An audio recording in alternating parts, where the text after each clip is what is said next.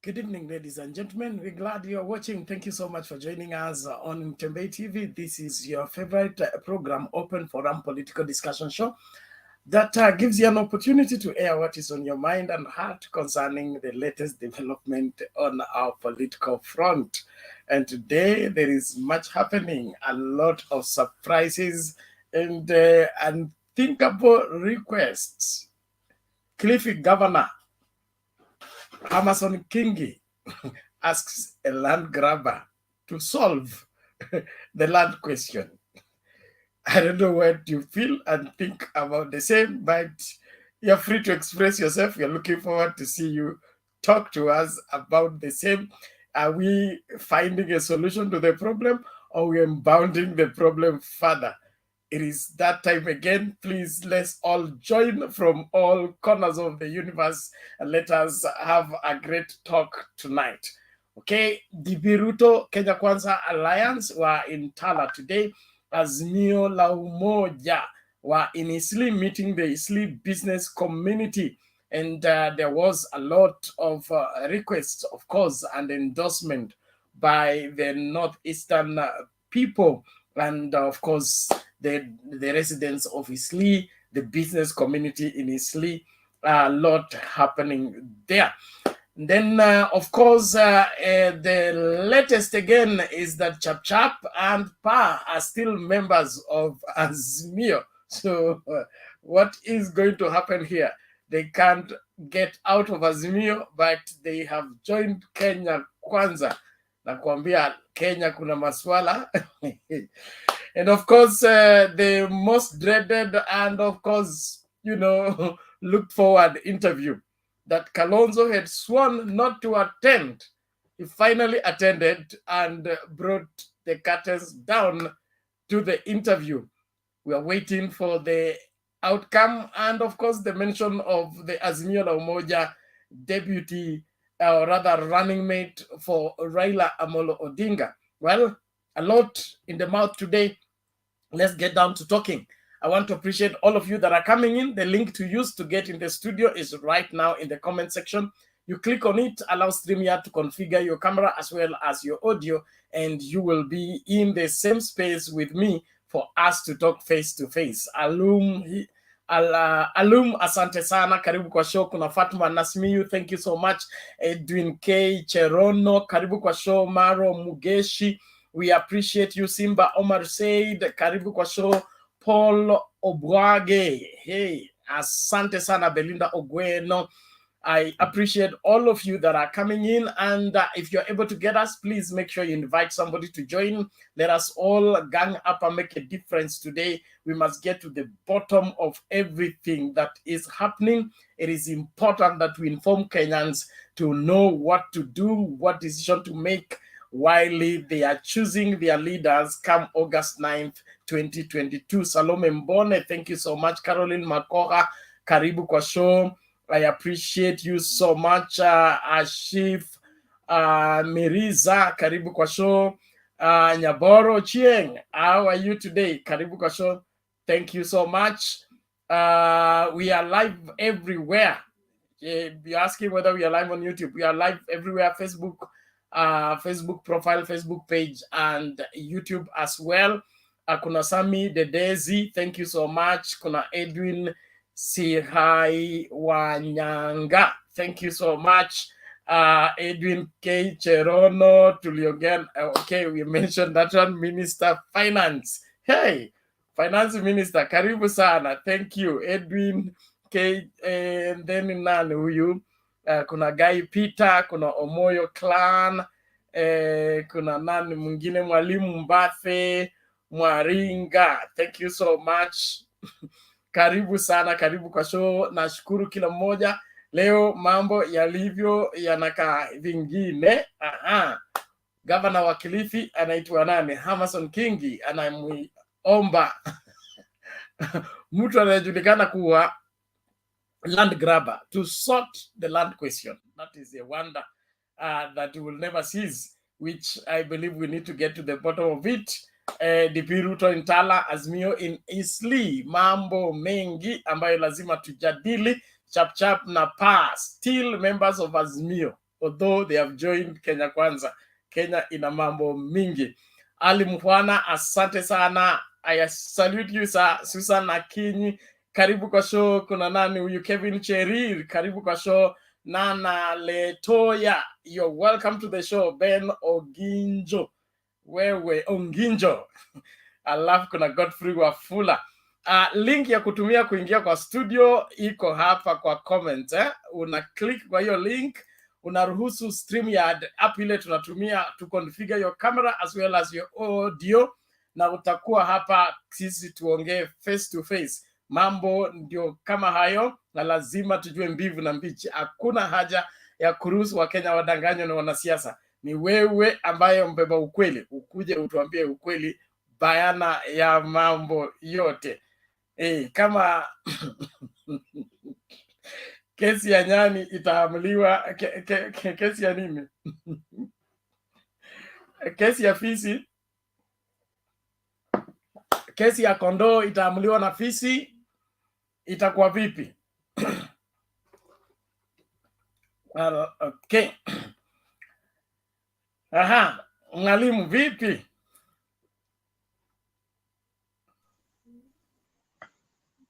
Poa sana, niambie bro. Niko salama. Wewe mwalimu unavunja sheria.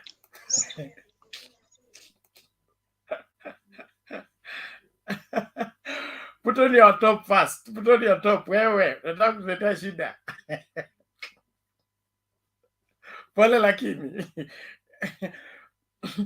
Yes, let's get down talking. Let's get down to talking. It is important that we air what we feel and think about what is happening in Kenya. Are our politics shaping up? Are scattering? Are we securing the future or throwing it apart? It is about that time. So don't let anybody fall prey to the lies and the pulls and the pushes of each politician. It is important that we remain vigilant and secure our country from all that want to take advantage of the ignorance of our people. Is the reason why this show exists. Is the reason why we are here to see to it that everything is done rightly and correctly for the security of the future of this great nation. So wherever you are joining us from, this is Mtembei TV. You must be here to see to it that you air what you think and feel. We give you that opportunity. So mwalimu, na I hope uko ready sasa.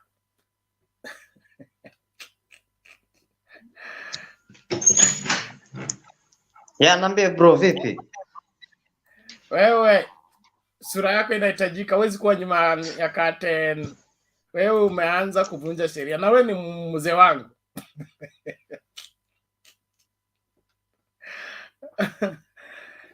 Nyaboro Chieng, karibu, uko wapi? Umejificha wapi?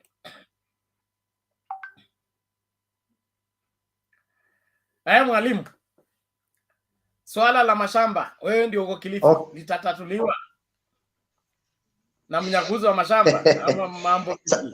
Sasa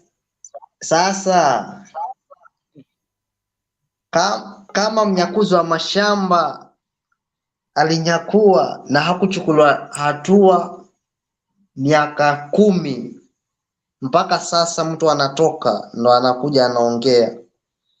Kweli ita make sense hiyo? Sasa ndio sisi tunasema.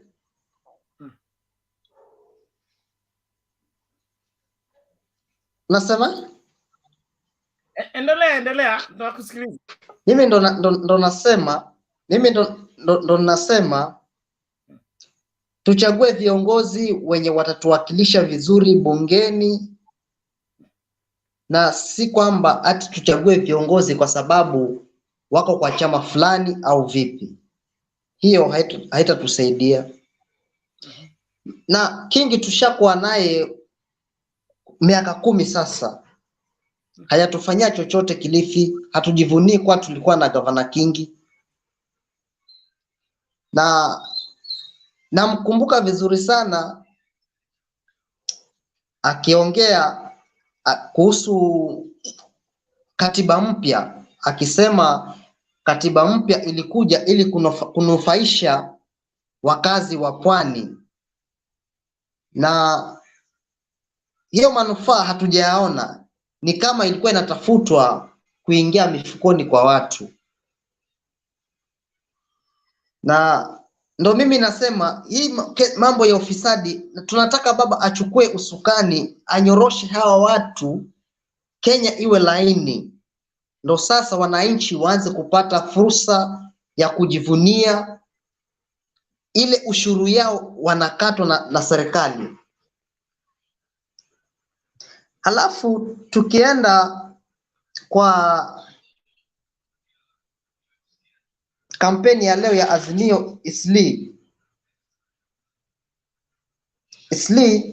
na Nairobi, tunasema iko locked ndani ya Azimio, na hata kuna baadhi ya mikutano hapo nyuma ulikuwa ukiona watu wakishauti Ruto Ruto Ruto. Wale watu walikuwa yani they are being paid from some politicians, lakini ile kitu itakudhirishia wazi kuwa baba yuko na wafasi ambao wameamua na ni yeye ni Raila. Mpaka ukiangalia kwa kampeni zake ziko tofauti na za Kenya Kwanza. Ukiangalia Kenya Kwanza, watu wengi ambao wako karibu ya gari ya rais, ya naibu wa rais, wako na t-shirt za UDA, na hiyo obvious, hiyo niko na ushahidi nayo, manake ashakuja Kilifi hivi majuzi, na wale watu ambao walikuwa pale wanapewa t-shirt na 1000. Hiyo niko na evidence, manake pia mimi nilipewa. But ukiangalia baba, utakuta hakuna mtu ambaye yuko na t-shirt ya nini, na watu wako pale very sensitive wakisikiza kile baba anasema ama kile watu wa Azimio wanasema. Na kama leo umefuatilia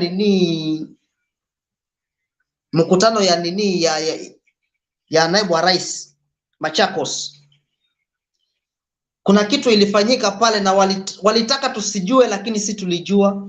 Manake ni kama watu walikuwa shaenda pale kuona kama kutatoka kitu ama hakuna, na after kujua watu kuwa hakuna kakitu, watu washaanza kutoka kwa ile ground, mpaka imebidi wakazoom ile video ndo watufiche.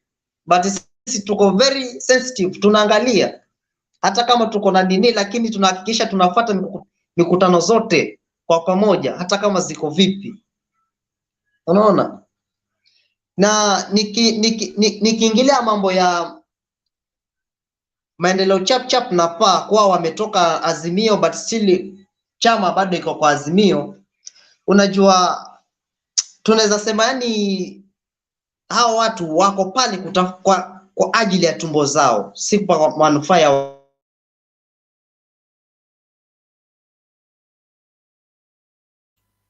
Okay, sawa mwalimu, tunashukuru kwa mchango wako. Inaonekana neti imechapa. Utarudi baadaye. Thank you so much for helping us start out. Kizito, namna gani? Poa sana Mr. Bernard. Karibu. I don't have too much to say. That's why nowadays I just remain in comments, because sometimes I sit down alone and ask myself, I'm a voter, and I never register where I am. I'm coming to vote in Kenya because I want to make sure, and I have to celebrate Baba. It's when I come back.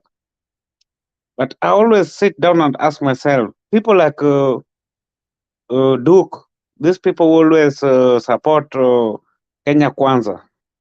I just want to ask them that, is it by coincidence that all the people that are being questioned, anybody who is being questioned with corruption, anything, they just fall in KK?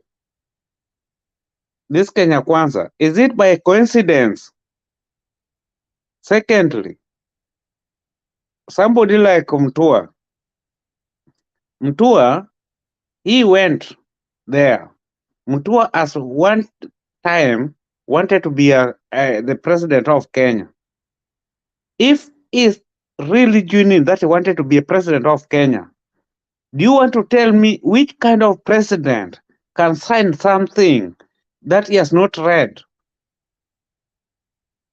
Jeff Kingi, who has been the governor for 10 years, can sign any document. He has not read anything that states there and say, oh, I've read it, now I'm signing. Why do you sign something you've not read? That means these our politicians, they are taking us for granted. They are taking us as if we never went to school. Because even one of us who are here, before you enter even into this Mtembei TV, you have to register in the StreamYard. You allow StreamYard to take your phone, your video. You have to allow this. You have to accept and accept until you enter. How can you go and sign somebody in the real sense? Then you end up saying that I've never seen that document. We voters, I just beg Kenyans, be it you are AZIMIO, be it you are in KK, let us learn and know that these politicians, they are taking us for granted. Nobody can sign any document without reading it and knowing what is there, because they always carry even 5 lawyers and they pay them. How can you pay a lawyer and you don't even, he doesn't even read that thing? Are they just there to take photos? Secondly, for AZIMIO today in Sili, I can't say anything. The way the country is moving on, we are trying to know those who are bringing Kenya down and those who are trying to encourage Kenya, who are taking, even Baba said it today, for him, it's not there to benefit himself, but it's him to work with people to better Kenya. The KK people, you saw, they take today, tomorrow you will hear they are in Kilifi to go and campaign where Governor Kingi is. These PR things that are going on is what is making us Kenya. It's just like corruption. Corruption, they don't want to talk it. They are saying corruption is too much. But when you talk about it, they are being taken to court. They are not being charged. For example, where we stay here, when you are corrupt, first, even no company will take you. But in Kenya, you find somebody like Sonko. He was charged, and the next day, he want to be the governor. You, my brothers and sisters who are always here and fighting, let us not put it that we are KK, we are AZIMIO. The way you are supporting that person, we don't care. But maybe that person you are supporting is the person who will make you suffer every day, and you will keep on complaining after 10 years that, I wish I knew. That's why I'm telling Duke, my brother, we know one another long time. I know you changed to become in AZIMIO, but your heart is going where you want money from there. They can buy you, but remember when they buy you, that money you will have to return it back. Thank you, Mr. Bernard. Thank you, Marakizito. Somebody wants me to this is for fun, huh?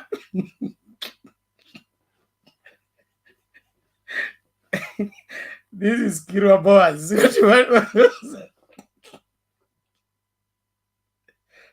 Yeah, it's true. It's that one exactly is for fun, but that is exactly how our politicians are. You go, you say, I never saw that document. I never signed it. I just signed it.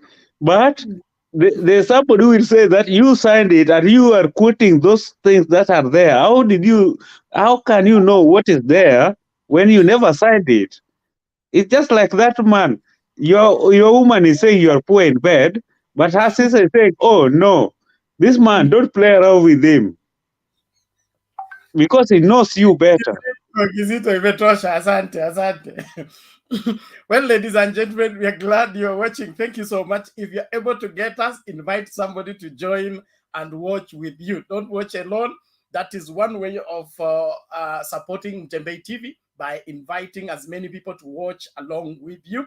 And let's be into the debate and discuss what is at hand.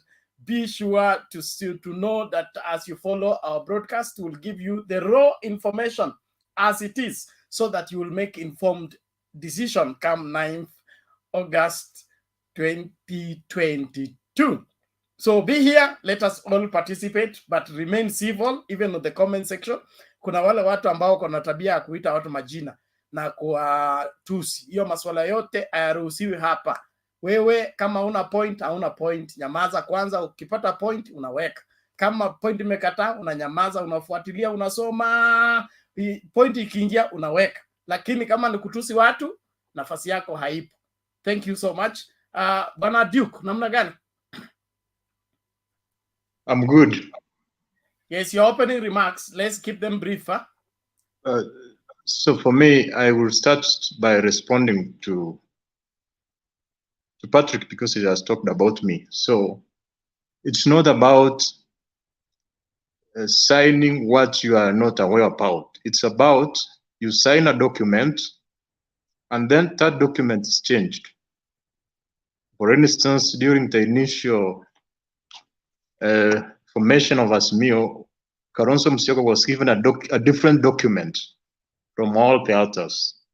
So it's a situation where we don't have trust. For instance, if we were having one document where an agreement is signed and it's shared across the media platforms, so we are aware of it as Kenyans, every person is aware of it. Here is a situation where you find we don't know even the agreement. You see, for instance, those who came to Kenya Kwanza today, that's Alfred and Kingi, they already have those documents. They are with all media platforms.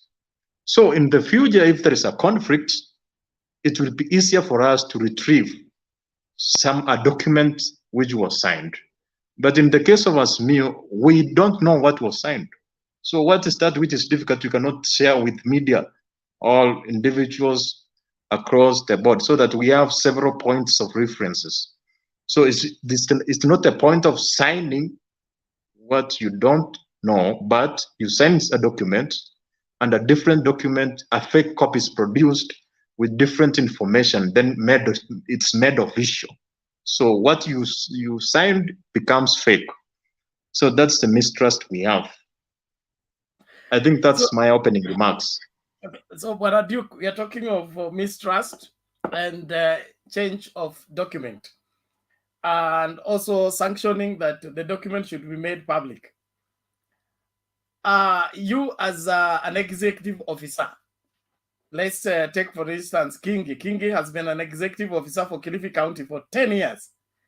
He has been signing checks and all manner of deals between the county and the business people and all that. Do you in any way in the world believe that he can sign a document he has not read? No. He should have read it. But what's happening is this way. Let me now give you information of what went on. Those individuals, hold on. You're claiming that the papers were changed. I want you to give me a credible source of that information or credible evidence to prove that what you're saying is what happened. The credible evidence is this. Alfred Mutua said so, and King has said so, because when they were called to sign given documents, they went and read those documents and then put their signatures on those documents. Then those documents were submitted to the political parties. But copies of what they signed were not produced. They were not even given copies. So they are demanding, give us the copies which we put our signatures on. So if they are refusing, the fact is that those documents are different. So they are refusing to give them the documents that is an assumption. No. That's an assumption, because if you are given a paper, you read through, then you signed. Then the copy of that paper was deposited at the registrar of political parties. If you want to look at the paper, you got the registrar of political parties. You seek information through the right But channel. Tutu said that. Don't bolt out of the agreement did you listen to go and complain to the public. You did not sign the paper before the public. You signed it before the parties, and the parties were deposited the matter at the register of political parties. But what Tutu said is this. Tutu said this way: we refused to give them the documents because they were trying to compare with maybe they say that we'd not give them the documents because they were trying to compare what they were being offered from the Kenya Kwanza side. So they have agreed that they did not give them documents. That's the official information from AZIMIO. They can't give them documents. If your father has written a will and the will is deposited at the bank or at the lawyer, it is not produced at every person's request. The will is only produced when it is necessary. In fact, you may need to go and get a court order for that to happen. That's a normal procedure. So tusisumbuane kwa maswala ambayo yanaeleweka. All the same, thank you very much. Naomba tusonge mbele. Mama Selina, for gender sensitivity tutarudi kwa MJ baada. Thank you so much, Penat. I hope kila mtu ananisikia. Hii mambo ya leo ama mjadala ya leo. Hii mambo ya kusaina, kuonyeshwa na kusoma. I thought all these people are lawyers. Sikuwahi jua all these people are not even. Kumbe hata watu wanasoma makaratasi na wameenda shule na wajui. Kwa sababu moja, Penat, confidential papers or confidential letters. What was the meaning of confidential? Na kama kusign na kila mtu anapatiwa, then why come and complain later? Niliuliza jana, tuko na 27 parties. There were secretary generals. Walikuwa na hao watu wakubwa. Kama Kingi ni lawyer. Why are people pulling others? Kwa nini watu wanapenda kuchezea wengine? Na okay, yes, huku soma. So kwa nini umetoka? Ni kwa sababu hujajua watu wa scene. Ya pili, ya kwamba Wakenya wala wataenda shule na wameenda shule wamerefuka. Usuri mulituambia hakuna wajinga Kenya. So kwamba leo Mutua, Kingi, na hata wakati tulipoanza hiyo mambo Penat, Kingi was not ready to be in AZIMIO. Same as Mutua. Kwa nini Mama Ngilu atalalamika? There are so many other parties. So kama unaenda mahali na mkuu moja iko nje ingine iko ndani. So hiyo papers mulitaka enda kuonyeshana. Na ya pili, hii kura ya Kenya, hii election ya Kenya, it is not about individual, it is about the constituency. And by the way, tulisema jana, tumewapea pure, kama ni sosa, kama ni full sani ya chakula, you have it. Sasa Mungu, mulienda mukakimbia Machakos, wa Mutua mwenye alikuwa nafikiria anapelekana, jina lake ilisaulika, ikatajwa ya Kalonzo. How can, sasa mimi nataka kuuliza huyu Duke, kwa sababu Kalonzo alituambia hawezi enda hiyo panel ya hiyo wase, na akaenda leo. Na sasa Deputy President analia, anahurumia Kalonzo sana. Kipenzi chake analia sana. Kwa nini? Asimpatie running mate. It is not yet. Hatujatangaza Penat. Hata baba atasema yake, ni interview wamefanya. Kenya kwisha awataname running mate. Na wacha kuweka mkono. Na kwa sababu kuna nafasi ya Kalonzo, kwa sababu ni mtu anafaa, mimi ninge prefer like this. Badala ya kusumbuka, na uko na kiongozi anastahili kuwa deputy president, ongea na watu yako, ambia tuko na huruma sana na Kalonzo, and as from today he can be even the president, na wewe deputy ukuwe running mate, ama akuwe running mate ya Kenya Kwisha. We don't have a problem, Penat. Hiyo ni yangu ya leo. Nataka kushukuru wase wa chama ya Wakikuyu. They have come out strongly na wakasema wanaona nani anafaa kuwa running mate ya baba. So wakati hii watu wanaongea Kenya Kwisha, nang'ang'ana Kalonzo, wanang'ang'ana na AZIMIO.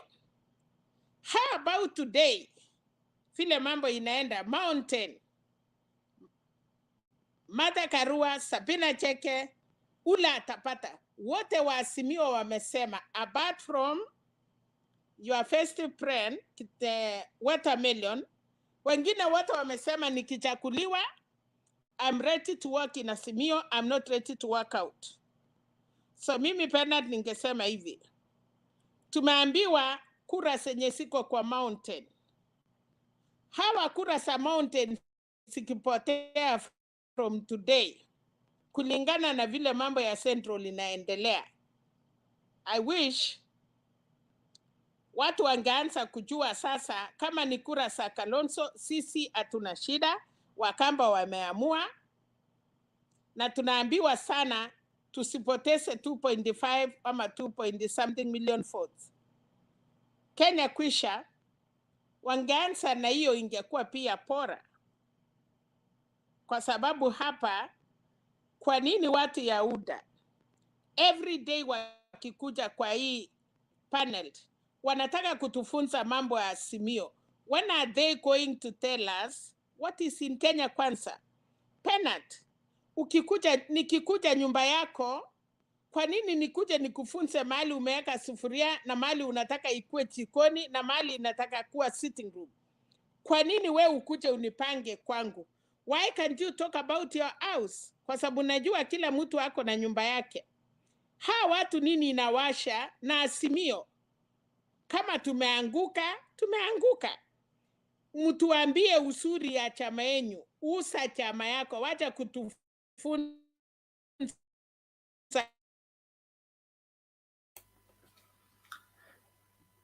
Okay, sawa Mama Selina, naonekana neti imekataa.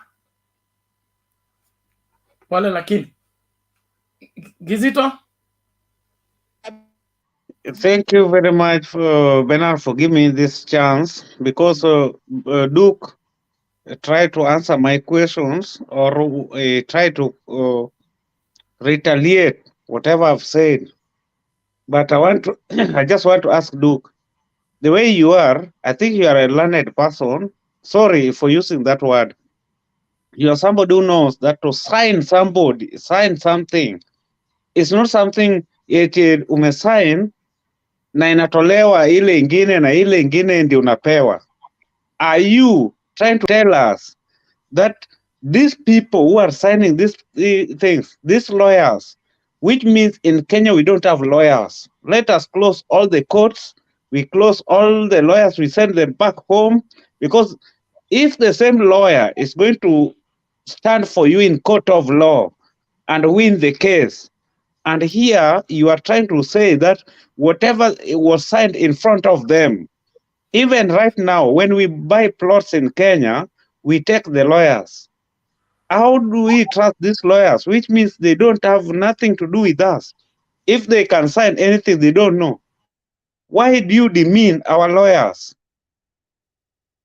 Mr. Duke, why do you demean our lawyers? That they say, I go to court, I go and sign a document, even marriage certificate, then they give me, I marry Christine, they give me Angeline. How can it happen? Please, keep it short, Duke, respond quickly to Nasonga Mbele tafadhali. You know, actually, it's not about being given something different, but you are given something which has been changed. This is a fact. For instance, when Kalonzo Musyoka entered AZIMIO, he was given a different document. You remember Sivuna was saying that is the name of the coalition was different, and the Kalonzo was saying it was different. So it's it's a fact. We are not making up these issues up. These are something which are coming from inside AZIMIO. So Bernard, why are you encouraging hearsay? That is pure hearsay. Does he have facts to back it up? Ngoja Wangira. Thank you. Now, Bwana Duke, if you're reporting what Kalonzo said, Kalonzo's first mission in AZIMIO was to combine the AZIMIO and One Kenya. So if the papers he was given to sign were AZIMIO na Umoja, before it became One Kenya, or rather it got joined with One Kenya. I don't know where the problem is arising from there, but tufanye hivi. And remember, Bernard, just what on top of what you're saying, it's a council. It's not even a mere lawyer. It's a council. This Kalonzo is talking about more than a lawyer. Waswahili wanasema msema pweke hakosi. Okay, msema pweke hakosi. That means we are hearing the witness of one person, and or other people who are reading from the same script, and they feel aggrieved. But what is aggrieving them, we don't understand. That's what we would love them to come out and tell us. Is it the ink they used to sign? Is it the paper they signed? Or what is aggrieving them? What is it that AZIMIO said he will give them that he has not given them? If we are in a family and we are all involved in building this family, and you play your role, I play my role, what is the quarrel? If we have limited resources as a family, we should put our head together and see how to increase the resources so that every member of the family gets what is rightfully theirs. But if you go there to complain about sikupata nyama yangu, mimi sikupata kichwa yangu, mimi sikupata mguu yangu, who do you expect to provide these things except you that came together to build a big family? So let's separate hypocrisy from reality. If it's only about paper and signing, that to me is called an excuse in English. MJM, karibu.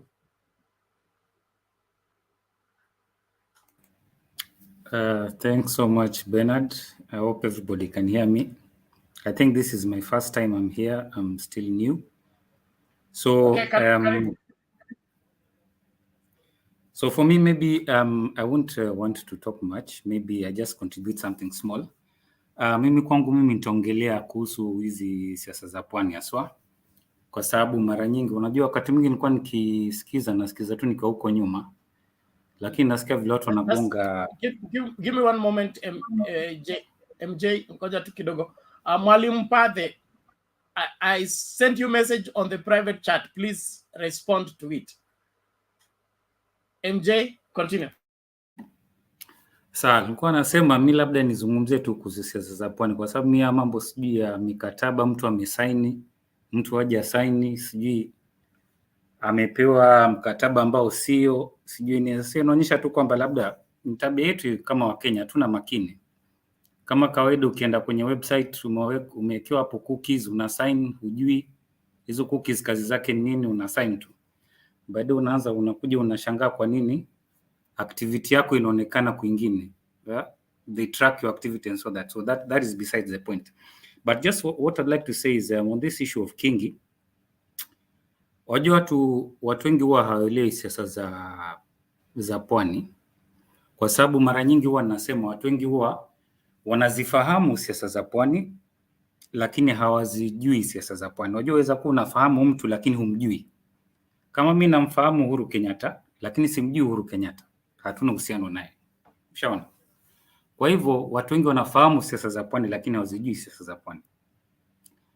Jambo la kwanza, kitu ambacho mtu anafaa kuelewa ikija katika masuala ya siasa za pwani. Mwanzo mimi asili yangu, mimi nimekulia pwani, wacha labda niwape historia kidogo. Mimi nimekulia pwani, nimekulia Mombasa. Haswa nimekulia eneo bunge la Mvita. Mimi asili yangu ni mkoa wa Nyanza lakini nimekulia pwani.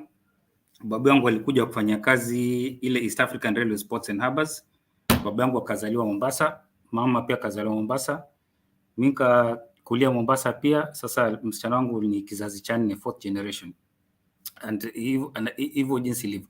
Sasa katika hizi siasa za pwani, kitu ambacho watu wanafaa kuelewa ni kwamba wajua, mtu ambaye yaweza kuwa ni Mjaluo, yaweza kuwa ni Mkamba, yaweza kuwa ni Manyala, yaweza kuwa ni Mtaita, yaweza kuwa tuseme tu ambaye si asili yake haswa si Mombasa, lakini kufikia kwamba mtu amekulia Mombasa, amezaliwa na kakulia Mombasa, yani zaidi ya miaka 20, tabia zake huwa zinakuja tu zinakuwa haswa kama wale watu ambao wako kule Mombasa. Kwa nini nakwambia hivyo?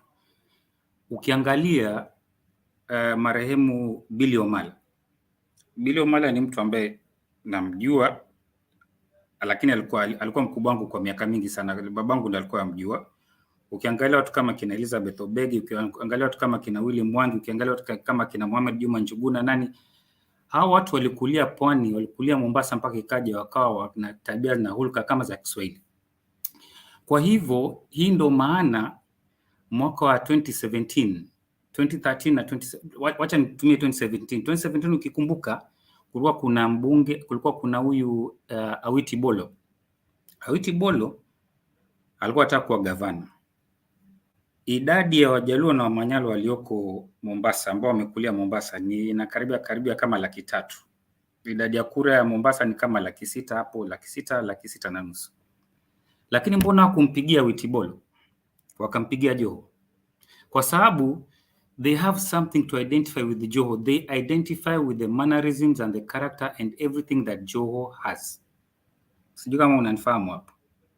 Kwa hivyo hii kwamba sijui naona mtu tayari sijui mwingine ashakuja ameingia Mombasa, alafu asema fulani atapigiwa kwa sababu Wakamba sijui ni wengi, au Wakamba mnaosema hivyo Wakamba wenyewe ndio Waswahili kama nini, mtapiga miss hiyo kando hiyo. Hasa kuhusiana na masuala ya Kingi, naye Kingi aliingia bunge 2007 alipomshinda yule ambaye alikuwa mbunge wa Magarini, alikuwa aitwa Harrison Garama Kombe. Mke wangu ni Mgiriama, kwa hivyo kwa unakujua vizuri. Alimshinda Harrison Garama Kombe, alafu ndio kuanzia mwaka 2007 amekuwa katika siasa. Ukimwangalia Mng'aro ambaye sasa hizi ndio yataka kuwa gavana, Mng'aro aliingia na ODM 2007. Mwanzo Mng'aro ameanzia ODM, Mng'aro ameingia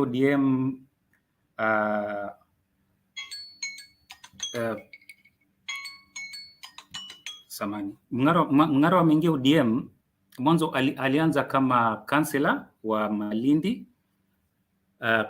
Alianza kama kansela ile eneo la Malindi, alafu ndio akaja akawa meya wa Malindi.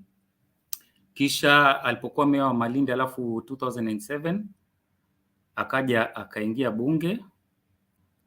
2007 akaja akaingia bunge, alafu 2013 ndo 2007 ndo alikuwa kansela wa ODM, akaja akawa meya wa Malindi. So kutoka kwa meya wa Malindi akaja akawa mbunge 2013. Hasa kwanza kwa mbunge, alafu akaja akajaribu kuingia Jubilee, alafu ndio akaanguka. Sasa amerudi ODM tena. Sasa kwa nini amerudi ODM? Ndio jambo ambalo tunafaa kujiuliza. Kwa nini akarudi ODM?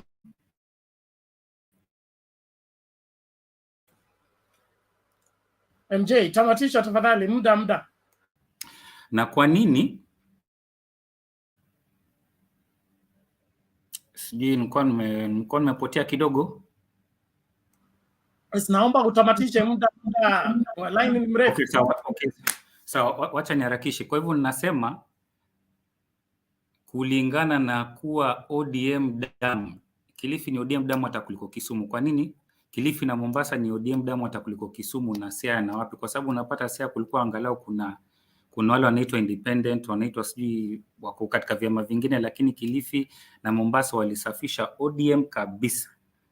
Kwa hivyo kile ambacho Kingi amfanya, Kingi mwenyewe ashajikaanga mwenyewe, kwa sababu kitu ambacho watu hawafahamu ni kwamba wakati Moi alipotoka 2002, kwa nini Raila bado huwa anashikilia pwani? Kwa sababu Raila alikuja akaja akarithi ile network Moi alikuwa yatumia kule pwani, na kuambia na nakuhakikishia kuna watu kule mashinani ambao wewe huwezi wajua, lakini unamjua Raila wanamjua Raila, si tuamfahamu Raila, lakini wao wanamjua Raila, na ndio wanampa hizi habari na wanamwambia kukoje huko chini na mambo yanakwenda vipi. Hii ndio maana Ruto ameshindwa kabisa kuweza kuja. Hii ndio nawaambia siri leo, kwa nini Ruto kabisa ameshindwa kabisa kuja kuingia pwani, kwa sababu hiyo network ya Raila. Kwa sababu kuna wakati mwingine Raila huenda matango, asikia tu sijui alienda sijui matanga ya sijui chairman wa ODM sijui labda kule Kwale eneo fulani, labda sijui Maganyakula ama wapi, na huko ni wapi. Hao ndo watu ambao walikuwa na sukuma ile gurudumu la KANU tukiwa pale. Naweza nikawapa tu mambo mengi, lakini kwa sababu ya muda hapo tu ndo ningependa kuambia. Kwa hivyo mwache wasiwasi, Kingi ashajikaanga, watu hapa hawajui wataambiwa voters vipi, hawajui kabisa, hawajui wataambiwa piga kura vipi, kwa sababu wao walikuwa wanategemea kwamba watatumia picha, sio picha ya Raila, yani watatumia ni ile tajriba ya Raila, kwamba wao wanasukumia gurudumu la Raila, lakini sasa wako kwa Ruto, sasa hawajui watasemaje. Sasa labda hapo tu ndio mimi nitamalizia, labda nikipata nafasi nyingine labda tutaendelea. Shukran. Okay, thank you. Let's please redeem timer so that we don't keep everybody on the queue. And if you're able to get us, please invite somebody to join. Let us build up the viewership. We want to have as many people get the information we are sharing as possible. MJ, it is okay. Jared, karibu. Labda before Jared speaks, sheria mpya. Yes, thank you. Hold on, Jared. Sheria mpya ni kwamba hakuna kuongezwa kwa screen wakati huko nyuma ya curtain. Okay, so ukifika hapa huko nyuma ya curtain hatukuongezi kwa screen, because we want to have a video that people can view many years from now and know who was saying what when, so that you know, we don't have glimpsy, confused kind of pictures. So if your camera, we will endure if your camera is bad, okay, but not for you to be on the screen without your picture. Thank you. Jared, continue. Asante sana. Thanks, panelist Duke, nimekuona Pantu, Mr. Wangira, Robert Kisito, and Mwalimu. On today's topic regarding what is happening, of course, this is what we can call local rivalry. And this has been the problem with Kenya, where we don't have undisputed king of a certain area. When we come to Kingi always wanted to see if we can bypass Joe in raising costs, but he has always found himself in a second fiddle to Joe. So he thought that by having a party, maybe it would elevate him to be equal to Joe or to have a say, but he has found out that it's not possible. The issue with Kingi is the zoning. These people come from somewhere. They don't have even these are ODM anyway, but he wanted Kilifi to be zoned for power, which he was told it's not possible. And if you have seen, there is a difference. Most of these small parties, which did not want to come directly to AZIMIO, which came, we want to come through Jubilee. And then when Jubilee is taking a decision on their behalf, then they start crying. You know, most of these parties, if we remember vividly, that almost all of these small parties, they didn't come directly to AZIMIO, but they said, we are in good hands with the Jubilee. We're going to sign a cooperation agreement with the Jubilee, and the Jubilee will be talking on our behalf. So that's how Jubilee became a bigger, an equal to ODM. So when we come to the side of signing, it is not true. Everybody knows it's not true that these people did not sign. First, the party leaders were not the ones who were signing. It's the secretaries with a bunch of their legal people who are there. When a document comes to be signed, they didn't just draft it right there. There has been a draft. They have discussed about it. So when they coming is just give us a kind of a camera moment, but already they have discussed everything in those things. The problem with Mutua and Kingi, I started with Kingi, as I said, they regretted their talking to Jubilee. They said if Jubilee says it is okay, it's okay. The agreement, actually, everybody knows that those are two a coalition of two parties, ODM and Jubilee. Nothing will be significantly changed there without the acknowledgement of ODM and Jubilee. These are other parties, they are just adding on. That's why this wiper was also fighting that he wanted a three-legged. He wanted to be elevated to the status of ODM and Jubilee, which I don't know why he was only interested in just a change of the name, which they said let us accommodate him. But the contents of the agreement is that is ODM and Jubilee, which makes decisions. And even the council and the NEC, how they bring up the people appointees, you have seen. It shows who is calling the shots there. So the problem with Kingi, he wanted to be left with the power in Kilifi, because without having Kilifi, he would have no say. So it's unfortunate. I don't know how if he has given up now to support what we call UDA. First, we don't have. That's my opinion. There will be no Kenya Kwanza coalition party, coalition alliance or something, because they might be, unless I don't know about the law that much, because this is the problem we have. This is the typical the hotel and the land in Langata, that I did not know that this was a stolen land. How is a person who wants to be a president of a country does not know a law which was made yesterday, the other day, that you cannot sign, you cannot be a member of two coalition parties? You know, these people you are signing with them, knowing that they have not cleared from AZIMIO, that tells, I see it is almost similar to buying land that I didn't know that this was a stolen land. That was showing up that judgment on Kenya, wherever Kenya Kwanza is that they are about the theatrics, the truth of the matter. It could have been said clearly. Amason Cheva King, as a person, has moved to Kenya Kwisa. Alfred Mutua, as a person, without even a wife, has moved to Kenya Kwisa. But as far as the constitution and the laws of the land, the party power, the party Maendeleo CHAP is in AZIMIO until Raila is in office. Take that one to the bank.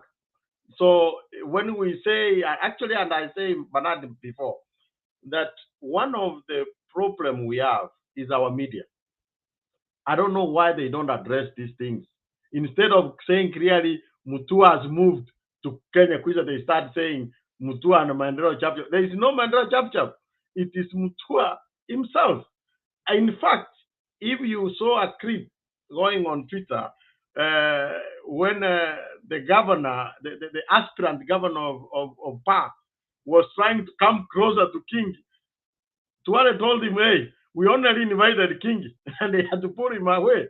So that tells you who moved to Kenya Kwisa. So for King, that's the problem. For Mutua, the problem we knew from day one, he wanted to be funded so that he can also fund the other people. This is a man who was saying he was running for president.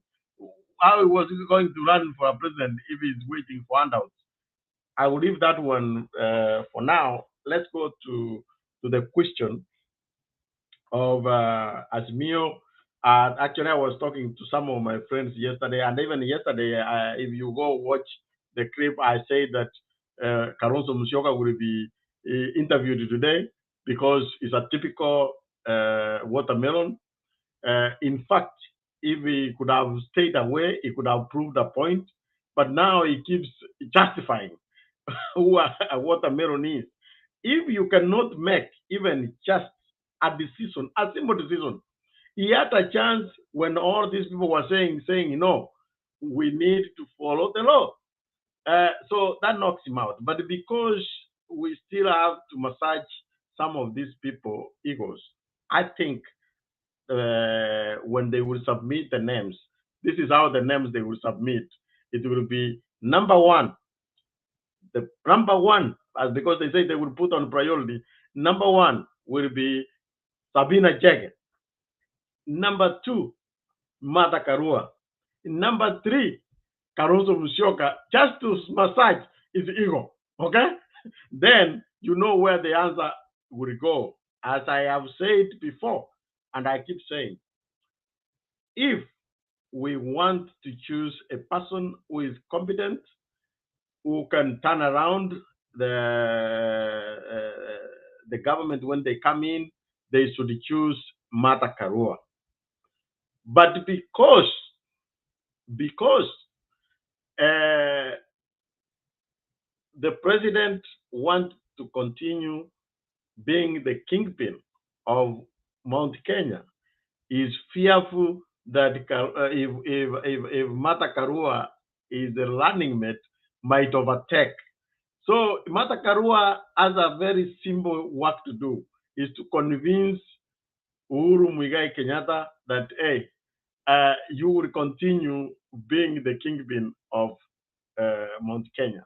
Other than that, I think Sabina Chege marks every corner you will want. Okay? So that's where actually the choice is between Sabina Chege and Martha Karua. So you better know. Okay? But we will not leave. If Martha Karua will not be picked because of Kalonzo, what is going on, because we don't know how crazy it will be, Martha Karua could have been a speaker for the Senate, but if Kalonzo continues with this tirading around, he will be regretted to be a speaker of the National Assembly. Martha Karua will be the speaker of the National Assembly. If I was the one to say those are the two places, I will place Martha Karua. First as a running mate, second as a speaker of the National Assembly. Thank you very much. Serena, I know that this might be a thing, but every sign, all the stars are looking towards Sabina Chege. Please embrace her as a fellow woman. You know, it will still be a win. Thank you. So Jared, thank you. Now, naomba tafadhali, just housekeeping. Naomba tafadhali, let us keep time. It's very important. Number two, we have said when you're coming on this TV show, this is a TV show. It's not a private Zoom, wherever, video call. So you must dress up for the show. You don't come here with nudes. You're putting the channel at risk, and you're making us look like you don't take serious what we are doing. Nimesema vizuri, dress up for the show, and that should not be something that I should emphasize. We are all adults. One of the things that prove your maturity is when you carry yourself respectfully. So staki story ya kusumbuana hapa, ati wewe una reduce camera, unaonyesha kichwa peke yake because you don't want to dress. Kwani unaogopa nguo zinakuchoma? Hata kama kuna joto, you can still at least put on vest. You cannot come here with the nudes alafu una insist you want to remain on the screen. Here itawezekana tafadhali. Let's be civil and let's respect ourselves, because this show will be here 50 years later. you will be coming here with your great grandchildren to watch yourself with no clothes on. They will ask you, were you in Stone Age or where were you from? Please, let's respect that. And I don't want to ban people from coming to the Nini, but if you insist, we will do without you. On the comment section, story ya kutukana watu achaneni nayo, aswa watu wa UDA. Hakuna mtu amekufungia hapa. Ukiona debate kai kwako, unang'atuka tu polepole, hakuna mtu atajua umekwazwa hata. Ondoka tu. Lakini story ya kutusi watu hatutairuhusu. Thank you. Mama Selina. Thank you so much, Bernard. Gerard, Sabina Cheke ni mama, Martha Karua ni mama, na hawa wawili ni viongozi. Lakini tunaenda seniority na mambo yenye unatendea Kenya. Na ndiyo sababu leo nimesema nashukuru wasee wa Central ya chama ama Council of Elders vile munaita, hata hawa wamekuja mbele na wakasema katika Central Martha Karua, na wamefuata mambo amefanya. We are not just, atutaki baba akuwe na running mate flower girl. Atutaki baba akuje hapa na sababu tunaona kuna vita mingi upande ile ingine. We need a serious deputy president mwenye atafanya kazi na baba, mwenye atatuhakikishia hata vile wasee ya council ya Wakikuyu wanasema tunataka mtu ya kusaidia baba kupika corruption. So yes, Sabina Chege ni wetu, lakini kina mama tumeamua na Sabina Chege amesema she look like the best candidate, lakini kama mwingine atachakuliwa ataendelea kufanya kazi. She's still young, atakuwa running mate maybe in future kama amepata experience. Otherwise ya sasa na hata msimamo ya baba, hata msimamo ya walio wengi, Martha Karua deserve, lakini atukuji na kifua, na sisi tunaelezana kasi yetu inasema kiuki.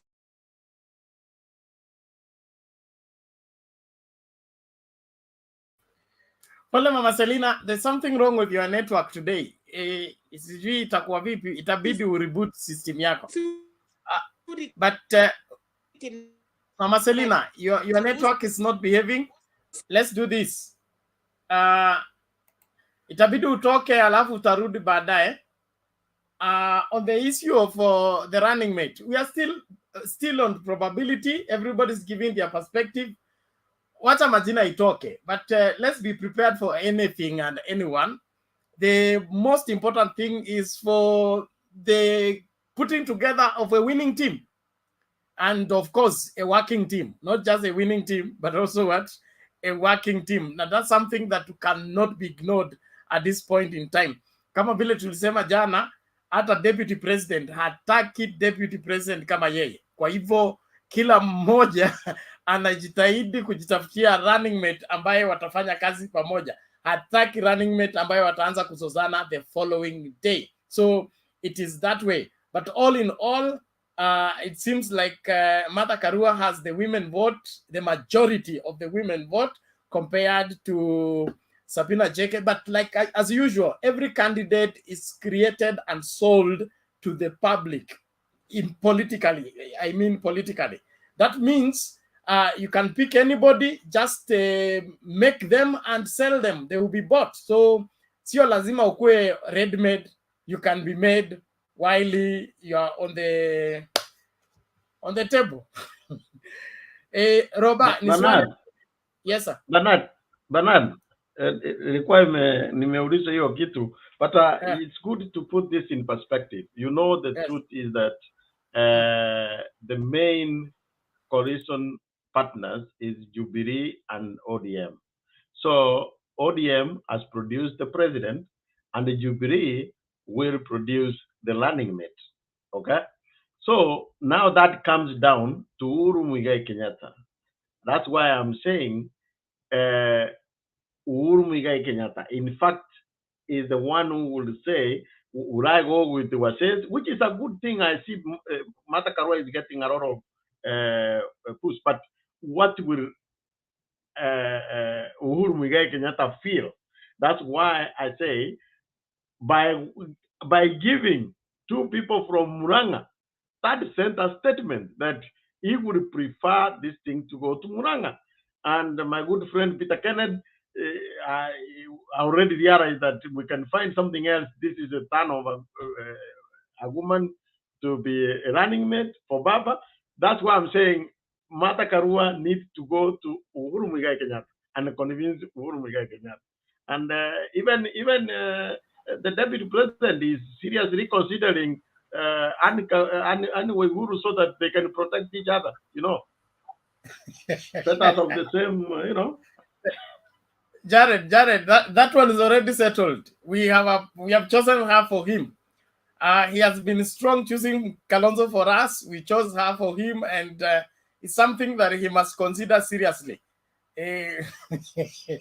As Kip comes to give us evidence on the same.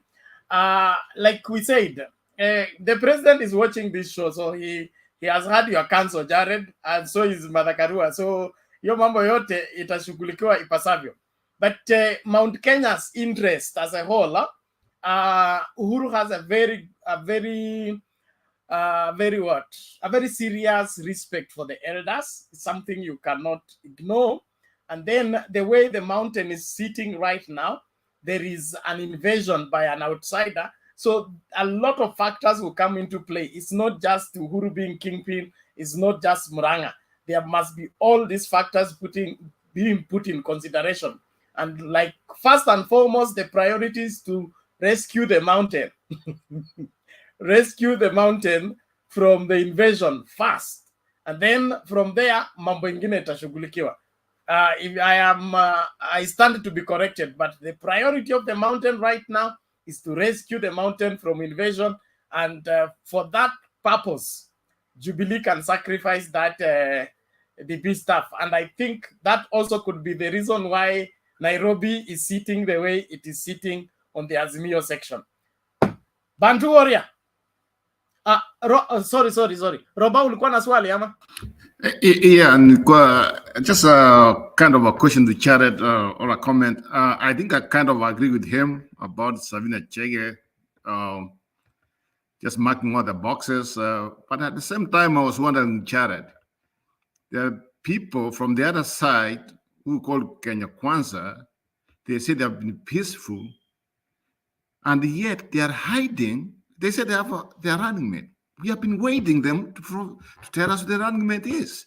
If things are going so well on them, why can't they feel or tell us who's their running mate? That's my question. What do you think?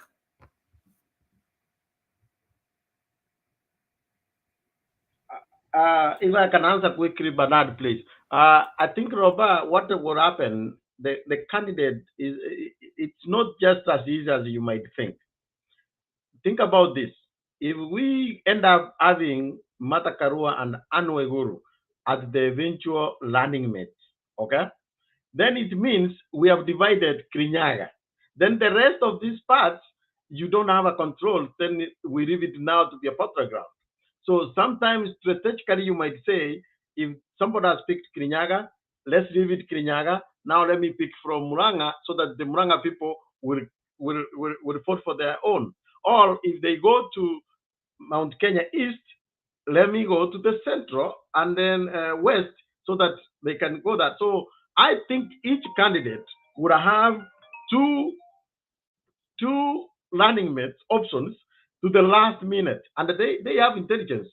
So before a few minutes, depending who will have the ear of the IEPC, whoever who has been picked, then they might change. I think we will not know until 17. Okay, that's what I was saying. So it means by Monday midnight, we will not know who's the running mate until maybe Tuesday morning, when now it's just like they don't have no option. We will know who they chose. So it's just like paka na panya. No problem, thank you. Bantu Warrior, karibu tafadhali.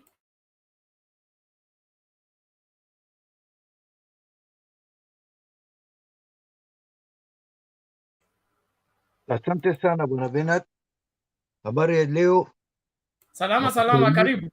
Nakusalimia Jared, kama kawaida. Roba Wangira mwenzangu, salamu sana. Queen Mama Selina as usual.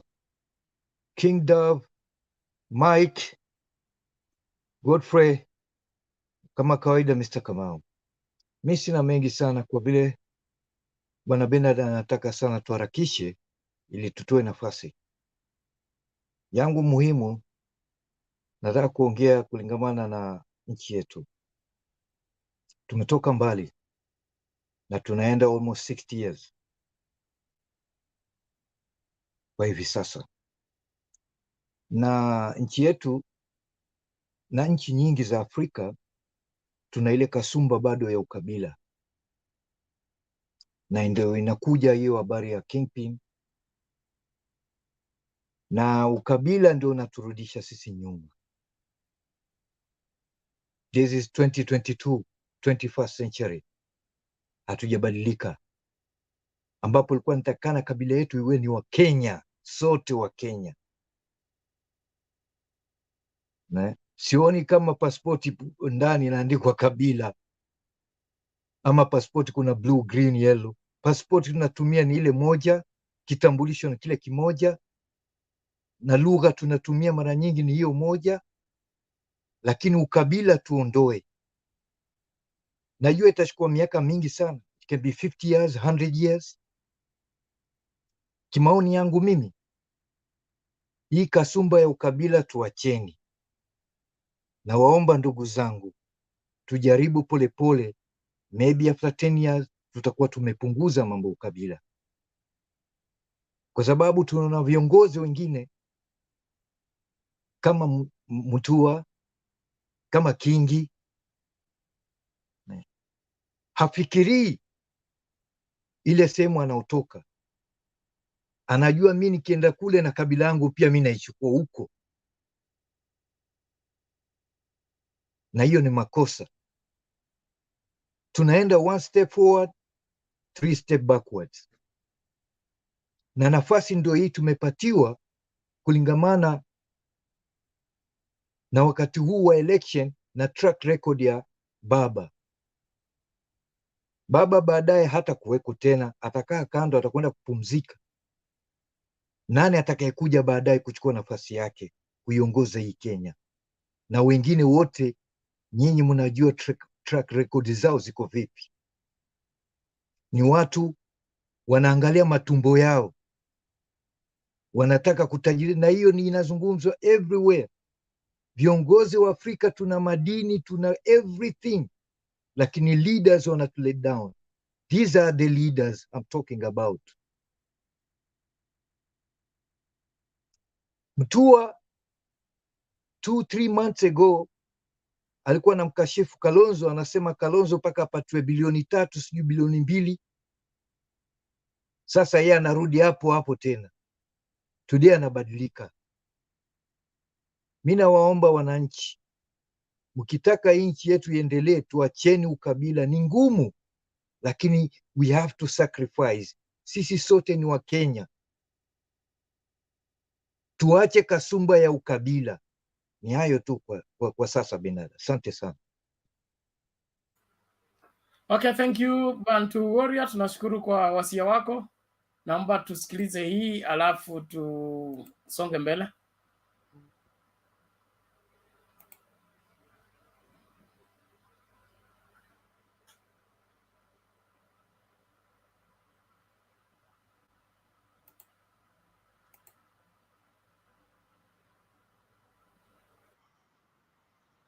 wetu wa Jamhuri ya Kenya, Right Honorable Prime Minister, my counterparts party leaders, Mama Aida. Leo ni siku ya furaha. Lakini kwanza nataka niwaulize wa Kenya, kindly join me in celebrating one act that was done by 2 great sons of this country. And that is Raila Amolo Odinga and His Excellency the President. This act, were it not for that one act, we will be seated here today. It happened on the 9th of March, 2018. I've been searching what qualities an act needs to meet to win a Nobel Prize, and that act fits every aspect. And I don't know why Raila Odinga and Mheshimiwa Uhuru Kenyatta hawajatuzwa with that International Peace Nobel Prize. We celebrate them and we love them. Thank you. Mheshimiwa, what you did was done on the 9th of November 1989 in one city where Mheshimiwa Raila Odinga knows better, Berlin in Germany. There was a wall in one city. It divided two sides of the city. One people but divided. And the people who suffered were the ordinary people. That wall, it was both physical and also ideological. Today, in this country, though we did not have a physical Berlin Wall, we had an ideological Berlin Wall in this country. But it took two men to bring it down. It was brought down on the 9th of March 2018. We celebrate you as we begin this journey of bringing Kenya together. And I'm happy that OCA has come on board. Your Excellency, you can count on all these regions. You can count on every single political party.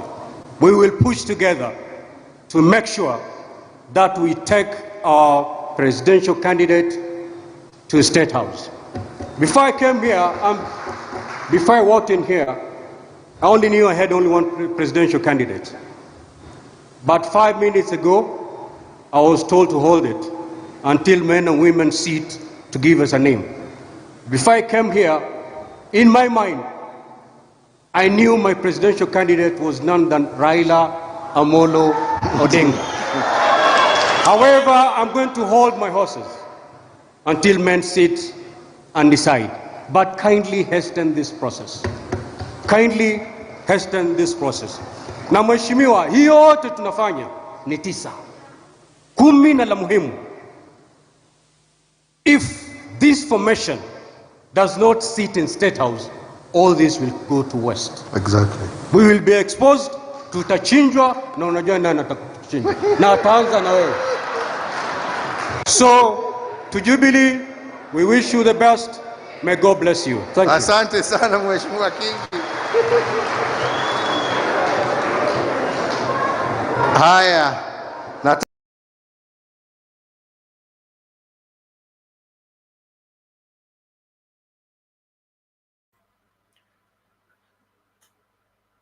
Yes, King David, you had your hand up. What was the matter?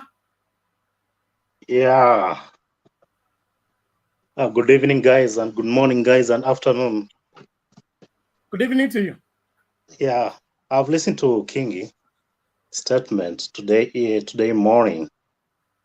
Just and hold I was on. wondering. Hold on, Bwana Oh, King Down. Were you asking a question? Before we brought the video, your hand was up. If you want to make submissions, you wait, your turn is coming. We are following a particular queue.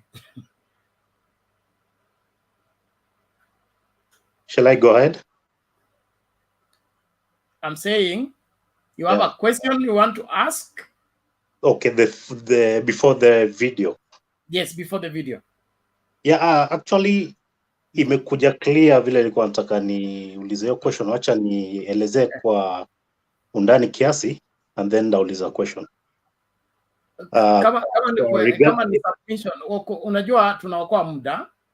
Okay. Kama una swali unataka comment kuhusu hiyo, unaweza wakati tutakupatia muda wako kufanya submission, unaweza anza na hiyo alafu uende mbele. Okay, let me ask question. Okay, Kingi today alitoa statement akasema akagusia mambo ya shamba, the land grab. At the same time alipokuwa kwa Azimio aligusia tena the same statement ya land grabbers.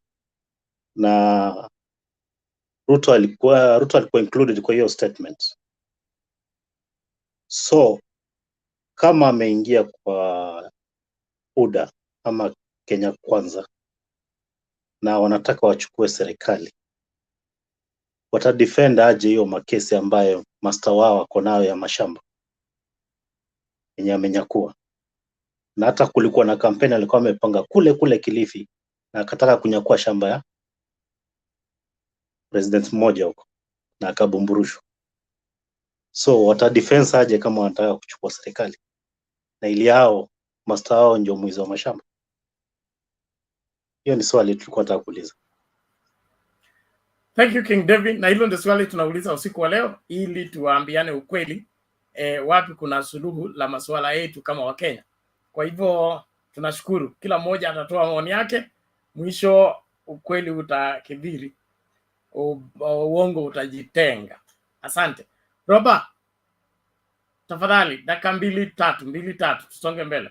Okay, Bernard, I hope, I wish you had a clock. I'll always go with the clock, but since you don't have timing, let me try my level best. So, yes, gentlemen, ladies, I mean, I don't want to talk too much because some of these things we have been talking from yesterday, the day before, maybe tomorrow, the day after.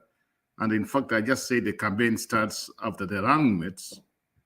That's maybe next Monday or Tuesday, whatever it's going to be. But I did note something today when Mr. King had the news conference. Do you know what standing opposite to him was Aisha Chuma? I hope that I'm pronouncing her name properly. Na alikuwa amefalia miwani. Huyu walikula kwa papa. King himself alikula kwa papa. Unajua, only in Kenya, people like Mutua, like King, right now they say something, when they wake up, they say, oh, did I took the medicine? When they wake up, I said, I never took the medicine. What I'm trying to say is this. From the clip we just saw there, if it was any country, a person like that one, it will be done. It will be finished politically. Well, this guy called Mutua, he has also said some funny things when you go back on some clips. If it was an advanced country or any other part of the world, politically, it would be gone. So it brings to me a question where someone can ask, what the heck is wrong with our people? Hii ni wezi, hao ni wachinga, hii ni punda, useless. All they care is about themselves. When I see people come here defending nonsense, people like them, oh, unajua nini? Oh, I just wake up, Ruto pengine sasa ata change because of me. Who the heck Mutua thinks he is? Unajua nini? Alikuwa anataka na yeye akae kwa gari na Ruto aonekane huko Machakos Dara. Na wako wawili na yeye ndio pengine hasa to attract some girls because the wife ran away. The wife ran away. It's the most lie I've ever seen. That's Mutua. Now huyu jamaa kutoka Kilifi. I mean, come on. Unajua, this one here, I just feel maybe before they came in, maybe they were given money to come in and to see what's going on AZIMIO. Now they have gone back where the arts were. Rosa silikuwa kwa Ruto. They came and stole from us. Do you know why? Now AZIMIO looks in a yumba. Tuseme ukweli, let's not lie to ourselves. We look shaky from the last 2 days. One moment, Robert. Mm-hmm. Jared.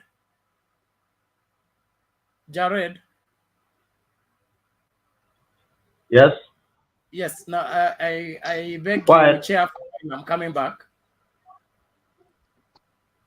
Okay. You take the chair for a while. I'm coming back. Just follow the line. After Roba is Wangira, and then Geoffrey that way. Thank you. Okay, no problem. Can I continue now? Yes, you can continue. Yeah, somebody cut off my you got somebody cut off my points now. I mean, it's just like whatever I was connecting now. I can refresh myself. Let me just say or conclude to say a few things here.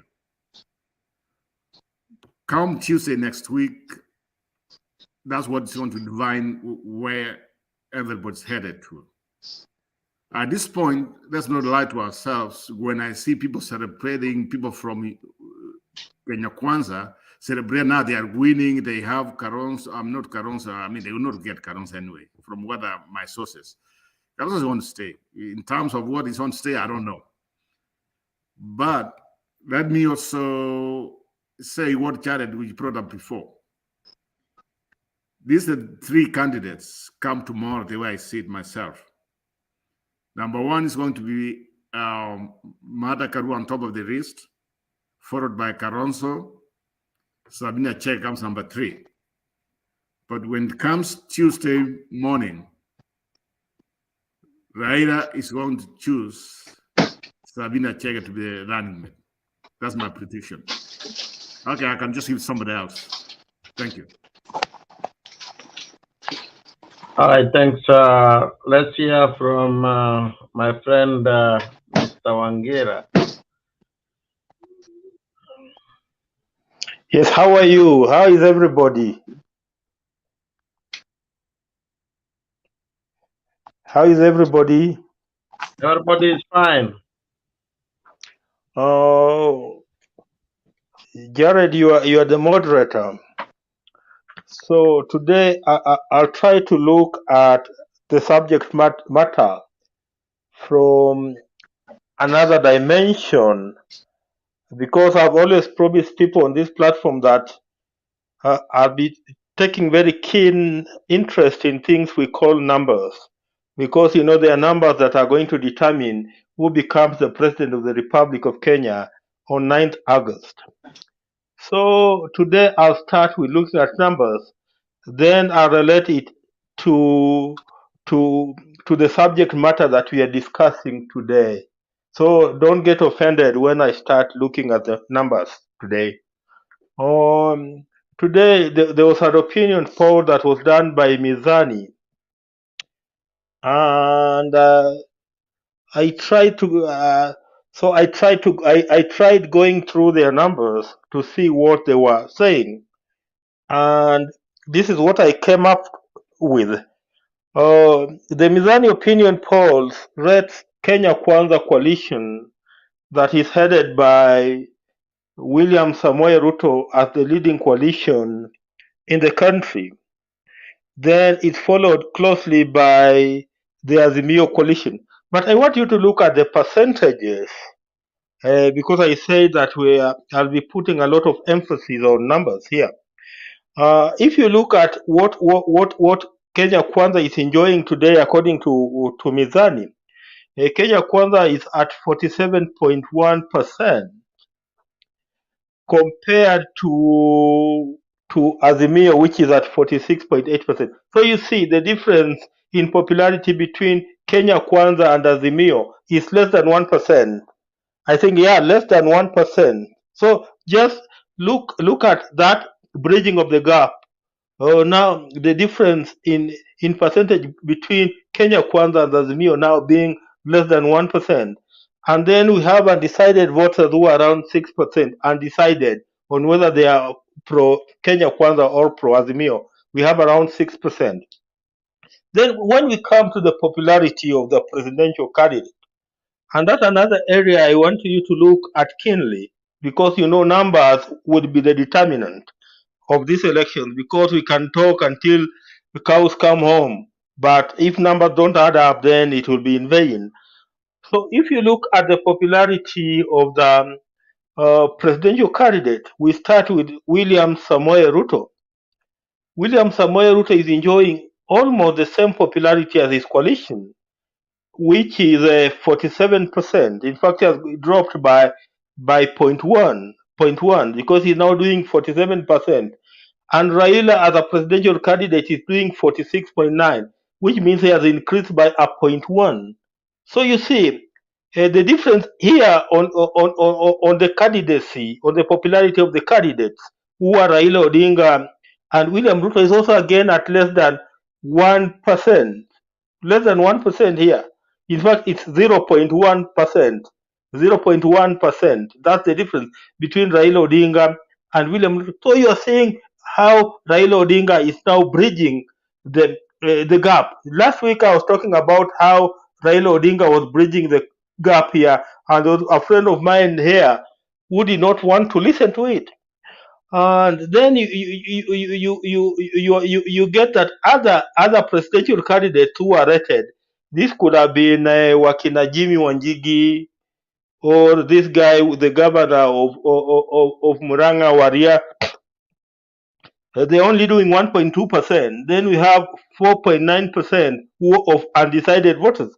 So look at how close this election is getting. That's what I want people to look at keenly, because it's becoming, it's now becoming neck to neck.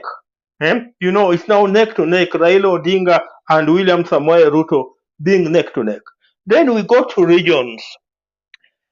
When we go to regions, and we have, I think, 1, 2, 3, 4, 5, 6, 7, 8, around 8 regions, the way they have been broken down.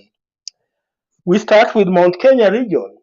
You find that in Mount Kenya region, William Samoei Ruto is still leading because he enjoys around 76.3%, while Raila Odinga is only enjoying 18.7%.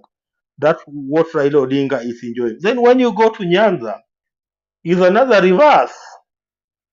Is another reverse of what is in Mount Kenya, because in Mount Kenya, Raila was getting only 18%, but when we come to Nyanza now, William Ruto gets 17.3%, while Raila Odinga runs away with 76.3, equivalent percentage of what William Samoei Ruto enjoys in Mount Kenya. Then when we come to Nairobi, now things start changing. You see, in Nairobi, William Ruto is at 38.1%, while Raila Odinga is at 51.6%. Then when you go to Northeastern, if you go to Northeastern, you come to North, you go to Northeastern, you see now Raila is top there, as much as William Ruto has equally good numbers at 37.7%, but Raila Odinga is enjoying 57.2%. Then when we come to Lower Eastern is Ukambani. And I want you to note that Lower Eastern, because it's going to be the subject of my summary as I just conclude this particular submission. In Northeastern, Raila, as much as William Ruto is enjoying what they say is 23.9%, Raila Odinga, despite the cries, despite the noise that you have been hearing from Wiper, Raila Odinga is doing very well in Lower Eastern, because he's enjoying 75.1%. 75.1% of Kamba votes. That's a big margin that cannot be ignored. Then when we come to the coast province, the coast region, as much as Ruto also has significant, some good numbers there, at 32.6%, you discover that Raila enjoys the higher hand here of 56.2%. Then we come to Western Kenya, where I was born 50 years ago. As much as I disagree with this particular projection, but I'll use it for the purposes of this particular presentation, because they say that William Samoei Ruto in Western Kenya enjoys 37.7%, while Raila Odinga in Western Kenya enjoys 56.3%. So you see, even in Western Kenya, Raila is still at top. Then we come to the Rift Valley, where William Samoei Ruto was born. Now you discover that as much as William Ruto enjoys significantly big support in the Rift Valley, but Raila also has got his considerable block here. because William Ruto is enjoying 64.4% in Rift Valley, but Raila Odinga in Rift Valley has 29.7%. So I picked a few of the counties in Rift Valley that were polled just to help us relate the Raila versus Ruto popularity. I just took the county of West Pokot, then I took the county of Uasin-Gishu and the county of Elgeyo Marakwet. In West Pokot, as much as William Ruto is at top with 59% in West Pokot, you'll discover that in West Pokot, Raila Odinga is doing equally very well in West Pokot, because in West Pokot, Raila is enjoying 38.5%. Then we come to Uasin-Gishu, the county of my father. You discover that in Uasin-Gishu, as much as William Ruto is at 76%, Raila also has a good considerable number of votes, who constitutes a whole 23% in Uasin-Gishu. Then this is what really shocked me. The county of Elgeyo Marakwet, where Kipchumba Murkomen comes from. You know, I didn't even believe these projections, because as much as William Ruto in Elgeyo Marakwet enjoys the majority, he has 59.1%. But really, Raila Odinga has also a considerable good number there. He's doing 25% in Elgeyo Marakwet. You know, Elgeyo Marakwet is predominantly Kalenjin, you know, where William Ruto should be perhaps enjoying 90% or 80%, and he's only doing 59.1%, while Raila there is doing 25%. I'm just concluding on the numbers, then I'll come to my observations. Then when we come to the counties of Ukambani, you know, I'm very keen at Ukambani because it will help me summarize my submission today. You know, in Ukambani, the three counties of Ukambani, Raila, despite the UN cry that you have been hearing over the last 2 weeks, Raila Odinga is doing very, very well in Ukambani, because in the county of Kitui, Raila Odinga commands 76%. In the county of Makueni, Raila Odinga commands 72%. In the county of Machakos, Raila Odinga commands 76%. So this is my take, and I'm now concluding. We are now 88 days from tomorrow. Is it midnight? I hope it's midnight. No, it's not yet midnight. So we are 89 days to elections today, being the 10th of May 2022. Being 89 days to the general election, to the day of the general election, you know, we cannot now take anything for granted. We saw Kalonzo Musyoka appearing at the selection panel, and I clapped for him. In fact, I've written a very big post on my Facebook page, and perhaps I'll write I'll let you guys know my Facebook page so that you can also follow me there. So today I applauded him for having having appeared at the selection committee. But this is my take, because I'm not going to disagree perhaps with... Yeah, summarize, Mr. Wangera.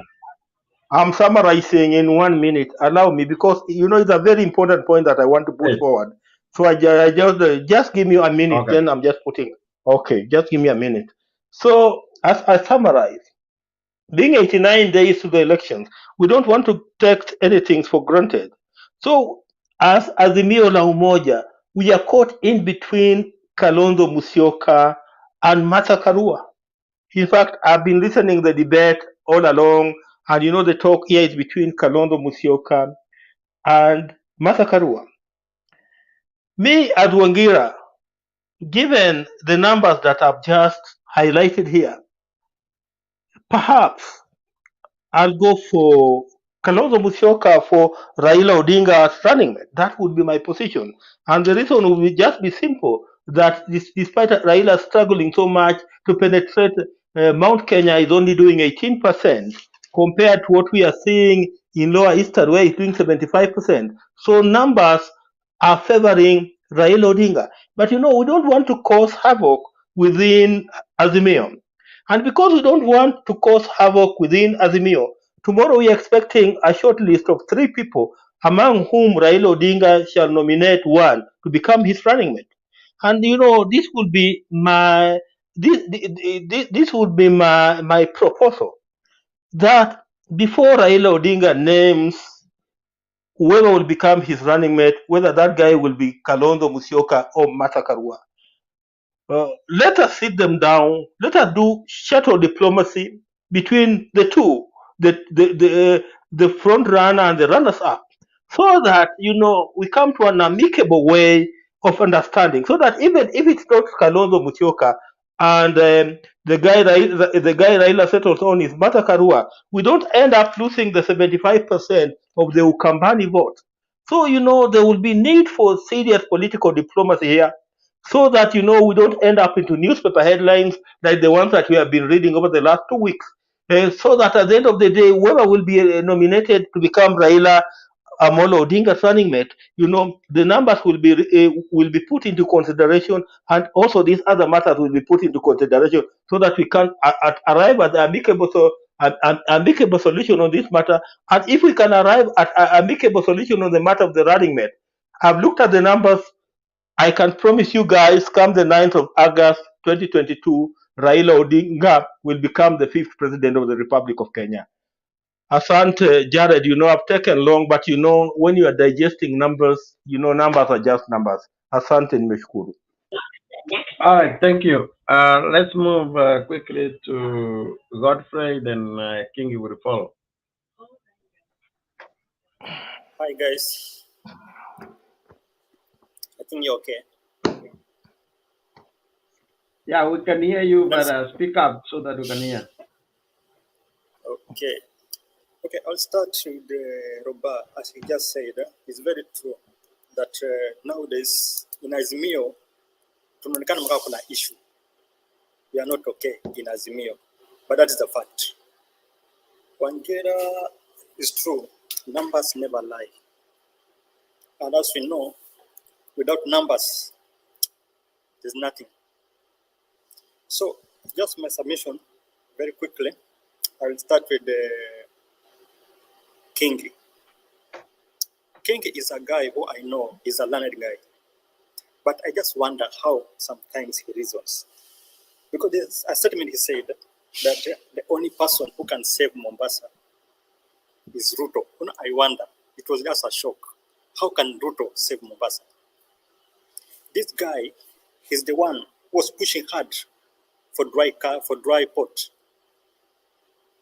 He's the same guy who decided to call Joho academic dwarf when he was trying port istolewe Mombasa ipelekwa kule dry. He's the one who's calling Joho those names.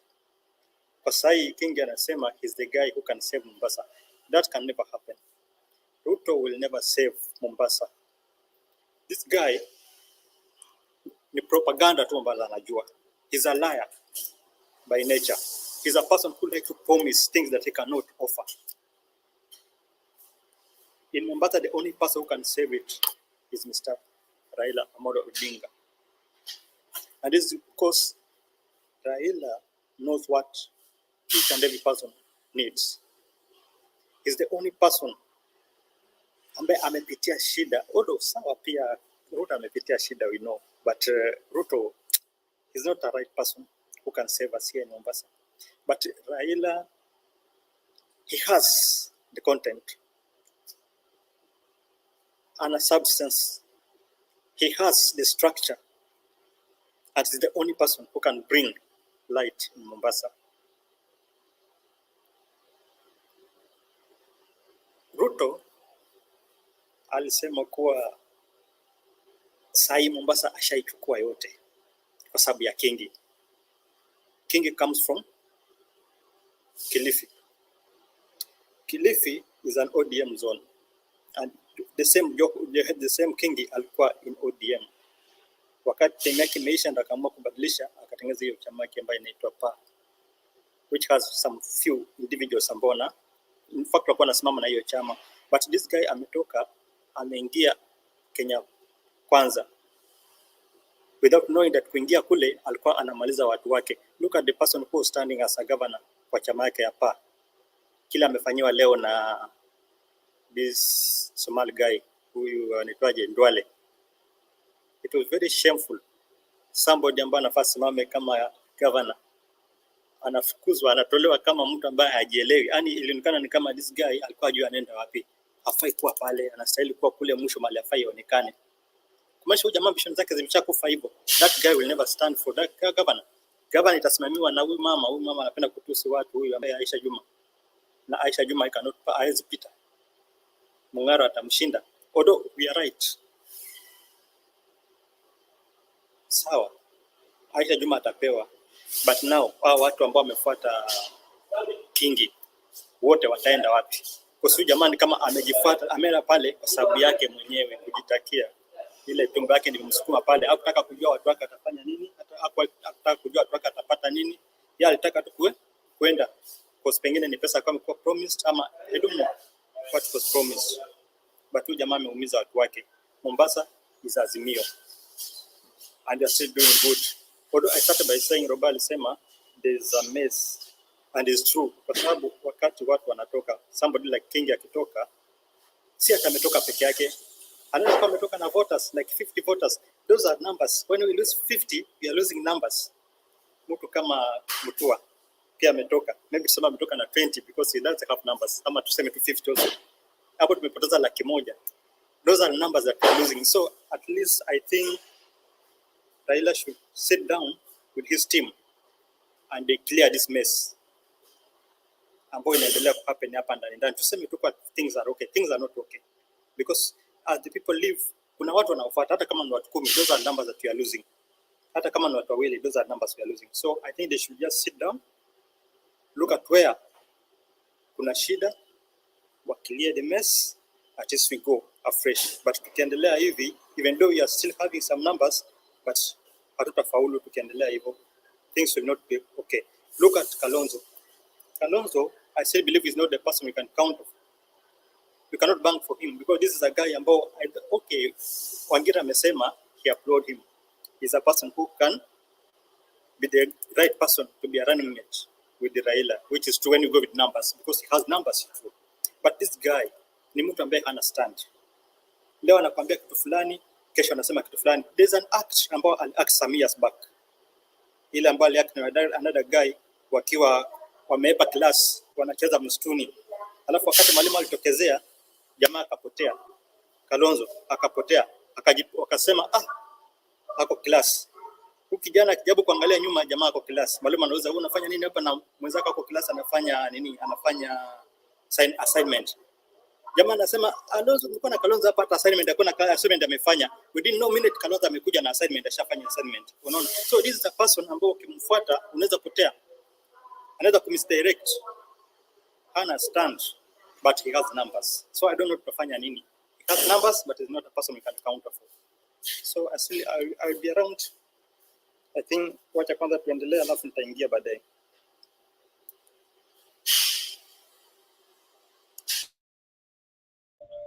Okay, Bernard, next one, Kingi. I think you're back now and need to get you back to the chair. But Kingi, you can go ahead as Bernard comes in. Thank you, Jared. And on the coalition management is not an easy game, and meeting everybody's interest is also not attainable in a wider coalition like AZIMIO. So as AZIMIO supporters, you must expect the unexpected and be ready for any eventualities. That is what you expect. Huwa wanasema kwetu kule nilizaliwa kwamba ukizaa mapacha lazima ujitahidi kuwa na maziwa ya kutosha kuwanyonyesha wote. Kwa hivyo when you have an expanded coalition, they will have some fallouts. That should not be a surprising issue and people should anticipate it. But they will have those who walk out, those who walk in. So it's not much of a loss, but it's important that we manage the leadership rightly. Thank you. King Dev, karibu. Yeah. I want to question Wangira. You talked about the polling project theory and our lifestyle now. Let us go to back then in the Moise regime. On 202, tulikuwa kama analogs. We didn't have system, we didn't have this theory, the project theory. And then when Kibaki took a seat, kuna wale watoto walizaliwa been between 90s, 8, 99, 2000, 2001, 2002. Those youngsters now wamegrow wakapata kuna ka freedom through leadership ya Kibaki, marehemu Kibaki. And Kibaki alipokuja akamwachia Uhuru, those young teenagers wamegrow wakijua life iko tofauti na life yetu, and the system ya theory kaingia. System ya theory ilianza ku flow 207, na pia ilichangia sana kwa tatizo tuliyopata then,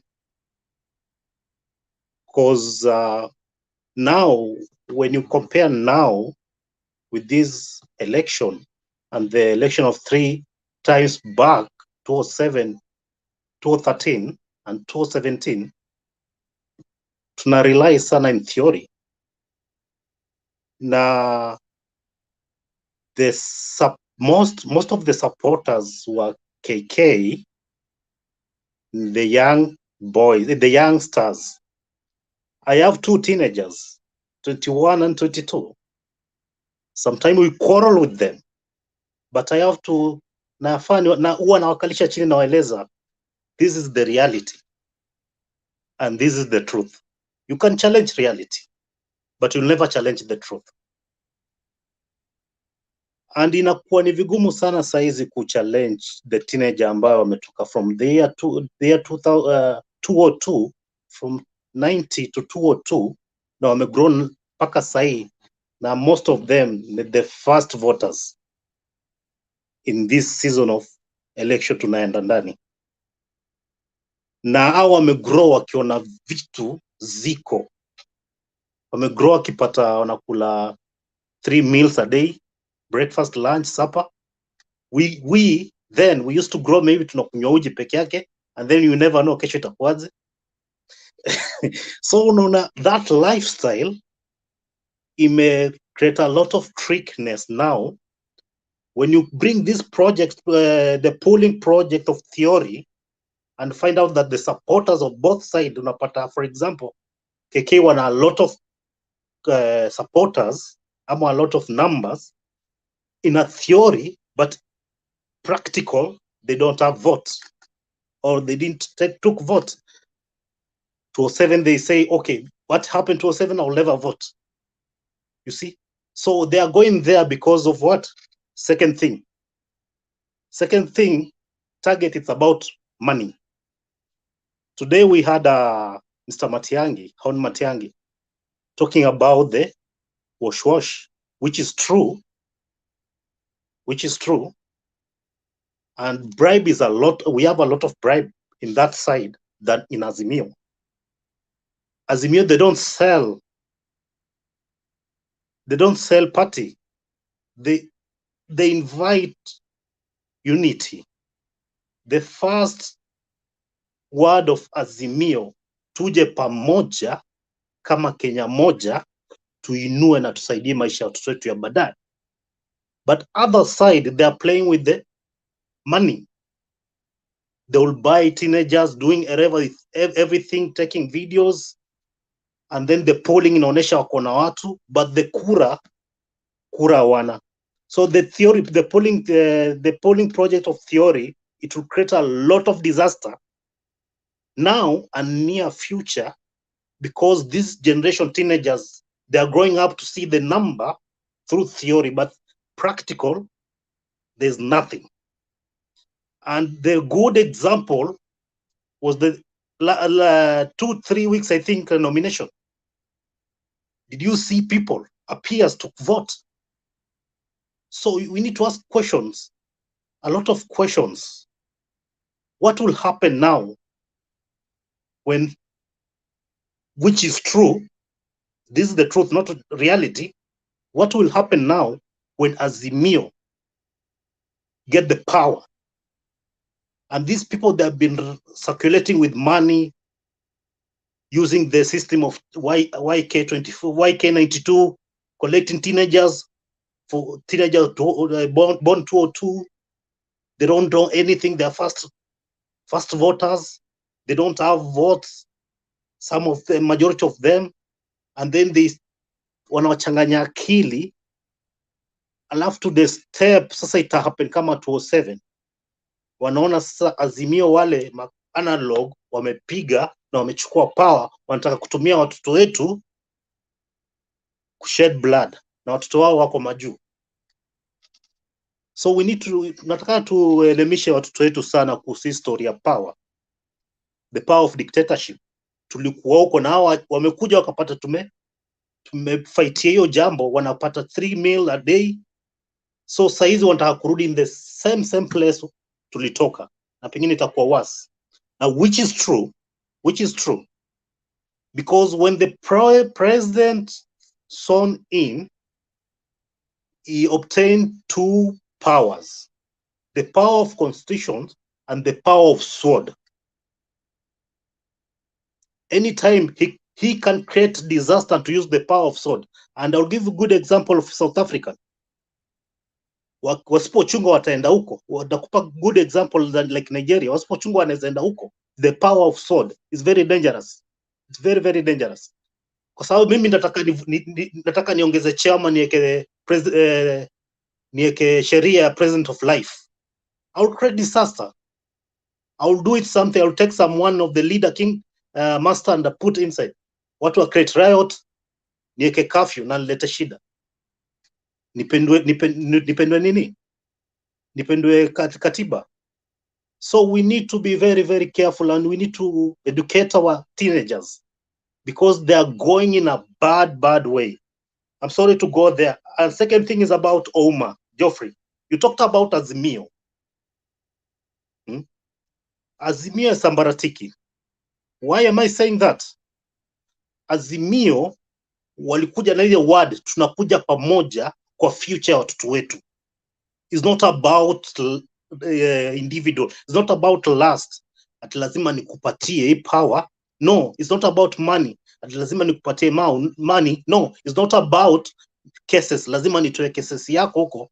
Kama ni cases, wewe beba msalaba. And one thing people they need to understand about the leader of AZIMIO, Honorable Raila Amolo Odinga, that person amekuwa akiogopewa na the corrupt leaders for long. But now penye life imefika, and I'm sorry to say this, I'm a Kenyan, I belong to 42 plus tribe, but our brothers in Central, they fear Kalenjin more. Why? We know why. We know why. We had cases about the Kiamba, we had cases about Lamu, we had a lot of cases. We know why. But the only option our brothers in Mount Kenya, they have, it's only Raila. Yes, Raila will be a dictator for the corrupt people. Yes, Raila will be a dictator for the thieves people. Summarize, please. Yeah. So the only option we have here is to vote Raila in, so that he can clean for that period. If it is 5 years, he can clean all this stupidity we have in our country, and to save our future generation. Thank you. Jared, I was ahead. Ni vile nilichomoka, but I was even ahead of King David the Great. So I don't know kama kuna watu wa msururu. Bwana Kamau, ilikuwa tumepanga. Nyumba hata ukiingia nilikuona. Okay. I was the gate. Ni sawa, hakuna shida. Okay, Okay, we'll sort that out. Yeah, Kamau was there before, and I think he was knocked out. But It's maybe a now network. you My might network. be occupied. But let's get the questions quickly, if you don't mind. Let's start with Godfrey, then Wangira, then Loba. So, Godfrey, go ahead. No, let Wangira first, because it was the first one to request for response. Let Wangira first respond, and then I will respond. Okay. Wangira, you can go. Okay, thank you very much. You know, King purported to ask me a question, and I didn't seem to get what his question was. Although all that I listened, although what that I heard from him was that the generation that was born between 2002 and 2003 rely on theory. Then he talks of the three issues of 3 meals a day. I didn't get that question clearly. King, could you please repeat the question so that I can be in a position to answer?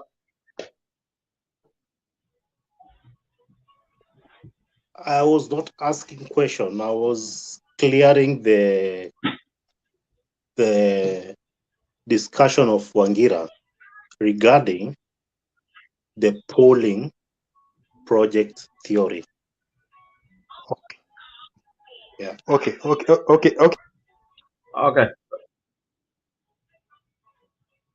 Thanks. Godfrey, you had a question? Wanted to respond to King about the issue of mess, because I said there's a mess in AZIMIO, and that is a fact. You cannot lie. Although we have some propagandas, watu kama kina Kingi, Okay. Kingi the one anaweza kufanya Jared, propaganda. mute your mic. Jared, mute your mic. You can just use propaganda to talk of what he was talking today. But the truth is, I think I would say that we need Raila and the team to sit down and find strategy. You know, for us, almost here on the panel, we always have that confidence. Kwa AZIMIO iko juu. That is the confidence that we have. That's why when somebody tries to come with some other ideas, utapata watu wanakuwa wakali kwake. But the truth is, the same way tukiwa na hiyo confidence, we have kukubali kuwa kuna mess inafaa itengenezwe. I said 50 people, maybe Kingi ametoka na 50 people. 50 people, those are numbers we are losing. Akitoka now. Although Kingi ametoka na his selfish interest, which it was supposed to be addressed. But what I said, let Raila sit down with his team, bring strategy so that we can get numbers. Alafu na watu ambao wako nao wasitoke, at least awachukue wote wawe kama one team. About Central, umeongea kuhusu Central inachukia Raila. Yeah, it's true. Some people, some people kwa sababu ya propaganda that people fed them, they were brainwashed. That's why unapata watu wanamuita mganga. Some people call him some names. But those are things, they were just brainwashed. Raila si mganga. You know, some things you can do, like akuletea shida. Look at the situation kama sahi ya Sankoko. Alienda akabari BBI, which ilikuwa inakuja kusaidia Wakenya. Wakachimba shimo, wakabari. Ime hit back. Sahi anazika mtoto wake, which is not good. Sometimes some words hatufai kuzitumia tu kwa sababu mtu amesema pia situfanye. So hii mambo ya Raila sijui nini in Central, I think we have to give them the right channel na tuambie ukweli kuwa hawa watu walikuwa brainwashed, wakaambiwa kwa Raila something, Raila nini, wakamchukia tu bila sababu. But there's nothing that Raila has against Central people. Central people wanafaa kujua the only person who can deliver us here in Kenya is Raila Odinga. But if we are going with RUTO, tunaingia kwa shimo. That is a lie, a big liar. RUTO is a liar and a propaganda. Hakuna kitu anaweza deliver kwetu.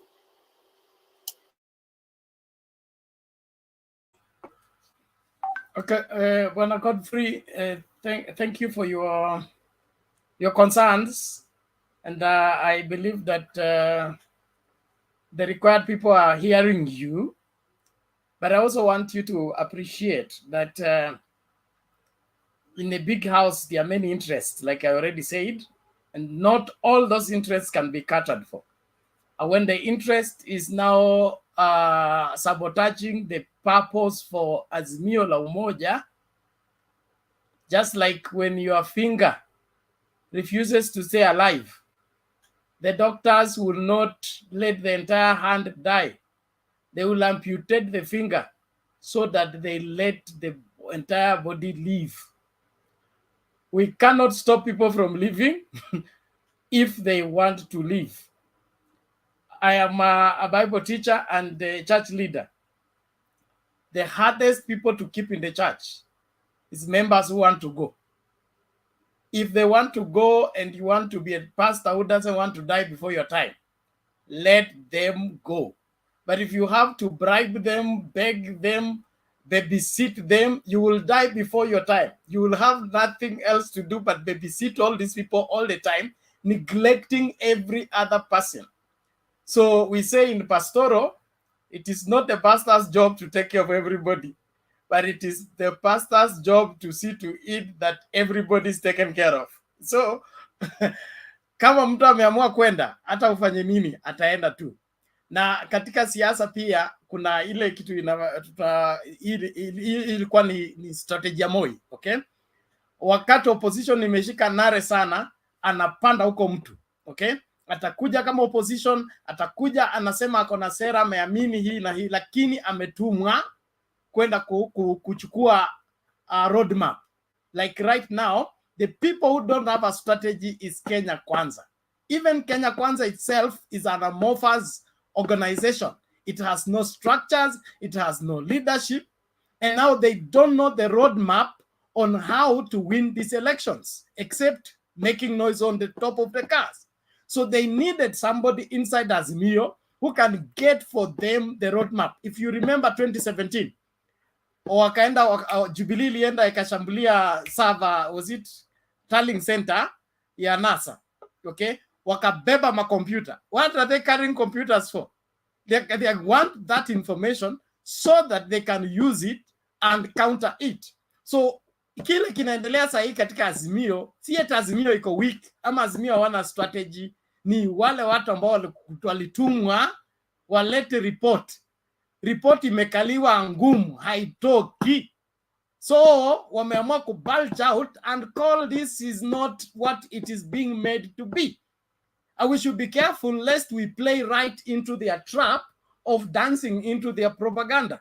Kile mimi naelewa, baba sio mtoto kwa siasa. Hajaanza siasa jana.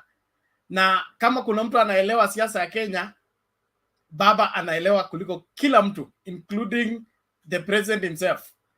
He must learn from Baba if he wants to understand the Kenya politics and its dynamics. And to the best of my knowledge, I've never seen Baba at rest like he is right now.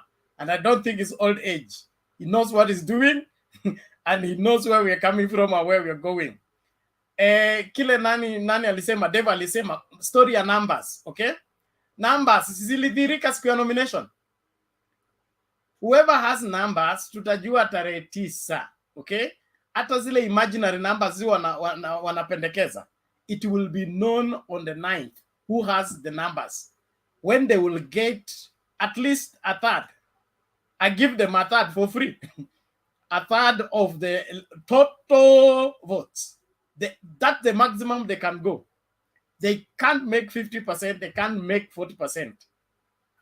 That is not prophetic. That is not by spiritual insight. It's just normal top surface political observation. William Ruto has no strategy on how to galvanize this country and rally it on an agenda that the whole country can follow him. He doesn't have one. He needs to learn. Yes, Geoffrey. It's true, I agree with you. But on the issue of numbers, now look at this question. Look at Kalonzo. Kalonzo is a person who doesn't have stand, but ako na numbers. Anakuja anatuambia if Raila cannot pick him, ameenda na maji, Ruto atashinda. That is scaremongering. Sikiliza Geoffrey, okay. Relax. That's scaremongering. Raila Odinga won the election in 2007 without Kalonzo Musyoka. Don't forget that. That's practical. Tulienda kwa ballot, tukacast ballot, zikahesabiwa, Kalonzo akapewa za kwake, Raila zikakuwa nyingi mpaka zikazidi za Kibaki. So what are we panicking about? Kalonzo cannot tell us what numbers we have or don't have. He also doesn't have numbers. That's why he's scared at home. Gilu has gone with numbers. Mtua has gone with numbers. Kibwana has gone with numbers. He's empty. And then he's inviting us into his fear so that we protect him from his backyard. Kalonzo kama angekuwa na numbers, angekuwa kwa ballot sahi, angekuwa na fight kwa deputy. So we can't use him as a pointer on where the numbers are. No, I was talking about the DP. Okay, I was talking lightly, on a lighter note. I was the next one. Then I was given a chance before you came in. Ngoja, on a lighter note, when we were in primary school, we have these cheeky boys ule ajui kufight lakini ni mchokozi, okay? Wakati anataka kuchapa anasema nishike nitamchapa huyu, lakini kila anasema mshike, kila anamaanisha mshike yule atanichapa. You get that?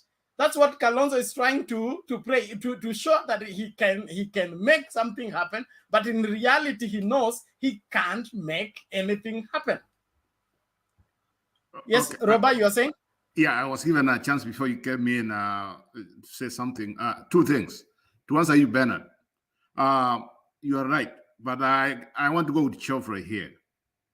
Otienda Moro, Mr. Murade, and others. They came here and told us that they knew this issue as from last Sunday. So if they knew about it, they could have gone ahead of it so that by the time it becomes a story, it's not a story. That's what we are asking. They can't let, just like if they know something's going to happen, let them get ahead of themselves. That's the one point. Another thing. Robert, before you say anything, we owe somebody soda. Yeah, I know. He showed up. He showed up. I was waiting for you guys to say that. Yeah, he showed up. Keep going. Relax. Robert, please. Yes, let me say something very important here. The connection of Wangira and the king, what they say. And this is something we have to keep, this is something which is going to be a factor. King said, because of the numbers from Wangira, there's one factor here we have to take, something which I've seen myself, even in my own house, about the young people. The young people, they can answer even the phone calls they want to do so, but at the end of the day, they will not show up. You know what happened when they had their primaries? They're in Central. So, I mean, those people who have been just like going all of us, just saying RUTO. When it came the real time, at the young people, they never showed up. In fact, I'll give you one example. Yeah, just down here, I just got my things here in California. We are voting for the next,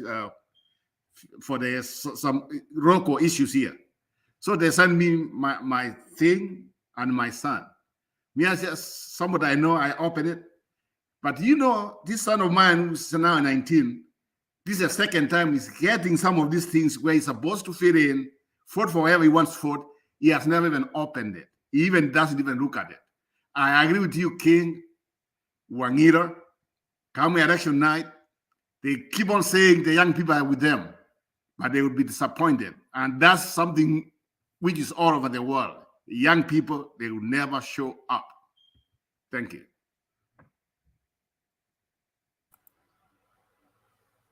Okay, thank you. The next person was Nyumba.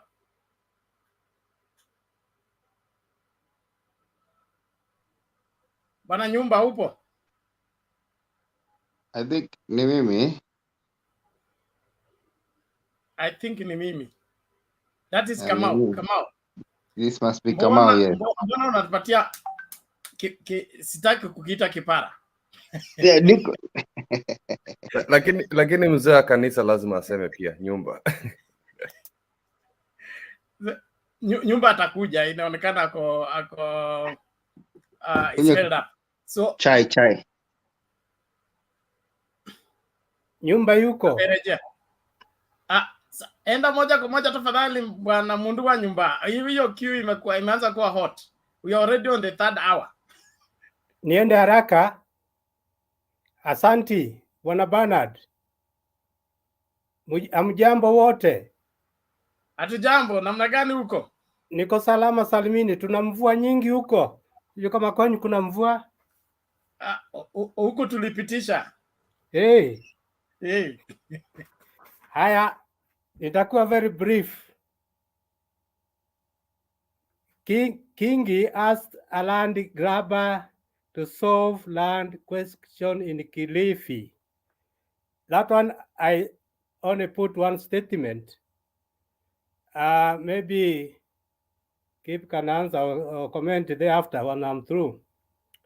You have some sheep, then you want them guarded, and then you bring the hyena and leave it to guard the sheep. Nimemaliza hiyo. Twende ingine.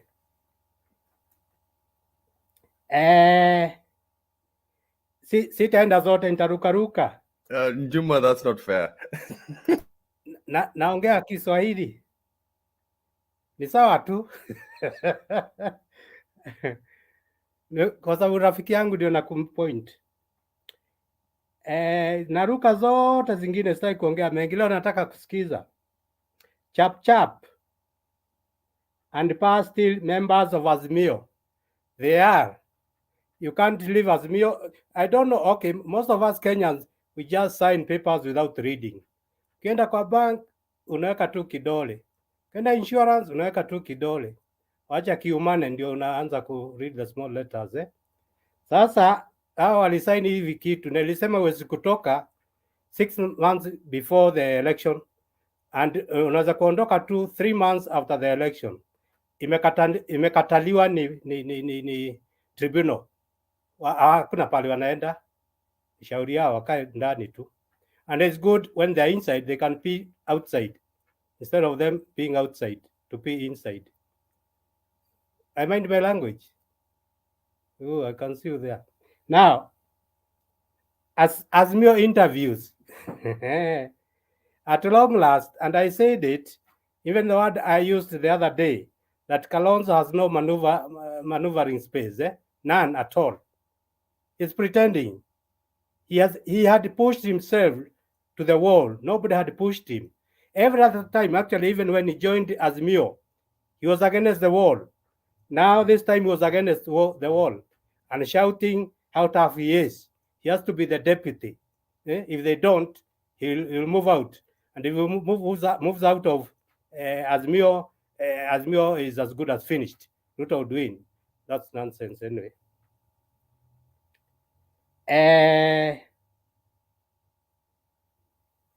Now, nimalize bana, nimesema umenipea time kidogo sana, but I'll be very fast. Haya, there's something else here, maybe for the members and the administration, Bernard, especially this one is addressed to you. And I asked it one time, and you answered me very well, that once I have contributed, I can go backstage, because sometimes even getting hapa ni ngumu sana. Na unaweza ingia, alafu Bernard anione, anipatie chance ya kuongea. It has happened to me. So, this is the position. Oh, before I go to that, Mama Selina, how are you? Sorry, allow me for this. I had a mission. Madam Selina, Mheshimiwa. Okay, Bernard, pass this information to Mama Selina. That I met Lelei Dennis. She had told me to check on them. I found Lelei Dennis. It's very okay. Nasema ni wasalimie wote, mmesalimika. Alafu akaniambia, this is addressed to Mama Selina, that the grandchild by name Latif Lelei ameenda shule. Nimemaliza hiyo. Asante sana. Asante mchukuu yangu hiyo mdogo. Hiyo Latif Lelei, ulipata Lelei mwenyewe? Dennis. Yes. Si unitupia kitu kidogo. Unitumia kitu kidogo kwa hiyo kazi. Sasa we chunga hiyo familia. Yes. Onyesha hiyo biashara amefanya. Yes.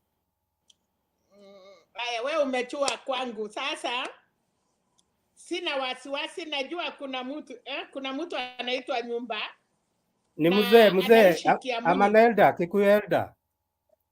Yeah. Asanti, Anaitwa niendelee Juma. nimalize. Ninaongea na wasichana. Wanalalamika, angalia King. King anachukua mkono juu, acha nimalize. Madam, King amekuwa impatient.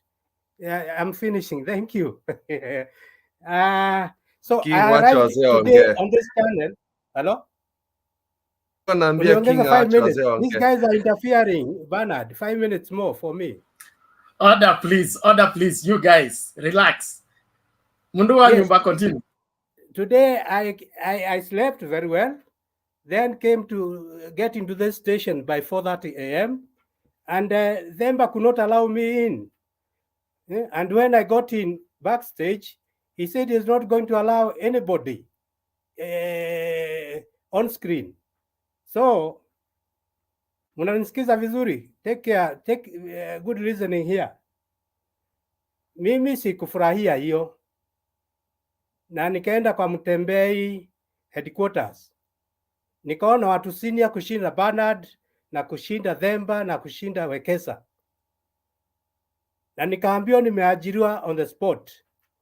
Okay, Bernard na Wekesa ni wakubwa kidogo.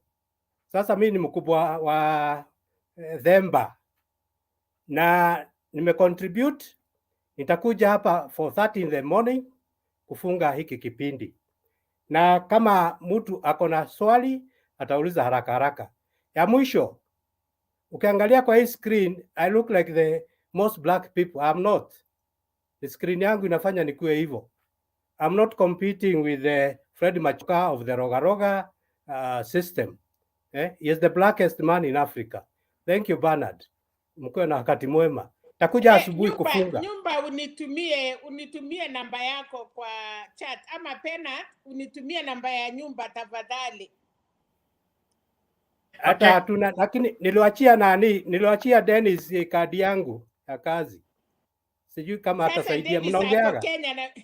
Haya, hebu nitumie namba. Asante. Hata mimi nataka hiyo namba. Sawa, keep. Okay. Now, okay, thank you very much. Mundua nyumba, there is hapa kando kuna private chat. Aha. Wake up a number. The public will not see it. Only the people on the screen will see it. So wake up a number, watachukulia wenyewe. Asante. Sijui kama kuna swali lolote ama niende. Asante for your intervention and apologies for what happened.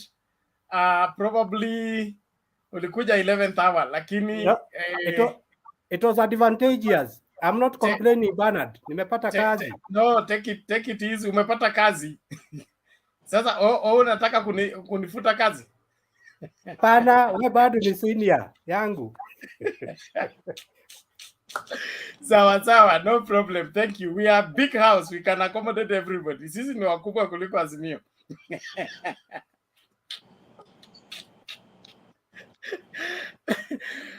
Bwana Kamau, namna gani? Mzuri Bwana Bernard. Karibu, mawili matatu tusonge. Ya dakika mbili tu, mie sina mambo mingi ya kuongea, ni kusema ya kwamba tunaendelea vizuri. Unajua watu wanasema sijui Azimio iko na mashida. Unajua until we get the deputy president of the Republic of Kenya of Azimio, President Uhuru Kenyatta is not going to go out. Nobody is going to go out fully and organize their house. But immediately we elect, or let me say, because by tomorrow there will be 3 names, and in my suspicion is going to be Mother Karua, Kalonzo Musyoka, and Sabina Chege. And because we want a strong government, we have as a Kiama. You know, Kiama is the people who deal with the traditionals of the Kikuyu people. They have said they want Karua, and that is what we want. We want a woman who is stronger, like Mother Karua. And nobody should say that he doesn't have votes. You know, he votes at Uhuru Kenyatta hakuwa nayo before Kibaki and before Matiba. Hii Wakikuyu are like a liver. Inajua hii maini, yeah? We change within a very few days. And as Mr. Michuki said, if you want to speak to us as a Kikuyu nation, we only have one leader now called Mr. Uhuru Muigai Kenyatta. and he's the one leading us to what we should do. Anybody purporting and thinking, and that is why I was telling you, I think Mr. Wangila is confused with these issues of opinion polls. Those are sponsored by by people of UDA and Kenya Kwanza. Those are useless opinion polls. They have no merit, because I can tell you the best opinion poll, and I'll tell you here without any fear of contradiction, is that Raila Odinga is leading in 6 out of 8 former provinces. And in the 2 provinces that are remaining, he's at 50-50. My brothers and sisters, that is what is the truth. Anything else you hear from anybody else is stories, and they are not going to help us. The other thing I want to say is that Kingi and asking RUTO to solve land issues, I usually say here, anyone who bewitches you is not the remedy of your problem. He bewitched the coast people because he even has inherited the former land of Mr. Criticus, and that is a fact. Google it. Yeah, he has inherited thousands and thousands of acres in Taita Taveta. So it is not something that is new, and you cannot solve a problem but with the person who contributed to the problem. The problem in this country, and Raila said it today in EASTLEIGH, there are 3 problems. And one of the things is, 1 is corruption, 2 is corruption, and 3 is corruption. Until we have to, if we amend that elephant in the room, then we can never have any other problem. So for me, Mr. Bernard, I have no much to say, but I'm saying that uzuri wa Azimio side, and like Kenya Kwanza side, we are democratic. And I understand Kalonzo. Even when he speak, we should understand him. Unajua kuna kitu inaidao na English political menopause.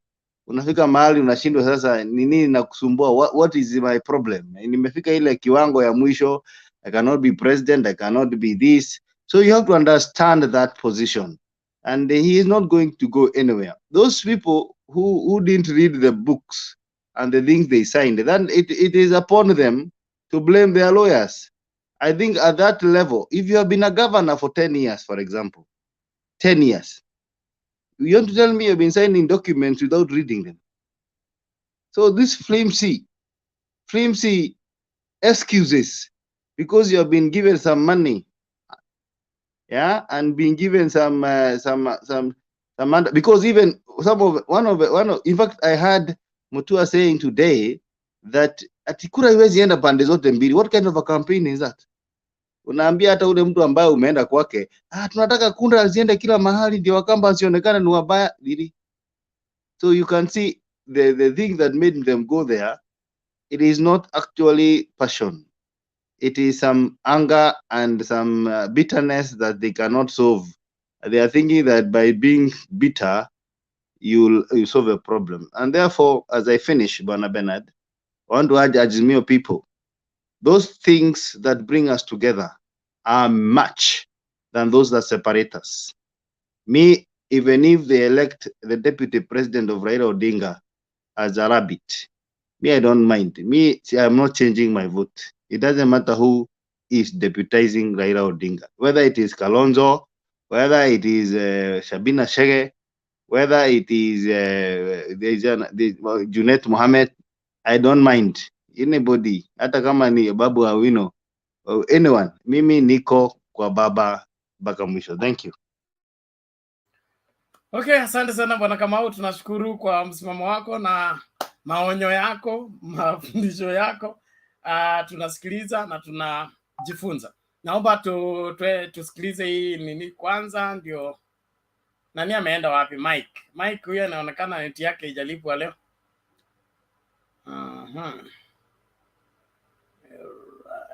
Where do we 2 videos, a little patience, 2 videos, and then we move on. Yeah. Is the sound there now? Iko sawa?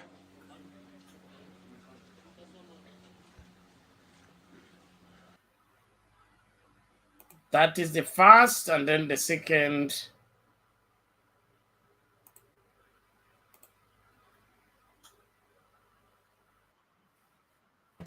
And it's not my problem. It's the problem that Kingi and Kalonzo and even Mutua have. They have signed a document. If this document has not been altered, if this document contains exactly what was agreed on, why not avail it? They are Just demanding say for this, an argument that they Caleb. signed. I've told you They it's have there. not, give it to them. Then you also can get it. I don't want it. It's of no value Then to me, advise but them to make it go public. to the registrar of political parties. They have done it. They It's said actually they a demanded public for the last 1 document. month. It's actually a public document. You know? So and you have the right of public information. Anybody who wants it can go to the registrar. It is there. But it is deposited. Help me. Christian has a point. If your colleagues saying, look, we're having difficulties for whatever reason to access this document, would it have been in your best interest to say, here's the document, we know you, perhaps there are problems. Let's assume they even have internet problems. They can't download the document. Was it in your interest to just make your partners comfortable, say, yes, it's a document, it's a public document? I told you this is the second document they are signing. The first one, we even gave them like 3-4 days to go through before they came to sign. Some of them, they amended some of those clauses. This one, they came, they signed. It is officially deposited with the registrar of political parties. Okay. It's a public document. You have right to public information. All right. Even you can get it tomorrow. I wish you had told me that was the point. I would have come with it here for the public No, to we don't see. want you to give it to us. Give it to Mutua and They are being Pa. disingenuous, if you ask me. They are looking for an excuse. I know they may be having issues. And I'll tell you part of Mutua's issue. And he told me this as a friend. He's a very good friend of mine. These structures which were formed in AZIMIO, he had no space. Okay. He was not in the council. He was not in the NEC. Now he's asking me, David, surely, I'm a party leader. How do you put minnows in the council? You know, we have some people who are in that council and others in the NEC. You can't even, it is disrespectful. And that's the Kingi, problem. like I told you, was about the zoning, that he wanted Kilifi to have this Griema nationalism, and he had his own issues with ODM, because that is a perceived ODM zone. And for us, we respect some of these things. We are not even running candidates in some of those places, Okay. but we are supporting the AZIMIO candidates. All right.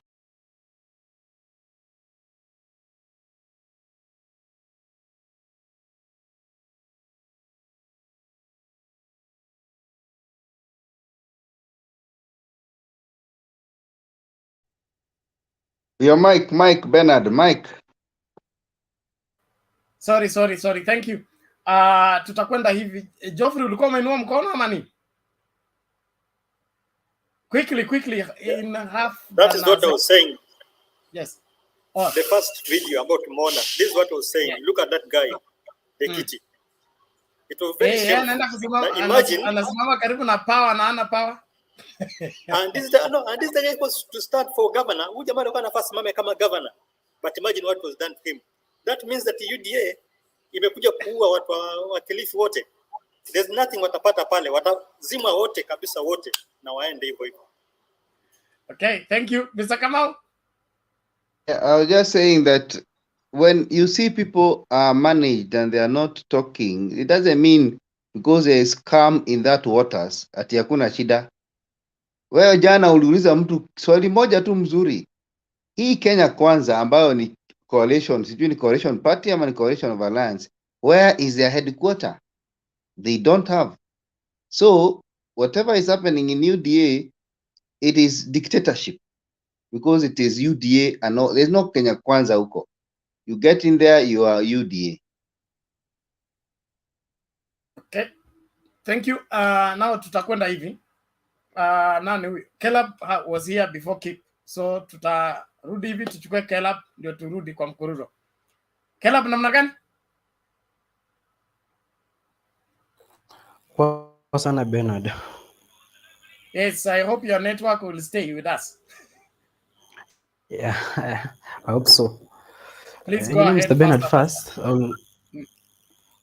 Nitaanza kwa kusema, Mr. Bernard, like 3 weeks ago, I told you that the story about Babylon and how they were trying to build the tower.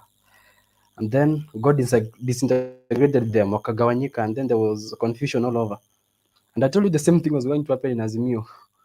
Sooner or later, this thing will start playing out, and you can see now everybody's bolting out. Sooner or later, utaona tu out of the, I don't know, 17 parties, utapata zimebaki 10. Why? Then nilikuwa naulizanga swali moja, when you're forming a coalition, what are the foundations? What are They are the 27. There are 27. Yeah, there are 27. Then Mr. Ben anaulizanga swali moja, what are form coalitions? What are the foundations? Because hii mambo inakuja, mwingine anakuja akitoka, it's because they wanafanya hizi vitu kuna haraka. They are not taking their time, wapatie mtu wakati wake, so that decision to join them, it's something which somebody amefikiria for kwa muda mwingine. So but what's happening currently, Objection. is whereby Azimio's unapata 10 points. watu No, no, wanaharakisha, and that's why mtu objection. anakuja anapata lecture on Ngoja keep kuna hold shida on. imetokea mahali, then now they want to reverse what they already did. Unajua kuna mistakes zingine pia ku reverse ni kazi ngumu sana, and that's what is happening at this point in time. And Mr. Bernard, I'm really surprised by the guys wenye wanajaribu kusema Mr. Kingi and Mtua and the influence, I don't know, walikuwa wanakuja kuvuruga Azimio. I mean, Azimio should get in order, wanafaa wajipange, because the moment unaanza kusema these are Kingi, Mtua, hata wakitoka they have no influence, mtasema hivyo mara ngapi? Because atatoka leo mtasema ana influence, kesho Kalonzo atatoka mtasema you can get the Kamba vote without even the Kalonzo and the support from the people from the eastern part. Wakitoka wote, hata Raila, maybe hata Uhuru atatoka from Mount Kenya, mtasema bado we will get the Mount Kenya votes without Uhuru. So I think they should be really, wanafaa jiangalia sana, because what they are doing, they are massaging their ego and it's going to affect them a lot. Hii mambo ya kujaribu, you know, sometimes wanasemanga hata kama even if your status niko juu, sometimes you must lower them down, uanze kureason na watu wengine for you to move together, because ukijaribu ku put your status so high that somebody has kufikia, then probably that person will pull you down to their own level, so that mkuwe mna argue from the same point of view. So it's ni vizuri pia kujiloa chini kidogo, but all said and done, I mean, just a matter of time. I had Mr. Bernard anajaribu kusema RUTO ana strategy, I don't know, they are clueless, the Kenya Kwanza. Mr. Bernard, I've always told you this again and again. If you have any politician in this country who is eloquent, a smart politician, it's William Ruto. Nobody can beat him, because that guy, ni mtu anatake time to strategize. He doesn't just come out in the public out of nowhere. Ni mtu mwenye anatake time kuangalia, and that's why you can see him when he's making a decision, ni kitu ashaangalia over again. Yeah, you can see even some of the people wenye walikuwa na receive support from William Ruto during running of some of the issues, sasa wanatumia manual because they're not able to do some of the things which William was able to do by then. Again, ukijaribu kuangalia tu, just a matter of time. Nasikia mtu anajaribu kusema we the youth tunafuata Ruto, we don't know the history, I don't know, sijui tumepotea and all that. You know, Banakela, one moment. You know, I love your submission. The problem is you don't cite your authorities. And as long as you don't cite your authorities, your information remains questionable. And this is not the first time you keep doing the same thing over and over again. You seem to have insight to the document that Mutua and Kingi are asking for. You seem to have insight into all the structures and the organization of AZIMIO. On the other hand, you are not a supporter of AZIMIO. You are not a member of AZIMIO. So we don't get it. How come you have all this information and you're speaking authoritatively, citing yourself as an authority? That's where we find your submission questionable. So please, when you say something, cite the authority or how you get that kind of information. Because if you just say for the sake of saying, inakaa wewe ndio uliandika hiyo karatasi ukapatia Azimio wakatumia, na wewe ndio author and finisher wa hiyo mambo. Na mimi nikikuangalia sioni kama uko kwa hiyo desk.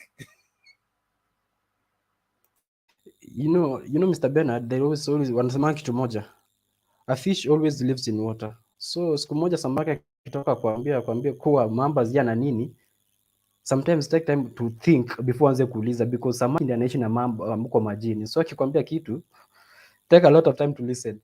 Nitaachia tu hapo, sitaendelea kutoka hapo. No, it's the same thing. We are saying the same thing. Wewe ndio samaki ama wewe ndio mamba? Kwa sababu wewe unaongea kana kwamba wewe ndio samaki umetoka ndani ya maji. Na tukiangalia wewe uishi ndani ya maji. Okay? unafuata masuala ambayo umesikia au umesoma kwa gazeti. Okay, hayo lazima yakuwe nini, traced to an authorized. Tukisema for example, ungekuja kusema our topic today is not fair, that one will have understood you. Okay, and you claim the land grabber and all that. You say nobody's a land grabber because of 1, 2, 3, 4. Then we will tell you this person is a land grabber because of 1, 2, 3, 4. That's how to debate. Refute what is there by giving evidence of what you think, not to come and go through a narrative that just pushing a narrative, make people believe that is baseless. As you said, AZIMIO has 17 parties. That is deliberate. From from what I hear from you, it's deliberate. It's not a mistake from your end. Why? It is a calculated process of reduce AZIMIO in the minds of Kenyans as possible. Sell AZIMIO as a pack of cards that will disintegrate. And only William Ruto is the strategist, sober, not arrogant, but he is arrogant, of course.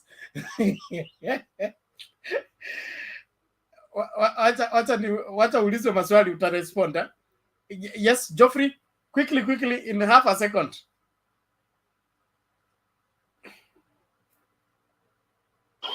Caleb, you say that Deputy Ruto is so smart.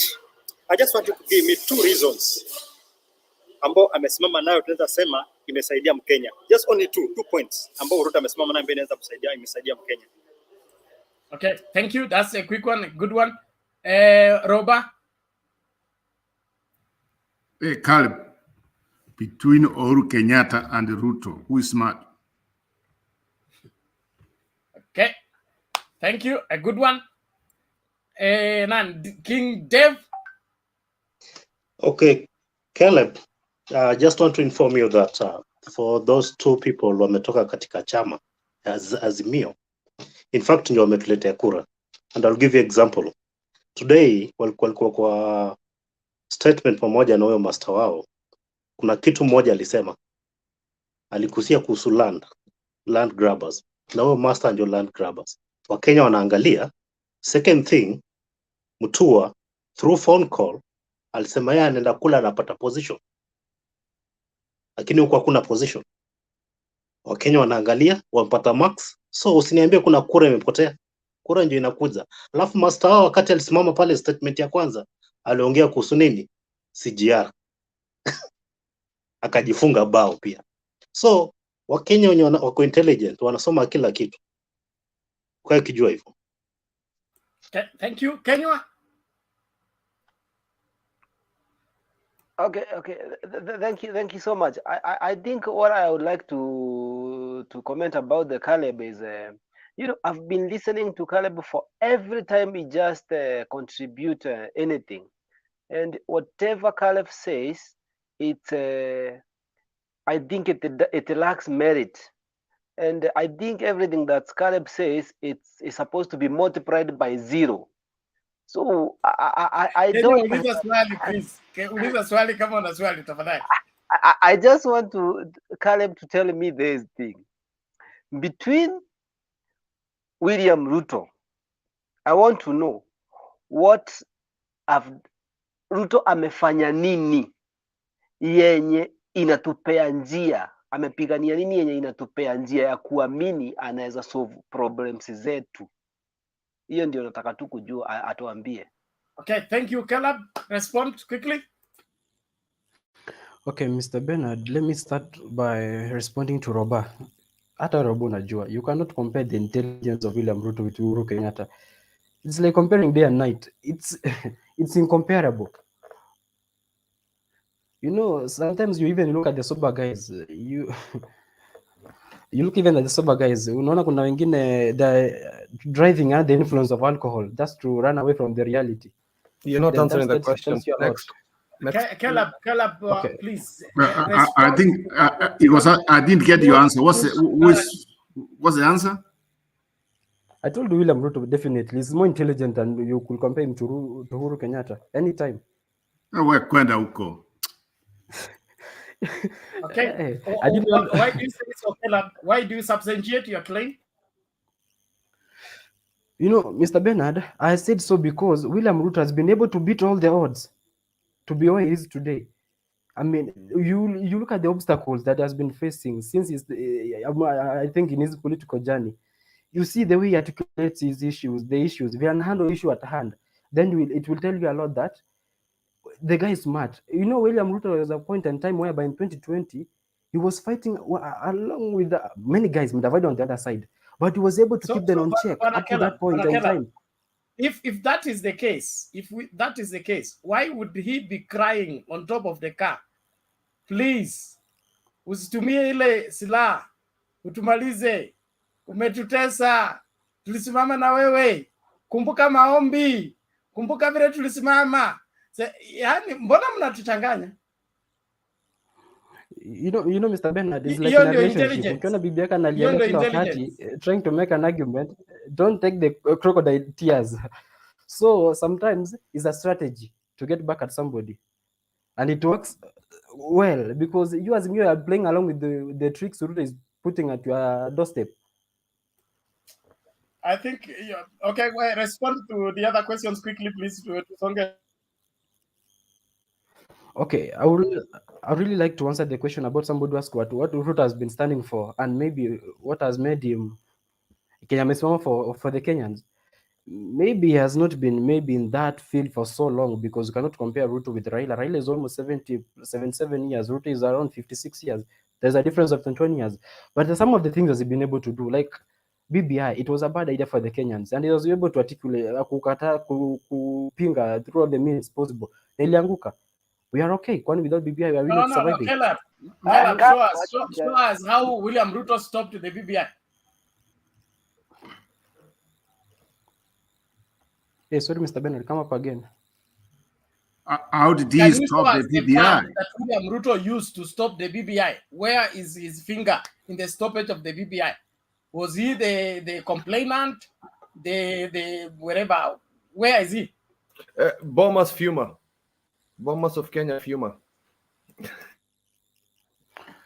Okay, you know, number one, Mr. Bernard, you look at even the people who are opposing the BBI, the lawyers who are in the court. Some of the lawyers were affiliated to William Ruto, and then William Ruto might not be necessarily being on the front line in the court. So I'm going to help you. Okay, we said the WACO draft 2005, okay, was stopped by Orange, led by Raila Odinga, okay, on the ballot. That is something that somebody worked, campaigned, and stopped.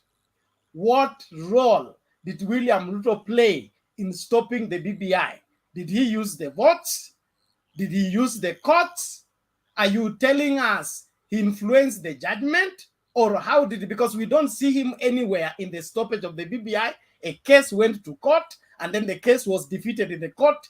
William Ruto was not involved. He's not a judge. He's not Chief Justice. He's not a lawyer. He's a doctor of something that we are still investigating. Bernard, on top of that, why does he call him intelligent when he was against the Constitution? He was against the Constitution. Ngoja, kitu moja at a time, atapasuka. Hey, so show us the path Ruto played in stopping the BBI, whether he was the judge, the prosecutor, or he paid the lawyers. Tuambie sasa, tunataka kujua. Kwa sababu hii maneno mlisema Mungu ndio alistopisha, mimi ni mtumishi wa Mungu, na Mungu hajaniambia yeye ndio alistopisha BBI. So mnataka tuambie vizuri kwa sababu ninyi mnasema ni William Ruto alistopisha BBI. You know, number one, Mr. Bernard, you know, I can see some of the things the people are somebody's trying to play what we call the politics. But Mr. Bernard, William Ruto, he was able to articulate some of the issues which were not well covered in the BBI. When he went to his rallies, he could take a good number of time kujaribu kuambia wa Kenya these and these in the BBI naona iko na shida. And then you could see the allies. We have Kithure Kindiki, we have Nelson Navi. They were in court fighting a BBI. William Ruto is not a lawyer for him to go and present the case in court. But some of his allies were very influential, and through his assistants, they were able to go and present some of the issues which they were having with the BBI in court. and through that guidelines hizo vitu zingine zote the judgment ilikuwa based on the issues they raised na BBI ilitupiliwa mbali. So now you're beginning to debate. Bernard, tumpatie congratulations. He's beginning to debate like a man now. Now we can have one-on-one with you. Now, okay, sir, nilikuwa nataka kudebate na ameanza kudebate vizuri. I wish Caleb came like that. Now, Bwana Caleb, are you telling us that the Kenyan judges listen to political rhetorics to understand how to judge a case that is presented before them? You know, Mr. Bernard, you're trying to pick the issue out of the context. I told you we have the lawyers. The lawyers are going to court to present the politics. The lawyers are going to present the facts of the BBI. So, Mr. Bernard, William RUTO is an opportunist. An opportunist. We pushed him to oppose the BBI. He refused to oppose it. He sat on the fence until the last minute. When the BBI went to be decided over at the county level and at the parliamentary level and the Senate level, what happened? The numbers he's been threatening were absent. He lost it at the county level. He lost it at the parliament. He lost it at the Senate. All right? Then the matter was taken to court. When the court ruled otherwise, he was the first one to jump and say, God has stopped the BBI. Is that how to be a leader of a country? Is that how to have an ideology that people can follow in and support you? Bernard, I don't think so. Yes. Bernard, on top of that said Mr. Caleb, the man 1 shilling is going to make RUTO no presidents comes Central Kenya. Watch us from next week. 1 man, 1 shilling. Okay. Bwana Caleb, wrap up. Tumalize tafadhali. Okay, Mr. Bernard, acha nimalizie nikisema hivi, I know most of the people, maybe there is AZIMIO from the AZIMIO side, and sometimes some of my sentiments may not sit well with them, but it's for a fact, and I think we have only 3 months to the general elections. Tutakuwa tu hapa tukiongelea about how the RUTO presidency, and now you will be now criticizing the RUTO presidency. And Mtembi have been able to provide a very good platform for sometimes kukosa hizo maruto makosa ndogo za RUTO, because every day from Monday to Friday 70% of the time you are discussing about the guy, and the guy you are making even more anaangalia makosa zake akizikosoa pole pole. So you are trying to perfect the guy, and he is really prepared for the job. That is a UDA narrative, and we are used to it. I've been hearing it for the past 4 months. Just 3 months. I promise you on the 9th, on the 10th, on the 13th, I'll be here. In fact, we'll be doing 24/7. Okay, so just relax yourself. If William RUTO has enough numbers to get the presidency of Kenya in 2022, we'll be here. You will tell me.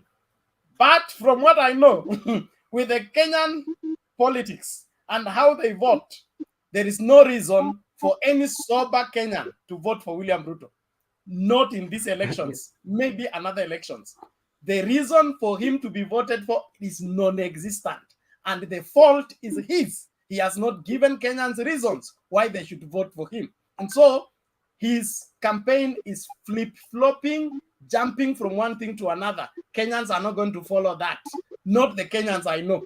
Maybe you and a few of your converts, but sober Kenyans who have the really voters, who are really voters, wacha wa kusema RUTO, really voters are going to surprise you on the 9th of August. Keep, it's your turn. Hey, Mama Selina. What niachie Mama Selina? No, Mama Selina, half a minute strictly, please. Ni swali tu Bernard. Hawa watu ya Kenya Kwanza, RUTO ni the first time kusimama kiti ya president. He has never been there. Ajui vile iko. Baba amekuwa hapo, wengine wamekuwa hapo. So, hawa watu wajitengeneze kujua vile mambo iko. We have been there. Sasa hii kijana ni mzuri. Mjue tu usuri, msijiue, mkue ngumu ili mrudi next time. Thank you. Asante mami, kateni miti. Keep When Okay. the chairman wa kukata miti, karibu. Si hapana, bado contract inaendelea. Unajua huko tu is a very green place. I think you need to learn how to debate. But I'm saying that uzuri wa Azimio side, unlike Bwana Kenya Kamau, Kwanza you're out side, of we order. are democratic. Bwana Kamau, you're out of And I order. understand Kalonzo, even when he speaks. We are rewind. Keep go ahead, please. Unajua Kamau anaenda kutafuta points bana. He's a good researcher. Mr. Kamau is Caleb, I think sometimes you ramble a lot along, but I think you need to learn how to debate. So for example, ulikuja ukasema kwamba Azimio is doing things rush. The reason why it looked rush is because people like KALONZO are coming to disrupt things. Azimio's plan had started from a long time ago. So when we're rushing the deadline is when these other parties were coming in last minute. So hatukuwa tunakimbia kama headless chicken. So please understand, Caleb, that is the reason why it looked like that. It was we're trying to bring more people into our family, and we had to change our initial constitution of this party, of the coalition party, to accommodate them. So we're rushing against time. Number two, when you had the points about the BBI, if that is a strong point for what you're arguing for RUTO, tafadhali fanya research. This would have been a very great debate against Bernard, lakini wewe unaenda to the round and round the same points. You do your research and find out exactly why you yourself, Caleb, wewe mwenyewe, forget about RUTO, you yourself are against it. And then another thing, instead of rambling around about how you're praising RUTO and stuff like that, you should have said he's a brilliant politician. You should say that. I mean, I can agree with you. He's a great operator. Yeah, you know, he's done so many things. I believe RUTO is a great operator, but he's done so many negative things to get where he is. But you should have used points that show how RUTO has moved up the ranks. Then would have come and told you the points as to where he came up in the ranks that we find negative, and that's why we are against it. So that we have a debate. Caleb, if you're coming here to sing praises, it will not work with these people. You'll always see hands raised.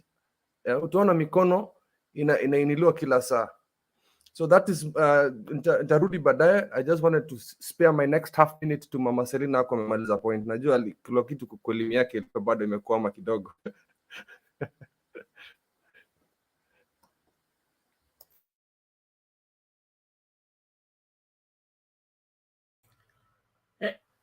Mami nimekupatia half a minute. Oh, thank you so much. Nilikuwa nataka uendelee kwa sababu anyway, asante kwa kunipatia nafasi.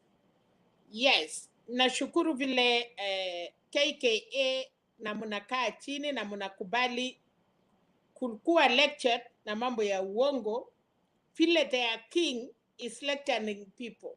Nafikiria tumekubaliana hapa. Hata nafikiria leo pena tungetupatia ile mambo ya baba ya chua kali ametuambia anatengeneza wananchi, anatutengenezea Kenyans, badala ya kukuja kusikia kina Caleb with the lies of their father's lies. We are not ready for that. 3 months is coming. Na kwa nini? Na mi tangu tulianza Mtembei TV, every day mpaka saa 8 hours, sijaiona mtu ya KKA ikitupatia plan yao, isipokuwa ni mtu mmoja alisema vitu ya bottom up inakwisha. Why can't they come and give us, kwa sababu they are brilliant, wako na akili, kwa nini wasitupatie mpango yenye wanataka kufanyia wa Kenya hili, na sisi wengine tuone kweli tukiwa watu wakipatia nchi Kenya kwanza itakuwa na msimamo, because kuita baba mzee, na mimi najua matusi, na mimi najua vile Machina wanaita watu, nafikiri hiyo ndiye wanaweza kufanya, lakini ningetaka mnawatuma waende wafanye research Bernard, ukituma mtu alete research, sijaiona hata moja amerudisha. Huyu Caleb anakuja, bado mnakubali aseme uongo, aseme vitu hata haina faida. I was even shocked. Kijana mdogo kuita president ati mlevi. Na nyinyi mnanyamaza tu wanaume hapa, mnangoja mtoto mdogo aongee. Sasa kwani hii rights ya Kenya imefika mpaka watoto wadogo ama kwa sababu mkubwa yao anatusi Raila, sasa hata watoto wadogo wanatusi. Huyo ni kama Uhuru ni baba yake. Tutaweka We need to be quarantine Mama serious Selina in this tukisema hivyo. show. We need to be serious in this show. Kama mtu kama hiyo Caleb ana kitu ya kuambia wa Kenya, kwa nini mnampatia nafasi ajitetee nini? We cannot allow that. President Uhuru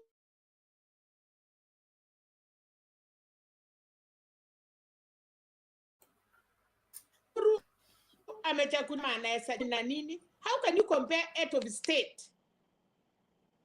Na mnakubali kabisa wasee nyinyi wote ya mandefu hapa, mnakubali mtoto mdogo atusi head of state. Wanakombea president na nini? Wamai kuwa rais. I wish ukikombea mtu unakombea na ile kazi umefanya na mumekuwa the same. So pena tafadhali, kama hawana kitu ya kutuambia, I don't think they deserve to come here. I'm sorry, mtembei ni ya kila mtu, lakini hatutakubali hiyo freedom yenye mnaweza kunyamaza ati mnauliza vijana wadogo. Yaani hiyo age hata hamna aibu. Leo nimesikia mbaya. Thank you.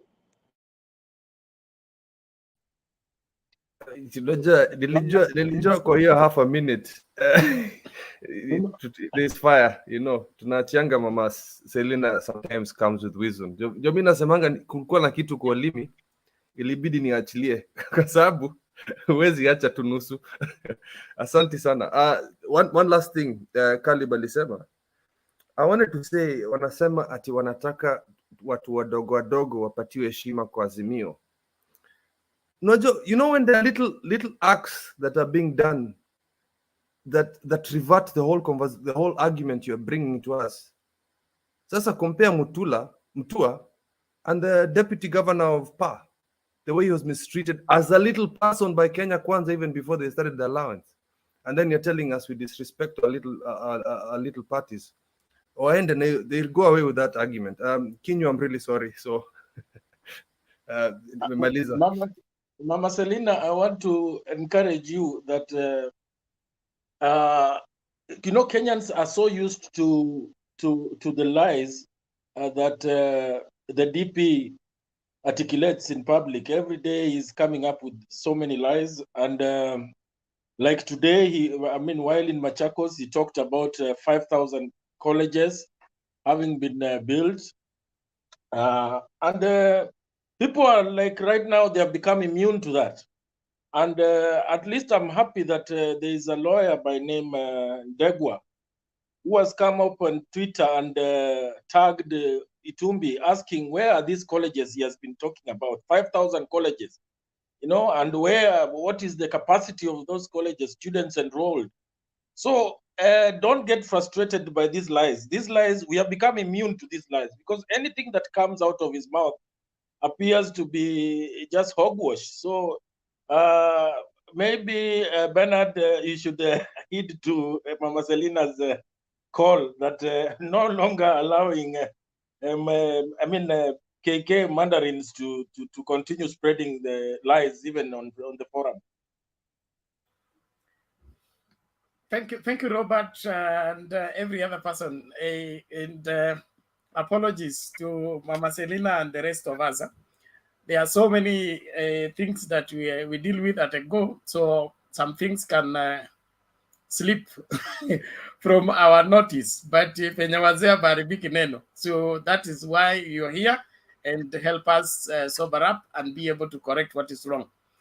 But for Caleb, he's a child. That needs to be understood, and not just a child, a spoiled one, for that matter. And so we shouldn't lay to heart what he's saying because he doesn't know any better, in my opinion.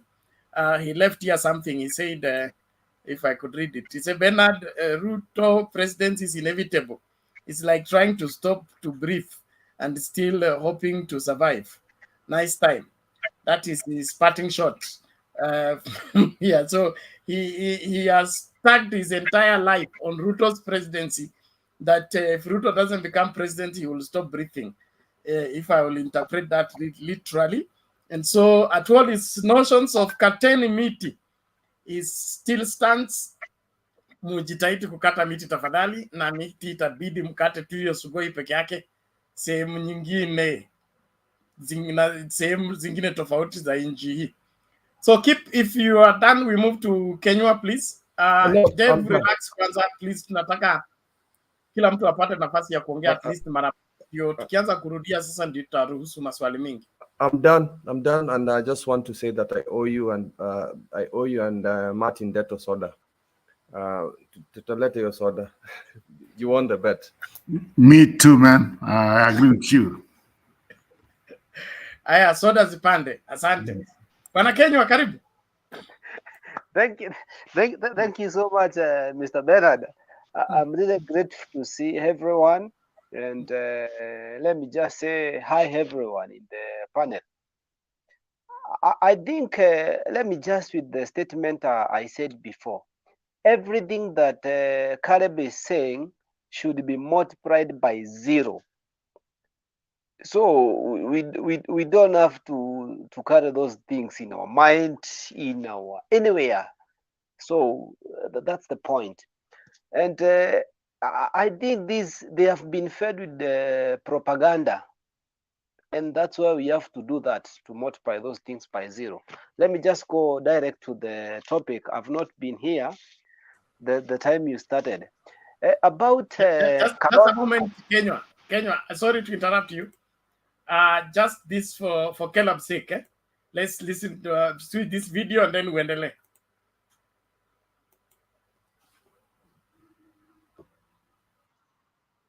Wawache madharau ama mnasemaje? Hawa majamaa wawache kiburi na wawache madharau. Ati mmesikia ati walienda kufanyia interview Kalonzo Musyoka? Ninyi mmesikia hiyo story? Ati mtu ya kitendawili ameenda kumfanyisha ati Kalonzo Musyoka ati interview. Ati anamuuliza ati jina yako ni nani? Yaani mimi nataka niwaulize watu wa Ukambani, wana kitendawili hajajua jina ya Kalonzo all this time? Ati anamuuliza sijui kama amesoma, sijui kama hajasoma. Mmesikia hiyo story? Tunamwambia bwana kitendawili, hata kama ni madharau, my friend, umefikisha mahali mbali sana. Please, na mimi nataka nikuulize wewe mtu ya TALA. Kama mtu anaitwa Kalonzo Musyoka anaweza kuuliza maswali ati jina yako ni nani, na wewe mtu ya TALA maswali gani watakuuliza? Si watakuuliza kama wewe ni Mkenya ama wewe ni refugee? Hawa watu wako na madharau ama hawana madharau? Tutawafurusha ama hatutawafurusha? Hiyo kiburi yao na madharau yao watakoma mwaka huu. Ama mnasemaje watu wa TALA? Hebu nione wala anasema tukomeshe madharau na kiburi ya watu wachache. Basi huyu mungwana anaitwa Alfred Mutua. Mnakubali aungane na sisi katika Kenya Kwanza? A join the winning team. Hiyo ya Kenya Kwanza. Hebu nione wala anasema Mutua aingie Kenya Kwanza, atembee na sisi. Siavae kofia hii ya Kenya Kwanza kama hii yangu. Mvalishe kofia Mutua. Huyu mungwana anatosha ama atoshi? Mnasema tutembee pamoja. Tusiwe na ubaguzi. Tuungane, tutembee pamoja. Asante sana, tunawapenda sana. Mwia hii amuadhime. Mungu wabariki sana na tunawapenda sana. Thank you very much and God bless you.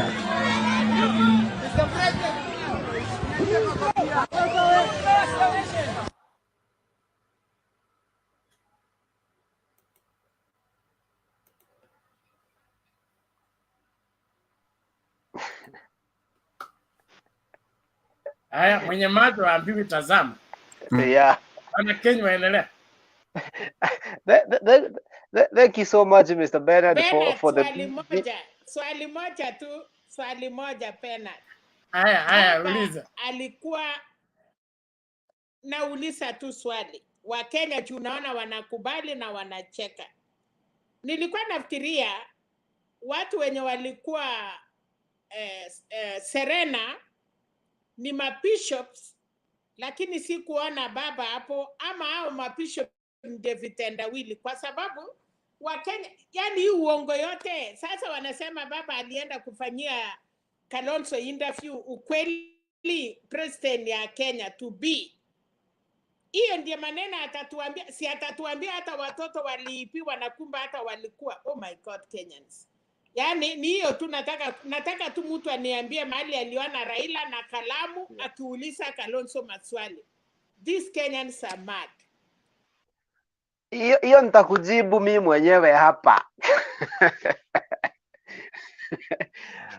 Mama Selina, I'm going to answer you that. You know, in this universe, let me say in this world of Kenya, the only people who have been buying lies from politicians about Baba, it's we in Mount Kenya. We are the only people who have been buying those lies for years. And right now, we are not buying them anymore. So even if he goes to Ukambani and talk anything he wants, Ukambani, they have been there for long and they know Baba. It's only in Mount Kenya we have been buying those lies. But in Mount Kenya we have changed. This time we don't buy them. So anambati. So hiyo ni uko mahali anasema hiyo vitu ni upuzi tu. Hakuna kitu. And I've seen people are doing their own things. Akiongea hata hakuna mtu wako huko. Everyone is doing his own stuff. Watu wanatembea tu. So because they know Baba, it's only in Mount Kenya atakuwa watu wengi wamefuata mambo za Baba, wajue Baba ni nani. Until now tumemjua, and that thing we cannot buy anymore. Those lies we cannot buy anymore again. Aya, let me just go to the point now. My first point is this. You know, in 2013 and in 2017, in 2007 and in 2002, we in Mount Kenya, we voted as a bloc because we had one of us running as a president. And right now, no one will come.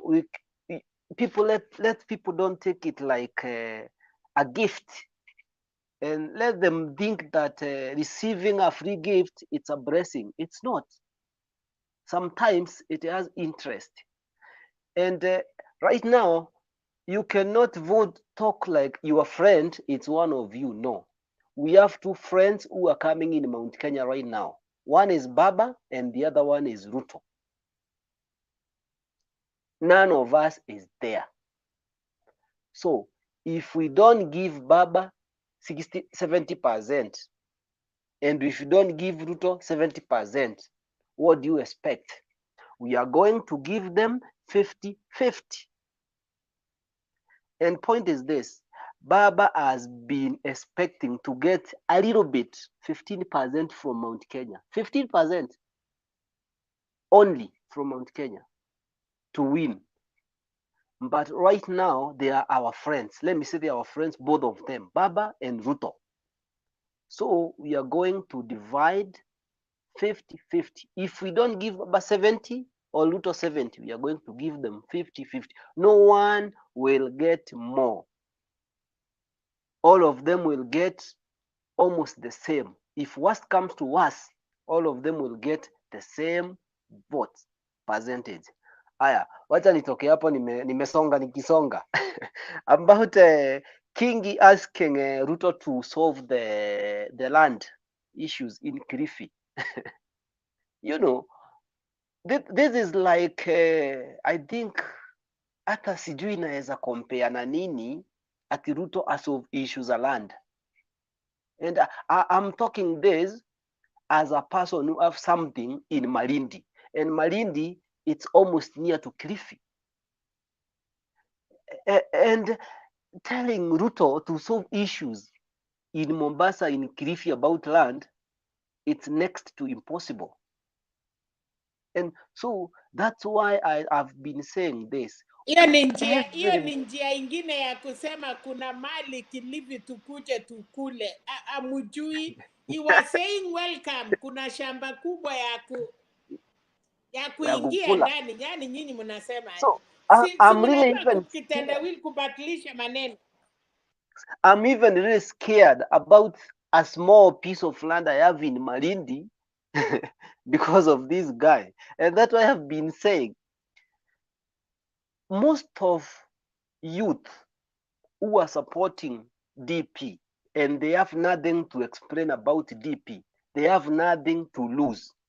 And someone who has investment in future, who think to invest in future, and the future starts from tomorrow, can never take RUTO as a president of this country. Anybody who has a future starting from tomorrow, in terms of youth, I'm talking of youth, as we don't have influence in the government. Any youth who is supporting RUTO, na ukimuuliza swali, hakuna swali anaweza jibu straight ya RUTO. Ukimuuliza bottom up ni nini, haezi jibu. Huyo mtu ana kitu ya kulose and he has nothing, na ana afikiri mambo ya kesho, ni ile tu anadanganywa saa hizi. So about Kilifi land issues, I'm sorry to say so, it's RUTO is a no-go zone. Aya, about AZIMIO in Siri, I didn't watch. I was a little bit busy today, but as for me, I know in AZIMIO, Baba, whenever Baba goes for the months he has been campaigning, he has stood with the 10-point agenda. Everywhere he goes, he talks about those agendas. He doesn't talk about anything else. The foot soldiers can talk anything. They talk anything they want, but Baba concentrate with the 10-point agendas. So for Isili, I think I'll check on it later, but I trust Baba with this nation as a president. About Kalonzo joining the interview, I think I had a dream about this. Kalonzo will just go there because, you know, Mutua did this. You know, Mutua wants to be a Ukambani kingpin because he normally call himself a doctor, Dr. Mutua. You want to be Ukambani kingpin. And Mutua and Kalonzo, and I think it's very hard for them to be in the same sufuria. One should be out there the sufuria. They cannot be in the same place.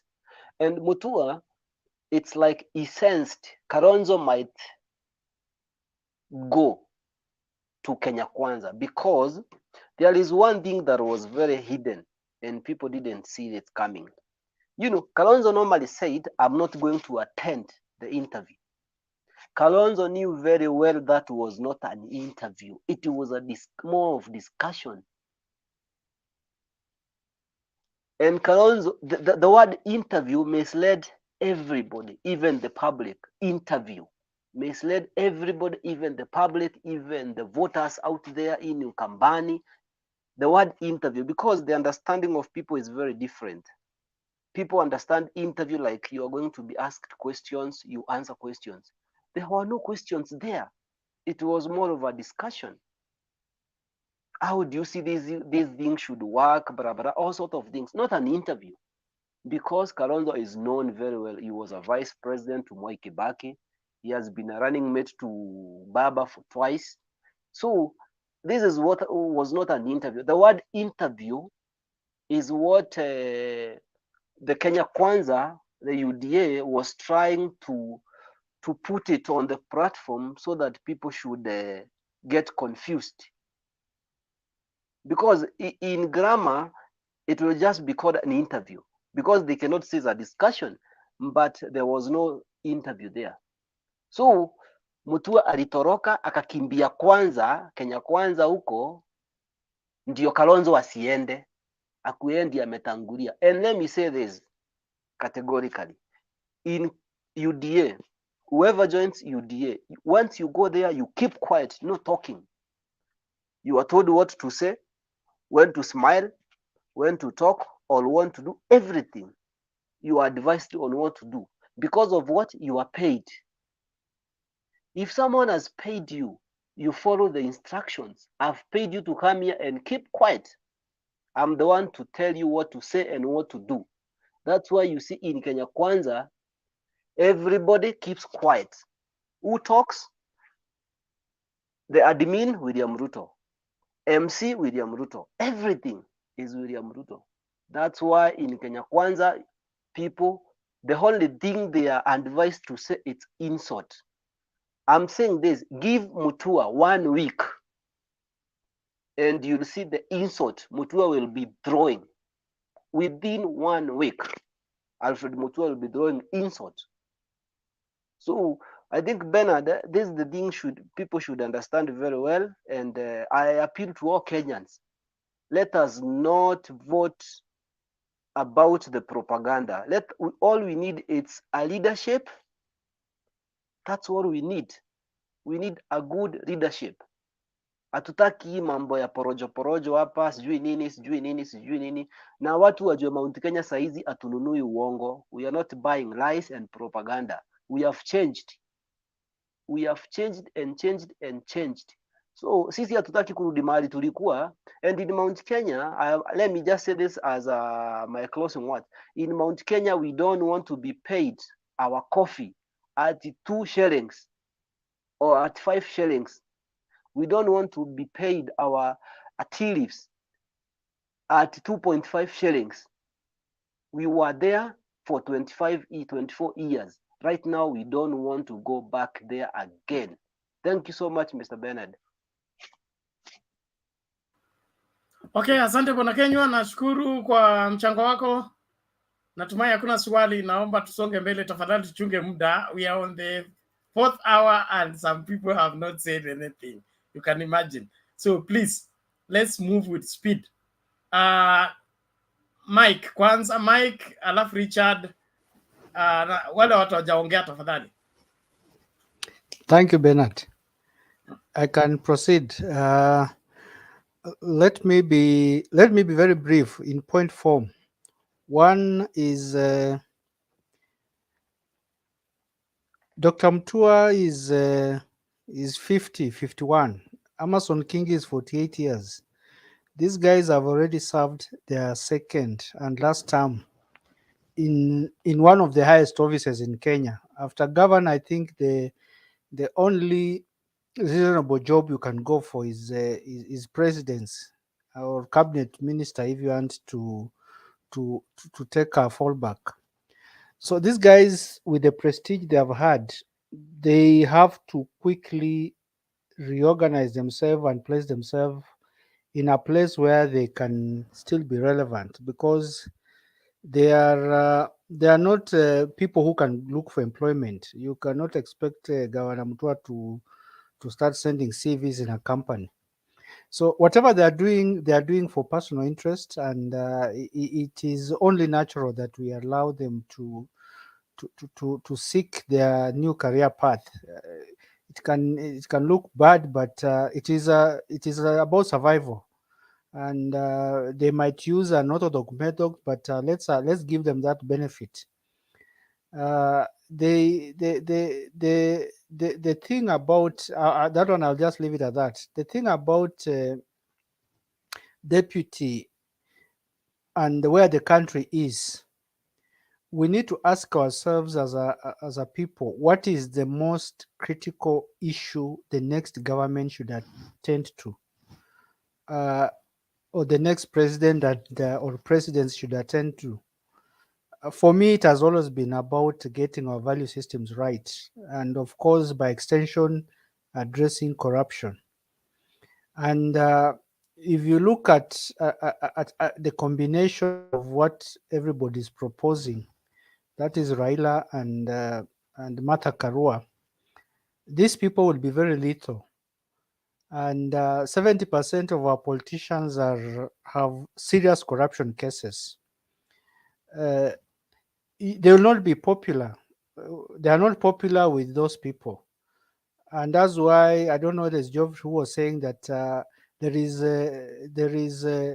is confusion in Azimio, and that's true because these people want to support Raila, but they also know what he can do with them.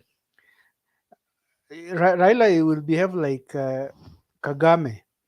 He will be so ruthless if he becomes a president on corruption that if he finds his brother in corruption, he will surrender him to prove a point to the police. So these people know that, and after bargaining, and this is my feeling, after bargaining, they didn't get any commitment from Raila that I will close my eyes over what you did. So they had to look for a safety net. So we are dealing with a Raila who has good intention, but is also feared by the majority. So I'm wondering whether he will really be voted, because Kenya is largely led by thieves, and they are the majority in this country. So I don't know how he's going to maneuver, but it is us Kenyans who should now stand up. Brother Mike, they are not the majority. In the political, we have a few thieves who purport to be the majority. This Kenya is full of very good people. My discussion was limited to the political elites and not the Kenyans. Kenyans are very hardworking people, so I stand to be corrected on that, Bernard. I meant the majority of the politicians who Geoffrey was saying Raila should sit down with have real issues that he cannot accommodate. If you ask Tuju on an interview, he said some of these people have quietly gone to Raila and asked him, will you talk to Uhuru to go slow on my murder case? If somebody killed a girl and it is on record because the girl is pregnant with this child, how can Uhuru go slow on such a case? If somebody has real serious issues with the money in his county, he has built houses that people can see and he knows he cannot account for them. So those are the things that I think are putting Raila in a very awkward position. He cannot accommodate their special needs of going down on certain things or zoning. So if for instance, Amazon Kingi says you zone Kilifi and Kilifi voted 100% for ODM, those are things you are asking that are not tenable. So I think for us to say Raila is not in control of Azimio, it is true he's not in control of what they want him to do. So he has to let them go, because if you stand for something, you better stand for it and fail than kneel down and win. That's what people say. You rather lose standing than win kneeling. If you look at the other thing, if you look at Azimio and UDA, Azimio is very well organized, very, very well organized. It's like a military camp. For the simple reason is UDA is organized because it is a dictatorship. When you enter UDA, as somebody says, Eric said, you enter on the terms of the leader. He will give you, and I don't know whether, Bernard, you played that clip properly. When Mutua joined UDA, he told us, immediately join UDA, you are told which positions you'll be given, the share of government. What he also didn't tell us is the money you are given. So, and for a long time, we have been told that UDA is about changing the country and not sharing position. And yet here we are being told by Dr. Mutua that immediately you enter, you start sharing positions. So we have also been fed to lies that UDA or Kenya Kwanza is about changing the country and not sharing position. But actually they do the opposite. They share the positions first, then discuss about other things later. So we should not expect Azimio to have that same organization and harmony as we should not expect Azimio to have that harmony and peacefulness like UDA, because UDA, if you go to North Korea, for instance, I think there has never been any demonstration or people picketing on the street because you'll be assassinated. So that fact that there is peace and calmness in North Korea does not mean that there is democracy. It just means that there is high-handedness that runs the show. So let's allow water to flow and find its level, and as it finds its level, people will settle where they belong. Mutua is settling where he belongs, so is Kingi, and by the end of the day, everybody will be in the right place, and that's the best thing that will happen, because even the Bible say when Jesus was asked about cutting some weeds in a wheat farm, he said, "Let them grow until they mature. Then we shall be able to separate the chaff from the wheat." So I think the patience of Raila to wait until the last minute is bringing out those who really stand for what he believes in, and those who don't. And as we separate, it is a good riddance. I think I will stop at that and contribute later. Thank you. Okay, asante sana bwana Mike. If there's no question arising, bwana Richard, njoo karibu tafadhali, tumalize hiyo mkururo ndio tuanze the exchange. Richard.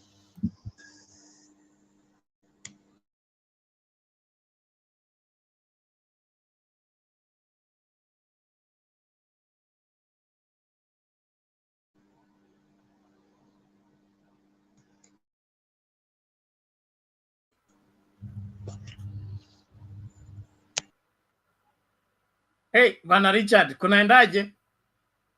The broadcast is allergic to silence. Fundi wa mitambo amekataa. Okay, I think we'll pass it until you're able to sort out your difference. Abuya? Yes. Karibu moja kwa moja. Asante sana. Na wasalimia wote. I'll go to straight to the point regarding Mutua. Number one, I think in Kenya we give too much attention to some overrated politicians. Yes, Mutua would have done good, as in would have added a few votes, but most importantly is that his behavior while in AZIMIO has been very I mean, neither here or there, because at one time he was doing a press conference and he was saying that he's being called by I don't know who, His Excellency, and then he walks out. He's a man of showbiz from before, since the times of his Cobra thing. So I don't really take him very seriously.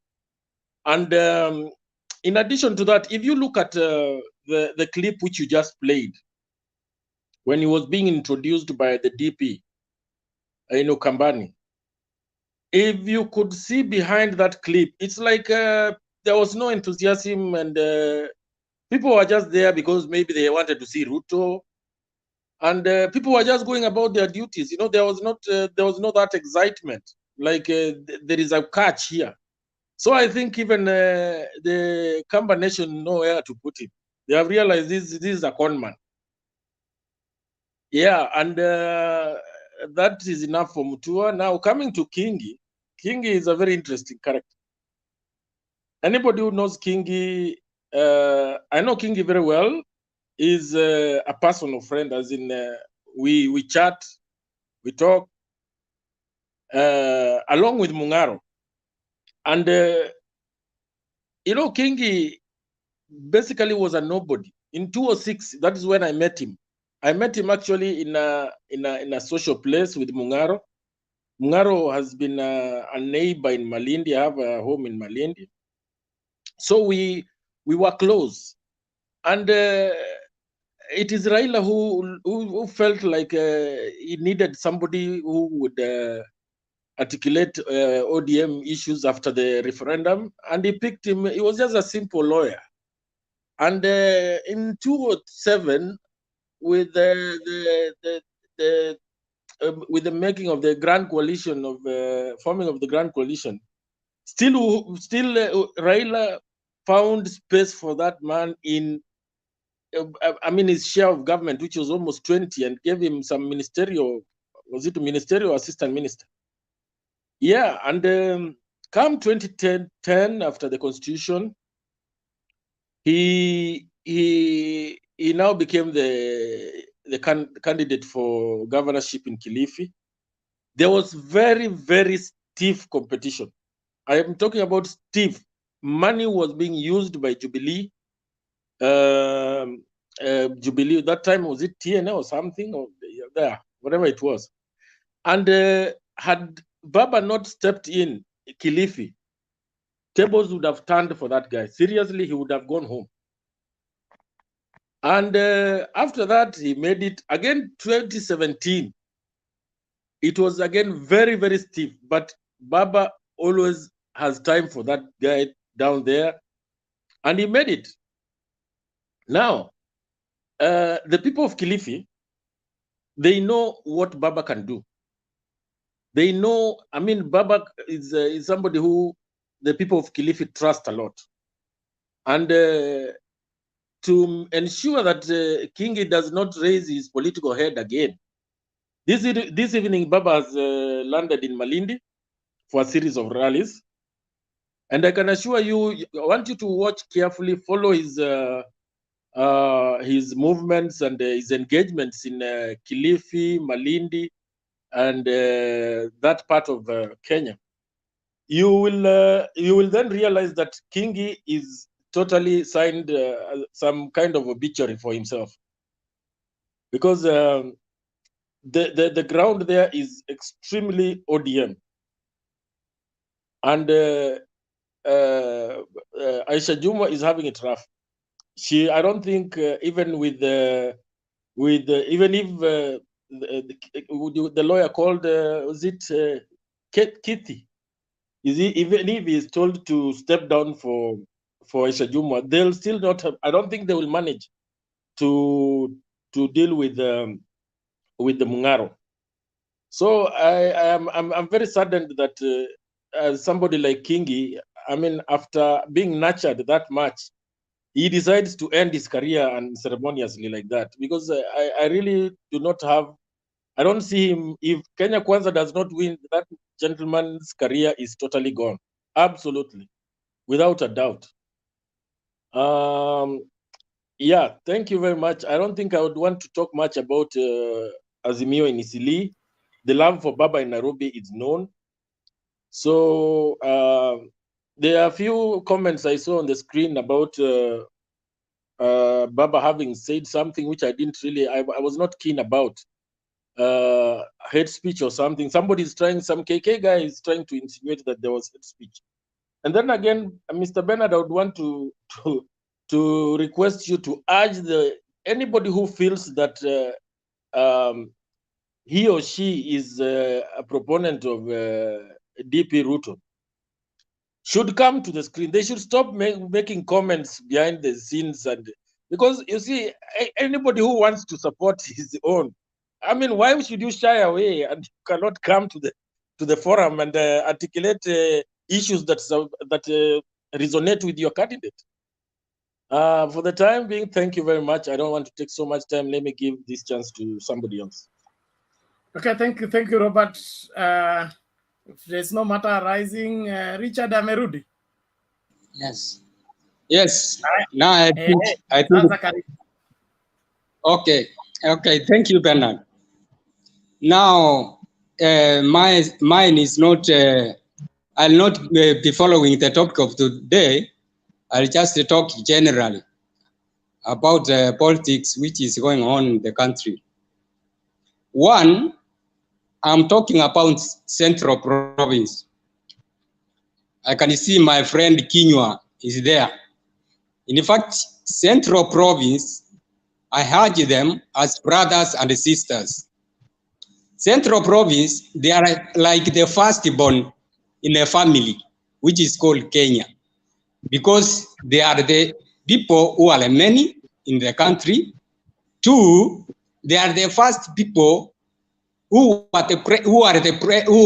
gained the presidency. Now, because they are many, they are supposed to look this round and see where Uhuru wants them to go.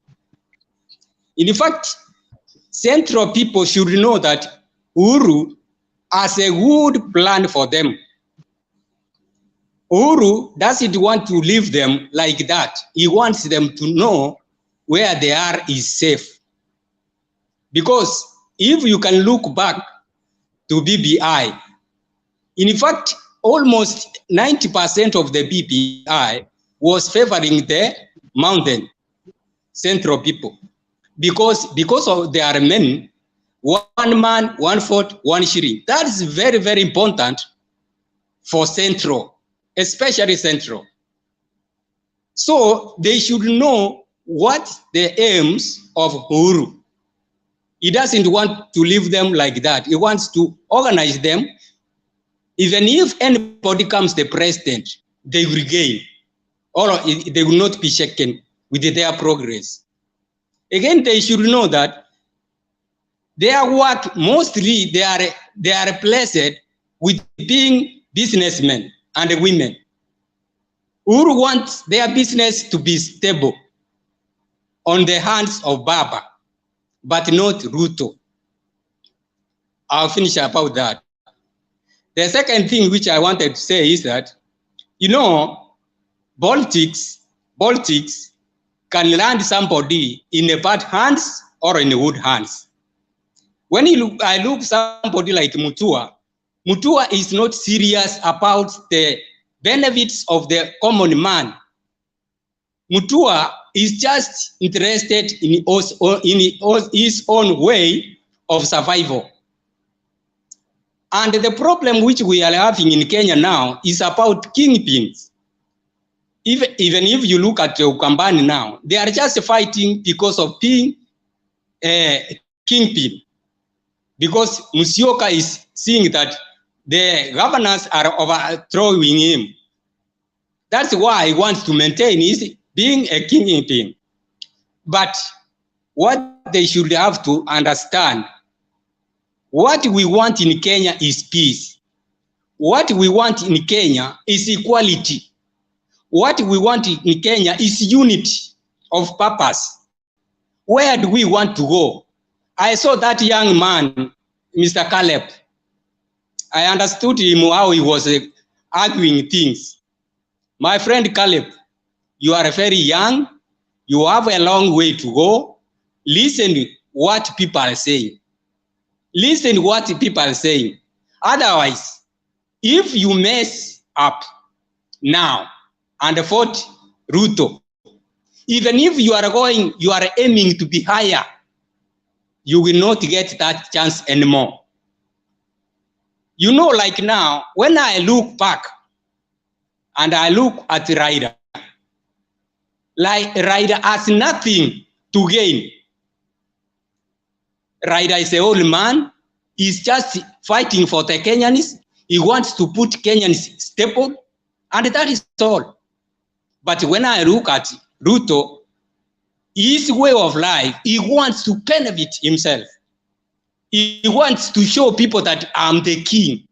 He wants to show people that because I came from a very low family, I can also compete with the dynasty, which is a wrong thing. We are all equal in the eyes of God. We are all Kenyans. We need one another. Let us put somebody who is fighting for us all, not somebody who wants others not to gain, himself to gain, and himself is a king, himself is everything. So Bernard, that is my encouragement for this night today. Thank you. Okay, thank you, Richard. We appreciate it. Yes, Mike? Richard, it's good you have brought that statement up of the DP using the issue of poverty as a tool to endear to poor people. Jomo Kenyatta was a meter reader. he was not from a rich family. Kibaki wore his first pair of shoes when he went to secondary. Moi used to walk 16 kilometers to school. So Ruto, if becomes president, will not be the first person to come from a poor family. And that is a narrative that has been pushed that is encouraging the youth who come from poor family to work hard and so that they can also become big. We already have those cases. We don't need new mentors to tell us that you can come from a poor family and succeed. He will not be the first person to do that. Thank you.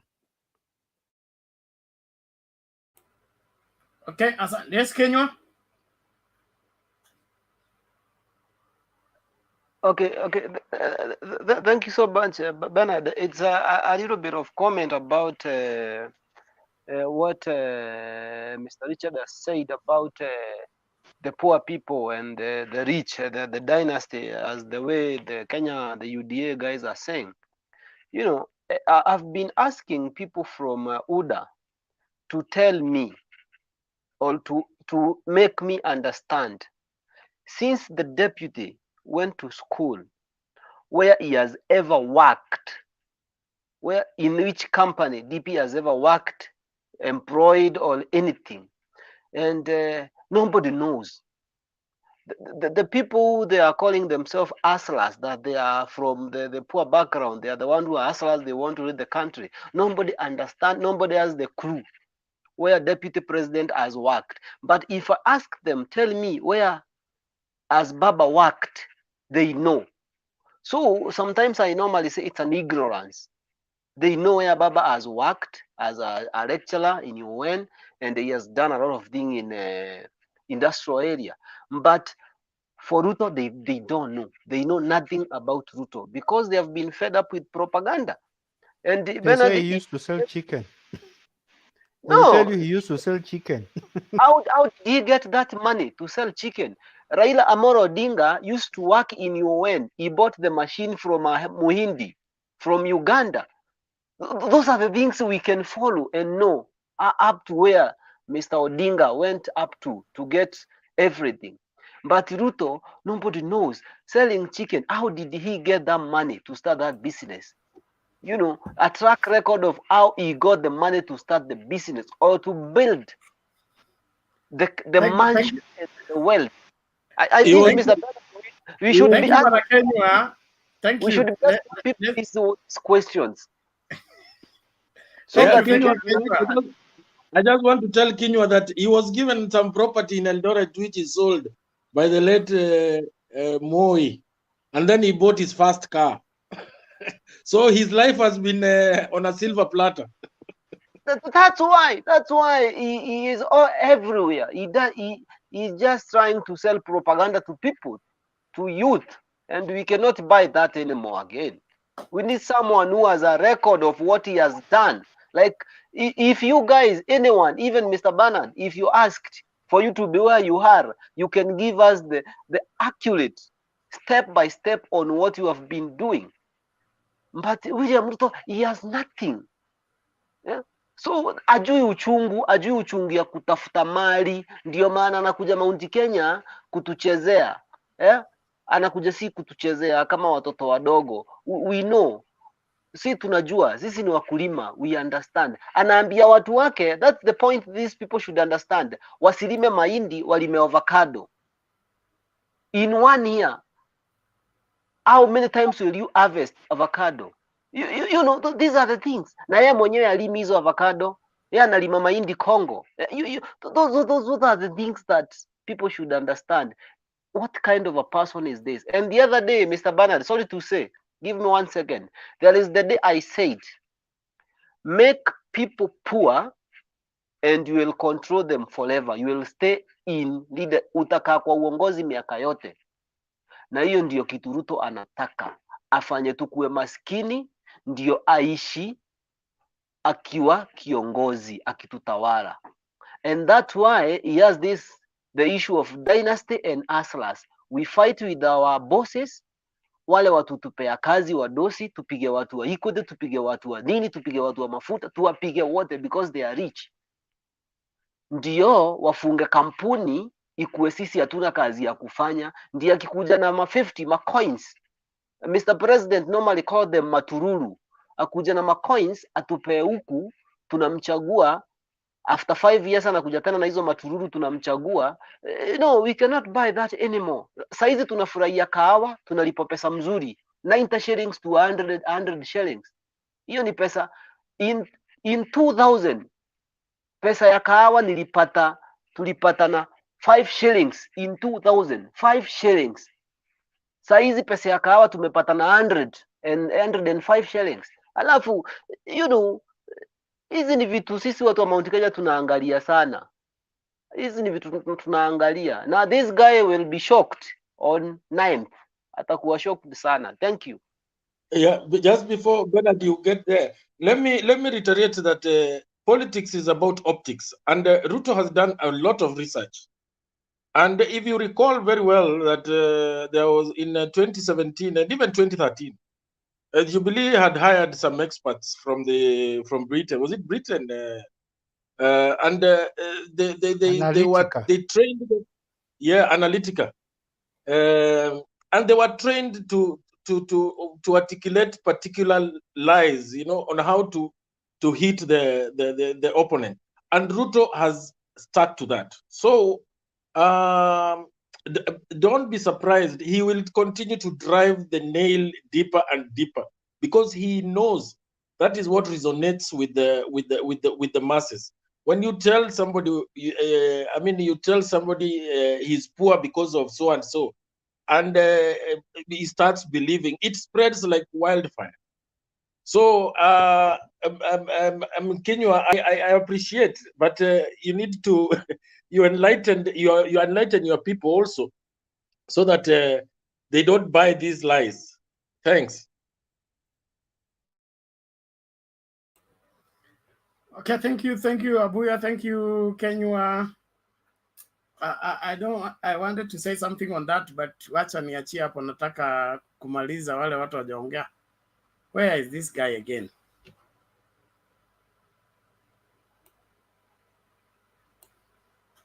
It's gone. King Dev, you wanted to say something? Yeah, and I love how Mr. Abuya brought that topic, the topic regarding the economy sabotage. And it goes back then to Moi regime. That the time of Moi regime, we used to have only one party, KANU. And when it come to the election season, the person who used to run that scenario was Jirongo and RUTO. And remember the issue with money laundering started that then way before. And along the way, it sabotaged our economy, and it came and show up on 2013. I'm sorry to use this word, and I'm sorry to say about our president. Rais wetu alichukua uongozi akiwa na weakness yake kama mwanadamu, na mwenzake alipata opportunity kwa ajili ya weakness yake, na alikuwa na book, mwenzake alikuwa na book. RUTO has a book of photocopy of Moi book.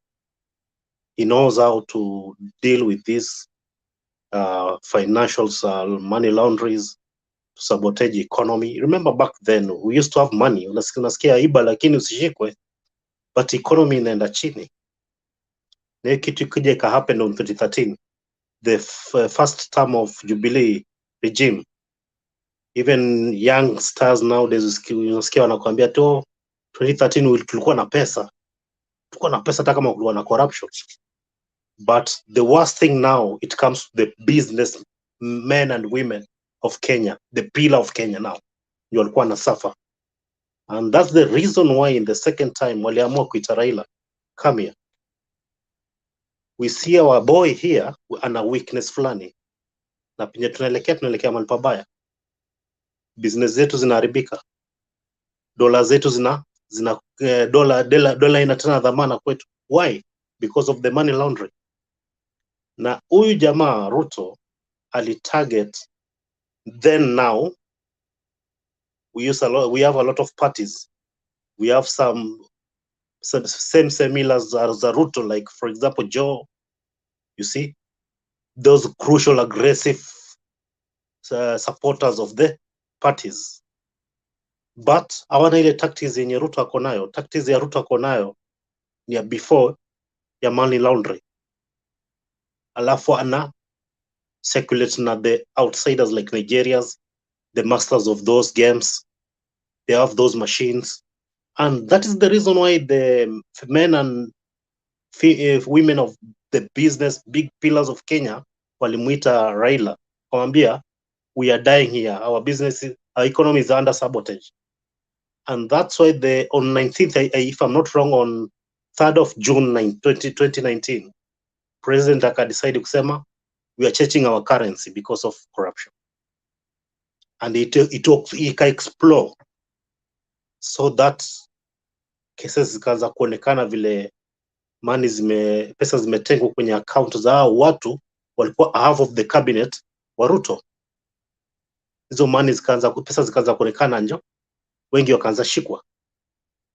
So the reason, the main target the main strategy yenye Ruto alitumia, and that's why Caleb anasema ni genius kwa wizi, alifreeze first time alifreeze a lot of accounts, alafu COVID vile ilikuja, the politicians wakakosa pesa, na hakuna mtu anaweza enda nje akakusponsor pesa, anaogopa juu anajua ni kubaya. The only person ako na pesa ni huyu jamaa money laundering, na nje kusema sasa. Na that's all unaona, those people who doesn't have power to campaign, hawana pesa kabisa, they don't have, a lot of politicians, they don't have money to campaign. Even, I'm sorry to use this word, I didn't want to put Kalonzo in this scenario.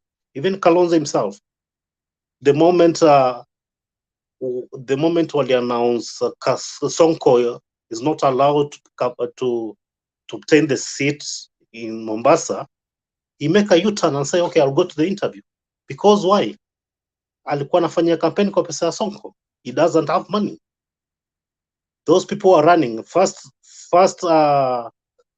briefing ambaye Alfred Mutua alitoa mara ya kwanza, we remember, alikuja tu open wakati Kalonzo amejoin Azimio, akasema Azimio iko hivi, hata watupatii pesa au kidogo. Raila anapiga simu, acha nichukue simu, ameniita kwa meeting, akasema niwalete nini? Mwambie tunataka pesa. You know, it's all about money. They don't have campaign money, and that is now the trick Ruto is using now. You want my money? Sign here. I'll give you this money, but you'll have to submit through me. And that's why you see the defense, our defense and the internal security, they tackle that topic, the topic of wash. That is the only power this guy has. He doesn't have votes. He doesn't have any votes. He doesn't have numbers. He have only side shows. He pays side shows, but he doesn't have anything. But the mistake we will do is to allow this man in power. That is the big mistake we will do. So in any means necessary, this guy doesn't need to be there. As the Hon Raila says that these people, they belongs to jail, which is true. Let us be a good example in our country that we don't allow corruption again. Thank you.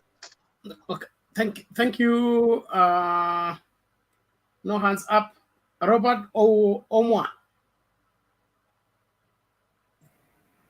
Hey, Tamba, this is my time. Yeah, thank you. Thank you He just came in. I was supposed to be next. Roba, ngoja kwanza. You are both Robert, so relaxing with both of you. The big Roba, relax kwanza. You have already spoken once. Let him speak at least once, then tunaanza tunachanganya. Newcomers, old comers, so that everybody gets equal chance. So Robert Omwa. hiyo mwana wefu nama na umwaya wapi hii tena? Mwana wefwe, asante sana Bernard. I'm joining from the UK. I'm from Kisumu. I like what King has said, and I think he has just spoken my mind, that we cannot afford to sell our country. And thank you so much, Eric. You've also spoken very well. We have an opportunity to vote, and taking an opportunity to vote to punish a politician that you don't like is something that will not move our country forward. We have lost a lot of money, and today you've heard what Matiang'i has said, and I think Matiang'i really has a lot of issues in his chest that he really wants to share. And he said it so clearly that we cannot give the country to wash. People who are washing our country, people who want to sell us. Elections come after every 5 years, but you cannot have a situation where we elect leaders, people get divided, and then 1 year later, all of us are crying. All of us are saying the condition of life is tough. Everybody is saying that the government is not working. We have to stand with the truth. And I like what one of us said here. Our politics is lacking in values. What do we really believe in? Like now we are talking about CBC. We are saying that our education system is lacking in values. We're just taking people to school and we're telling them that when you finish school, you'll become rich. But which system do you use to become rich? Then if you have role models like people who are telling us that they sold chicken, who saw them selling chicken anyway? And these are the people, just as has been said, introduced money laundering. These are people who introduced the 500 shillings and they brought down the economy. I think it's high time we give Mzee Raila an opportunity to sanitize the nation. These young people, the likes of Mutua and Ruto, they have time. If they will sanitize themselves, they'll be given an opportunity to lead this country. But we cannot blindly put people in positions of power and they are tainted. So Raila has nothing that is looking for that is personal. That is a fact.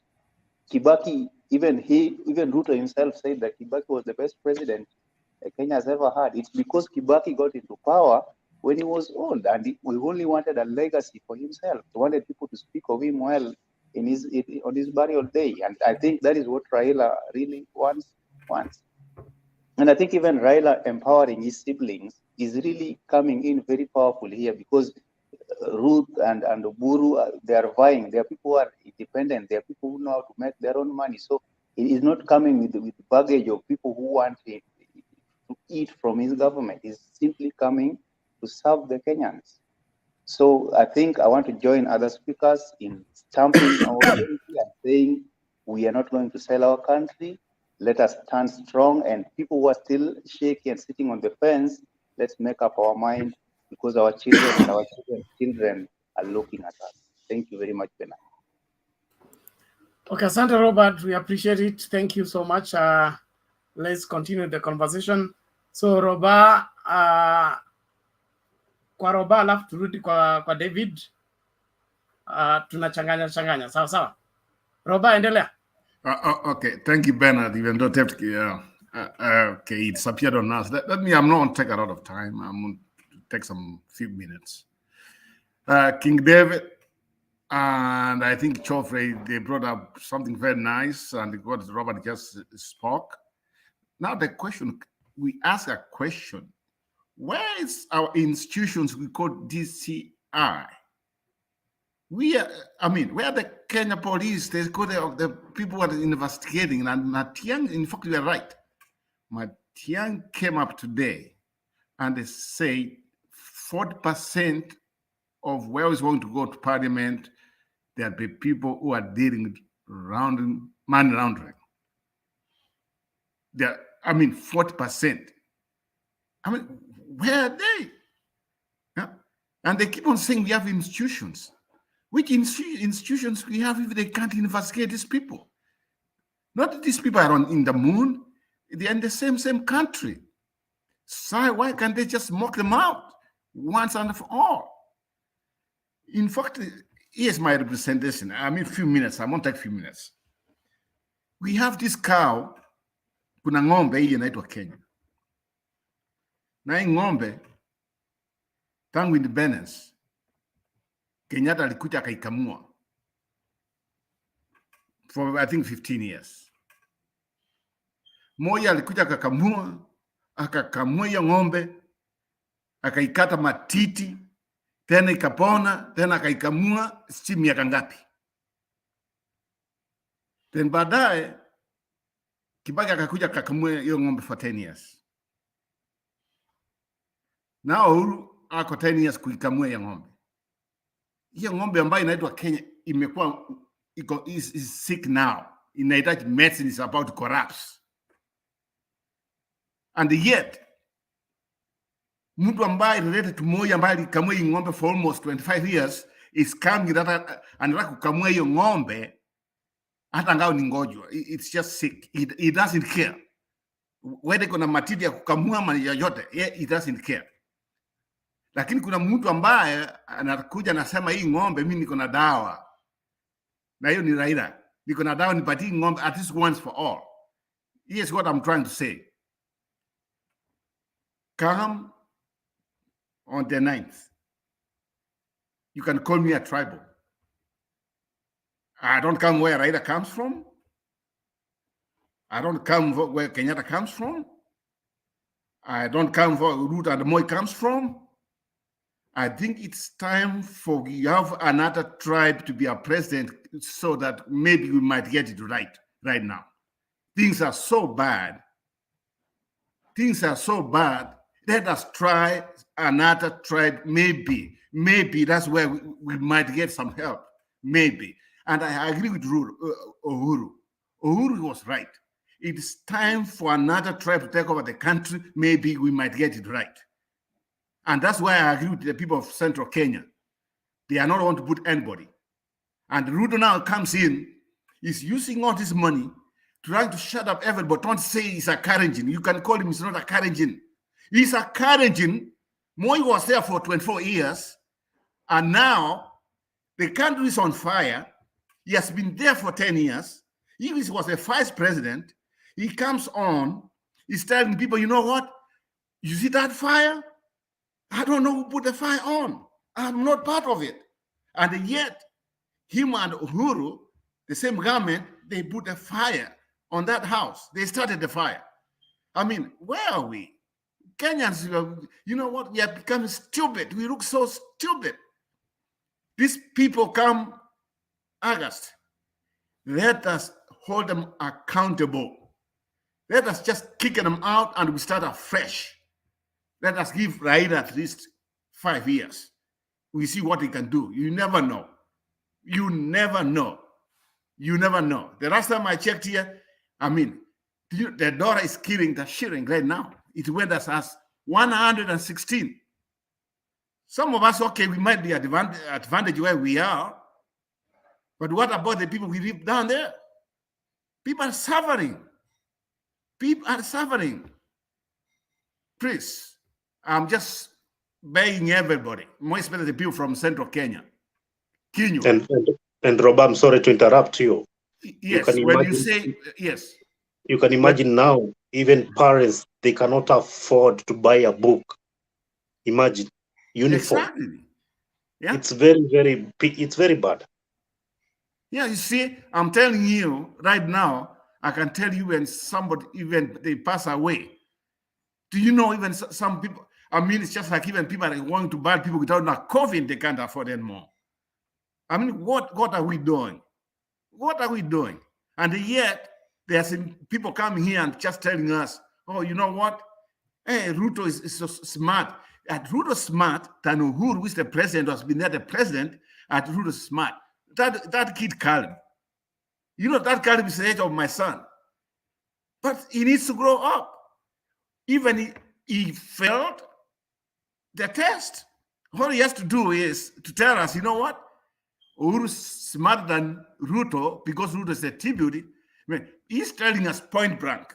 He said it here, and I can't blame Mama Serena for being mad, that Ruto is smart than Uhuru.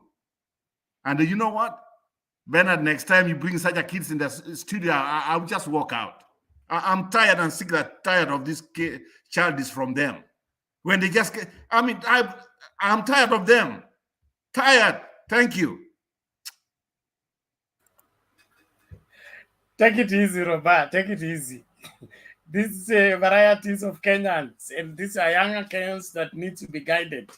So sisi kama wazee lazima tuwajibike, tusitupe mtoto na maji ya maji machafu. Lazima tumsafishe, alafu tuseparate ya mambo yote. So we must play the both sides. Nini Richard? Yes, there is something very small. Robert talked something which has touched me. In fact, this thing I must have talked somewhere one time ago. When Uhuru was in Kakamega during the burial of Mudavadi's mother, you remember he said that I can say it is another time for another tribe to be tried. Sincerely speaking, we are Kenyans. I'm not a tribalistic. I'm talking as a Kenyan who loves another Kenyan. If we are very sincere, Moi ruled for 24 years. Kenyatta, they have ruled for some years. Please, my fellow Kenyans, let us give another tribe a chance. As Robert is saying now, maybe that one tribe whom we are going to try is the one who is going to help Kenya, especially this old man. I'm very sincere and I'm very sure that God will use this old man to stabilize the country at this time around. So, Mr. Kinyua, all those people who come from central Kenya, because you are our elder brothers and sisters, just tell the people to hang behind Raila Amolo Odinga so that he can stabilize the country. In case anybody comes there later, we will have somewhere where we can lay our heads. Thank you. Okay, asante Richard.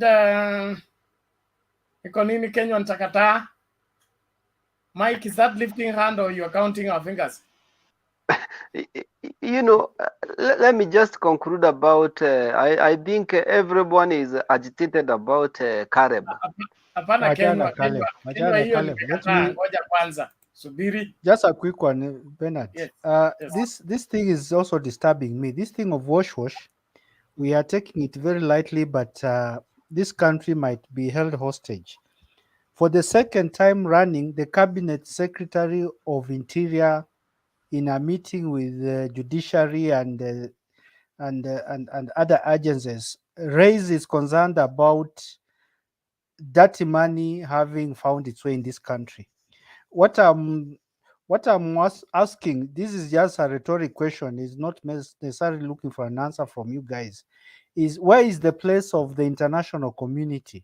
Because the money moving is in billions. The money moving in and out of this country is in billions. And if you see the likes of Kingi and Mutua running up and down, they are running around because of transactional politics. It is there is a transaction of monetary value that has taken place, and they have confessed. In fact, they are not lying. When Mutua called his meeting, he said, "I want to go to a place where there is money, so that when I call for a meeting, I can give each one of you 10,000 or 20." So this transactional politics is going to kill us. But unfortunately, and I don't know which type of language you shall use, somebody says the RUTO is very clever. He has captured the minds of the youth who don't care about values. and they are willing to steal, lie, and do anything immoral to get what they want. What are we going to do as a country to reconstruct our values? This one I'll never tire to ask as long as I am in this broadcast, because this country is really headed to a dangerous position, Bernard. Thank you, Mike. A very strong question. A simple answer, njia ya mwongo ni fupi. The only thing that will deter young people from corruption is making corruption expensive, making corruption punishable by the highest punishment available. We assume office as AZIMIO or government. Let the people that have stolen money be seen in public paying for their ills. And every young person will run back to the office to go and work duly to get the money. So any system that's rewarding shortcut, the wash-wash system, needs to be stopped at all level. And then any person caught should be punished. Na sio manena nini kwa kamera. Hizo tribunals ifanywe mbele ya kamera, kila kitu, kila mtu ajue. Ruling ifanywe kama ile ilikuwa ya nani, ile anaitwa nani huyu series ya MP Waluke, okay? Mtu anapewa fine, aliipa 500 asema alipe 100. Nini? That way, if we do that systematically, the young people will go to collect their certificates, go to college, and learn to be faithful people. And so I don't think we are badly off. If we do right in 2022, August 9th, things will fall in place. But if we fall the other side, we will need time to buy ourselves back. And probably there will be not enough money to buy us back. So we'll be doomed permanently. God forbid that ever happens. But for now, we are now seeing the true colors of the kind of leaders we are dealing with. If you can be easily bought because of money, it means you have no sense in terms of leadership and what kind of future you want for this country. And so, hayo ndio magugu ama whatever. Walisema tusitumie jina magugu. Okay.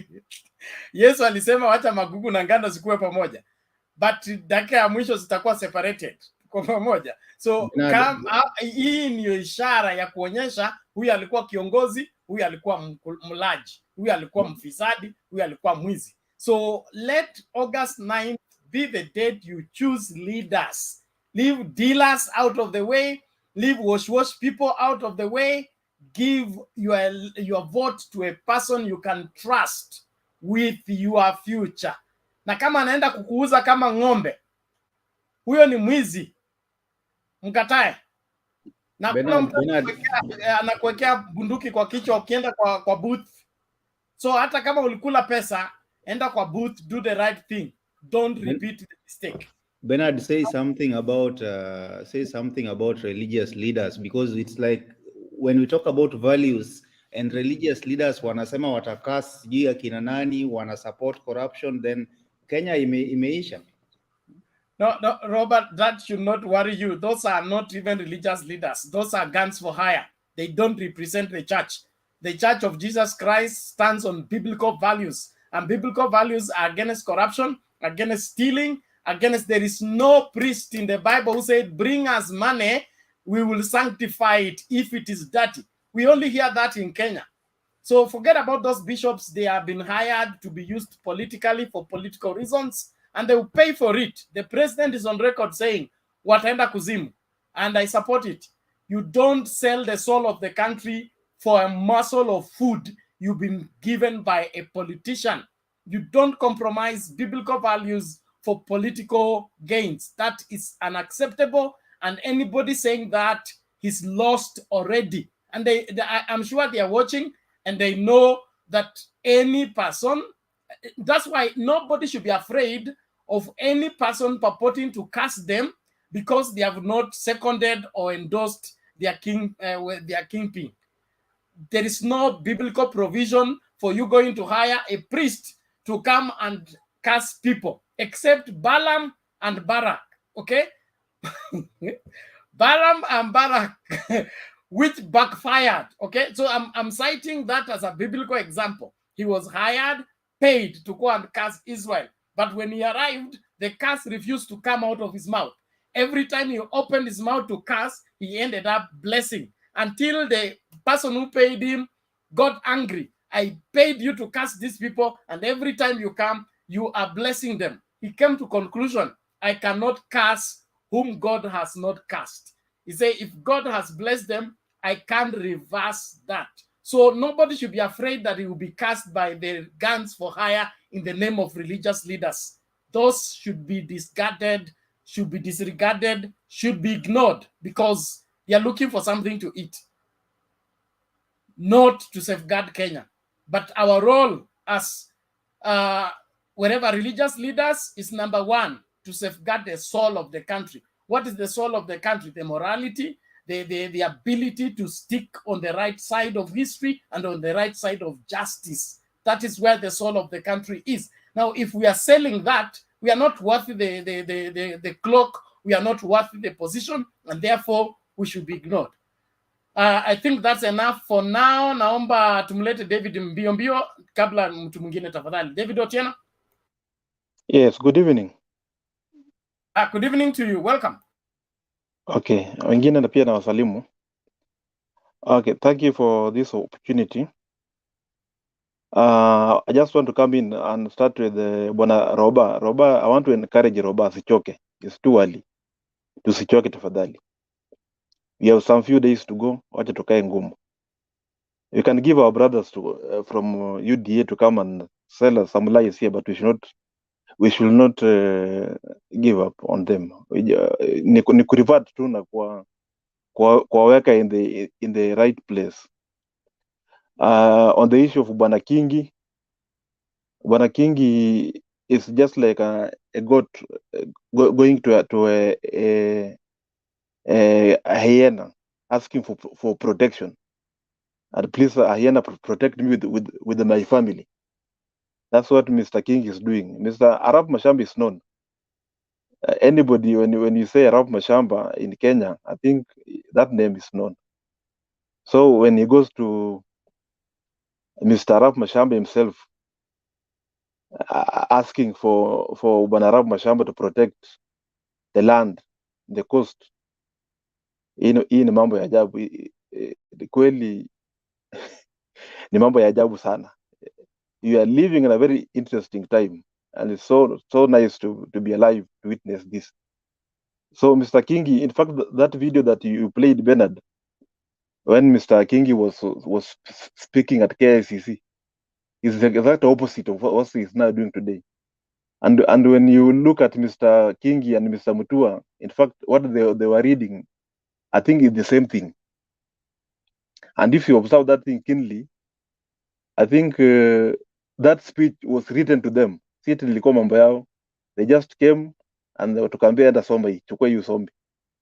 When you look at Mr. Kingi very, very closely when he was reading that statement, in fact, he looked shocked. There was some point he was reading and it was like, and Mr. RUTO was whispering about deceit and conmanship. And that's the same statement Mr. Mutua was reading yesterday. So it's like you come in the morning, you are given a statement, 20, soma hiyo. I think that's what's happening. It's not their own making. So we should not blame them too much.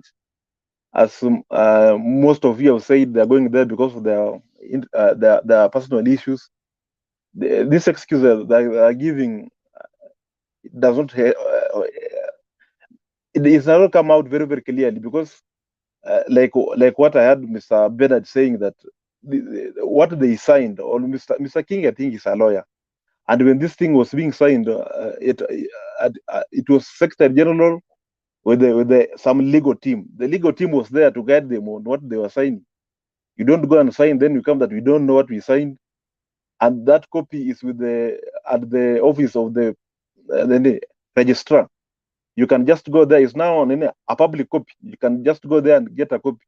But now they're going around that they have gone to AZIMIO. AZIMIO has refused to give them the copy. So they're just talking from both sides of the mouth.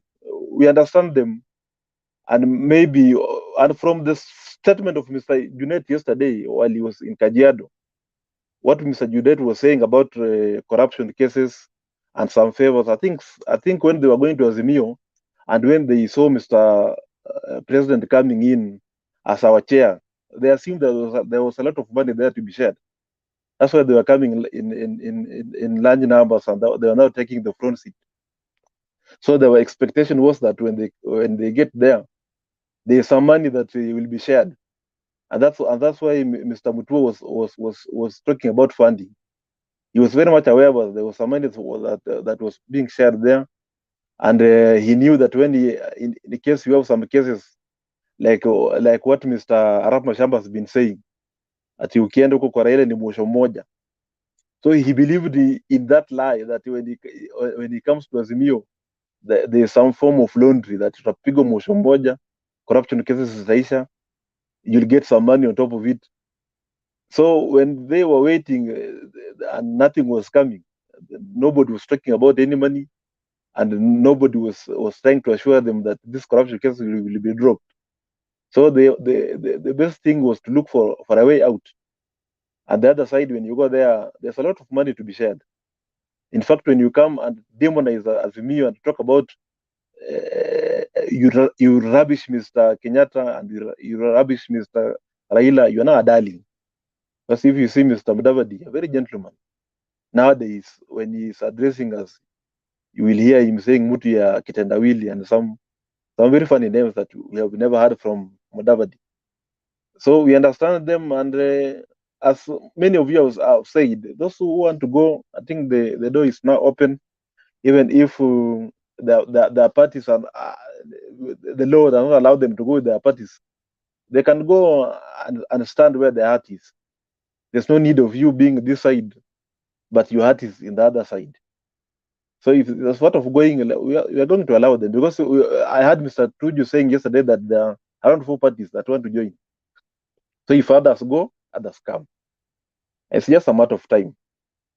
Mr. Mutua of CHAP today was with the Bwana DP in Machakos, and I saw that video that people were busy doing their own things. And even Mr. Mutua, he was not even sure of what we were doing. He was already sitting inside the car when his boss was speaking. I had Mr. Boss, where is Mutua? When he came up and akapewa kofia ya Kenya Kwanza, he's even ashamed of himself. Cannot stay there for too long. And people were just minding their own business. This is just but the beginning. So the game, I think the game has just started. It's just a matter of time. Raila in AZIMIO in Eastleigh, I think it was a good rally. In fact, they had some form of a town hall meeting.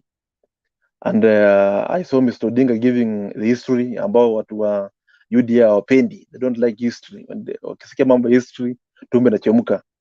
Mr. Raila gave there some history about Kamukunji and Eastleigh, wale wa Somali walitoka wapi originally, how it came up.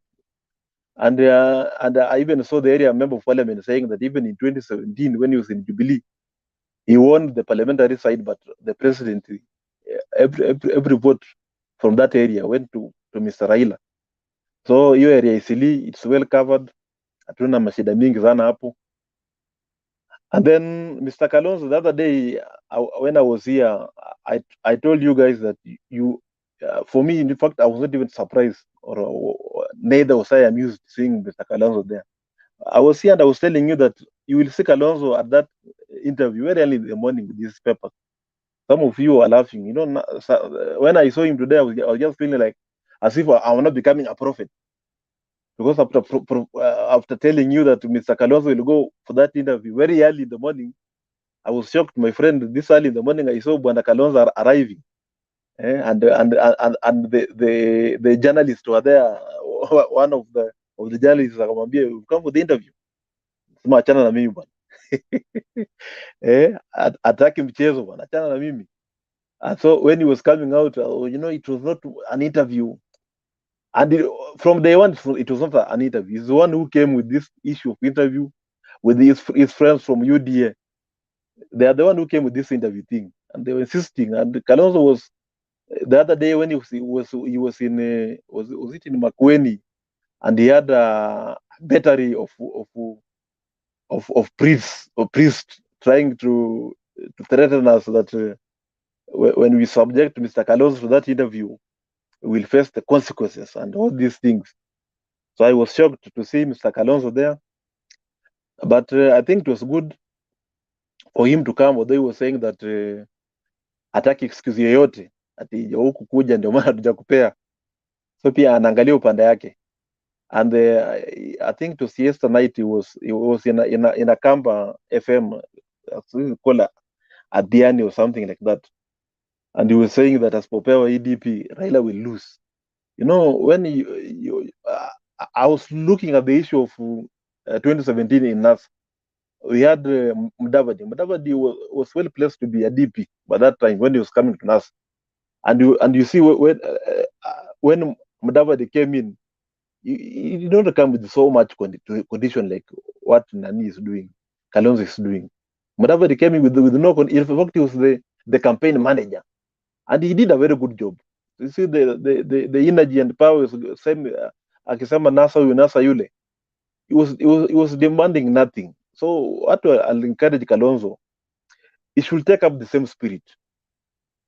Akuja tu na atusaidie na hii kitu tumalize, because sasa kikuja na conditions mingi na vitisho, mara watu wa kanisa, mara anaenda road show na Sonko, vitisho mingi haitaisaidia. What we are now aiming is the presidency. Hata tukipatiwa mama Martha Karua, because for me I'm behind Martha Karua, ndio so that we can be able to tap in ile constituency ya wamama. Tukitap in kwa hiyo constituency ya wamama na tuko na bwana Kalonzo pale akitusaidia pia kwa upande wa kampani fully without giving conditions na kusema if you don't give me we lose. Akisimama imara ashikilie hiyo area sawa sawa, then the other side Martha Karua impact yake itakuwa ya Mount Kenya peke yake. It will now cut across na hiyo constituency ya wamama. Martha Karua akiwa pale and then Kalonzo Musyoka is there with na kusimama na sisi pande ya Ukambani, this thing very early in the morning we are in. And then finally the issue of, I've heard you talking about this issue ya wash and how people are afraid 40% of them going to parliament. I think we should not be afraid, because this government coming after 9th of August, wash will have nowhere to hide.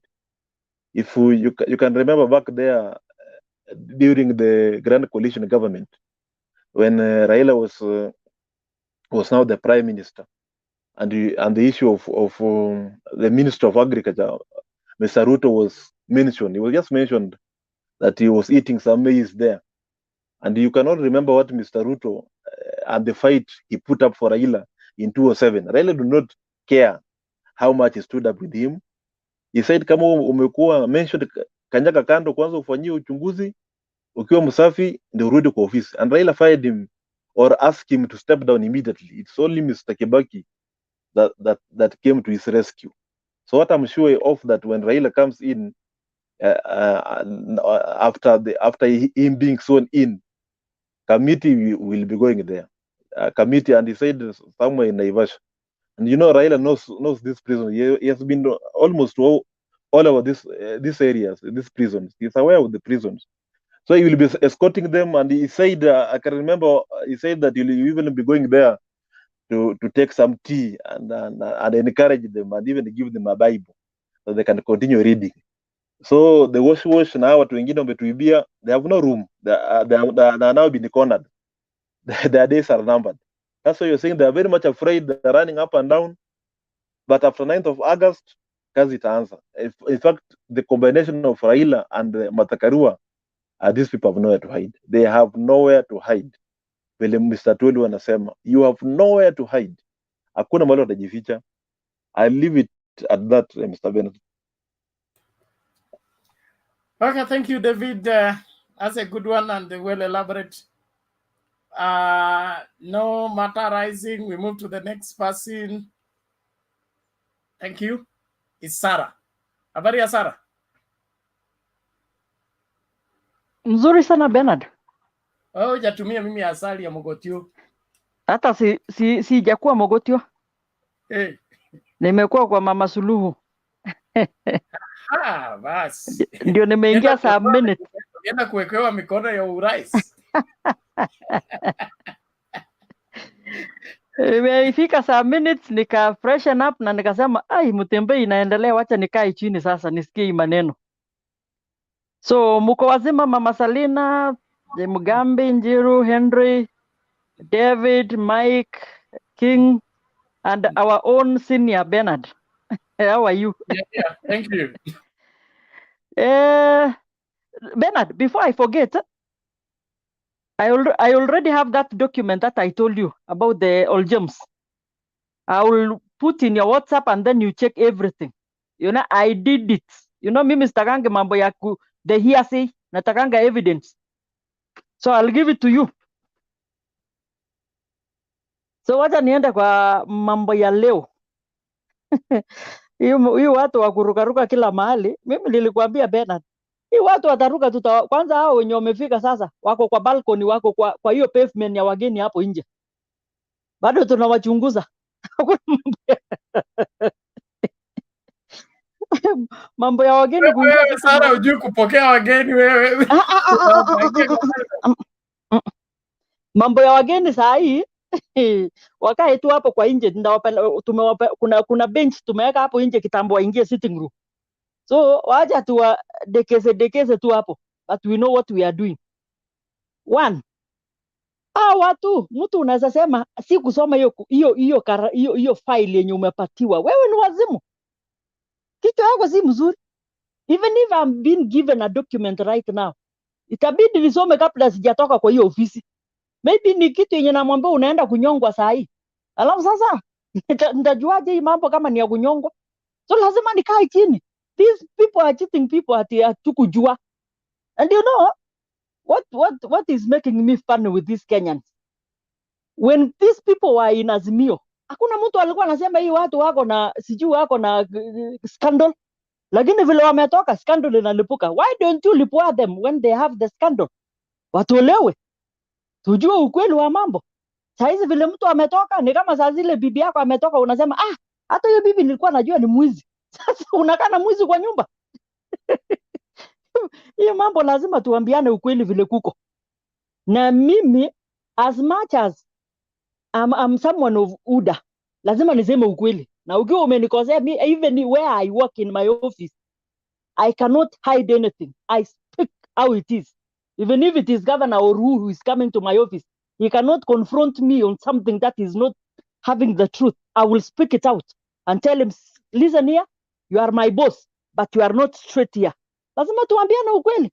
Hii Kenya sasa hatutaki kuambiana ukweli. We pamper each other, tunapamba. Kesho ikilipuka wanasema kumbe tungejua ingekuwa ni hivi. In fact, I have even heard, nimekuwa hapo nyuma. Nikisikia watu wanasema we need to eliminate our young thugs, the young gentlemen, the youths. I was there the other day, mambo ya campaign in my own county. I'm telling you, these youths wakishaona tu pesa namna hii wamechizi. Now parliamentarians, the all politicians wamejua how to handle these people ni pesa. Na in fact mtu unapewa 50 shillings na unachizi. Unashindwa hii pesa walipeleka mazinga umbwe mahali ama ni nini? So hii mambo ya kusema ati youths ati wataenda laini, we need to go and have civic education. Tusidanganyana hapa kusema wamechanuka. You might have the right leader the very day of voting, but that eve of voting mwenye ako na pesa umpishe ndio atanunuliwa. I saw that in my county and we cannot need that. In fact, that is why Bernard, the other day I told you, these independent candidates wamekuja na 100 meters. Ufuti parliament yenye itakuwa saa hii hiyo the coming parliament. Kuna watu wataona siku mrefu because of these independent candidates. We need to speak out. Kama ni mbaya ni mbaya. And then we eliminate. In fact, even in my village, the other Saturday I was there, eliminating these young youth. That hii pesa si issue. Let me show you how to fish. I will not give you the fish. This is how to go. And then by that time kuna hizi nini zilikuwa zinachimba parapara. Naenda ngoje unapiga magofi maredio zikitembea watu wakifanya campaign. Fanya hiyo kazi jioni ulipwe. That is your sweat. Hapo utasikia kweli utamu ya pesa yako. Lakini hii unaenda kupewa 50-50 na asubuhi umepewa pombe umelewa, ukifika hata unaimba ile mtu hata ujui ni nani. Sasa which Kenya are we? So we need to tell these leaders, and even our youth don't know that they are the bosses of these politicians.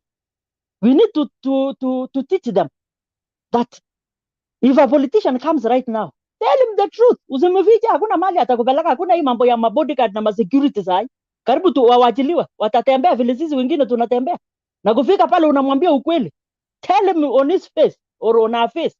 In fact, the other day, that is why I told you, Bernard, some of us, when we were doing the campaign of my area MP, kuna watu walitembeza pesa usiku yote, unaambia unataka 1000 ngapi?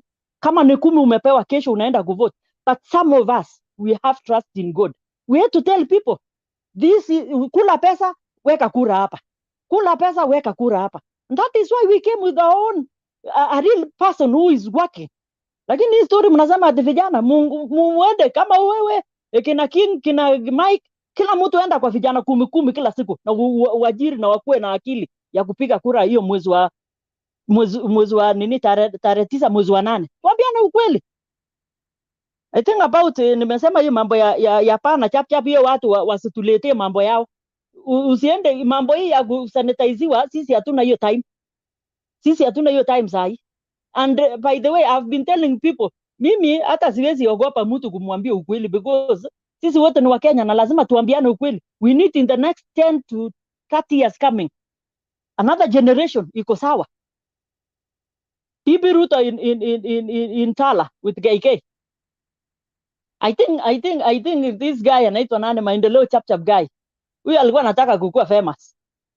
Sasa unatongozwa leo, kesho unaleta mwanaume kwako. Ngoja Salina. Kan goro, ngoja. Kale kablela chikinyi chego mo. Bernard, how can you seduce a woman leo hii? Kesho yake amepiga kambi kwako, ameshalala kwa ile kitanda yako. Hiyo mtu si mwanamke, si mjinga sana. You need to go on courtship kwanza, utuongozwe kwanza, kuangalia hii mwanamke ni mwanamke aina gani.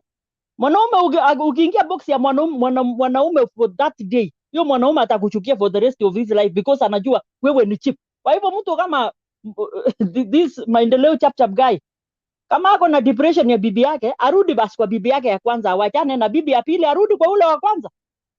Na aogoke safari moja, tuambiane hapa hizi mambo ya ukweli. And then ni gani nyingine tunaenda? Azimio inisili. Ama you know, zina macho ina zaidi, nimekuwa kwa barabara nikinini. Azimio inisili. Unajua hii watu lazima tuseme vile kuko kunaenda. Kila mtu huwa anasemanga kila mahali, hata mwendazimu wako na wafuasi wake.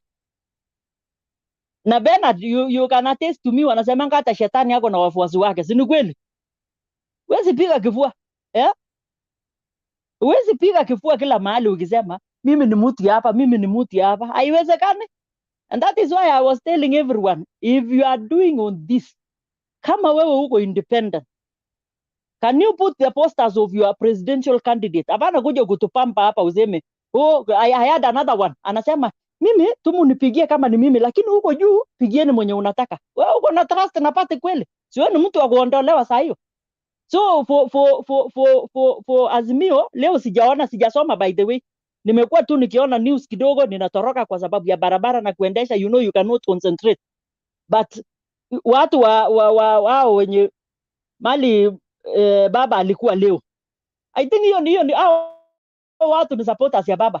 Na hakuna haja kama ni supporters ya baba, washenzi hii yetu ya UDA wanaenda kupiga back huko nyuma wakiimba UDA. So ngoje ifike rally yao, waende waimbe.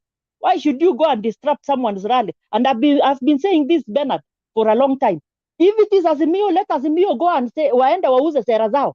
Ikifika siku ya UDA wauze sera zao. Wenye kupiga kura ni sisi wananchi, sio wengine. Na tusikubali watoto wetu watumike. Especially we need to go every weekend if you have time. Enda background yako nyumbani kwako, ongelesha watu.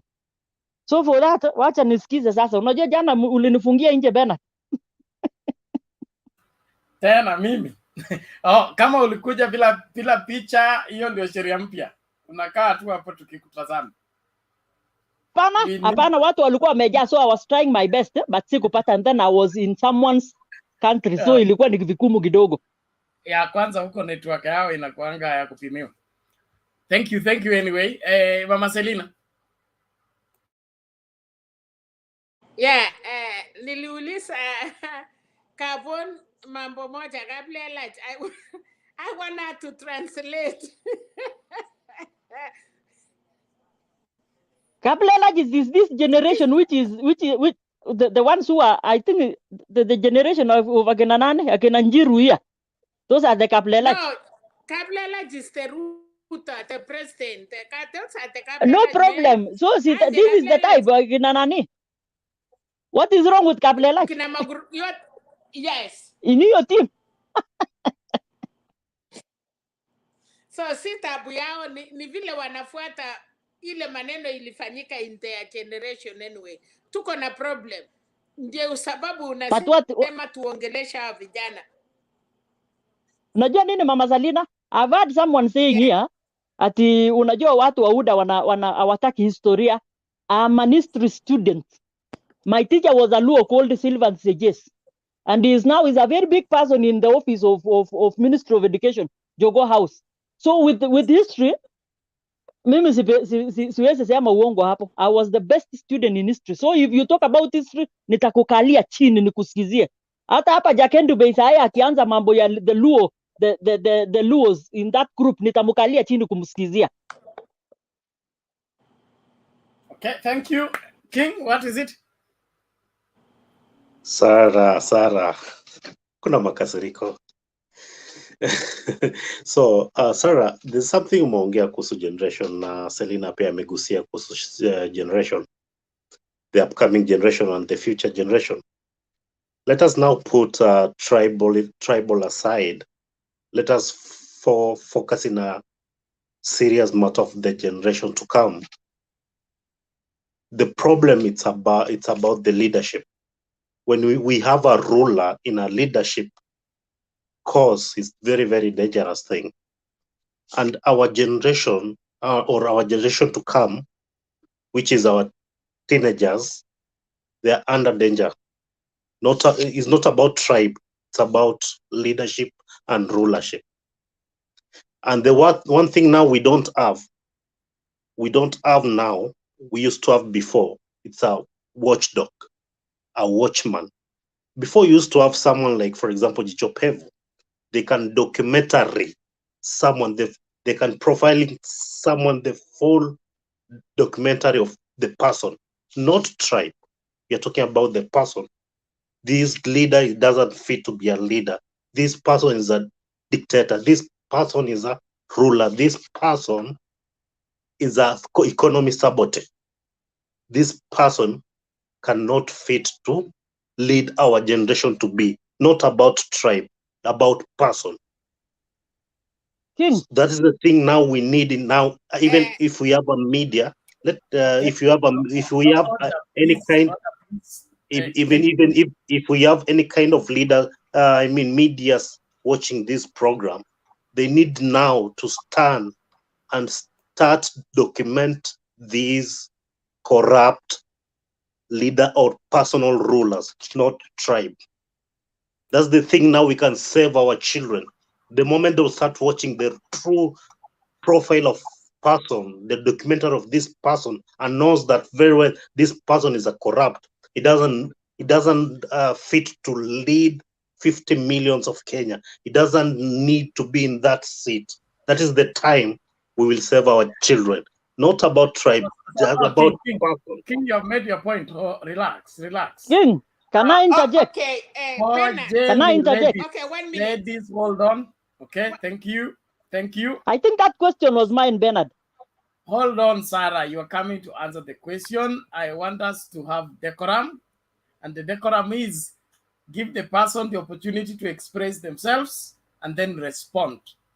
If you cut, you're not only messing up the discussion, the viewers are confused, get confused because amesema maneno nusu au nataka kujibu ikiwa nusu. In the process, we create confusion. So amalize point, then you respond in their order. Mama Selina has an issue with what David said. What is it? Yes, David, it is not a generation. Ni sisi wasasi tulifanya makosa. Hapana laumu vijana, responsibility ya wasasi. Nyinyi wasasi, sisi wasasi. Tuliokopa watoto yetu, wakaenda shule, wakafanya mambo yao. Wewe kama msasi, Sara akipata mtoto yako amefanya makosa, ataka kukwambia unamwambia Sara wachana na mtoto yangu. Sisi wasasi tukaambia walimu wachana na watoto yetu. So tukilaumu hao vijana, sisi ndiye tuliwacha. Wasasi unaenda kuona TV, baba anaona anashika simu yake hapo, tukawachia watoto yetu mates. Wakatoka. Sahi hakuna mtu mimi samani hata huyu Sara namjua. Najua mpaka wasasi wake. Hakuna siku mtoto angechibu mtu msema vile mnaona hapa. So tusiraumu generation, tuchilaumu kwanza. Rika ya baba yake ndio watu walikuwa patu wanasikiza na watoto walikuwa na heshimu. Ikikuja sasa hii group nimemuita Kipkoimet. Tukuje sasa hii Kablala mahali maneno imeharibika na watoto yao. So kama tunataka kutengeneza nchi, we have to go back. Kama wasasi, sisi na Kindu Bay, hawa watoto ni wachukuu yetu. They are spoiled. Na wewe uniambia hata wewe David, ni saa ngapi unaona watoto yako? Umeandika maid, wewe unaingia usiku, mama anatoka, mnakutana, sasa inji imeisha. Na hakuna vile tunarekebisha. Wacha niwaambie mahali ingine. Unaona hii vijana hawana kazi, ni watu wanaitwa lazy, hawataki responsibility. Unakuta wasichana ndio wamechaa na watoto, na kijana kazi yake ni kupeana mimba na anapaki street. Anakunywa pombe, anafuta sigara, ana kitu ingine ya kufanya. So lazima tujiulize maswali. Tulikosea wapi? Baba wakati wanarekebisha inji, turekebishe mpaka watoto yetu. Asante. So tusilaumu generation, tuchilaumu sisi wenye tulikuwa huko. Thank you, Mama Selina. Sarah? Bernard, I think Mama Selina ame-explain. Napenda kuongezea kidogo kwa King. King, hata hii kitu ya kusema ni TKK. Kuonga imeanzia kwa boma. Mimi kama mama ninatuma mtoto na nampatia 5 shillings. Sio tayari nimeonyesha mtoto kuna kuongwa. Aya sisi sahi. In fact, if you don't come with your own generation kama mama ama wazazi wawili kwa nyumba. Tuseme saa hizi mimi na wewe tuko na I'm giving out an example. Wewe ni mzee wangu, mimi ni mke wako. Mtoto sasa anaingia form 1. Bernard, let us be very clear on this. Wewe umempatia pocket money? Mimi kama mama nimefichia yeye more amount than yenye wewe mzazi baba umempatia. From there, mtoto atadharau baba na atapenda mama. With me, even me, let me give you my own example. I don't give my children phones. Paka mtu amaliza form 4. Simu unafanyia nini? Ukitaka simu kuja kwa hii yangu. I've got 2 phones, nitakupea moja ufanyie kenye unataka saa hizo. And then watoto wenye mnatuku kuna kuja kuachilia, wanatanga, wameenda kuolewa. Alafu this thing, in fact, I was even in cautioning the women of Baringo ya kusema second chance to girl child. Mtoto anazaa, unaenda kumsomesha. Amejua soko, kila siku ni soko. Nitaenda kuzaa na nitakuja kuchungiwa na atarudi shule. Why don't you, mbona usicage wakiwa kwa shule? Umwambie mimba usijaribu kuniletea kwa hii nyumba. Wazazi wengine, they do, wanaenda kufanyia abortion watoto wao ndio waendelee. That is stupidity of the highest order. Unachukua vijana, juzi nimekuwa kwa channel nyingine ya television talking about this thing. Unakuta mzazi hata hana shughuli na hao watoto kabisa. Mtoto akisema akikuja leo kusema mama leo nimefanyiwa hivi na hivi, wewe unakubali na hata hujaichunguza. Unakuta watoto ni wezi. unakuta wanakunywa mpaka bangi. So hiyo issue imeanzia generation ya sisi wazazi. Siku hizi hata ukichapa mtoto unakuja kupigia mama kelele, unachapa mtoto yangu kama nani? Ukifika shule mtoto akiadhibiwa unachapa mtoto yangu kama nani? You take mwalimu mpaka Ministry of Education, sijui police, sijui kitu gani. Huyo mtoto atakuwa atajua amedefendiwa kila mahali. So the generation is us, sisi ndio tumepoteza hiyo generation. Usiseme ni serikali, sijui usiseme ni nani, ni sisi. So tuanzie wazazi tukipanda juu. And that's why we love the agenda of Baba. Baba touched the things of the single mothers. Majority of those single mothers, they have those children. Sisi wanaume tumewatia mimba na tumewatoroka. In fact, hata watoto wa single mothers. That's why we allow that agenda of AZIMIO. Bernard. Wacha nikurekebishe. Kidogo tu, Madam Mama Salina, kidogo. Ladies, kidogo tu niguzie. Sitaki kutuma mtu quarantine saa hii tafadhali. Let David make his point, then you respond. Yeah, we allow agenda of Baba to come in this coming 9th of August to clear these rehabilitations of the single mothers wa maachilia watoto. Kila mtu anakaa tofauti, na sisi wanaume ambaye tumetia hawa wanawake mimba, watoto wanatapakaa. The rehabilitation of Baba, it will the one come and save this journey. But the generation which I was talking about, it's now the media to help our children to be our watoto ambao wako na single mother waweze kuprofile our dictatorships, personal mwenye ako corrupt, to avoid not to vote to him and vote Baba, so that Baba akuje na hii way ya kuokoa, ya kurehabilitate hizi single mothers na watoto, tukuwe na future nzuri ya watoto. Thank you. David, avoid going there. You're going to begin to profile people. Kidogo, Bernard. Respond quickly, please. In fact, even the children of single mothers are the best children. The worst ones ni wenye wako na the both parents. Let me tell you, even go to the enda uangalie nini saa hii. Single mothers wako na watoto wako na adabu kuliko hao wengine wenye sisi wengine tuko married. Very few married ndio watoto wako kwa zuri. Lakini hao wengine single mothers anapitisha watoto wao kwa ile anawaeleza mali shida ametokea. Bati ingine tunadekeza watoto vibaya sana. Mama Selina. Naona Martin. Okay, wacha niulize. Who are these single mothers? Ya kwanza. Nataka nyinyi wote mniambie, na uniambie Penat kutoka Nairobi na kila mahali. Hii watu wanaitwa single mothers. Unakuta wako na properties, wako na mali, wako na manyumba, na watoto yao wanasoma na wako sawa. Hii wanaume wamechaa hapa, wacha niwaambie. Wasichana wale wamesoma, wengi wachaolewa kwa sababu the issue is hawa vijana waliwacha responsibility yao.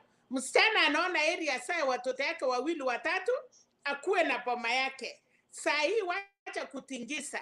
Ukiangalia Kenya saa hii, nafikiria wale wameolewa, kama mnataka kusema ukweli, ni wachache sana. Lakini wale wanafanya kazi, wako na mali, hii manyumba imechengwa, it belongs to women. So, watoto ya single mothers, wengi wamesoma, ni watu wakubwa maofisi, alafu kuna sasa sehemu kidogo ya wale wasichana, kuna mambo mawili na baba amesema. Tofautisha mtoto ya widower, mtu kutaka kuolewa, na kuna wale wa mama, sijui mnaita, na ni munisamee juu, kuna ile mtu amefanya kazi ya umalaya. Na hata wale malaya sahi, ukienda manyumba yao uwezi amini, wamechenga mpaka manyumba na hiyo makasi wamefanya. So tuko na mambo matatu. Kuna watoto wamepotea wako kwa street. Kuna sasa single mothers, wale wanafanya kazi na wako na watoto yao na maproperty sao. Na kuna wale wametoka kwa manyumba sao. Ukienda kwa watu 10, utapata mwanaume amerudi kwao kwa baba yake, msichana hajabeba msiko kwao, amenunua shamba yake, amenunua plot yake, amechenga na iko na watoto yake. na tunataka hiyo statistics penat after election tukuja hapa tuambiane. Unajua wanaume wanapenda kuongea issues ya single mothers. Watu hawataki hiyo responsibility ya kuolewa, mwanaume anakuletea longi na hakuna kitu anafanya. Who want to do that? Ati mtu anataka chakula, nani amemtengenezea? So anyways, mimi ni shosho, niko na watoto, single mothers walisikie, lakini hakuna single mother mtoto yake ako street. Majority of single mothers utapata watoto wao, especially female. Yeah. I'm sorry for that. Please. I'm sorry for that. Thank you. Okay. Single mother is an emotive issue at this point in time. It's going to spur up emotions hapa. Na sitaki hiyo maneno. Let's do this. We accept we're having a crisis as a country. And this crisis is multifaceted. It's many dimension. It doesn't have one solution. We will have to put different application to get to the bottom of everything and be able to sort it out.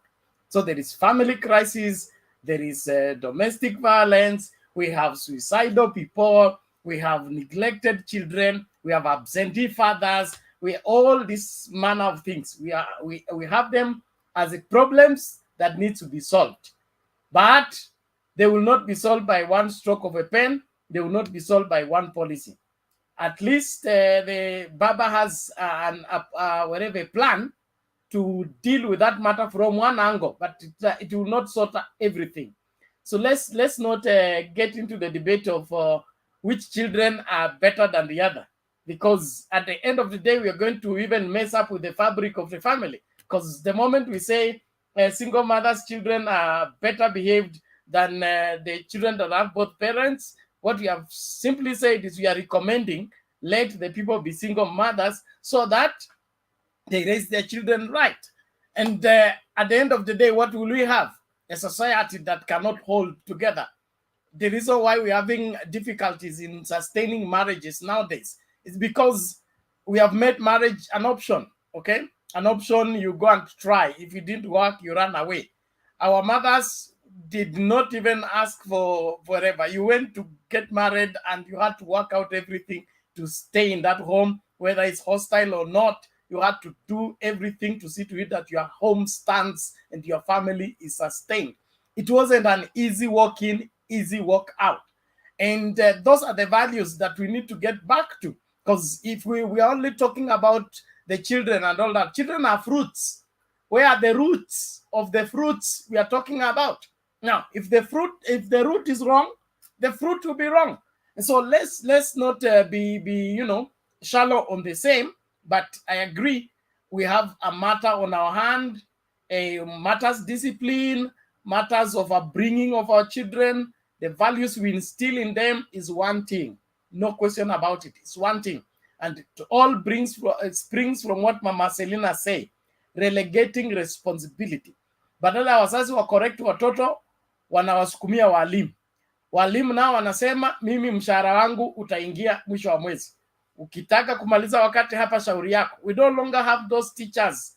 I always use a phrase, I went to school when school was still school, where the teacher took you as his child and took your studies as his own responsibility.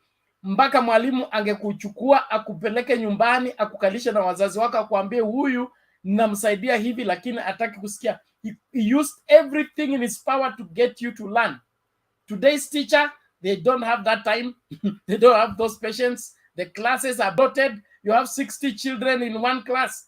How are you going to attend to each one of them? So what we are expecting from teachers is not even possible.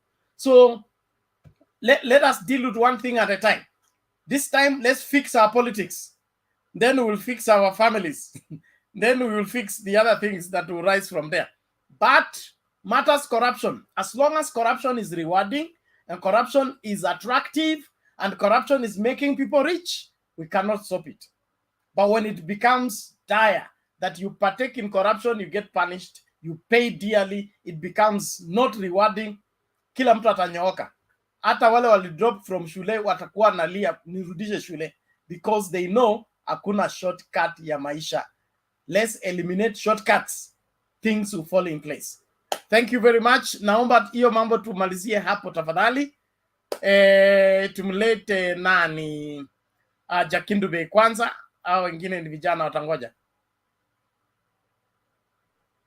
Asante sana Bernard, na naomba msamaha kwa hao vijana, na singelipenda mtu apitishwe hadi kwa sababu mimi mzee. Hapana, nataka kama mtu yuko mbele yangu aendelee tu, lakini kama mmenipatia nafasi na washukuru sana. Asanteni sana. Na wasalimia wote kwa ujumla, hamjambo? Hatujambo, karibu. Nataka tu kugusia hayo maneno mmesema kidogo tu, kwamba hii problem ambayo tunayo, tabu ambayo tunayo, kwa ambayo inaleta tafaruku katika vizazi vya sasa, ni kwamba sisi tuliacha mila zetu na tuliacha kujitambua. Tunaona mila zetu zinakuwa tunaambiwa ni, unajua kuna wakati mmoja tulikuwa tunaambiwa hizo mila sio Ukristo, hiyo ni ushamba, mambo ya kizamani. Lakini mimi nilipokuwa mdogo, nilikuwa mtoto wa jamii nzima, yaani nchi yote. Popote ulionekana mtoto, ulikuwa ni mtoto wa kila mtu, si mtoto wa mzazi wako tu peke yako. Kwa hiyo ilikuwa ni vizuri, ni rahisi sisi wote kutii sheria, na ulikuwa watoto wote walikuwa napendwa wote nani. Kwa hiyo tulikuwa katika, mimi naweza kusema nilikuwa katika wakati mzuri. Mimi siwezi kusema nilikuwa na shida, kwa sababu kama ni kucheza, kama ni wazazi wote walikuwa responsible, kila mtu. Na hata mambo ya hii mambo ya ndoa, zamani ulikuwa ukiolewa au ukioa, inakuwa ni huyo bibi, kila mtu anamwangalia, na ninyi bibi na bwana mnasaidiwa na jamii. Hata mkiwa kuna makosa, kuna jamii watawasaidia kurekebisha hayo. Saa hii hakuna, mnaambiwa hati hiyo mambo ni yenu wawili na mmekosana, amrekebishi, itakuwa tu ni talaka. Hata kama ni saa zingine watu wanapeana talaka kwa mambo ya upuzi kabisa, kwa sababu labda bibi hakuweka, labda hakukuwekea maji ama kitu kingine upuzi kabisa, au hakukuletea maua, au hakufanya nini, au hakusema I love you. Hizi vitu kama hizo zinafanya watu wanapeana talaka. Lakini kama tungezingatia yale mila zetu na vile tulikuwa, yani katika vile tulikuwa tunaishi, tuendelee hivyo, hata kama tunazimodify, lakini tuwe na hiyo lengo, hatungekuwa na hizi fujo ambazo mnaona zinaleta nani. Lakini sisi, naweza kusema Waafrika kwa ujumla, tunapenda sana kuacha tabia zetu na kurukia tabia za mtu mwingine. Hata vyakula, chochote tu kitendo, tunapenda kurukia vitu vya watu bila kujua hiyo kitu wao wanaitumia namna gani.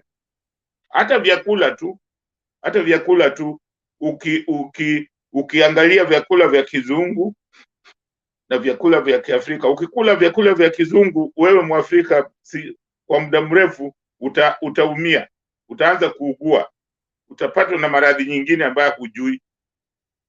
Lakini ukila chakula chenu, wazungu hata wakila hivyo vyakula haiwadhuru, kwa sababu zinawafaa. Hivyo ndivyo ilivyo.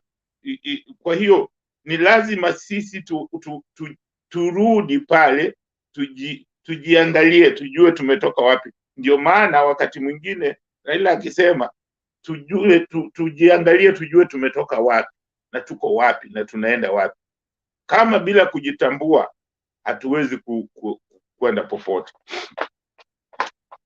Mimi nataka kuzungumzia labda mambo mawili tu leo, ni vile haya ambayo nimeona hapo.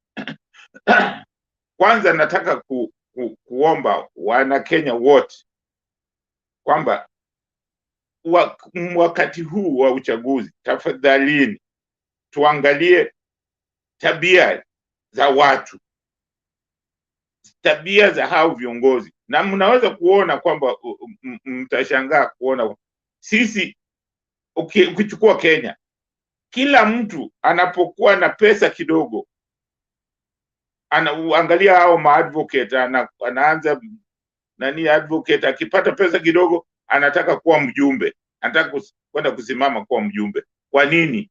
Na utakuta mtu anatumia milioni nyingi ndio awe mjumbe, pesa nyingi sana awe mjumbe. Kwa nini? Kwa nini anatumia pesa? Ni kama ananunua kuwa mjumbe. Kwa nini? Lazima tujue kwamba kuwa katika hiyo ujumbe, kuwa mjumbe, kuwa MP, kuwa hizo wakilishi katika hiyo mambo ya wakilishi, kuna nani nyingi sana, kuna corruption nyingi sana, kwa sababu sioni kwa nini mtu anatumia milioni 50 au milioni 500 au bilioni 1 ali mradi awe mjumbe. Hata faida yake ni nini? Kuna faida gani? Unatumia pesa nyingi ili uwe mjumbe, ili uwe mwakilishi wa watu. Kwa sababu wamejua kwamba unapopata hiyo nafasi kuna pesa za bure ambazo zile umetumia utarudishiwa. Inatakiwa tuanze kuangalia tabia za watu wakati huu tunachagua, kwa sababu angalia mtu kama Kingi. Ukitaka kujua tabia ya mtu, tabia kama ya Kingi ni mtu ambaye hana shukurani, ni mtu ambaye anajiangalia yeye tu, hafikirii hayo mambo yote, anasema ati mashamba sijui nini. Si alikuwa governor, alikuwa waziri, mbona hakuangalia hizo vitu? Mpaka uwe na chama ndio unaangalia hizo vitu. Si alikuwa tena alikuwa waziri tangu aanze kuwa mjumbe, amekuwa waziri siku zote. Alikuwa waziri kwa miaka 10, nafikiri miaka 10 au miaka 5. Akaja kuwa governor miaka 10. Kwa nini hizo vitu hayo mambo ya mashamba nini, mbona hakushughulikia? Saa hii anataka Bwana RUTO ndio atazishughulikia. Yeye je, mbona hakushughulikia? Alikuwa na uwezo, ni governor, mbona hakushughulikia? Ni muongo. Mtu kama huyo ni mtu muongo. Na nimewambia uongo inabomoa, uongo ubomoa, uongo haijengi. Msijidanganye mkasema ati ni siasa. Hiyo mambo ya siasa tuacheni, kwa sababu hizo mambo za siasa ndio inafanya nchi zetu za Kiafrika tunapigana kwa mambo ya upuzi, kwa sababu mtu anasema uongo, alafu hiyo uongo inadanganya, inaleta vita. Saa hii Prime Minister wa Uingereza, party ilifanywa kwa nyumba yake na wale anafanya nao kazi. Inataka kumfuta kazi hiyo kwa sababu hakusema. Na yule opposition walikuwa wanafanya kazi, na inasemekana kwamba walipokuwa wakila wakanywa pombe wakati wa kula.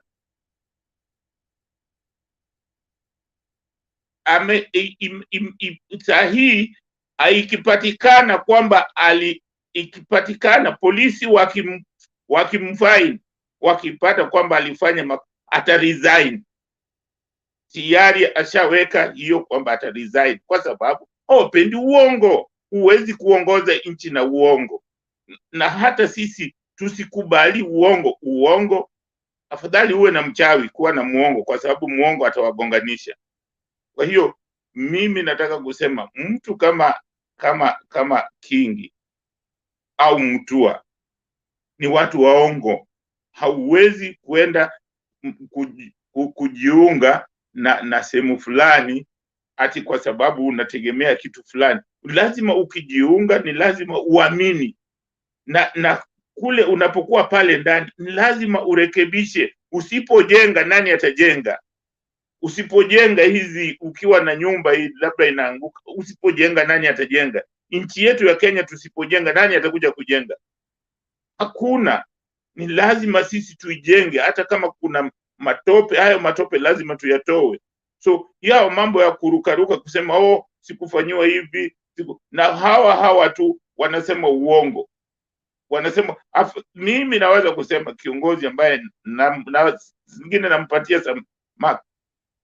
President Kenyatta, watu wanasema walikuwa wanavurugana na Raila, lakini president alisema kwa mbele ya watu wote, mbele ya Wakenya wote, akamuomba Raila msamaha, akasema nisamehe kwa maneno niliyosema mbele ya umati, mbele ya sisi wote wa Kenya tuliona haya.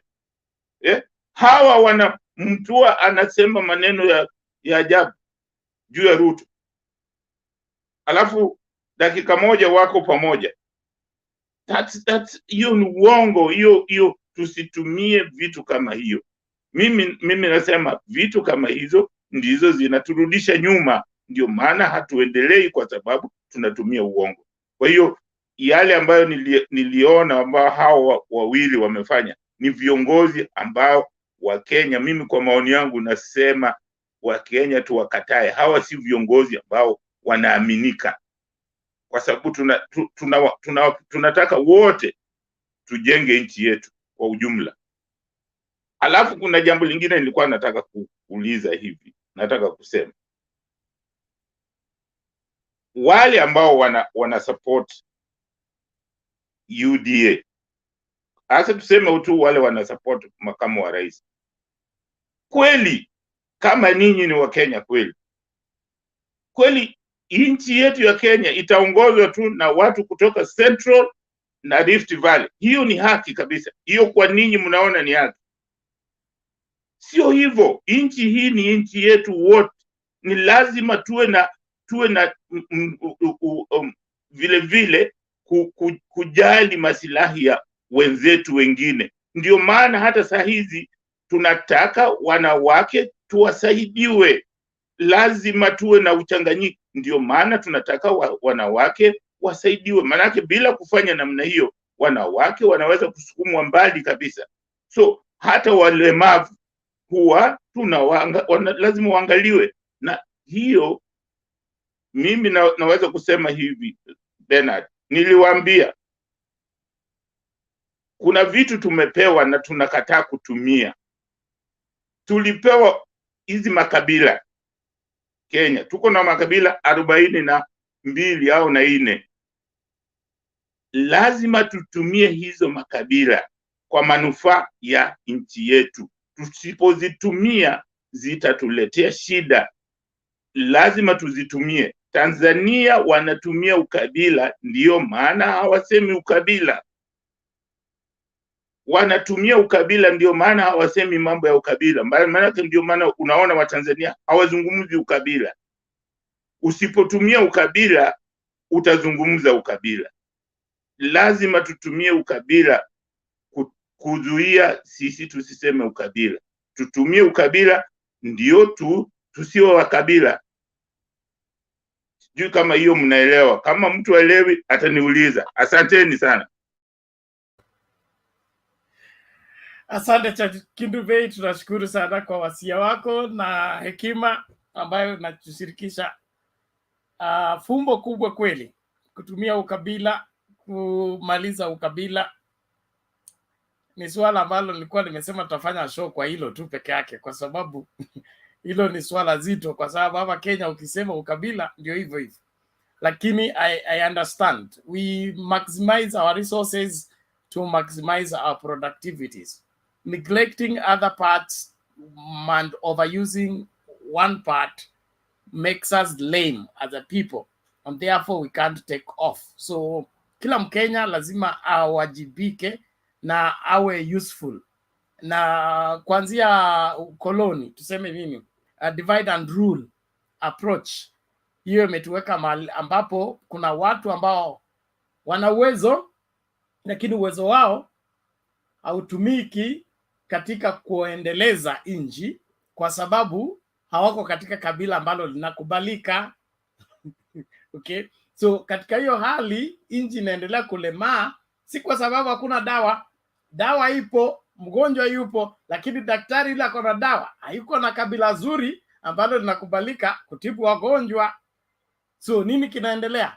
Magonjwa yanatuuma tu, ikituua, lakini hatuwezi kujishusha tukasema hata kama anatoka kwa kabila mbaya lakini ako na dawa, situendee dawa. Sema hapana, tuwezi ruhusu, kwa sababu hilo kabila haliwezi kuongoza, hilo kabila halina uongozi, hilo kabila. So hiyo ndio makosa tuko nayo hapa. There is enough answers to all our problems in this country if we only brought everybody on board.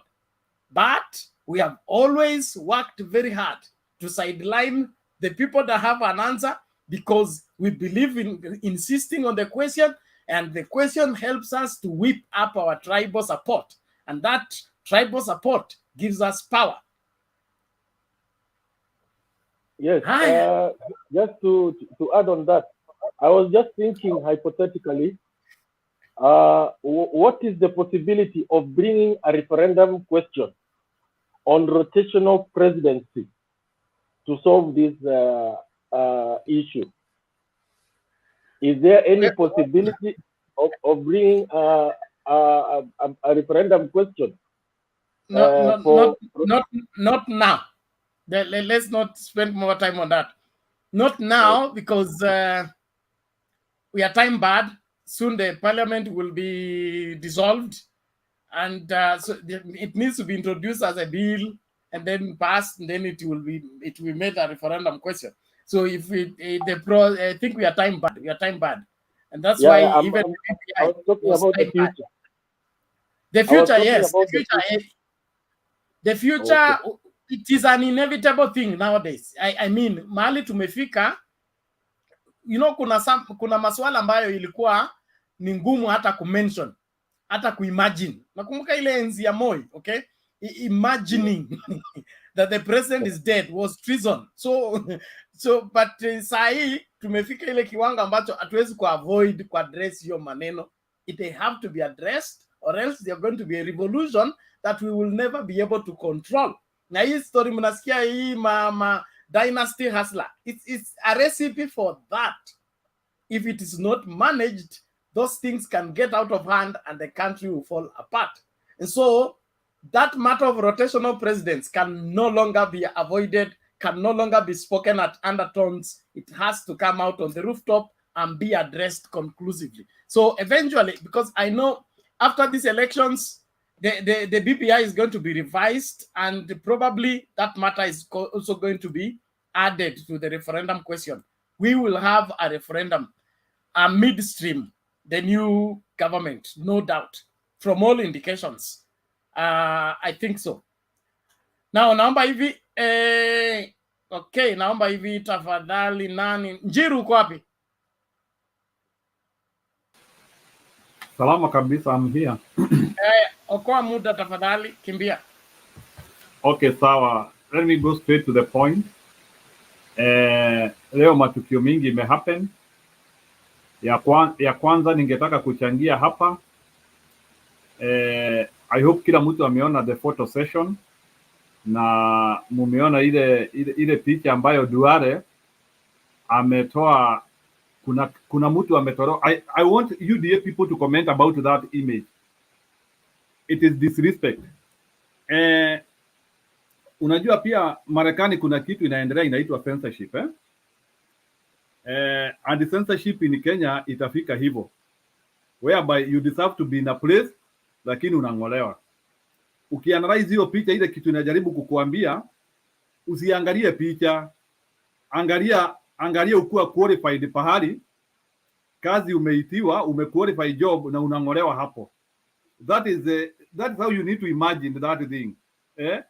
Vitu zitakuwa zinapewa wale ambao they anointed. So that photo is a clear image of saying we only deal with the anointed. And I want UDA people, kama kuna mtu wa UDA hapa, atuambie kwa nini huyo jamaa wa kutoka Kilifi amefanyiwa hivyo. It is the highest disrespect. Na Veronica Maina na Ruto waliangalia nyuma and they did not comment about that. That was disrespect to that guy. He is a Kenyan. Alikuwa amevaa vizuri, hata alikuwa na tai. So sifikiri hata angekaa hapo ati alikuwa anaharibu picha. And in any case watu wengine hata walikuwa hapo mbele ya hiyo picha, they are not as, hata wengine siwajui. That was disrespect to a person. And if I'm that guy, na kama huyo jamaa ananisikia, he should quit UDA. UDA should not treat people that way. That was a misfortune. You cannot treat people that way. That is censorship, and that is how censorship will come in Kenya. Number two, kuna watu wamecomment hapa story ya single mothers and the other. I just wanted to put just one statement. I wanted to say issues ya single mothers in Kenya, we don't have enough data. History ya single mothers imekuwa, it is a post-millennial problem. Hii issue imetokezea tu in the early 2000. Sasa ndio wamama wengi hawana mabwana sasa, they are starting to. So we do not have enough data ya kusema ati watoto wa single mothers, hakuna mtu amefanya hiyo research. We are just doing it, maybe pengine kuna mtoto mmoja somewhere.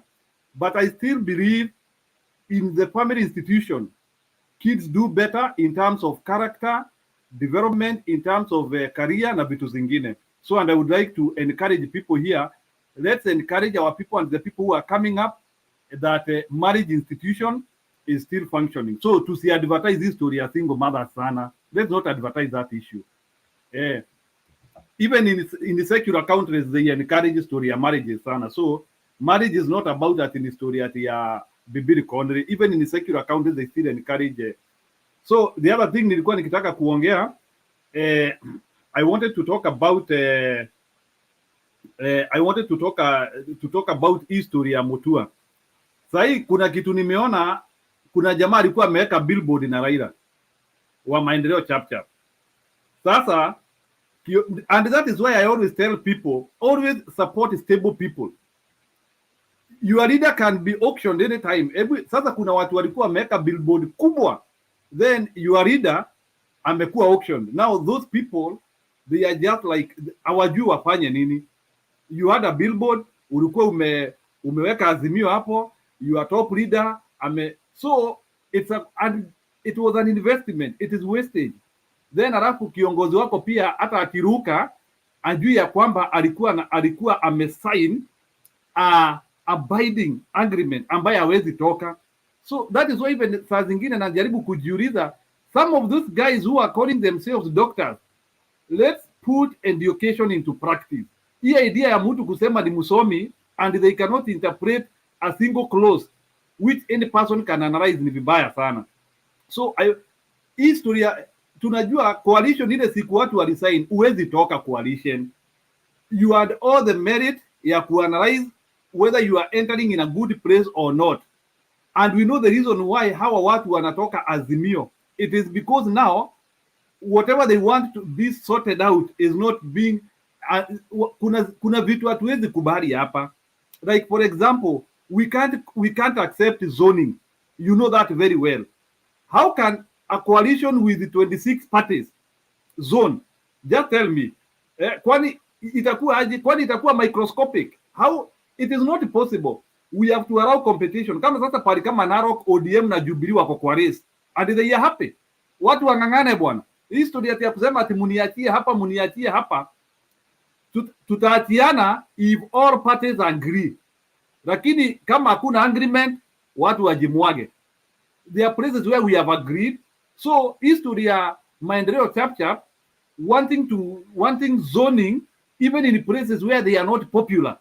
Wanataka tu waachiwe tu simply because they are in Azimio. We cannot do that.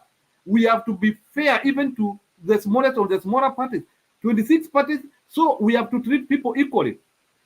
Then the other thing, nimesikia history ya deputy president venye amekuwa akiongea history ya ati ya Raila ati na kufanyisha watu interview. Please, if I have a UDA supporter here, your presidential candidate is lying. Raila is not doing interview and watu wako wanaenda kuulizwa maswali pale. Noah Wekesa cannot start asking Kalonzo Musyoka his name. Noah Wekesa wakienda pale, they are talking about what sio vile wametuambia, but in my pre-assumption, the main question pale hata ile wanajaribu kudiscuss, what will be your impact as an Azimio running mate?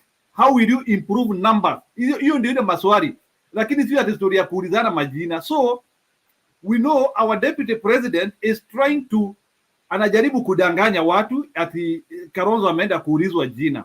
And in any case, interviews are attended by anyone.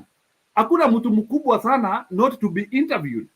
Anyone can be interviewed. So this idea of saying that ati huyu mtu ni mkubwa sana ati afai kukuwa interviewed, that one is disrespect. Humility deserves that. Hata ukiwa pope, we can interview you. Even if you are pope or whatever you are. So this idea of people thinking that they know a lot, they cannot be interviewed or hawezi ulizwa maswali, it is even disrespect to the common Mukenya.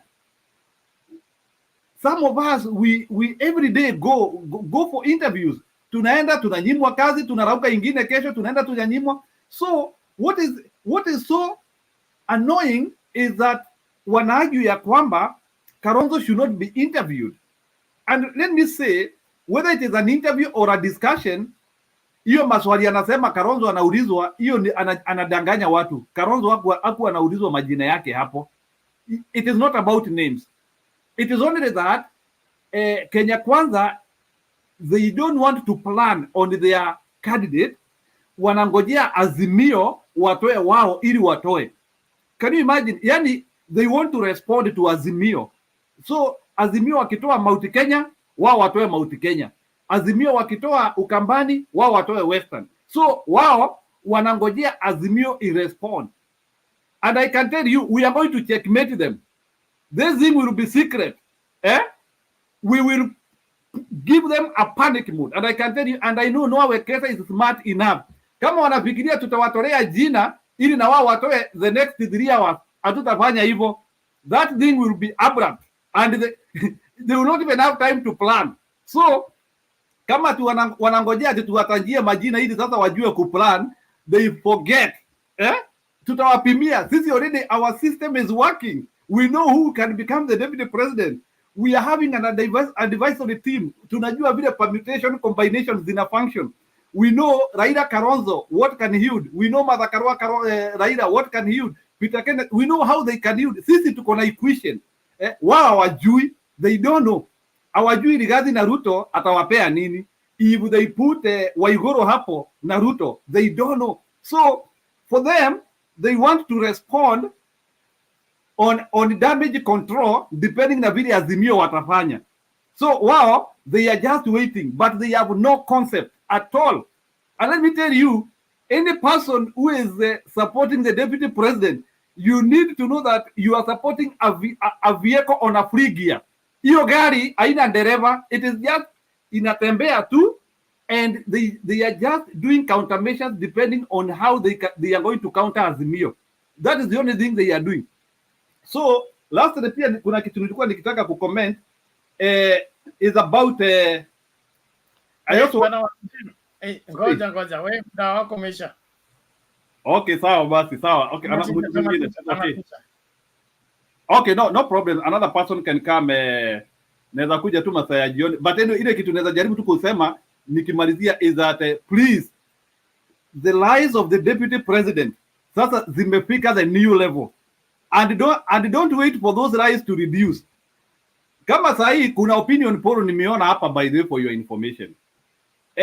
Sasa opinion poll sasa kuna zingine sasa, we have even the people who have the Form 4 certificate wala hawana.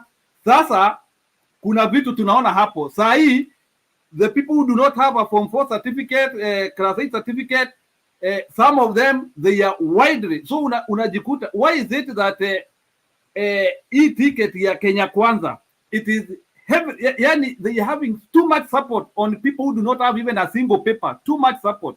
Jiulize, sisemi ati kusoma ni ati kutosoma ati ni vibaya, lakini wewe jiulize, kuna pande moja ukiangalia post certificate people ni wengi sana, ingine tu. That is why this thing of a hustler nation is gaining traction, because tu watu tu wanaichukua kama ile mchezo ya watoto tu, ile mchezo ya watoto pale nje ya kuzungukana hivi, and that is the problem. So, and let's not allow Kenya to be ruled by people who have no concept, and it is happening. Unaona history ya Wash was huyu. Thank you, bwana. You have made your point. Hold on. Hii Wash inaweza shida. Come back and prosecute that. Thank you. Asante sana. 2 quick videos. Martin, you take over.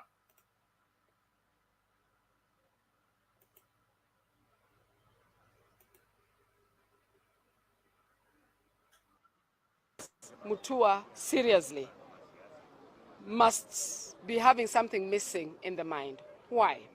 Because the signs of mental breakdown in a man are as follows: speaking things that cannot be substantiated, saying issues that are not true.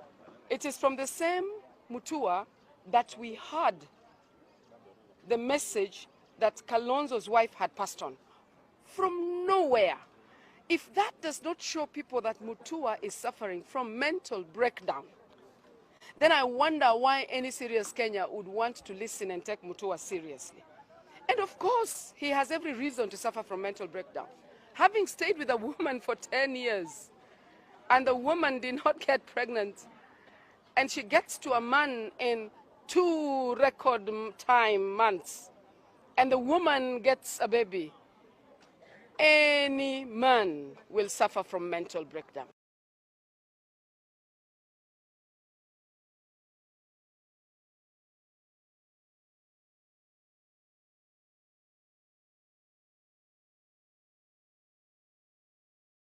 Mpaka kiti ya governor, ya senator, kiti yoyote ile.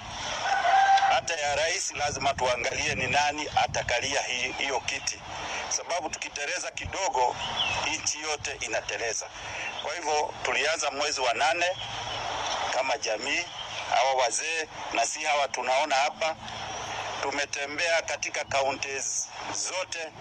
Wikendi hii tulikuwa huko Kilifi na Lamu, na tukalete hao wote mpaka Kwale, mpaka Taita Taveta. Wale wote tulikuwa na wao, wazee zaidi ya 800 tulikuwa pamoja, kiama na Kikuyu Council of Elders. Katika hiyo kiketi ama kikao hiyo, tunakuwa KCE na kuwaga kuwa wanaleta wamama na wanaleta vijana, youth, both gender. Kwa hivyo ni representative ya jamii yetu. Kama tumezunguka hizo kaunti zote, na wale wamekuwa kifuatilia wazee wanajua tumeenda Lamu tarehe fulani, tukaenda Mombasa tarehe 23, tumeenda Nyandarua, tumeenda Kajiado, tumeenda kila mahali. Kwa hivyo hii ni mambo ambayo tumekuwa naye, si mambo ya haraka mtu afikiria ati ni mambo ya msaa, ni mambo ambayo tumekuwa naye. Na sasa tumefika na tunashukuru Azimio, sababu Azimio tunaona ikifanya mambo ambaye sisi tungeritaka. Hiyo mambo ya panel ni mambo ambaye tumeona ni kitu mzuri. Kila chama imeleta candidate wake. ODM tumeona imeleta wawili, Jubilee imelete, na Kenya imelete, wote wamelete na ndio wako kwa ma-interviews huko na Noah Wekesa. Kwa hivyo ni kitu tunashukuru na tunaona ni amana. Candidate wale wamebaki kwa Mount Kenya ni 4. Tumebaki na candidate 4 kutoka Mount Kenya. Mmoja aliondolewa na katiba bahati mbaya. Lakini nyinyi wote watu ya media, watu mnajua, sasa tumebakisha candidate 4.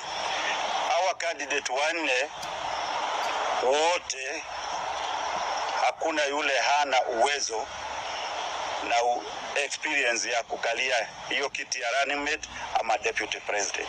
Kwa hivyo wote tuko na wao pamoja na tutatembea na wao pamoja mpaka tarehe 9, na baadaye bado tutakuwa na wao tukishaunda serikali.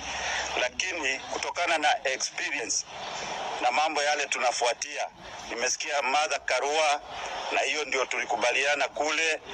Tumesema Martha Karua tutafurahi sana kama jamii, kama Azimio tutapata Martha Karua as a running mate na mwishowe deputy president. Hadhuridhai. Hiyo ndio tunasema tutafurahi sana. Hiyo ndio advice yetu kwa Azimio. Hiyo ndio advice yetu kwa presidential candidate. Hiyo ndio advice yetu ya patron wa Azimio.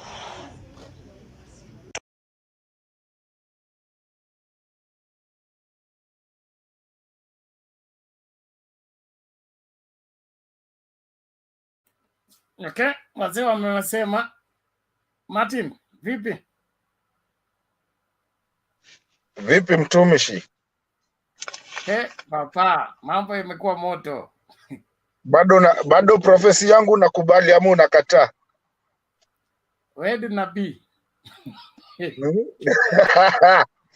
Hata niliona huko kwa comment wamesema nilikuambia jana Kalonzo ataenda ukakimbia. Bado haujatosheka? Ama nikuchape the next? Inaonekana wewe ndio una advise Kalonzo. Tuambie ukweli. Kutoka mwanzo miezi 2 hata saizi bado unaendelea kupigana. Anyways, on a lighter note, but I want to say hi to all the panelists. I'm always grateful for you guys being here. I'm also grateful for Bernard and moderators that come over here and everybody that has their day to come here every day. Jakindube yuko na kuheshimu mzee. Thank you for what you said. I appreciate what you said. Mama Selina, tuko na nyinyi hapa, saa zingine mnatuweka, you keep us on track and moving. And I really do appreciate everybody. Roba, you become a fan of somebody else, and everybody on the show. I owe you a soda. You do? Yeah. Sasa hii imetoka wapi? Si wewe nilidadusha na kulala. Ilibidi nikuje kusema yani you won the bet. Unajua sisi tuwekangi deni. I have 3 sodas. Yeah, you know Bernard, kwa sababu ni mtumishi siwezi msumbua sana, nimwambie lipa, pay up. Unajua lazima uchunge baraka bwana. I can tell you. Tunalipa. Tulikuwa nangojea hiyo evidence ya Roba, haikukuja. Tulikuwa nangojea ticket. Unajua hapa tunapendanga evidence, and that's what people don't understand. Even here in Azimio we argue. I told you guys Kalonzo will be there. And I hope you watched the body language of Mutua in TALA. Anyway, nitarudi kwa hiyo. But Bernard, I'm so sorry. Can I borrow a second? Yes, sir. Just a second. I just wanted to say that I just wanted to correct something that Maura said. Azimio is pro zoning in some areas. It's not all areas, but in some areas we're pro zoning. The zoning we don't want is Kalonzo zoning, where he wants to take the whole of Ukambani. But our coalition is pro zoning. Nairobi has been zoned. And I think Raila has been very, very straightforward on that case. He's said he's gonna let everybody run, do their campaigns, and then at some point midway, they're gonna sit down and say who's the most popular one. That's not really zoning. I don't call that zoning. There's people agreeing inside because the other person will also get something else into the same cake. So I don't think that's really zoning. But just to run real quick, and Bernard, you will let me address something that is very personal to me, that by the time I came in, I wasn't going to talk about this, but by the time I came in, it was something ongoing. You had to stop it. But it's something very personal to me because there's an organization thing that we've started, a couple of friends that touches on that. And this is about what Mama Selina and Alice were fighting about. And I'm sorry, Bernard, I'm not trying to start another conversation or another debate about it. First of all, the Constitution is a living being. We can change it, number one. Now, let's talk about the single moms. Let me tell you guys, politics does not start on the street. If you've done psychology, politics does not start on the street. Politics starts from the moment your kid is born. That's the moment that kid knows how much can I get from daddy, how much can I get from mommy. And that's how she knows, if I go to daddy, I'm going to get whooped. If I go to mommy, mommy can talk to daddy. And that's called geosocial political fabric of the economy and of the society.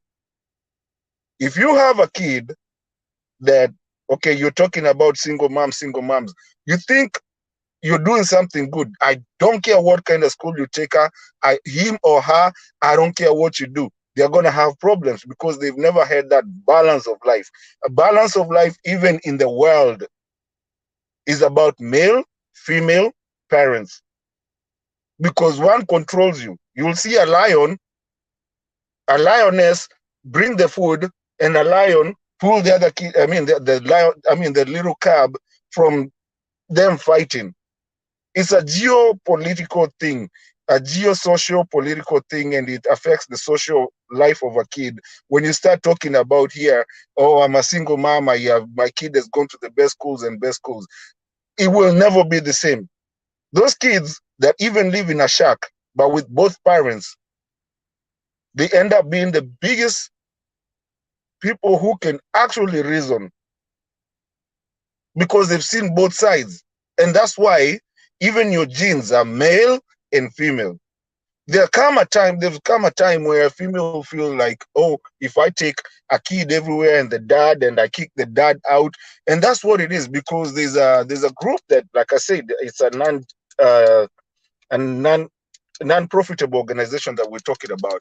And every male you pull to that group, every male that comes out there, because they come for psychological talk, all of them say they start crying the moment they are there. When you see them outside, they're very strong people, but they start crying the moment you start talking to them about their kids that they have not ever seen. Why? Because sometimes the female and this Geneva thing went out there and they decided, oh, we can do. And you know what? You find those kids, male or female, they always have a problem. They will never keep a relationship because they don't know how to handle it. They will never keep nice kids, and it's a decay that is going on. And luckily that some of us went to some first world country that have gone through this, that the divorce rate is out of the skies. That's where the politics starts. Ngoja, acha nimalize.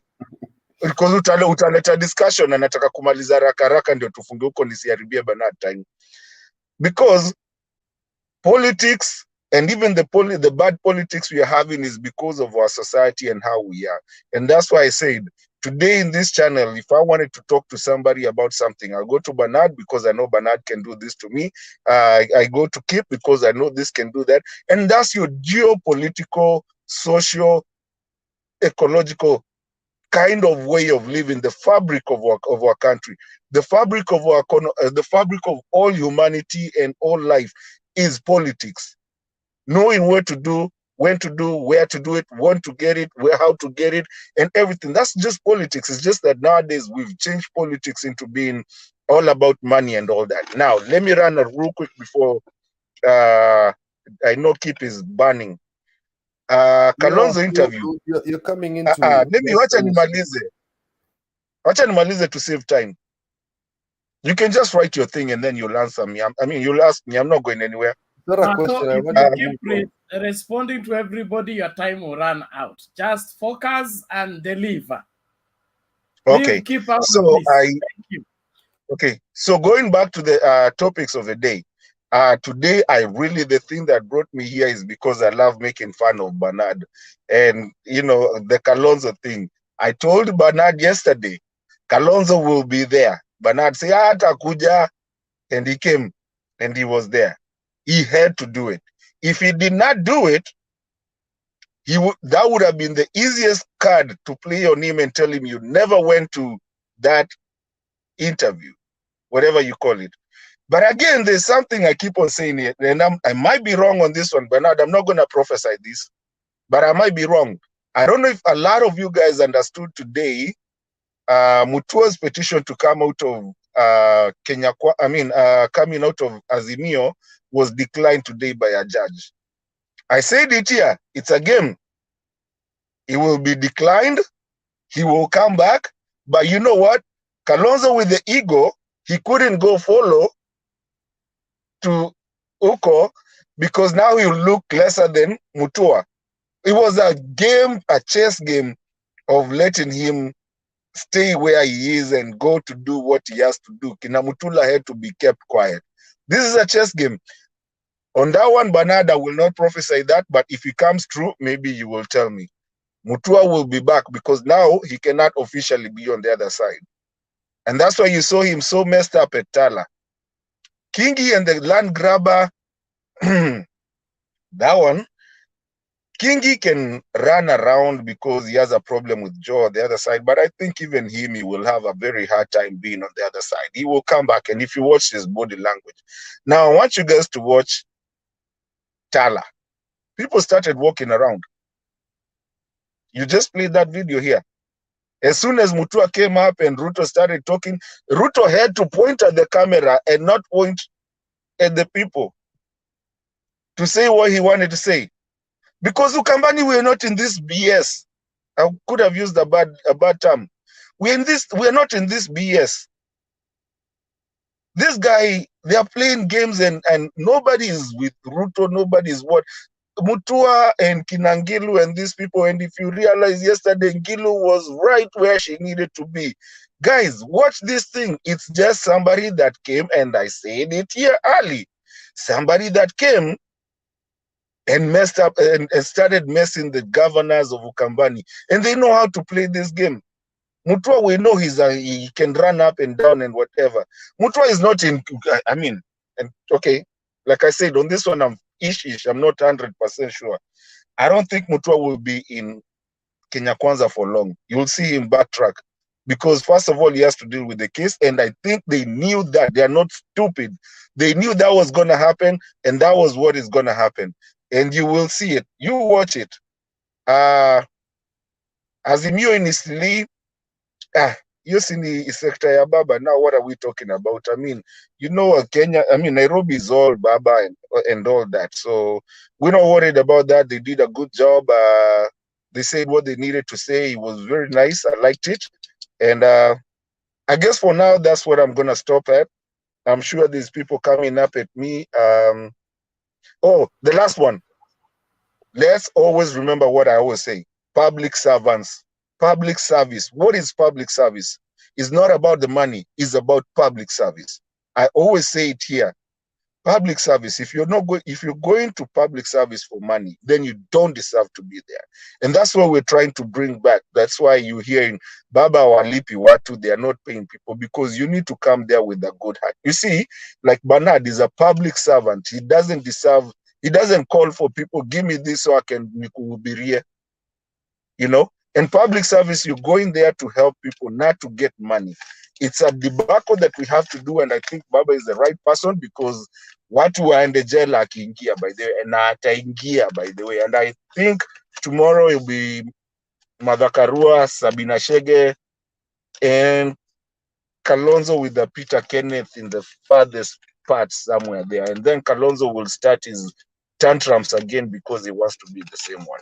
That's my other one. Aya, nimemaliza. Leteni keep kuja. Keep. What is it? Yes.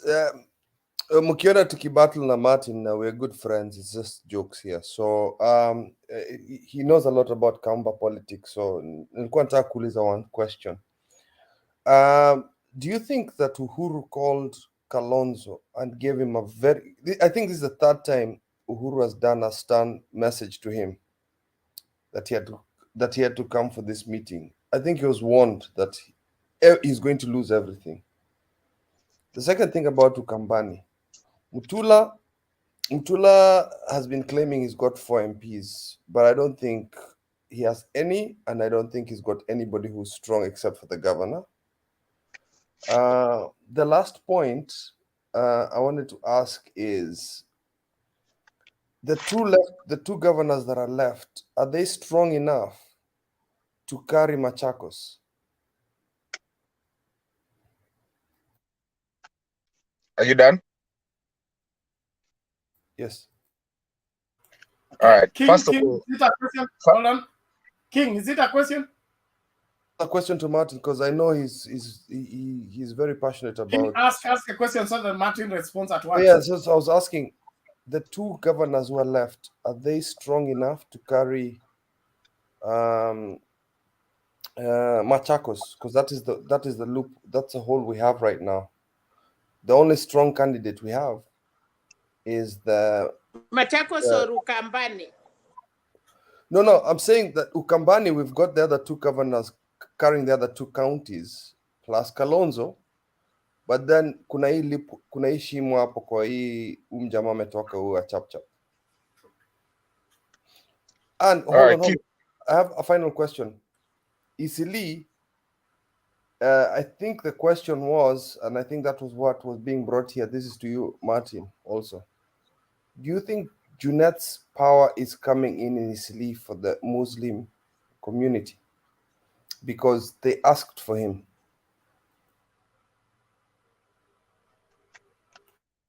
Keep so let me ask you. Let me. Roger Martin. King Dave, do you have a question or what? Your hand was up. Yeah, Make it brief, please. I wanted to answer the question regarding Kalonzo. And the friend of mine just answered the question. The Mr. Martin, I believe you have already answered that question. Yeah, okay. But hold on there. The full question was just a second, just a minute, please. The full question was, the full answer was, I believe Kamba Nation, they have even the business tycoons, and they've been watching this characteristic of their campaign. And remember, even their religious people, they just present some negative words of curse towards other leaders. But I believe even the tycoons, they call Kalonzo and told Kalonzo, now you are going out of the way. And he decided to make a U-turn. I don't think if Mr. President called Kalonzo. I don't think so. Okay, thank you. Okay, Martin. Okay, can I answer now? Please, brief. Keep number one, Kalonzo was not called by anyone. Kalonzo had to go. He knows the stake. He's not stupid. He knew the stake. He had to go. There was no change. There was no shortcut on that. That's why I said it yesterday, even before it happened, and a lot of people here said no. And I told you guys he will have to go. He had to go. He's just there's a certain level of ego that you want to push, and he wants to push and be an equal among his equals. But if the last moment, he will have to toe the line. Nobody called Kalonzo. Kalonzo had to go. He had to wake up and go. If he doesn't go, alafu mwanze kumwambia you never came in, alafu mpatie Sabina Chege ama mpatie Martha Karua, atasema nini? You know, that was given. He had to go. He's just trying to force something that he doesn't have in Ukambani, and I've said it a long time. Mutule, the foot soldiers, they still have to do. Now, the other question, they still have to push it so that they show the power, but still, he has to toe the line. Nobody called him. He has to go. And that's why he couldn't answer that question when he was asked at the place. Now, the two governors, he asked me if the two governors can actually still pull the move. Ukambani hasn't moved anywhere. If it had moved. No, the question was, we've got each governor holding on to their respective Ukambani counties. Now, here's what you're forgetting, Kip. Here's what you're forgetting about Ukambani. You think Mutua Kitoka, there's a lady called Wavinya Ndeti. She has been there since Mandeloya Anawake. She's running for the governor. I mean, really, where's Machakos gone? Wavinya Ndeti has all the way to Mpaka Mwala. There's also those other people who are doing. It's just Mutua that has moved. And Mutua hasn't moved anywhere. You watch, he will come back. This was to Tim Kalonzo. And I'm sorry to say it. No. There's Wavinya Ndeti. When you think Wavinya Ndeti doesn't have any power, Martin, it was to educate our fellow AZIMIO people that if he leaves, there are stronger people that will take his place. That's what I meant. Yeah, that was a game very well orchestrated so that Kalonzo doesn't start, he forgets about threatening people, because now Kalonzo with his ego cannot threaten to go to KKA while Mutua is over there, the junior, and he's refusing to be at the other places where they are juniors. It was a very well played game. You watch it, wait for it, and watch it. The last one, ulisema Junet's power in Isili. Well, yeah. Junet ni mtu wa Isili. Junet ni, I mean, you know, he's a Muslim. What do you expect? I mean, even Joho, when he goes there, last time they were calling him. I mean, those are people who can actually bring these Somali people come in. He's gone through a lot, I mean, and everything.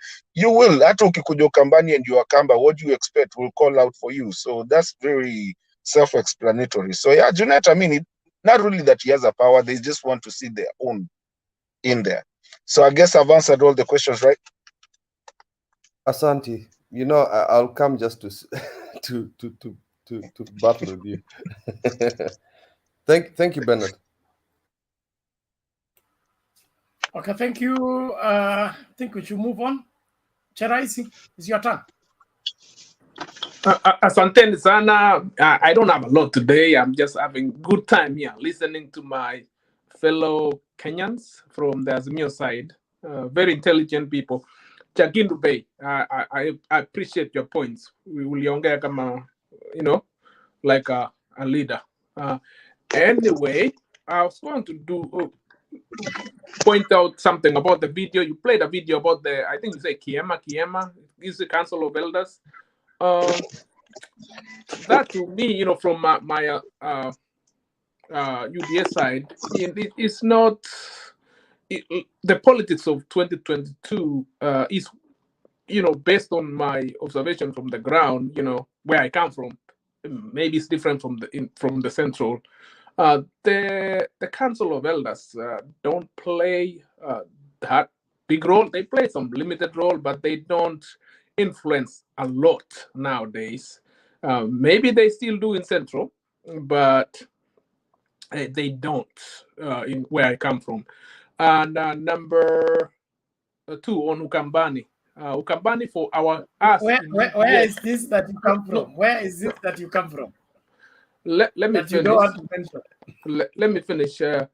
I'll answer that because you'll try to derail my point. On Ukambani or Eastern or, you know, Kalonzo region, on us, on the UDA Kenya Kwanza side, we are not playing there as considering as our territory. We are very excited by the fact that it's a defense site for you people right now. You know, this is your conversation.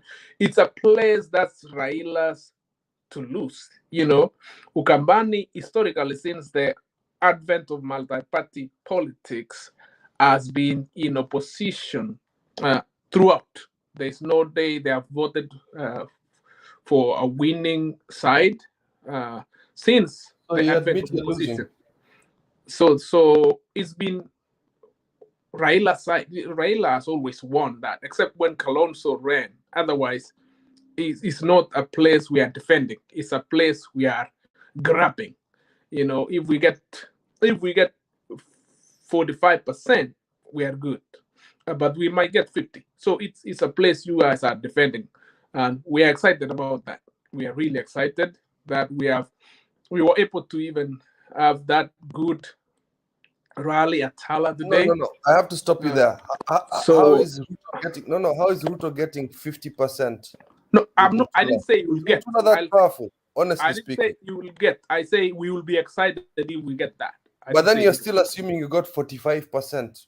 Wacha kucheza na maneno na sisi hapa. I didn't assume. I say we will be excited if we get 45%. You're not getting it with Mutula. We will be excited if we get 45%. So it's a place we are not claiming victory there at all. So it's you guys to defend there. We're not defending anything. We've just given our argument here. Not you. I'm talking about AZIMIO side. It's a region for Raila to win.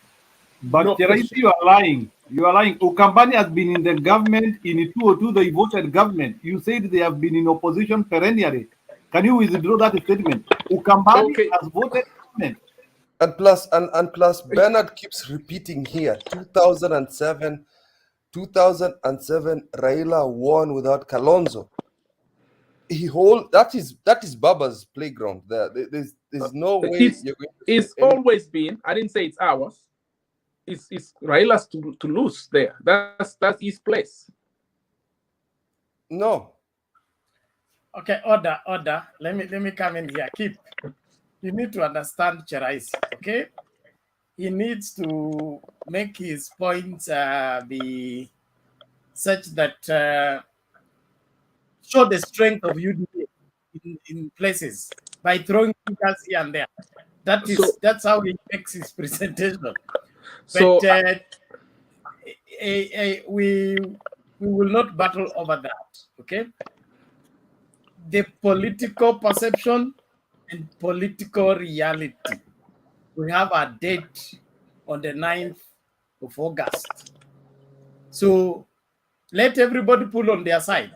But at the end of the day, the reality of politics is going so let to me wake up. ask. I have one question for you people, for the entire team on the AZIMIO side. I watched the Raila press conference yesterday, like that lasted for 5 minutes. I didn't get the point of it. Can anybody try to educate me on it? Because it didn't make sense. It just came 5 minutes. He talked about like the skills that needs to be recognized and stuff, and then it just went off. You look like so discombobulated to me, but you can explain to me. Presidential warm-up. Any warm-up. He'll be having many press conferences like that all throughout. Like that was like weird. 5 minutes atatuambia vile he has 100 days to deliver what he has. If you didn't get his points, you were sleeping. I need to tell you that can we please stay in order? I don't want to begin to exercise my powers. Okay, you're forcing me. I just want to mention that mute your mic. If you want to contribute, you lift your hand when somebody is on the floor. You don't unmute and begin to address them, please. Thank you. Yes, Njiru. Let me address Cheraisi. I want to tell you two things which Baba addressed. And it is unfortunate. I understand when you're in UDA, Baba doesn't say anything. So I'm not amused. So number one, Baba talked, it was an economic forum. That was did you know the title? The title of the discussion? Maybe, did you get the title? Cheraisi? You didn't get the title. It was economic. It was about economics. Okay, let me discuss what happened. Okay, go ahead. Number one, Baba talked about how he is going to industrialize Kenya. And he mostly talked about small and medium enterprises. Juakari, how watu wanafanya hizo vitu, and how he is going to bring investment. That is one thing he said. And also how he is going to build capital within the country.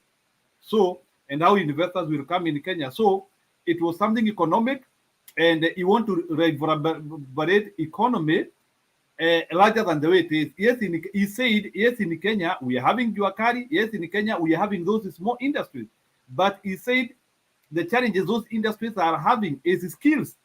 So sometimes you realize that you are having your Juakari industry here, and you don't have skills which can be able to make you produce better goods and services. So he was talking about how we can build a postmodern economy. He is talking of doing things which even Uhuru and Akina Moi Kibaki never did in Kenya. So he wants to move the peg. My question is to you is this. Can you tell me which day has RUTO talked about his concept of improving the economy? And you don't talk about Mama Mboga here in the house. Can you tell me what RUTO has told us? Because at least, hata kama hiyo na Raila hakuongea dakika 5 jana, Raila talked for 10 minutes So this idea of dividing by 2 is wrong. He talked for 10 minutes. Na meanwhile pia kuna mtu mwingine aliongea hapo. So that is so Chiraisi, it was an economic forum and I heard a lot, and that guy is coming to do wonders. And UDA will benefit on what he said. Actually, UDA is going to plagiarize what Baba said. And I'm waiting for it. Because UDA kazi yao ni kuchukua ile kitu Baba amesema and they rebuild. So I'm waiting for plagiarism. I received it. That's why watu wa UDA wanasema hawakusikia, ili hata wakikuja wapeane the same speech wanasema hatukuwa tumesikia hiyo. We understand. So when people are saying they are not you have made your point. Thank you very much. Yes, Abuya, what was the issue? No, I think Njiru has expanded on what Baba had said. So I don't think I want to waste any much more time. Okay. Thank you very much. It's against the law to go behind the curtain, to throw you out.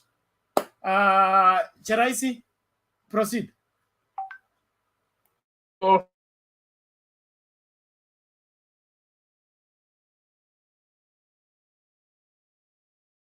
You're on mute. Unmute first. Okay, sorry. I pressed mute. Real quick, Mr. Deto, on the single mothers, I agree wholeheartedly. You know, it's not even for psychological purposes, it's for economic purposes. 2 hands will make a difference. Like in a family where there are 2 parents earning 2 income families, they will be strong economically. You know, one mkono moja haiwezi, even here, as Deto said, we know, I don't want to mention kwa TV, we know the neighborhoods where there's a lot of single parenthood, they struggle economically just because it's one income. It's just one income. You cannot do the jobs for 2 people as one parent. So let's not celebrate. Let's not have it as a coping mechanism. Ile tunasema mimi naweza because I'm a single mother. Just for the sake of it, let's embrace 2-parent families. I'll continue to listen. Sina maneno mingi. I'm enjoying you people. Chagunda Bay, Neto, Abuya, Selena Sego hapo, and Kip. And Bernard, asante sana for your leadership. I'm enjoying it. I'm learning a lot. We are together. You might be on the other side, but I'm on this side. But we share a country.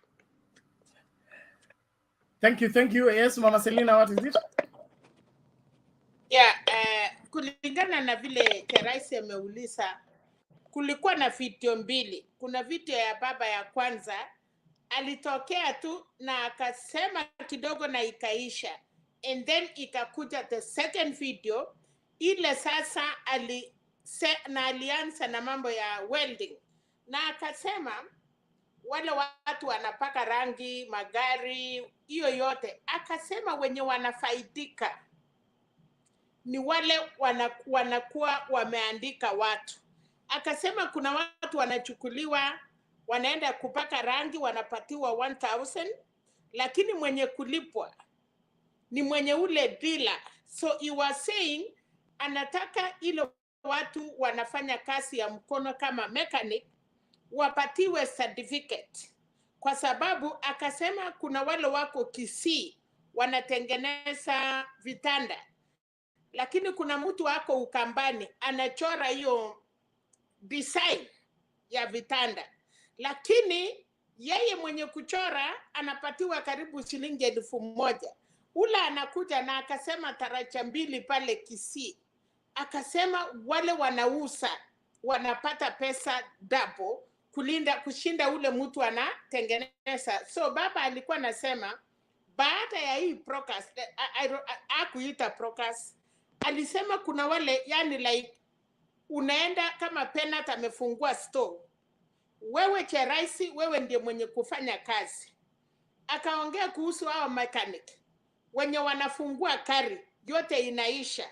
Hawa mechanic, wewe changiat ni yako wewe Chiraisi, umefungua karachi, lakini kuna hawa vijana na kuna hiyo watu wanakuja kufanya kazi. End of the day, unawalipa na hawa hawana certificate. Wewe ndio umeenda kwa county, umechukua certificate na umeemploy hawa.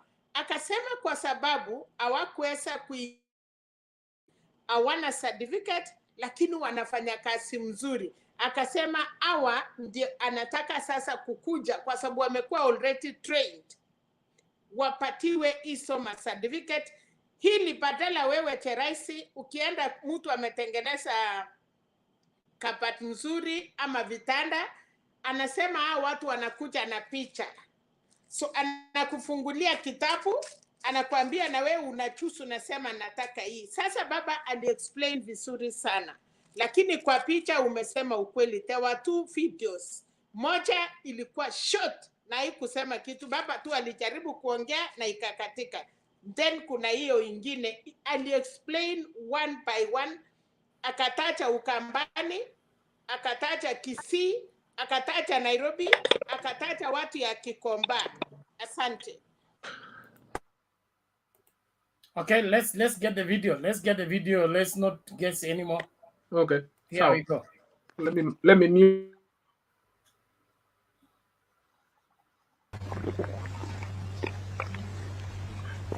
Well, you know. Are we ready?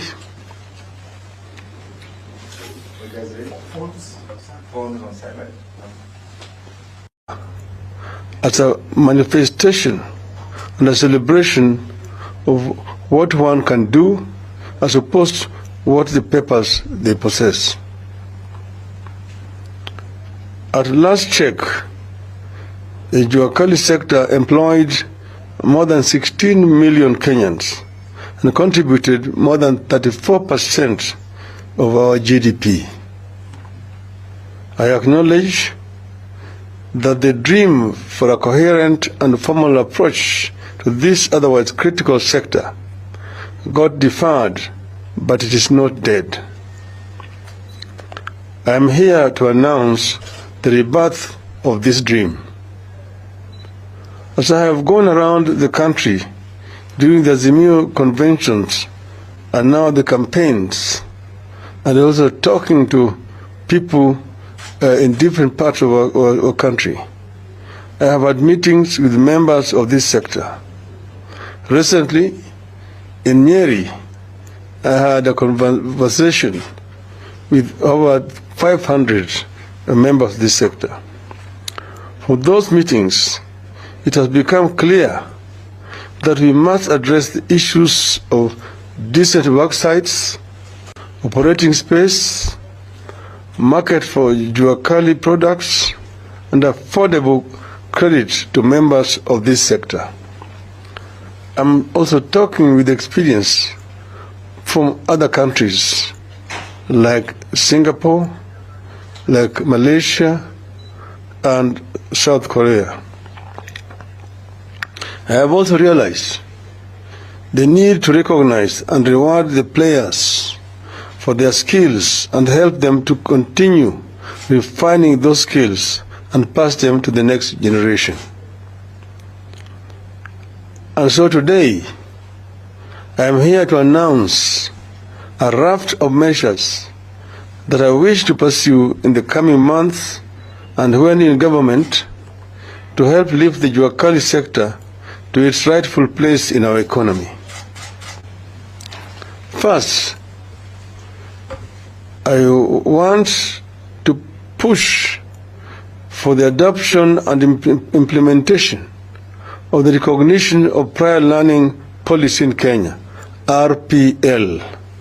I want to repeat, recognition of prior learning policy in Kenya, RPL. The RPL provides for recognition of knowledge, skills and competencies, regardless of where and how they were acquired. It is a progression map to facilitate the transition of skilled workers from informality to formality. In other words, these people may not have gone to any technical training institute or college, but through practice they've acquired the knowledge which needs to be recognized. With the RPL, our country and my government will be addressing the needs of millions of Kenyans who flock to work in industrial areas of our various towns, armed with the excellent skills but no certification. They are therefore overworked and underpaid for their otherwise excellent skills. I will give a few examples. Number one, the tile fitters. They are among the best in the world, but because they lack certification, they are unable to directly secure tile fitting jobs. The jobs therefore go to middlemen who have papers but no skills, who in turn hire the tile fitters and take the lion's share of the pay. The RPL certification will change this situation completely, allowing our tile fitters to secure the jobs and earn the money directly. Yes. Ukienda kwa nyumba mingi hapa Kenya kuna tiles, yani nyumba ambayo zimezekwa na vigazi. Wale ambao wanafanya hii kazi wako na ujuzi mkubwa, lakini matajiri wanaambia ya kwamba watapata shilingi moja kwa kila tile. Hii haiwezekani. Na tunasema katika chama chetu ya AZIMIO ati inawezekana, lakini hii haiwezekani. Yani hatutaka kuvumilia. Another example, when ships docking at the coast require repairs, our plumbers and fitters only have photo albums to show for their work, no recognized certificates. The plumbers therefore lose the opportunities to the middlemen who have papers but no skills. This will change with the adoption of the RPL. I want to give you an example of our experience in Kisumu with the president. We found a ship, MV Uhuru, which had been left there since the collapse of the community. That ship was now completely derelict. We looked for experts, but we were given quotations which were very, very heavy indeed. But we looked for those who used to work for the Eastern African community, those who are in the marine industry. Some of them are now retired, just living at home. And we brought them on board. They were able immediately to identify the spare parts in some of the stores there at the ports. They also had the knowledge of the sources of other spare parts from companies in the UK. Those who were procured, these mechanics went into that ship, and within a matter of days or weeks, they completely overhauled the engine of the ship and repaired it completely, and it was able to be taken back to water, and it is now actually plying the route Kisumu to Port Bell in Kampala. This is basically a demonstration of the skills that we have in this country. Our furniture makers at various Juakali points across the country, like for example Ngong Road, we all agree they make great furniture, but many of them have to go through brokers to reach the high-end market where their products are sold at very high prices, while the makers earn peanuts. The RPL policy will enable artisans to get fair market value for their furniture. Na si Ngong Road peke yake, hata ukienda Mombasa Road, mambo ni haya. Ukienda Kisii Town, huku daraja mbili huku Kisii Town, kuna duka nyingi pale ambao wanauza viti, meza na vitanda. Bidhaa haya zote zinatengenezwa na Mutiso kutoka Kitui. Alafu wanasema hiyo viti zimetoka ng'ambo. Mutiso analipwa pesa kidogo sana ya kutengeneza viti na ujuzi yake, lakini mwenye duka anaenda nyumbani na pesa mingi zaidi. Take automobile garages. Every day, thousands of people flock garages where mechanics with excellent skills correctly diagnose the problem and do satisfactory work, but get very little pay due to lack of certification. Most times, renowned garages whose owners have the papers but no skills subcontract the Juakali mechanics for very little pay. This will change with their appropriate certification from the RPL. Ziwani, Kisumu garage, na kila mahali tuko na makanika wengi zaidi. Hawa jamaa wanaleta magari zao kutoka Ujerumani, wanafungua na wakatengeneza na wapate shilingi 1,000. Kuna wale ambao wanapiga gari rangi. Kampuni inapata 120,000 na yule mwenye kupiga rangi anapata shilingi 3,000 peke yake. Hii lazima iishe. We all know the hundreds of very skilled painters who line up every morning at the CBD waiting to be contracted by middlemen who get paint contracts. The fortunes of those painters is going to change with the RPL. Utakuta Osoro, utakuta Kinyanjui amekaa kando hapo barabarani hapo ufungamano street. Ukimsalimia yeye, badala ya yeye akupe mkono, anatoa brush ya kupaka nyumba rangi. Huyu jamaa ako na ujuzi mingi sana. Anajua hata kuchanganya rangi, lakini ile pesa ambaye anatapasa kwanza atanunua naye maziwa, kwa sababu rangi inaumiza kifua ya wafanyikazi. Huyu jamaa na ana ujuzi wake lazima aangaliwe. Maana yake jamaa akitoka pale anaajiriwa, anafanya kazi siku mzima, lakini ikifika jioni ile pesa ambayo anapewa ni kidogo sana, na yule middleman ambaye alimtoa kule ufungamano street yanapata pesa mingi zaidi.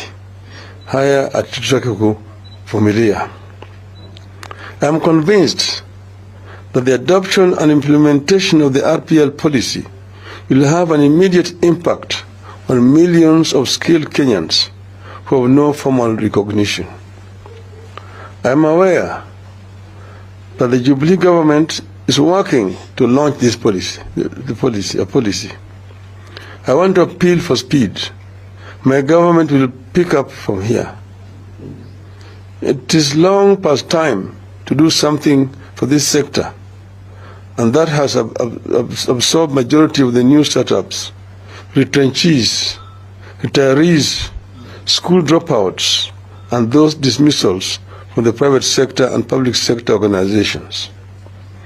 It is long past time for the country to do something for this sector, which is currently the single largest employer in the country and a source of livelihood for many. I have also said that it is not right to refer to this sector as an informal sector. It is the biggest employer in the country. As I said from the start, it employs close to 16 million people and actually produces 35% of our GDP. We need to formalize this sector. We need to construct formal sheds for these people, to put up markets for the wares which coming up from those sheds, and also regularize the way that they contribute to the economy through payment of some taxes. I want to say that we are going to form a partnership to ensure that this sector is formalized and that it succeeds. This is what we are saying as AZIMIO la Umoja. Inawezekana. Thank you very much. God bless Kenya.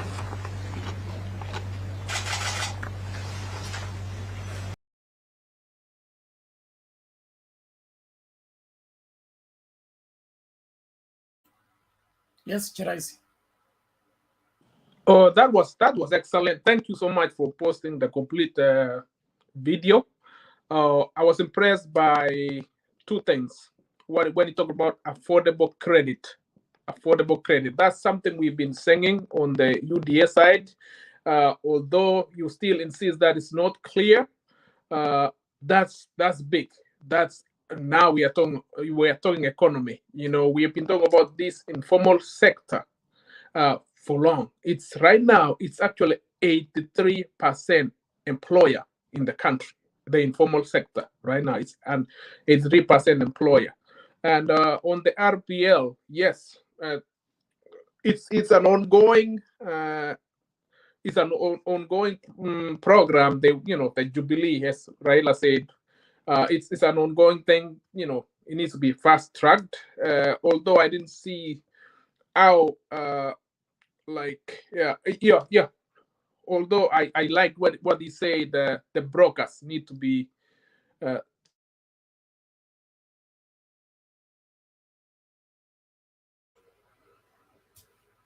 Chiraisi, you have lost your audio.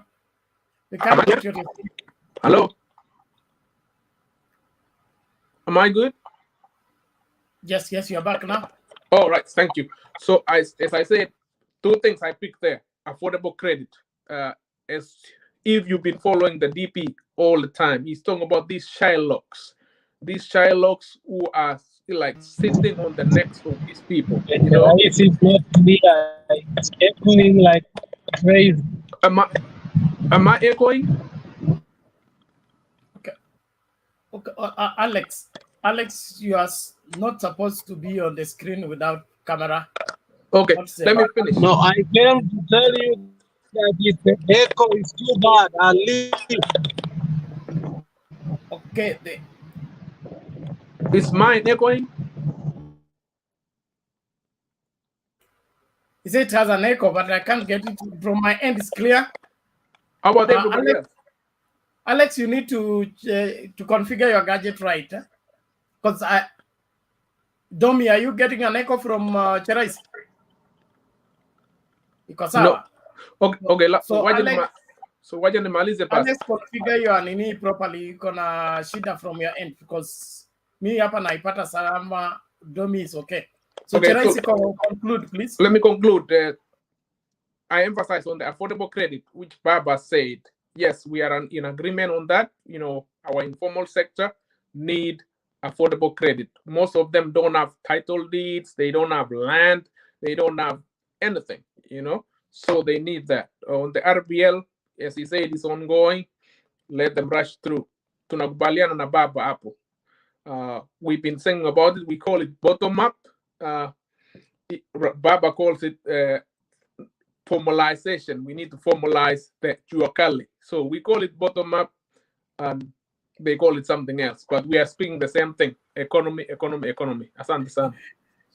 Chiraisi, that's not the same. Although I'll give it to you for agreeing with Baba, but it's not the same thing. Selina, Mama Selina, same kwanza.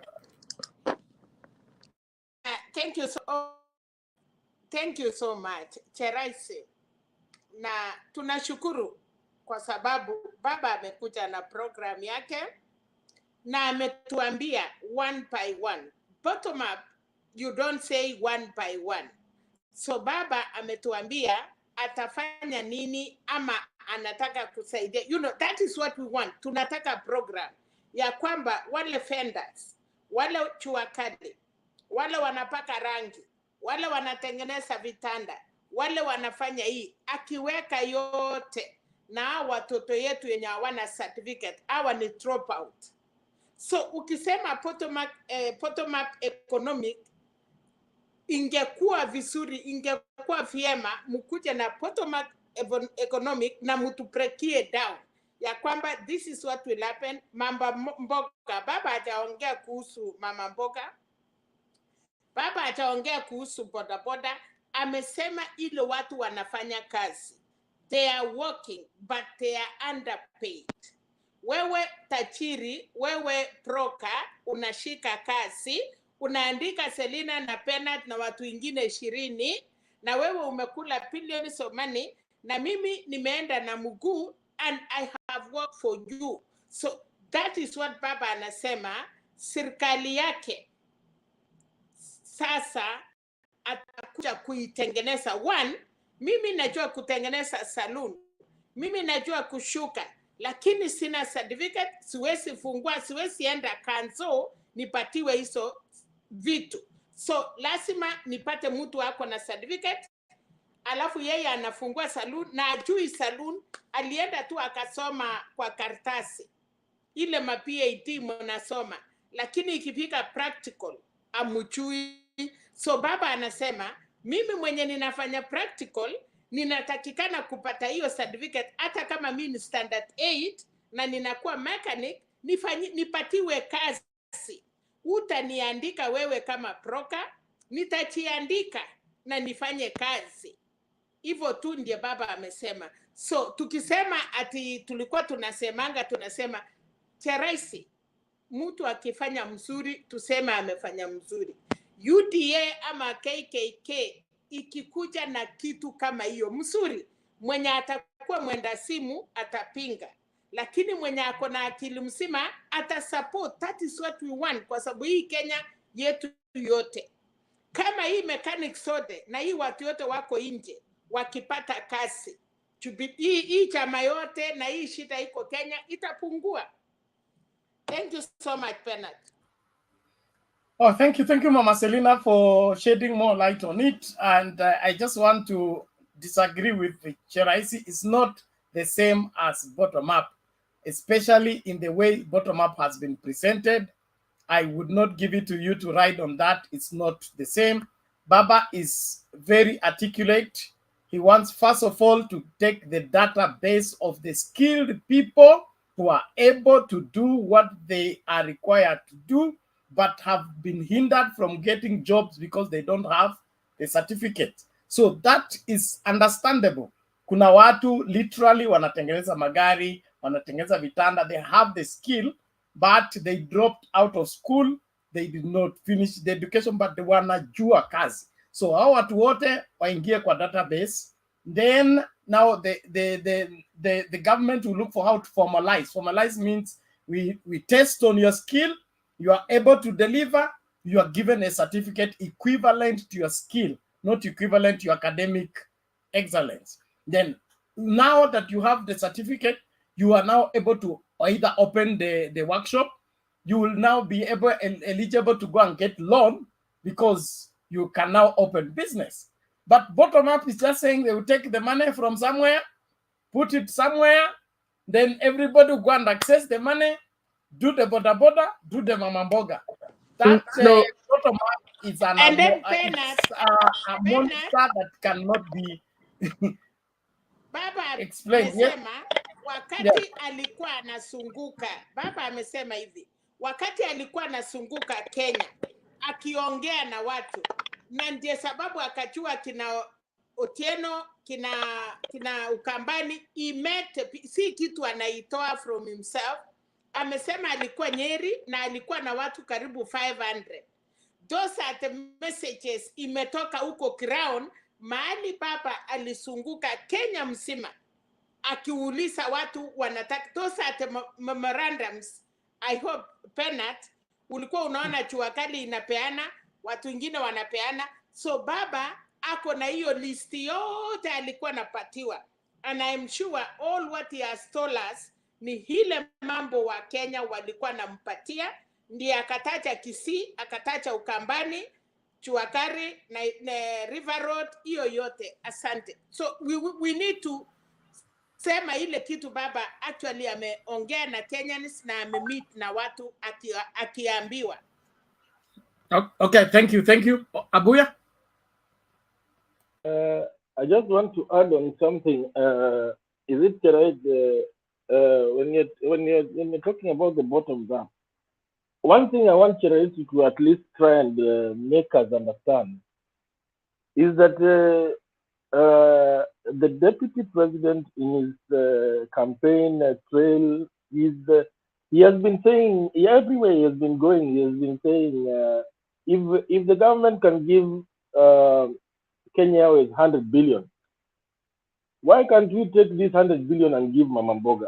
What criteria is he going to use to be distributing this money? Because I just want to imagine. I don't want to imagine, but when I'm trying to imagine this scenario, I find it very difficult to understand, because that can be an avenue for siphoning government cash big time. Maybe he can explain to us and defend that bottom up thing. Let's give him a chance. I appreciate that this is the first time I'm meeting a UDA supporter. So maybe he can articulate to us so that we can appreciate the way Mama Selina said. If anything is good, there is no harm in appreciating. Thank you. Thank you, Abuya. Charaisi, respond please in half a minute to Sonke Kwadon. Okay, I have a minute. I don't have like enough time to prosecute the bottom up economic model here. Maybe one time I'll buy time from Bernard. I'll buy the whole time. But anyway, on the 100 billion or million you're talking about, on the DP has been saying, what DP has proposed on the bottom up funding, which is the same as Raila said, affordable credit. The problem, our Charasi, can I ask for your permission for something, please? Let me finish that. Permission let me answer, Mr.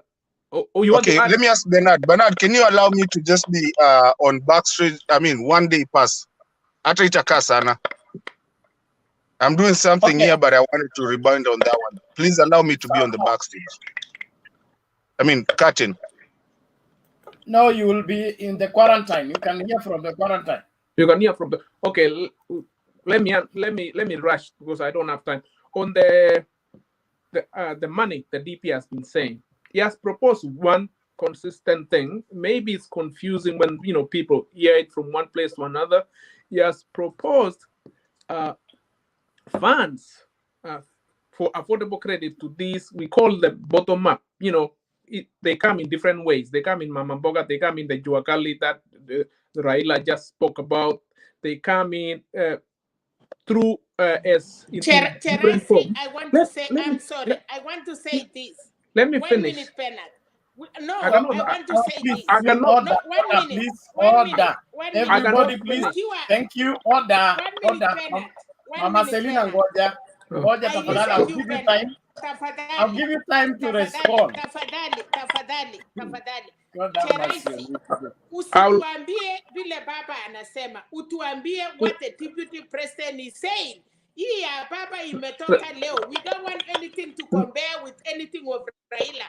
Tell us kwa sababu imekuwa kwa kiwanja for almost 3 months.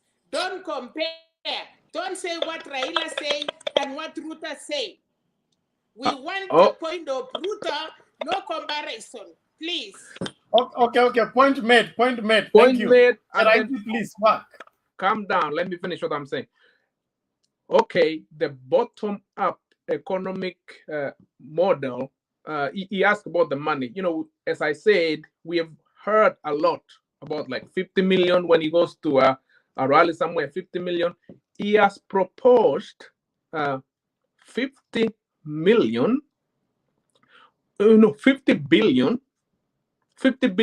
not million, 50 billion. That will go to every constituency in a fund similar to the NGCDF at the moment. At NGCF at the moment, coal constituencies receive an average of 110 million. So if you do the math, for those who are good in math, it will come to a total of 50 billion. So that's what the 50 billion is all about. So it will provide affordable credit to these sectors we call bottom up, which is the Juakali sectors, the Mamambogas, and all that. So it's not like 50 billion ila ataenda kupeana sijui wapi alafu anakuja kupeana wapi. You know, I'm sorry for that confusion because most people listen to that and they think like ameenda ukampani akasema nitawapea 50 billion. No, he has proposed a fund similar to NGCDF. And on top of that, he said you will add another 50 billion. So to a total of 100 billion altogether. So that's what he has said, to give these people affordable credit because they are being choked by the Shylocks and all that. They are informal sector. So Charais, you are suggesting that the UDA government will be running a parallel banking system whereby they will be offering loan. One second. Cheaper loans. 1 second. Yes.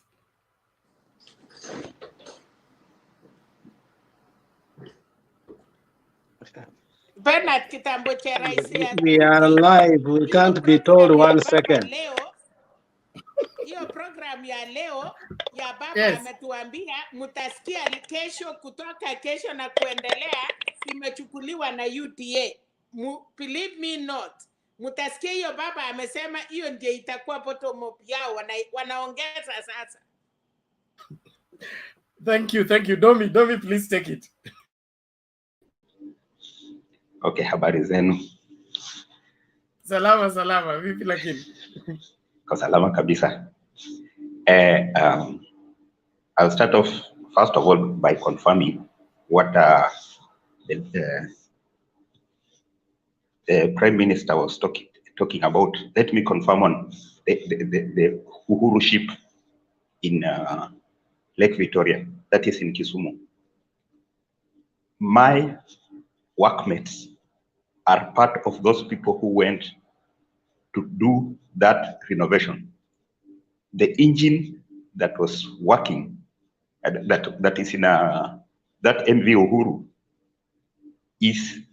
was extracted from a locomotive. So that's what Raila is talking about. It is fact. It is true. They tried to find somebody, some people to repair, and before that, in fact, the former MD of Kenya Railways. By the way, the ship belongs to Kenya Railways. The former MD of Kenya Railways had told Uhuru that this ship is supposed to be cut and scrapped, but he came to the workshops, that is the Marine and Kenya Railways workshop in Kisumu, and they told him, give us 30 million and they will bring back this ship. And when they went to open, to launch, he said, this ship was supposed to be scrapped. And I can see it is working. Heko, kwa watu wangu, mmefanya kazi nzuri. That was his statement. So it is a fact that it was restored. That is to go on record. I've been in railways. We were part of those people who are making spares in the workshop to send to the ship. Okay. There is something that I've realized, Mr. Chair. Okay, this you, Chair. I don't see the name. There is something that I can confirm. Chair, I see. Yeah.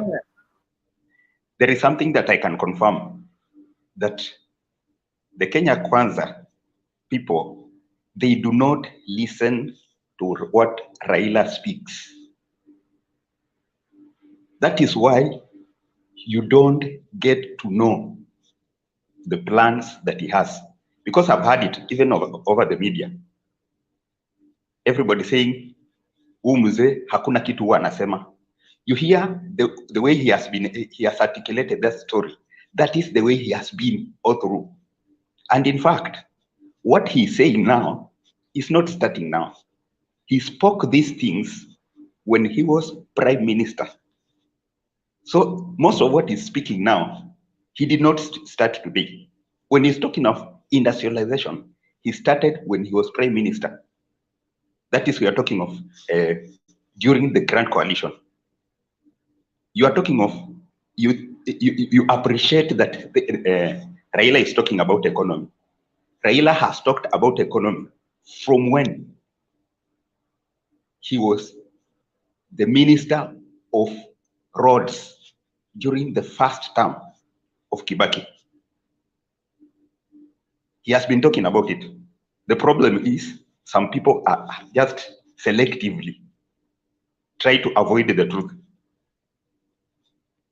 You know, about when he's talking about the middlemen, and by the way, this is the problem that is in Kenya.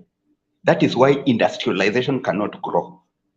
The problem is the person that works gets very little, but it is taken by the middlemen. The middlemen are the ones who are making money, the brokers. You take your goods to Marikiti, you get to Marikiti, unaambiwa kaa kando, it is a broker who is going to sell and pay you probably half of what you have sold. You, the owner of you that brought the goods, will get almost nothing. Will get like you have incurred all the costs and all the risks, and you'll get very little out of it. So, Chiraisi, what is ailing Kenya, by the way, for record, it is not capital. Capital is not the problem. The problem is productivity on the ground. Once the ground is productive, for example, if these guys can make what they are making and it can be marketed outside the nation, they have money, they will be able to promote that Mama Mboga. Mama Mboga, with even 1,000 shillings, ataweza kununua mboga na aenda auze. Kwa sababu gani? Watu wa kununua wako na wako na pesa. So giving to Mama Mboga, hata ukimpatia loan ya 100,000 and he does not have people who are going to buy, that business will still die. In addition to that, because that Mama Mboga probably is selling a little bit, you will have another woman who will come to add to become another Mama Mboga. In the end, creating more competition, wewe utaendelea kufanda hawa Mama Mboga. Huyu Mama Mboga mwenye amekuja kujoin, probably that woman can do a very good work in dressmaking. But he feels that he cannot do the dressmaking because it's not earning anything. Because it's earning probably to the middleman. But if this this lady of dressmaking can do that, can do her work well, everything, if she can make dresses and sell, everything will work. So what we need is productivity. It is not even loans. Now loans will come in if that person has, okay, when that person is in position to produce and sell. Hata akiuliza loan, atapewa loan, and he is very sure that he will pay. But otherwise, as Bernard said, the loans will be given and the money will get lost because those people you are giving loans, they will not be able to service. Let me ask you, let's be realistic. There is Women Fund. This Women Fund, how many women have loans with Women Fund that they have not been able to pay back? Probably we are talking of over 50%. They are not able to pay back. Wamama wanasumbuliwa juu ya hiyo. Sasa Imagine the government, the whole government, giving out money as loans to the businesses that they have not succeeded today, and nothing has changed. Therefore, they will still not succeed. The money will get lost. The 100 billion will get lost. And after that, people will start, 100 billion is mepotea. So what do we do? And remember, that is the basis of the bottom up. The bottom up. That is what RUTO has told us always. And let me tell you, the reason as to why people say that RUTO said today 50 billion, today, tomorrow 100 billion. It is the inconsistency is coming because he has no exact plan. So he comes arbitrary, say this today, and tomorrow he realizes, I have not said this. What I will advise you, sit down and listen to the way Raila articulates those issues. Everything is well planned. Listen to the 10 points. They are always well planned and well arranged. It shows that this person is organized enough. What is presenting is workable, it's practical. We are not talking of somebody going to power and it's when he wakes up, I said this and I said that. And by the way, before he came up with this 100 billion industrialization story, it is after Raila had talked about industrialization in industrial area. It is a fact. Don't shake your head. It is a fact. We were here, we watched, and we know. He was talking about it. Yeah, that is a fact. It is a fact. He said, this is what RUTO was saying. Please, just make a submission. Thank you. What RUTO was saying is, he started off with hustler versus dynasty. Then he came to bottom up. Then later he came to when Raila presented his 10 points. That is the time he realized, we need industrialization. Then he said, we are going to give 100 billion for loans and industrialization. By the way, industrialization cannot be done by 100 billion is too small. Industrialization is just create the environment and people will come and invest. For you to invest in industrialization, it takes trillions. So what AZIMIO has is we need just to create environment. Industrialization needs just environment. Create it and industries will grow. People will come up with it. You see, when he's talking of this Wakali sector, he's creating, he wants to make it formal. In fact, he said, we should not call this informal sector. He wants to make it formal, whereby it is an organized business. Not somebody coming in, take some few people and go to give them peanuts to benefit him. No, that is what Raila is against. And what I will advise you, just listen to what take time and be listening to what he says.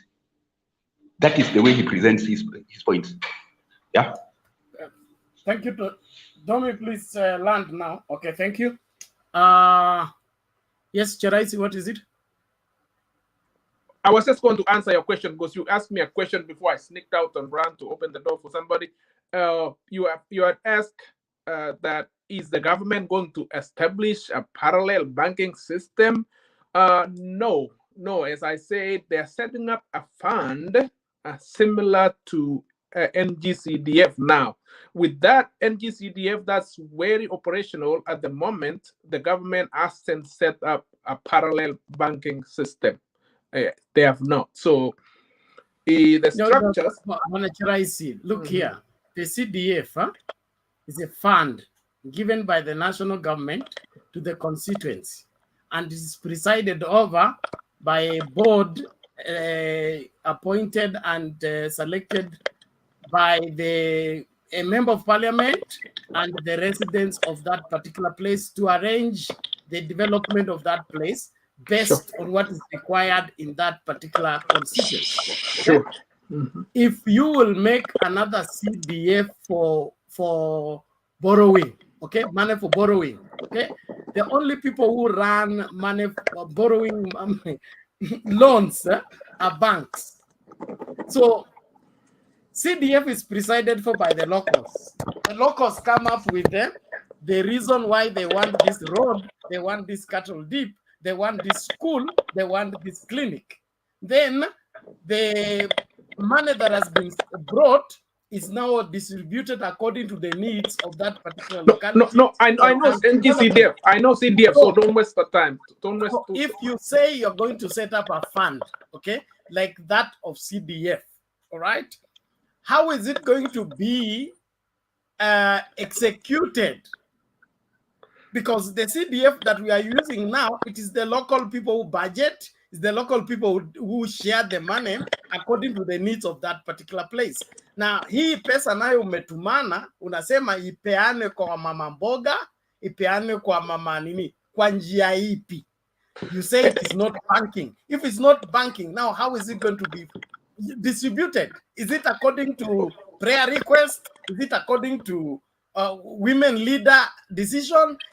You know, as I said, like at the moment, you know, like NKCDF has its own laws and regulation. So that fund too will have its own laws and regulation, which when the ASLA government comes to office, they will present it in the parliament, and those laws and structures will be in place. We don't have the complete details at the moment, so I cannot give you a specific legislation on that. But it will be doing the work of banks, because banks are the ones that give out loans. No, right now. Right now we have Uzalendo ways of funds. Right now in constituency level, they are not doing the work of the bank. So let's not try to confuse it. Let's not try to confuse it. Alex, take it. You know, Cheraini is a good guy, but he tries to pick a narrative from when we are building what Baba has said. He tries to disrupt us and sneak in something that we very know that they have not been able until now to interpret. And he is doing it in a very conniving way. So every time we want to speak about what Raila presented today, he goes back to one thing that he has never been able. And I'm glad that he even said that it's something that they have not completed. It is just a pipeline of his thoughts, not even so he's a chief interpreter of things that are not even there. And I'm glad he finished to say it's in the pipeline. So Cheraini, don't be a chief interpreter of something you can't even understand. We are here to articulate issues that Baba said today. And don't sneak in your CDF type thing that even RUTO has not even said that. Nobody in UDA has ever linked the hustler so-called 100 billion to CDF. That is your sneakiness here. In the UDA, including the person called David Ndi, I listened to him after he told his wife that cannot work, or bottom-up doesn't work in some areas, especially for Kikuyus in Kiambu, the capital city for Kikuyus. He went again to interpret what that bottom-up is. The issue of CDF never came in. He's the originator of that. So don't start to interpret things that are beyond your pay grade, or start thinking that we are going to create another CDF type. Let me be very casual to you, CDF, as we stand here today, it is only by the grace of God that is continuing. Because after devolution, the function of CDF was brought back to the county government. And it's because these people have not been able to be controlled, that parliament. That's why they are still getting that money. But it is illegal in Kenya right now, that CDF, by the way. So we cannot have another CDF type thing, for your information, because the functions of the county government cannot be taken by an MP. You have to remember that. So what you are explaining bottom up or what you are linking what Raila said today, Raila was very categorical. He never said anything about CDF. So don't link your CDF to what Raila said. Bottom up has nothing to do with the funds of CDF. Bottom up is what you created. It's non-existent according to David indeed. The last time he tried to explain this, and Bernard, I'm sending you a clip so that he can watch that. I like what Domia said. Domia has given you a free advice. He said, it will do you good to go and listen Raila carefully, because Bernard has just shown you a clip there, and then you just agreed with Raila. The issue of industrialization, and Domia has told you, Raila said all the time, when you go to industrial area, now what used to be industries are go downs, are warehouses. Raila said this over and over and over again. The issue of industrialization has been the heartbeat of Raila, especially when he talks about East Africa industries, which were bought by Unilever. If you cannot even understand that, go and listen to Raila. But if you can't listen to him, we can't help you. The issue of industrialization has been the heartbeat. And even there's an article, a free article I'll tell you to read by finishing. This is not my submission, on how he sold his car to buy an industry that today he owns. And many people think that he was given by his father. So, and he says he's part of the people in the industrial area that have been affected. So you need to go back and read. We can't help you read. Thank you. Bernard, Okay, give me 1 second. Order, everybody. Thank you very much. It's my time to sign out. Temba is here to do the rest of the show. We are on the winding out, the last hour. Let's do this. 1 second. 1 second response. Mute your mic, Kwanza. Please. Okay. Tukifanya housekeeping, una relax. Okay, in housekeeping. I need to sign out so that Temba takes charge of the rest of the show.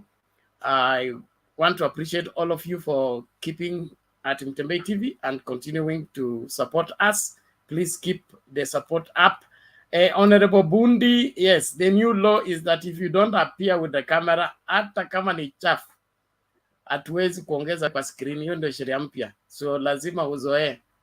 Ukifika unafika na camera on, ili tukipiga darubini tunajua ni nani tunalenga, sio somebody hiding behind the curtain and claiming to be Honorable Bundi. We need to be sure of that. So that's the new way of presenting on Mtembei TV or participating in the debate. Thank you very much. So Wanathemba, all these people except Alex have made submission. Okay? Yes. Yes. Alex and Honorable Bundi, hao ndio wageni wamefika saa hii. And then you've been reported that you locked out Mondo wa Nyumba yesterday. Nyumba. He is coming back. He's coming back by 4:30. Anachukuanga break aende kulala kidogo ndio arudi. Na yeye wakati anarudi wewe unafungia yeye mlango. Tafadhali fungulia yeye ukiona yeye. Then you will pick his phone number from him on my behalf. Then inbox me his phone number is needed somewhere. Sawa sawa. Sasa hizo ripoti ni zake. Sisi tuko na sheria zetu, hizo ni sheria zenyu bana. Mundu wa nyumba, we can't have someone sleeping and waking up and continuing the debate and when you want to close. That one is a no. After 7 hours, wale wa kulala waamuke wangoje wakuje mchana. Mwambie hivyo ukimuona baadaye. I'm just reporting what I was told and it was on air, so I wanted to set it out. We tell them. Mimi dakika zangu za kulala zimefika. We tell them as such, so waache panganga mingi. Asante lakini. So Cheraisi, quickly please, Temba takes over. All right, asante sana. Mr. Lex, let me be clear. on the industrialization, we agree on our side is needed in Kenya. Tumechoka na kununua toothpick from China. We all agree. And we have not said the affordable credit from the bottom up will build industries. No, tumesema it's going to what we call Mama Mboga, which is Juakali plus informal sector. And see, Kusema, we are setting up another NGCDF. I just say a fund similar to that. Like similar meaning that it's based on constituencies. It will be based on constituencies. So it's not going to be like, oh, this is another NGCDF. I just say it's similar to that. Okay, Asante. Mr. Themba, it's your turn. Thank you. No. What we are not agreeing is what RUTO has explained. He has never said it's similar. You are coming here and telling us it's similar. RUTO and his entourage have had an opportunity over and over with David Ndii to explain this to us. We've never had that. This is just coming from you. So we are wondering, who put you as the chief interpreter of this? Because they've been in the media several times and we have given them the opportunity. And I hope Themba puts this clip again. Last time that David Ndii was interviewed, when the wife said that this cannot work in some areas, and more specifically in Kiambu, later on he had an interview. I listened to him. What you are alluding is not what he said. So I think everybody is coming up with different interpretation, which UDA itself has not said through its official. So we cannot take what you're saying to be true. I'm calling that delusional because the person, the originator of this bottom-up has never said that. So that is what it is. That is what it is. Kama hujasikia, that's what it is. And it ends there because back and forth, that is what it is.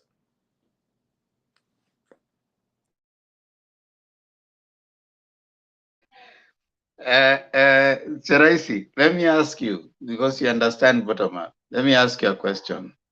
Are you going to give money to the person selling the mboga, or you're going to give money to the person planting the mboga? We unauliza swali kama ile kuku ilitega mayai ama mayai ilitega kuku. So Cheraisi. Sumesema unaenda control mama mboga. So ni mama mboga mgani? Yule anauza mboga ama yule anapanda mboga?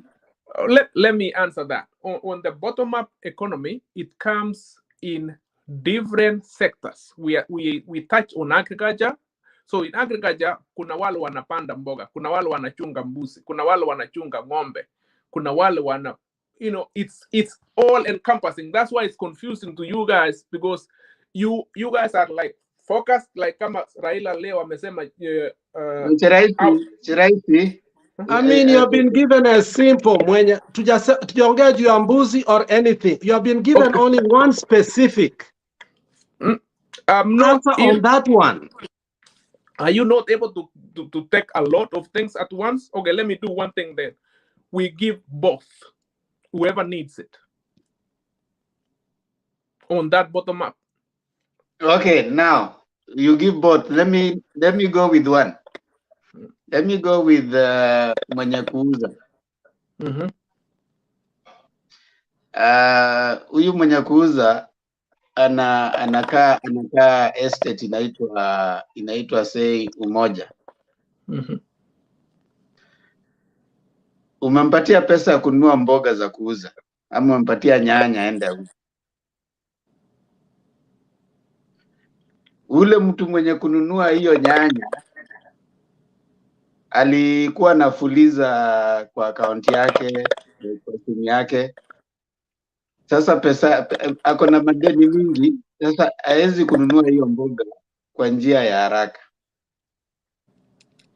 Aya, umepatia huyu mwenye kuuza mboga pesa, hajauza mboga for the next 1 week haijaisha, hajarudisha hii hela, mtamfanyia nini? With affordable credit, there will be regulations based on the law that will be crafted. We don't have, honestly, as I've responded to Mr. Bernard earlier, that regulation is not there at the moment. It's a proposed economic policy. So hatujaanzisha hiyo nini saa hizi. So we don't have ati, oh, tutafanyia wewe hii, tutafanyia wewe hii, tutafanyia. Those are trap questions which go nowhere. Cheraisi. Yes, sir. It's a simple question. I'm trying to simplify. It is one no, you're trying to play. It is one philosopher called Aristotle who says that if you know something and you can't explain it to a 6-year-old, then you don't know it. No, now, you play that is cheap psychological questions which I'm not going to play into that. I'm not going to play into that. You are not interested. I'm not asking you to play. I'm just asking you to listen. So yeah, I'm not going to play into those cheap psychological I'm just asking you to listen. Okay, I'm listening. Thank you. Now, you know this thing. You set 500 billion unaweka kwa mama mboga. So nikakuuliza kaniambia you'll give to both. So utagive this mama mboga ambaye anauza mboga. Si ndio? Umeshampatia hiyo unasema cheap loan, cheap credit, yeah. Affordable credit. Yes. Nimekupatia example, amenunua hizi mboga hajaziuza kwa sababu yule jamaa ambaye anakuja kuzinunua ako na fuliza nini bado pesa yake hajalipa. Huyu mama hajalipa hii pesa yake for 1 week. What will happen?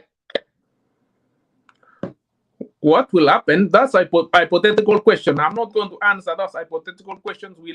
We'll deal with it the way every other affordable credit is dealing with it at the moment. People get loans right now, but the whole place is not shut down. Even the higher educational loans we give out help, and it's still going, you know. So we are not going to stop and then engage in paralysis of analysis so that we don't do what we want to do. That's not what we're going to do. I would also ask you, therefore, since you're not willing to explain nothing. No, you're trying to play those how do you benefit us? Huh?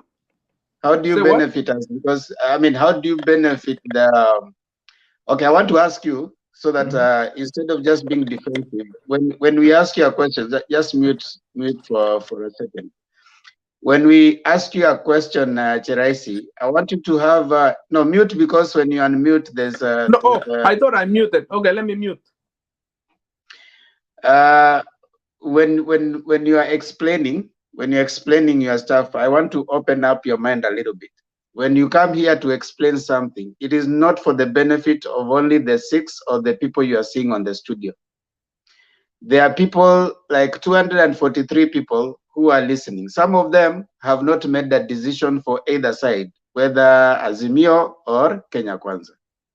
So when you come on and there's a topic that you want to express yourself on, don't limit yourself to only the people that you see on the studio, because you'll be more defensive and more attacking rather than more exploratory to someone who is down there. They might not be here to ask the question, but they're also trying to understand. So target that person who has never taken sides. They have never taken AZIMIO side, and they have never taken UDA side. Target that person who does not, according to you, has a prejudgment. Okay? So when you're explaining, but again, if you don't understand it, it's okay to just say, okay, fine, I can't explain. Give me some other time. I will come back and maybe try and explain. But again, if you don't understand completely, you don't have to go to a topic that you don't understand. You say, okay, fine, that one I don't understand. So, because again, when you start attacking, you know, I'm giving a comment, then now you are attacking what I've said, like cheap psychology and stuff like that. Now you are now moving into you know, they say if you don't understand it, you now attack the person. Don't attack the person. Look at what are we asking? Is this something you can? It's just an honest debate if you are willing to engage in a debate. But if you are not, it's still okay. You don't have to be defensive. That is in my view. And you don't have to agree with what I'm saying. Yeah, go ahead. Okay, so as I said, I was not being defensive. I saw, where you are going to. It was an endless rat chase, like where you say, okay, what is this happen? This is a big policy proposal. We have not broken down into, okay, when huyu mama Morgan akipata na aziuze hii wiki hii atauza hii. We are here proposing affordable funding for the smallest of the small enterprises with the fund, which will go to constituency level, similar to NGCDF. We have said if we are able to rescue Mumias, for instance, if we are able to rescue Kenya Airways with billions, for instance, it's not impossible for us to put 100 billion annually to help these people who are relying on Fuliza, who are relying on Shylock to access credit. Even Baba in his video we watched today talked about the problem with affordable credit. So that's the point. That's the point. But if you want to start asking about like the small nitty-gritty of like, what if this person sell a nyanya leo na asiuse wiki hiyo, utaanza kufanya nini? Those are small, minute details which will be fixed with the old Now thing I want is done. to. Okay, just hold on right there. The reason I'm asking you that question, Cheraisi, because you seem to want to Like imagine. Demba, we normally have decorum here. We can have just because somebody comes with a different kind of argument, they talk every time. We are lifting our hands here, and we are human beings. We are also wanting to say something. Na watu wa UDA wakikuja hapo wakileta conversation, hatuwezi kuwa sasa tutawasikiza hiyo time yote, tunachoka mikono. Ala.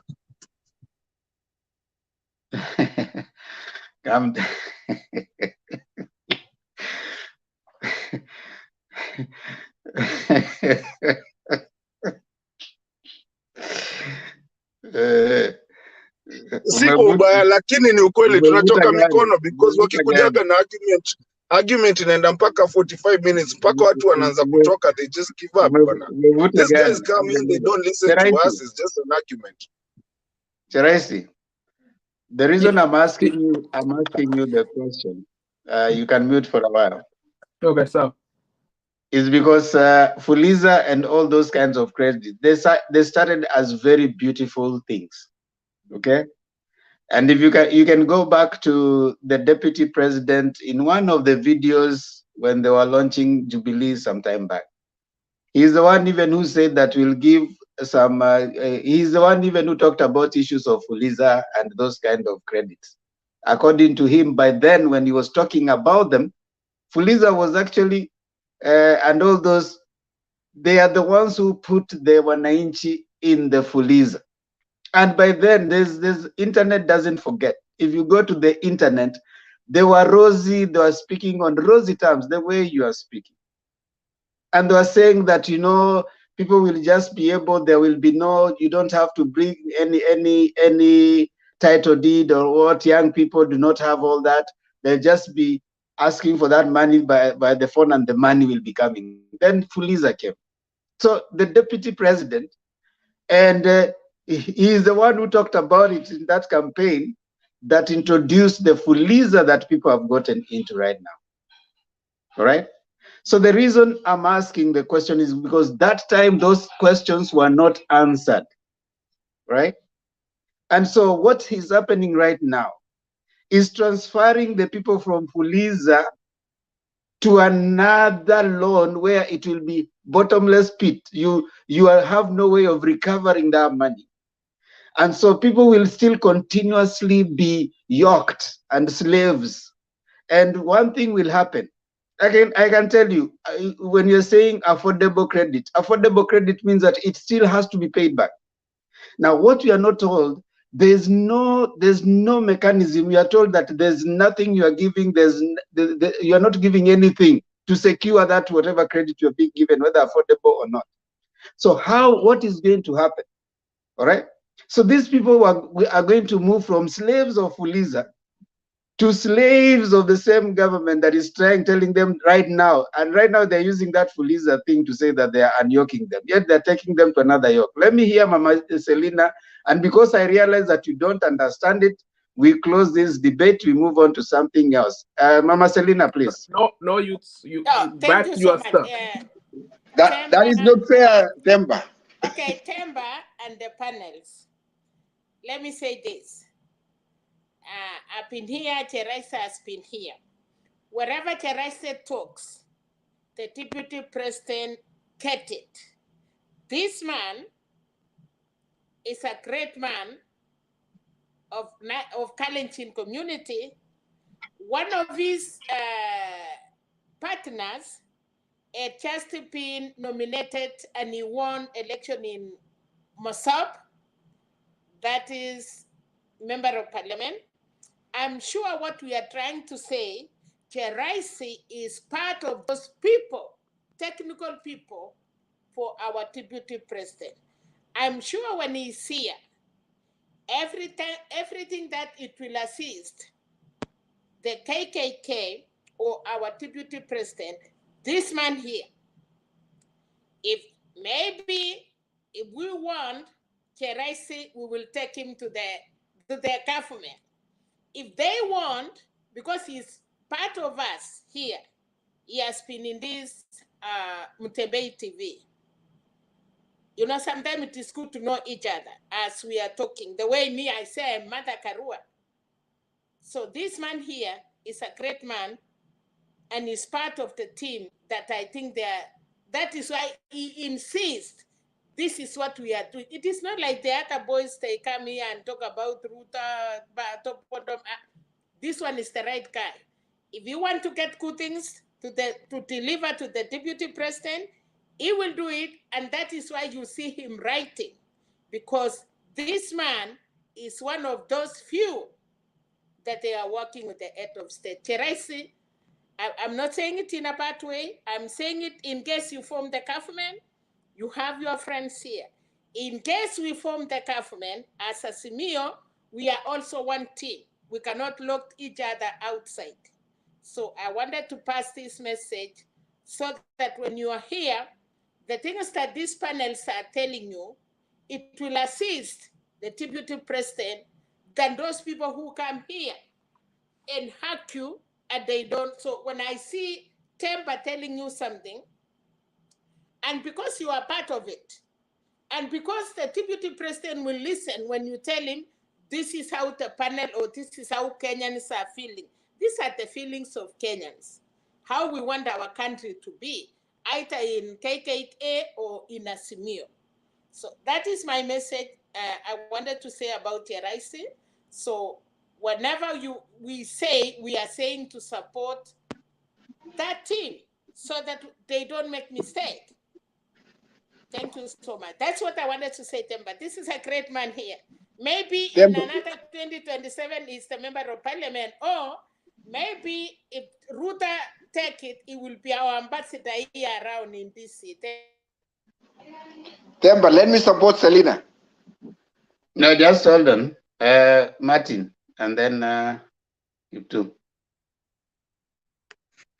You see, Themba, I think with leadership also comes with humility and trying to follow rules and laws of what it is. This is a TV show that we're being watched by a lot of people. And when you see Mama Selina, a very old, our mother, holding up her hand and waiting, and people, and we have the rules that we have today. Nowadays we've started a rule of not being on the backstage, and we're all following those rules. I think we need to keep those rules. I think these guys come over here, and when they start, they trigger a little statement, and they do. In fact, I'm about to move to UDA so that I can come here like Caleb, Kinanaawa, and then so that we can have a whole discussion for a whole, I can have a whole panel discussion for a whole 1 hour. Basically, I will not do that. I'm a law-abiding citizen. I abide by the laws of Mutembei TV, and I abide by all that. But it becomes very disturbing when, You come here, we have rules of how you can talk, when you can talk, what you can do. But these guys come here and startle just a little bit. They startle somebody like maybe the moderator or other people, and now they have a whole hour, and then immediately after that, they just disappear. I'm thinking You are we also need to taking watch. long time. Okay, all right, sawa Mama Selina. But anyway, the reason I wanted to say something real quick, I wanted to counter that. And I'm going to do it real quick, haraka haraka. You see, leadership is something very funny. What Raila is talking about right now, it's something I won't say where, but something some people sat down somewhere. I was a part of it, but with a lot of other people. And they said what it was. And Mama Selina just explained what Raila is talking about. Where, and I believe a lot of people here who are not even in this sixth panel right here, they've been asked by somebody back at home, nifungulia ka kampuni hivi because maybe what? Maybe because you live in the US or you live somewhere else, or maybe you've gone to school and you have this, and then kuna mtu fulani najua atazanifanyia kitu kama hiyo. Atazanipatia kadil na nini but do this for me. And that is what is happening. That if that's what Raila is talking about. That if you are somebody who's been working in a garage, Palengara, for all your life, and then now you want to open your own garage, and then now you have to go look for Mato and tell him because you have a degree and you have this and you have that, or look for Mama Selina, or because you have this and that, you have the right paperwork, open it for me, and then me, I'll run it for you. It's happened.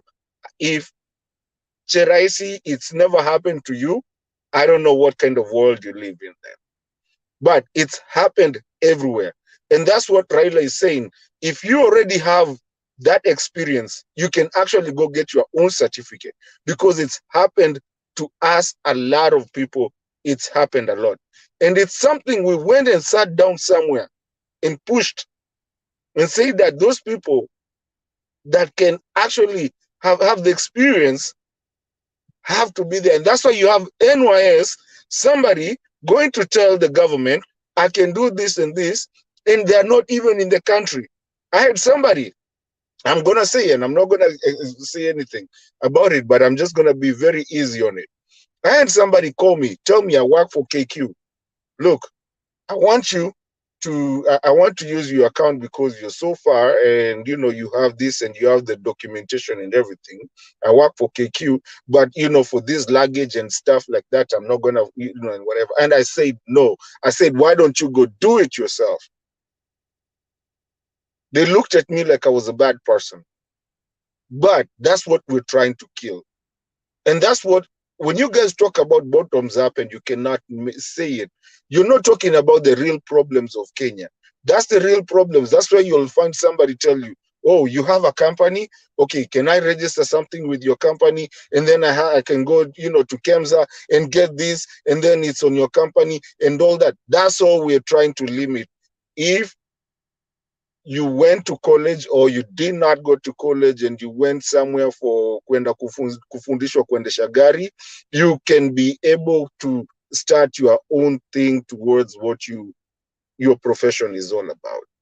And that happens in a lot of watu watakwambia hapa I think you know it, in other countries you really don't have to have a degree to be a leader. You just have to know what people are listening and what people are saying. And that's hiyo ndio imenikimbiza kabisa ni kuje kuingia, because I had the discussion going wrong. But again, also we also have to follow rules, and ndio maana tunainuaga mkono. And then mimi nimemaliza, umeniambia niharakishe. We also at the same time have to be people who can follow rules of a discussion and the rules of everything. Thank you.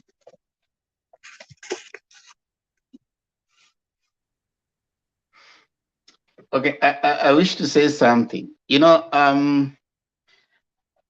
don't need to come dress down the moderators.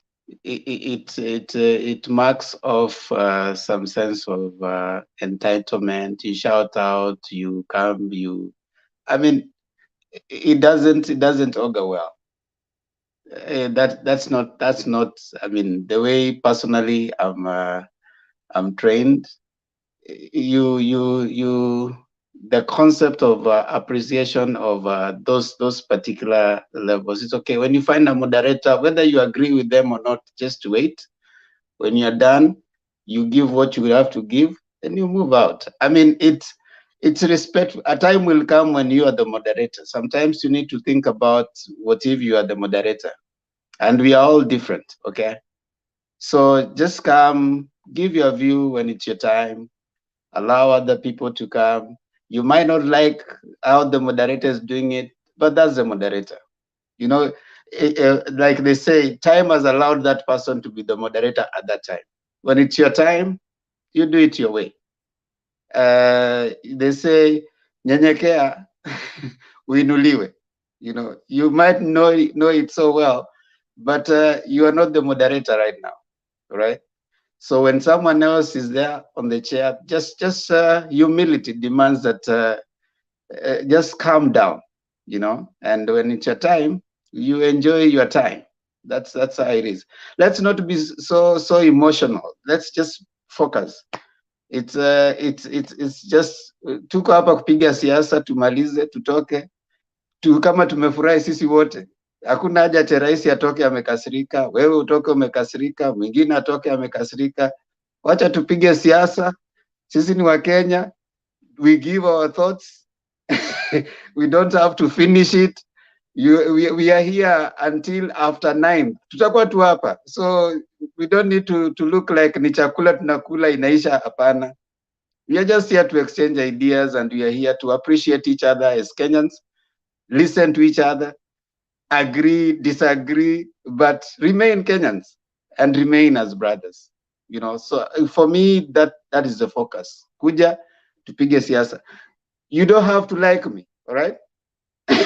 That is not what we are here for. We are here kupiga siasa. And when we are doing it, let's just be, like I said, civility, respectful of each other.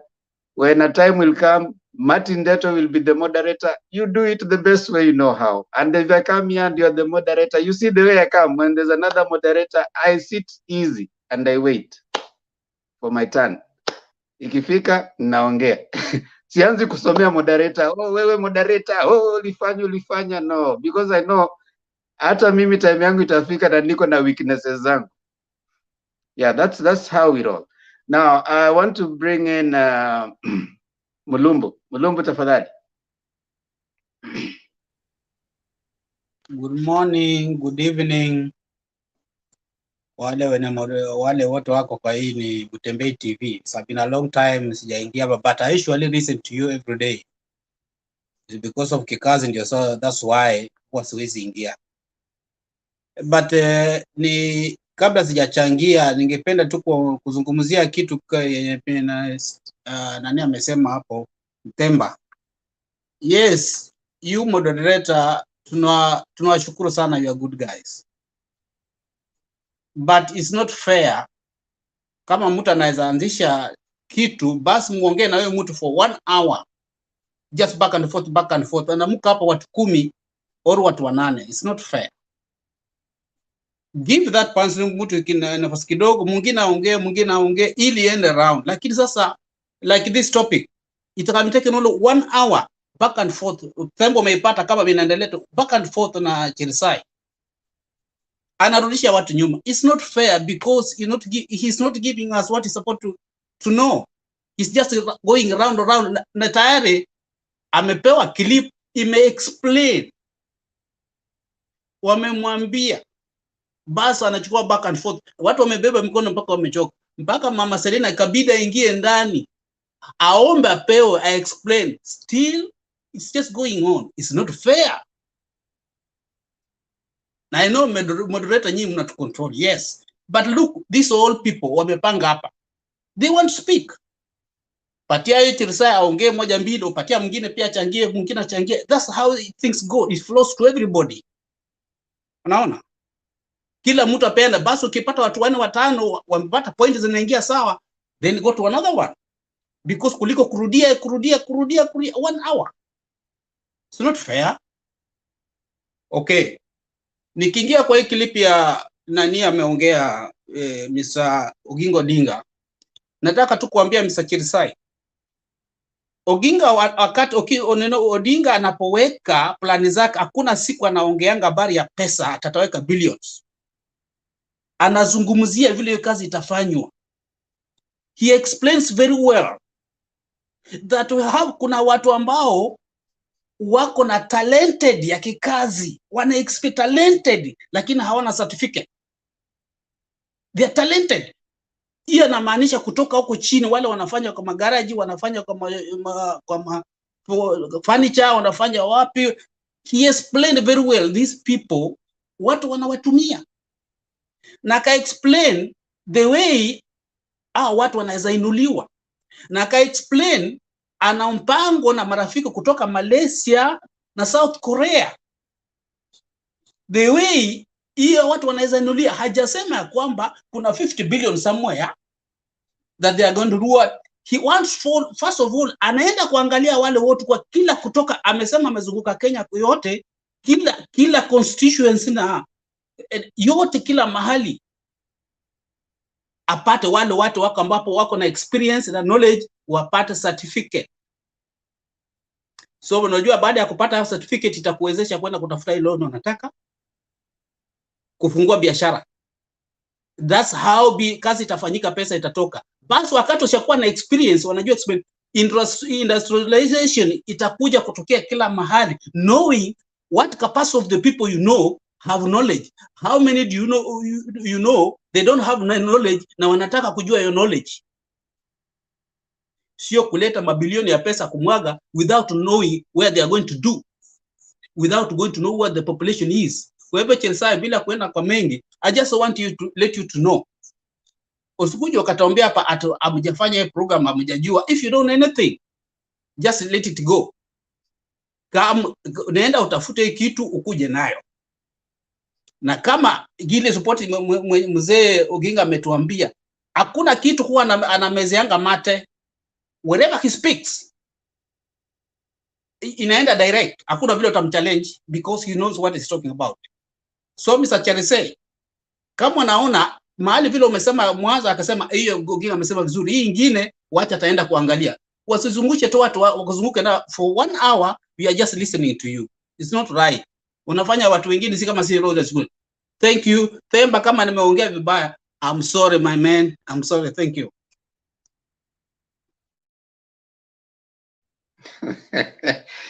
How many times will I repeat? But anyway, I think I've said once you get your time to talk, just give your point. Wachana na story mingi kama mtu alikaa 1 hour, 2 hours, that's gone. You have your time, just speak what you want us to say. Hiyo ingine sikujalishe. Whether they took 1 hour, whether they took whatever time. When you have your time, give your views. People want to listen to your views. Okay? Ukipata time yako, just give your views. Achana na hizi stories zingine mingi. Hizi stories zingine mingi ni za kuwaletea stress bure. Kwa vile ambazo zinakuletea stress bure. Just focus. Ukipata time yako, give your point. Para 2 minutes zako, give your point. Kama walikaa 1 hour, walikaa 2 hours, that's, I think the moderator, there was wisdom in whatever they were doing at that time. And I don't want to imagine that we're going to waste time. I want to imagine that there was something, there was wisdom in whatever they were doing. We may not agree with it, but let's when you get your time, just do like what Selina does. Yeah, akipata time yake, anasema point. Cheraisi akipata whatever, anasema point. Let's not tusikwe negative. Let's just be happy people. This is Kenya, and election itakuja na itapita. Yes, Cheraisi, sema. Real quick, rafiki yangu Mulumbu, I just wanted to just to be clear that we like what Raila said. I like it myself, you know, that formalization of those and formalized people, that's wonderful. The affordable credit and kufanya kazi na Malaysia, that's wonderful. So we like, let's present that. We presenting ours, we call it bottom up, and it might not be clear, but it will be clear eventually, you know. I understand based on the majority, it's still not clear to most of you. So we'll be making it more clearer. Asante sana. Yes, and as I said, Chiraisi, some of these things ukikuja hapa uone ni kitu explanation haiwezi eleweka, wachana nayo. You don't have to keep repeating probably the same thing over and over. Wachana nayo. You move on to something else that you think is you can make a simple person understand, because some of these things they understood in their simplicity, not in their complicated nature. Yes, Kiptum. Yeah, thank you very much, Themba. I hope I've not lost my point. I was coming to add value on what Cheraisi said and basically support what Salina said about that at the end of the day, we are all Kenyans. We have a country called Kenya. We are the citizens and we love it. We are patriots. Kenya has a constitution and the governments will come and go. So it is not all lost in Kenya. We have a working democracy. The beauty is there is an election coming and the policies working now, Kenyans are expressing their views. And there is a gentleman called Dr. William Samoei Ruto, who happens to have a model that is very attractive. And there is clarity that his model is going to work. Well, I have personally watched what Raila said, and I've been a fan of Raila since a long time. But to me, Raila has turned 180 degrees of what he believed in. He stopped being a reformer. And what the big thing that I'm saying right now is that two things Raila is missing. One, will his government have an environment to implement what he was saying today? No. That is according to Dr. Alfred Mutua, whatever he said yesterday, that we do not need a president who is going to be remote controlled from behind.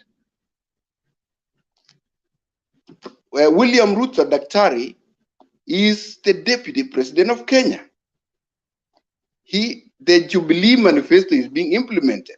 And he has said when he goes there, he has the political will to tweak a few things and then make things work.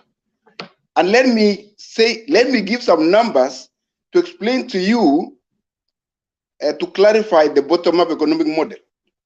According to the Kenya Revenue Authority, we have 5.5 million Kenyans paying taxes.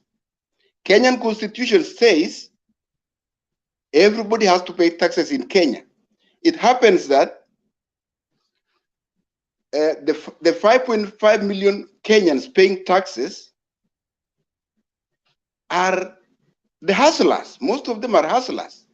So the bottom-up economic model, according to William Ruto and the economists that I've said, is they need to bring up to 30 million Kenyans into the tax bracket by putting policies. We're talking about Sarah.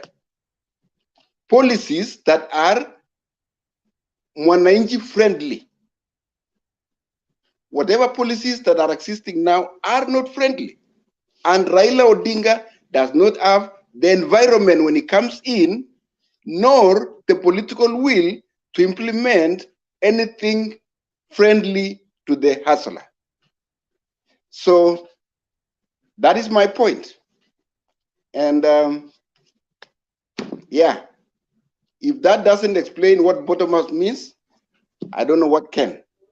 Okay, thank you. Let's move on to someone else. Makiadi, karibu.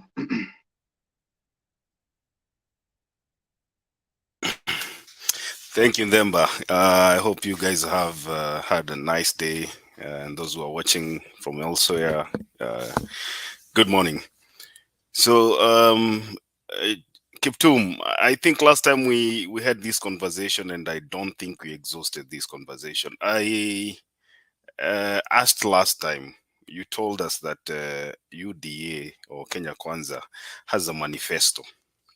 I asked you to send a link into the private chat there, so that we can try and look at these manifesto viewers and try and dissect what you guys try to explain to us every day. I've taken a few days. I've gone all over the internet trying to find your manifesto. All I saw was the UDA constitution. It looks like you guys have no manifesto. And I guess that's why you are having a hard time here trying to explain the bottom up, because if you put things down on pen and paper, then it becomes easy to tell people what you're talking about. This idea of bottoms up and throwing money around without showing exactly where you are taking this money cannot work in Kenya, because the systems that you guys keep on telling us every day here are systems that exist. We have Uwezo funds, we have the CDF, we have all these systems that are already working right now. If you try to insist on the idea of strengthening these systems, then we can be on the same boat. But if you come here and throw numbers, 100 billion, 200 billion, 50 billion, when Ruto goes to Central, he throws a big number, 70 billion, and then you don't tell us how this money is going to be disbursed down there, then you're misleading us. So I would rather have at least you send us a link of your manifesto, the Kenya Kwanza manifesto, because I don't believe also that you are going to work as a UDA in the next government if you form it. So just send us a link for Kenya Kwanza manifesto, and then we can also look at what you guys are explaining to us and interrogate your ideas. All right.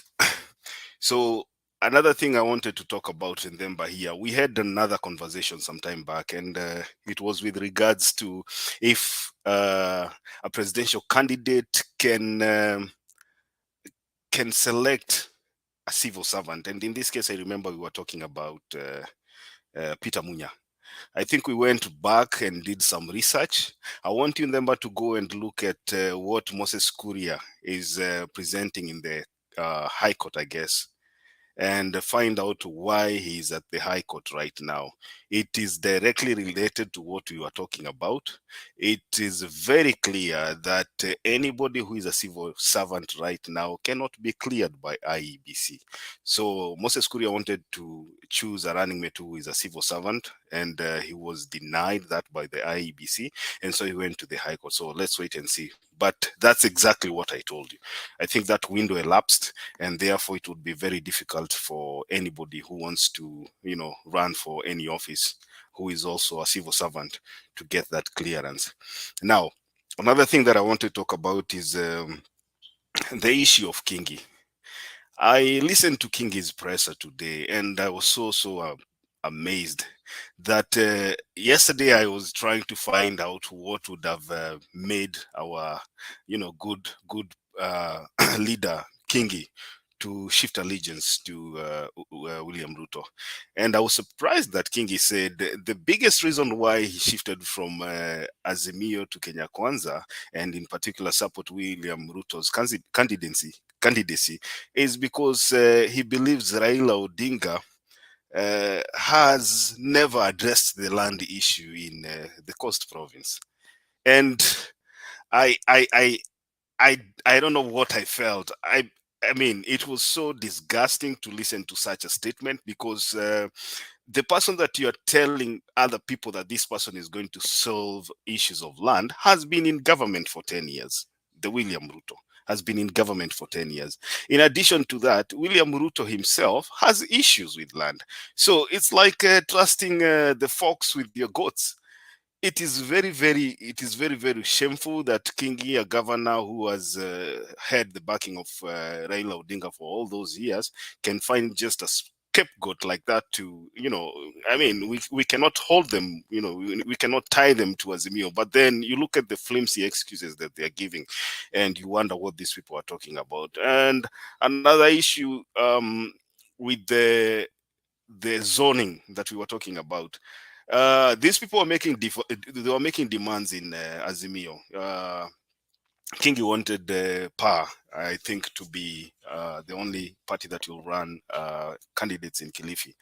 And Mutua also wanted not to, be locked out of the zoning issue. And so you look at the issues that they were raising. I was so amazed that when Kingi went to William Ruto's coalition, he has dropped all the demands that he had in Azimio. So he is no longer going to demand for Kilifi to be left for him. He brought his candidate for governor, Kilifi governor. I can't remember his name. I think it's Kathy. And you can see how Kathy was mistreated in front of the cameras, because these people, it's like they told them, we were not interested in you, or we were only interested in Kingi. So these people went to Kenya Kwanza coalition, and all the demands zenye walikuwa napiga nduru wakiwa Azimio zote wamewachana nazo. I even listened to Mutua being asked by a journalist, "Hey Mutua, you said you are fit to be a candidate for deputy president. Are you thinking about doing the same in Kenya Kwanza coalition?" And he said, "No, I think that thing is already, that's a closed case." So you can see watu wamekuwa wakipiga kelele pande hii wakisema demands zao hazikui met, na wanaenda pande ile ingine, hakuna mtu ana nguvu za kuongea. And that is why we tell akina Black ya kila wakati, these people wamefika Kenya Kwanza, wamepata one party rule, one man, one show, he rules the show. And if you come there na ulete any different show, then he's gonna throw you out. And that's why, we are looking at a person who is going to basically, if he gains power, God forbid, going to be a dictator. And so Kenyans should be very careful. Kenyans should be very careful. If William Ruto says that the deputy presidential issue in Kenya Kwanza coalition is not something that gives them sleepless nights, then you know that there is no credential that he's looking for. He's just going to make sure that he announces somebody who he can control. And when Cheraisi comes, Kiptum comes and tells us here that Raila Odinga is going to be a president who is going to be remote controlled. I mean, Raila Odinga has never been remote controlled by anybody. Why would you think that Raila Odinga, if he has been a private citizen for all those years and nobody has controlled him, what if he gets power? How can you justify that he's going to be remote controlled from far by somebody else? So we should not allow these people sometimes to give us propaganda here when we are seated and listening. Thank you, Ndemba.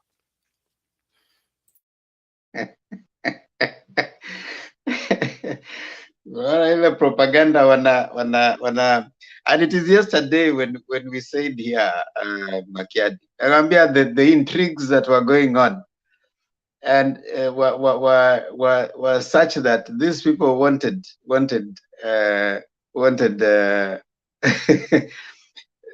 zoning. You remember PAR has had issues with ODM, especially in Kilifi for the past few like 3 months. And the ODM guy had taken Kingi very, very seriously, even before they moved and formed his own party. He tried to bring he tried to bring Joho, he tried to bring those people to form his PAR. It didn't work. So he decided, let me form my PAR in Kilifi. So he was telling ODM, you guys need to live for me, Kilifi, so that I'm the one who PAR fields in Kilifi. And then ODM takes other places. But ODM is also very strong there. So one thing that baffled me about Kingi was if you go back to the launch, I think it was played here, of Azimio. the guy said that if Kenya Kwanza gets to power, the president will be the first one kuchinjwa. Na ataanza na wewe. Now you're going to join the person who is going to change the president. You see, politicians sometimes can be very, very interesting. And now we are actually But seeing. but Yeah. also you could see, if you watch that presser very careful, you could see the tension that was there. It all began when these guys came here. They arranged themselves, and then Kingi's what do you call Governor candidate. Kathy. Yeah, Yeah, the governor candidate. He was walking straight to stand behind and next to Kingi, and you could see how he was pulled aside and thrown to the side there. And then if you watch that clip again after William Ruto kuvalisha Kingi kofia, just go to that clip and watch what Kingi did with that kofia. He went back to the line and he gave that kofia back. He did not put that kofia, Kenya Kwanza kofia, on for even a few minutes. He just took it off and gave it somewhere back there. So you can see this thing is like I don't know, Kingi sijui alikuwa na njaa ya aina gani. I used to respect Kingi very much. I had so much tremendous respect because Kingi is a senior counsel, is a very learned person, and Kingi na Raila Odinga have been in this thing for a very long time. So for him to sell his soul at the last minute to the devil, so to speak, was really baffling to me. And the flimsy excuses that they were giving. I'm amazed that right now Kingi is going even to shelve his candidates, and he's going to support Aisha Jumwa. So you wonder if he was really interested in having his candidates run for office in Kilifi. Why is it now that he has decided to withdraw all the power candidates and support UDA? Exactly. You see, that's these party leaders. That's where now I'm coming in. These party leaders are not sensitive to even those people who are running on those tickets. I see there's someone who had actually made a big banner, and started popularizing himself with Raila, because Maendeleo CHAP and with Raila. So what happens to these people? What happens to their support base? What happens to the people that they already started preparing? I mean, these party leaders, sometimes I think they need to be, someone should sue them so that they pay those people that they have inconvenienced. Someone should just go to court and be paid for the inconvenience. Because how do you take people to one side and then all of a sudden you're moving to another side because of your own personal reasons? Mutua moved alone with for his own personal reasons. And even today, when he went to TALA, people were walking away. They just decided, oh, today is a market day, let's go there. They go there and the guys started walking away. So, I mean, this is crazy. But again, welcome to politics in Kenya. And now your friend, Makiadi, your friend decided to go for the interviews. Yeah, I think I've just read somewhere. Most of the time, I try to, go through the papers, the headlines for the next day's papers. And I was reading somewhere on Nation. It says that the call that changed Kalonzo's mind came from Uhuru Kenyatta. I don't know how true that is, but I believe Kalonzo Musyoka and his troops.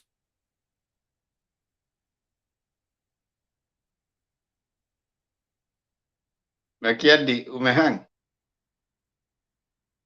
Deto. Oh, sorry, Ndemba. Sorry, I think there's something with my net. So Kalonzo Musyoka and his troops were adamant that they were not going to attend that interview.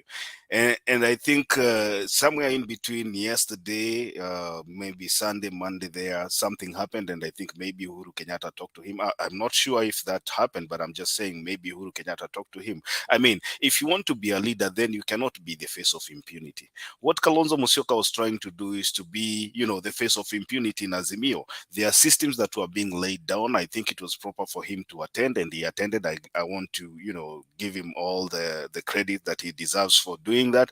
But then I also think that this is what should be done. I think Kalonzo Musyoka listens more.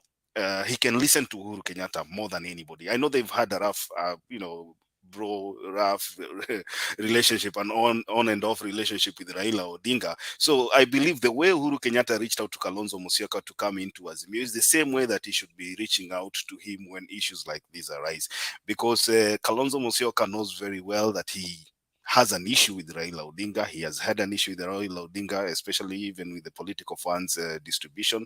They've had a back and forth.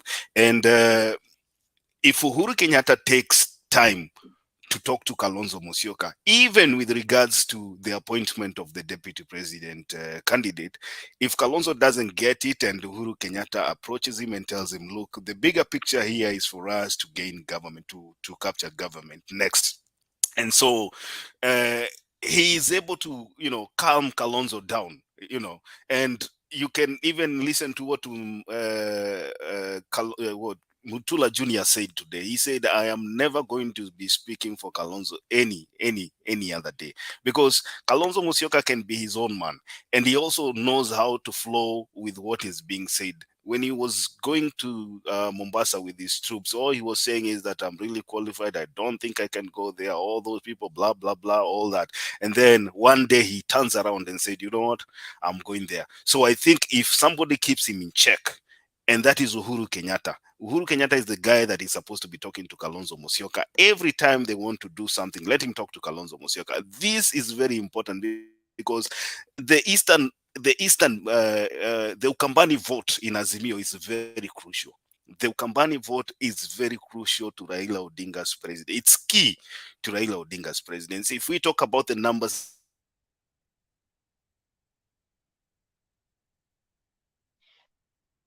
Makiadi, your connection is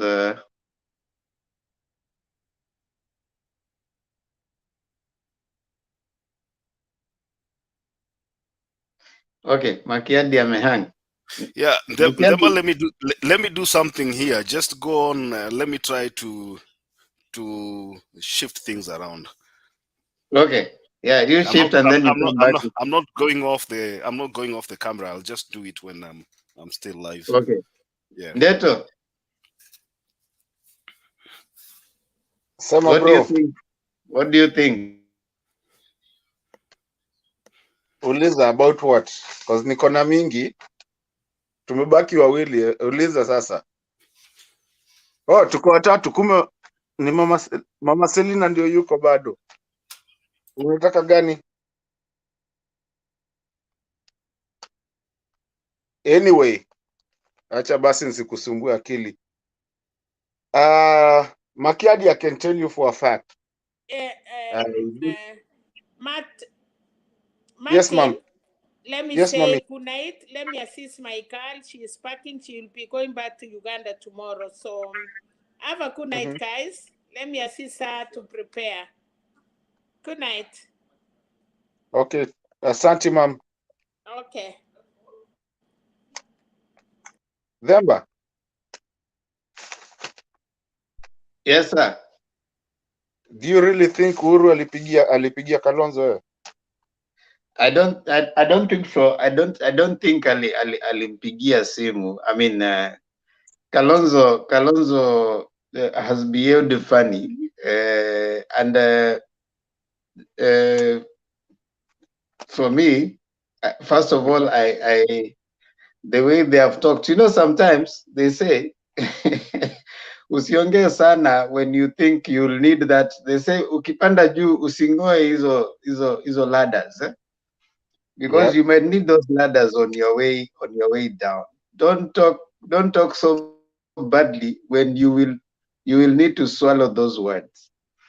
The way they talked over the weekend, it was in my view very, very interesting. I'm thinking where they are. What do they think Kenyans are thinking about them?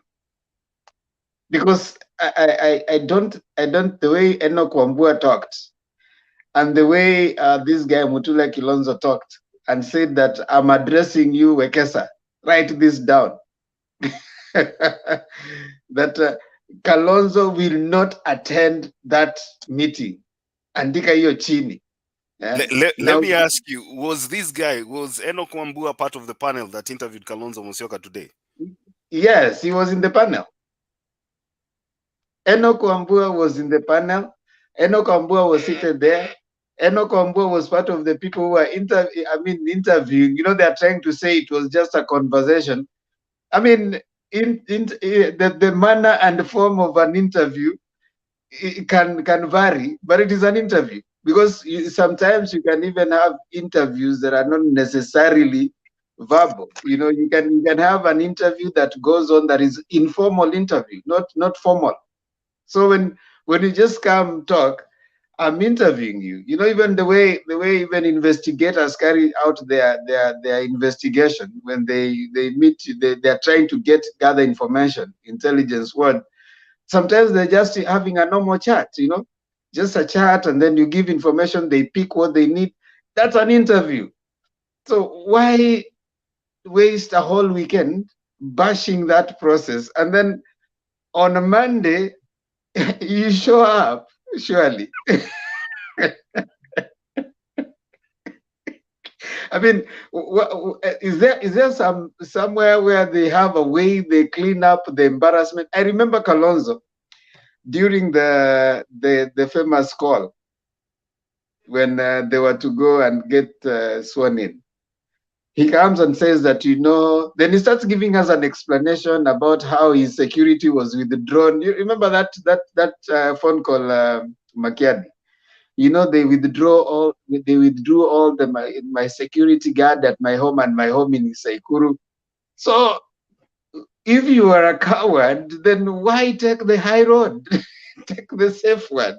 Yeah, you've just reminded me that in that electioneering period of 2017, I think Kalonzo Musyoka called the bomb squad, if I'm not wrong. I think there was an incident in his residence where he said that I think a Molotov cocktail was thrown or something. I can't remember the thing, but it is funny because since then that story just went dead like that, you know.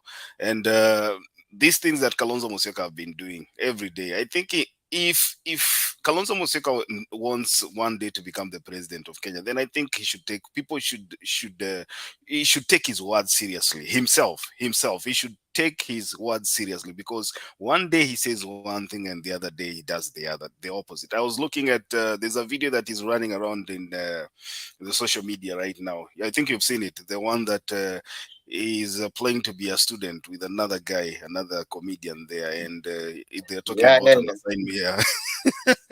And you see, it is the same thing. So people are saying this is what Kalonzo Musyoka has done to the people that were inciting him not to go for the interview. You know, they expected him not to show up, and they told him in the podium, huyu mtu andika chini, hakuna vile Kalonzo Musyoka anaweza attend your interview. What happens today?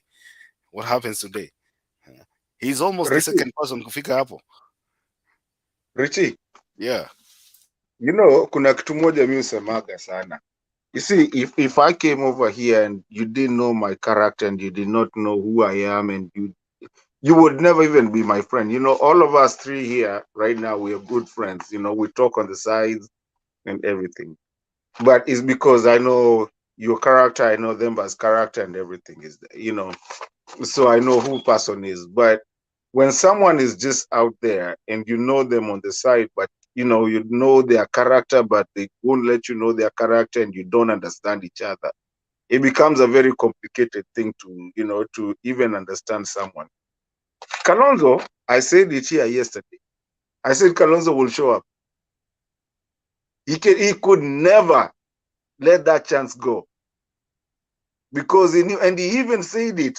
If you watched him when he was coming out, he said it very well. We didn't want to confuse them so that they can say we don't, we were not part of it, so now we are disqualified. He was not going to be disqualified. He was going to go. That's who Kalonzo is for you. I know him very well. I've said it here. Bernard knows. Every time he tells me, kwanza ameanza kuniita prophet, because he knows I tell him what Kalonzo is going to do, and Kalonzo is going to do that. Even Mutua.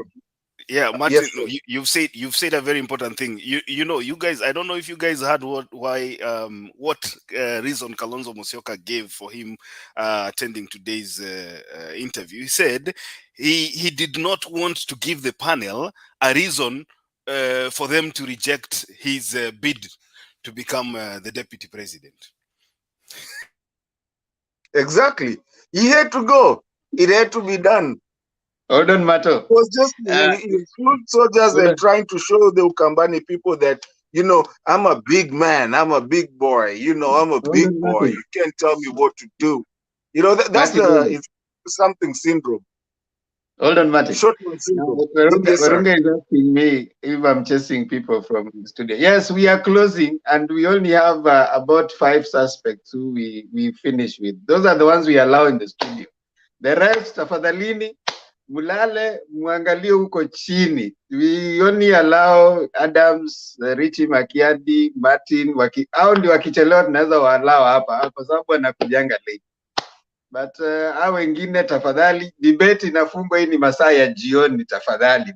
Studio lazima tufunge. We want to have a lean team that inafunganga show. So kwa wale ambao wanaamuka, kuna wengine labda wanaamuka wanakuja, we don't after the 7th hour.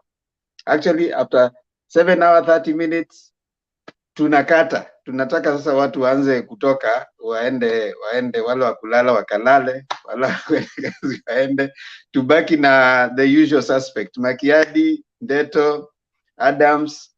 Kuna wengine anakuanga yule Julia, yeah, those are the ones tunafunganga show now. Wengine we are not admitting people mtatusamehe. Kujeni kesho wakati wa nasikia leo umeshtakiwa headquarters.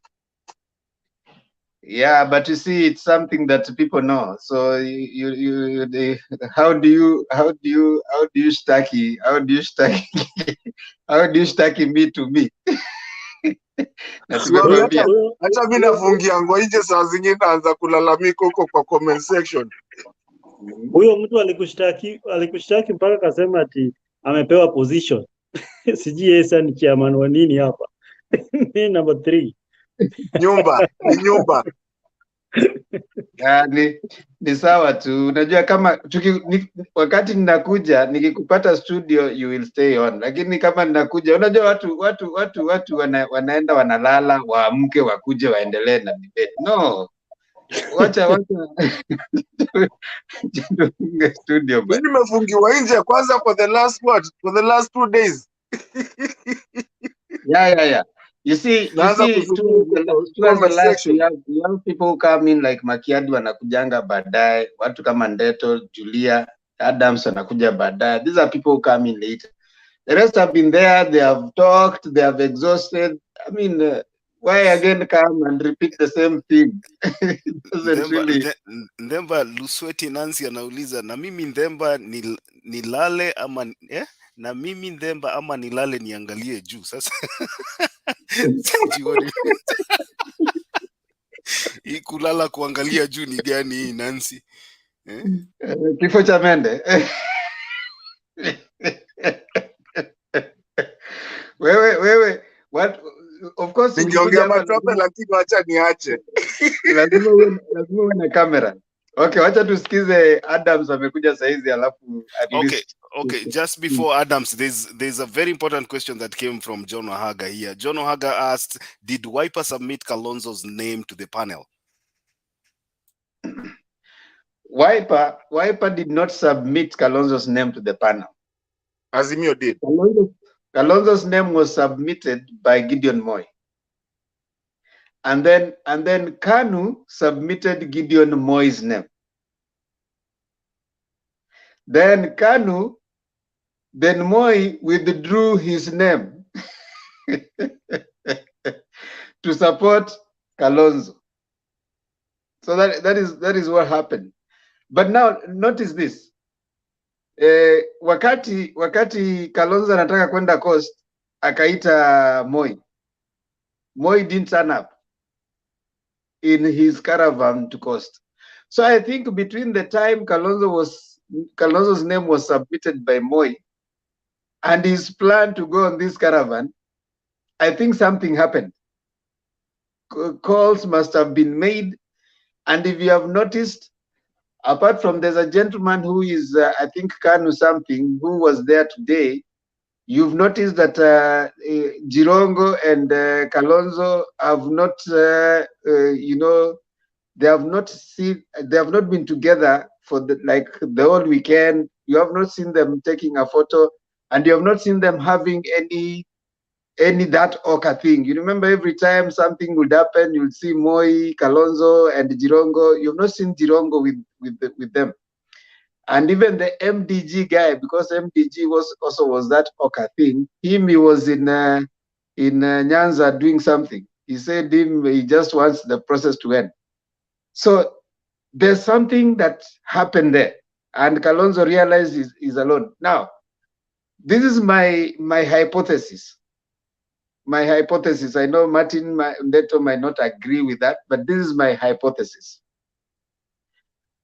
I want to imagine at some point, Kalonzo had thought that they would team up with Moi, and then get out the Oka guys. They would get out because Kalonzo is still a very good friend of Jimmy, and they would get out and then team up together, and then of course form their own coalition. That is my hypothesis. I'm just being hypothetical here. But now in that process, another drama occurred. My inkling is Mutua has not gone to Kenya Kwanza because he wanted to go to Kenya Kwanza. Mutua might have just been told, my friend, if this guy lives here, he's probably likely to go to Kenya Kwanza. So you go block his route to Kenya Kwanza, so that when he leaves this place, the only place he can go is form this alliance that he's going to form. So Kalonzo realized that there was the other, and you see now Gideon Moi, Mangidi, and Uhuru are very close. So Mangidi must have been told by Uhuru, bana wewe wachana na hii kitu. So he withdrew his name, and that meant that now Kalonzo found himself alone. He realized that if I don't turn up here, I'm alone. If I go out, this thing is done. So I think that is what he found himself cornered, and that is why he came for that particular interview. And as a diplomat, and of course for image, he has to explain that I didn't want them to find another reason, because Mutula Kilonzo told us, he was like, and if you name someone else, because Kalonzo has not turned up, kitaumana. By then, I think they had that kind of a kawaking, and they didn't know that Mutua would leave. So the news was taken away from them. You know, normally politicians look for something that will bring news. He was supposed to have left yesterday, but now Mutua stole the limelight, because angetoka pia, now there would be no news. Demba, I'm sorry to cut you short, and I'm so sorry. You know, what you just said is what I've been singing here. And people thought I was I was playing. It's acted until now. I told them Mutua will go. What you just said is exactly what really happened. Mutua is not in that side. And there's something, as we finish, I want you guys to realize something that has missed the news today. Today, Mutua's case of leaving AZIMIO was declined by a judge. So basically, Mutua is still in AZIMIO legally, because that case, to break that legality of everything, was declined. Now, is that coincidental? I don't think so. The only thing it was to force Kalonzo to stay here, because Kalonzo has a big of ego. They wanted to keep him here. Mutua will be back. Mutua is not going anywhere, and that's my prediction. Mutua will be back. That's why you saw him in TALA. He wasn't that very happy. Kwanza alitokea huko chini after RUTO watu washaanza kutembea tembea. He wasn't even saying too much. That was to show, because Kalonzo has a lot of ego, so that if he tries to do anything to go to that side, he finds Mutua. Now, how does he look? He already said that he's the big of all. Then he goes, he follows Mutua on the other side. That's locked. Where are you going? And Mutua might actually stay there for the longest until just very close to the election. Then he comes back because the case is already failed. Legally, he is in AZIMIO. It's not changing. Legally. Now he can pretend to be on the other side and pretend to hold that. But last time, if he comes back, Kalonzo, we are locked. We locked this ego. So this is a game. It's a game of chess. I know these people very well. They played Kalonzo very well. That's why he went. And that's why you're saying Gideon Moi never showed up for that thing. Because, how would he show? So they went and did their roundy, and that's why they didn't even have the Tononoka the last day, because it didn't work. And you can see Sonko starting to calm down. And Mutula Kilonzo, what he's talking, Mutula, even him, is calming down. They know it's been played. For me, Kalonzo is in AZIMIO, Mutua is in AZIMIO, and watch this space. I'm just saying that. That's why the case of Mutua is declined today. Okay. Can I go? All right, thank you. Remember, whatever you were saying, I think I was just on the same page with you, just maybe a few notes different, but we are the same. This is my thinking about Kalonzo. You see, Gideon Moi fronted Kalonzo's name to the panel, and then the KANU party, political party, fronted Gideon Moi. So according to me, Wiper party did not want to front Kalonzo's name. They wanted to shame those people because they didn't want Kalonzo to attack. So it was, Gideon Moi's way, it was strategical. It was just strategical so that Gideon Moi to go ahead and submit Kalonzo, and then KANU to submit who? Gideon. So once Kalonzo is submitted already, then KANU goes back and do what? Gideon goes back and withdraw his name and leave Kalonzo there. But it's like Kalonzo maybe realized so late that he has been played, so he had just to submit himself there. And it is a big blow to Mutula Kalonzo Jr. That guy was chest thumping. He was chest thumping as the normal. He said this is impossible. He was talking like he owns Kalonzo. And he was talking with a lot of finality, like, no way. And he goes like, no. And it happened. I've not seen him. I tried searching him on Twitter and everywhere. I've not seen him posting anything. I thought maybe he's going to say something. He has not spoken anything. He just gone underground again. But I know he'll pop up again with another thing. And then Mutua, just like Leto just put it.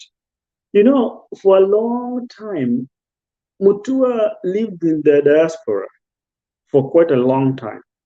So when he left diaspora, I can't really remember when, but when he left diaspora and went back to Kenya, that guy has either been working for the government underground, directly or indirectly.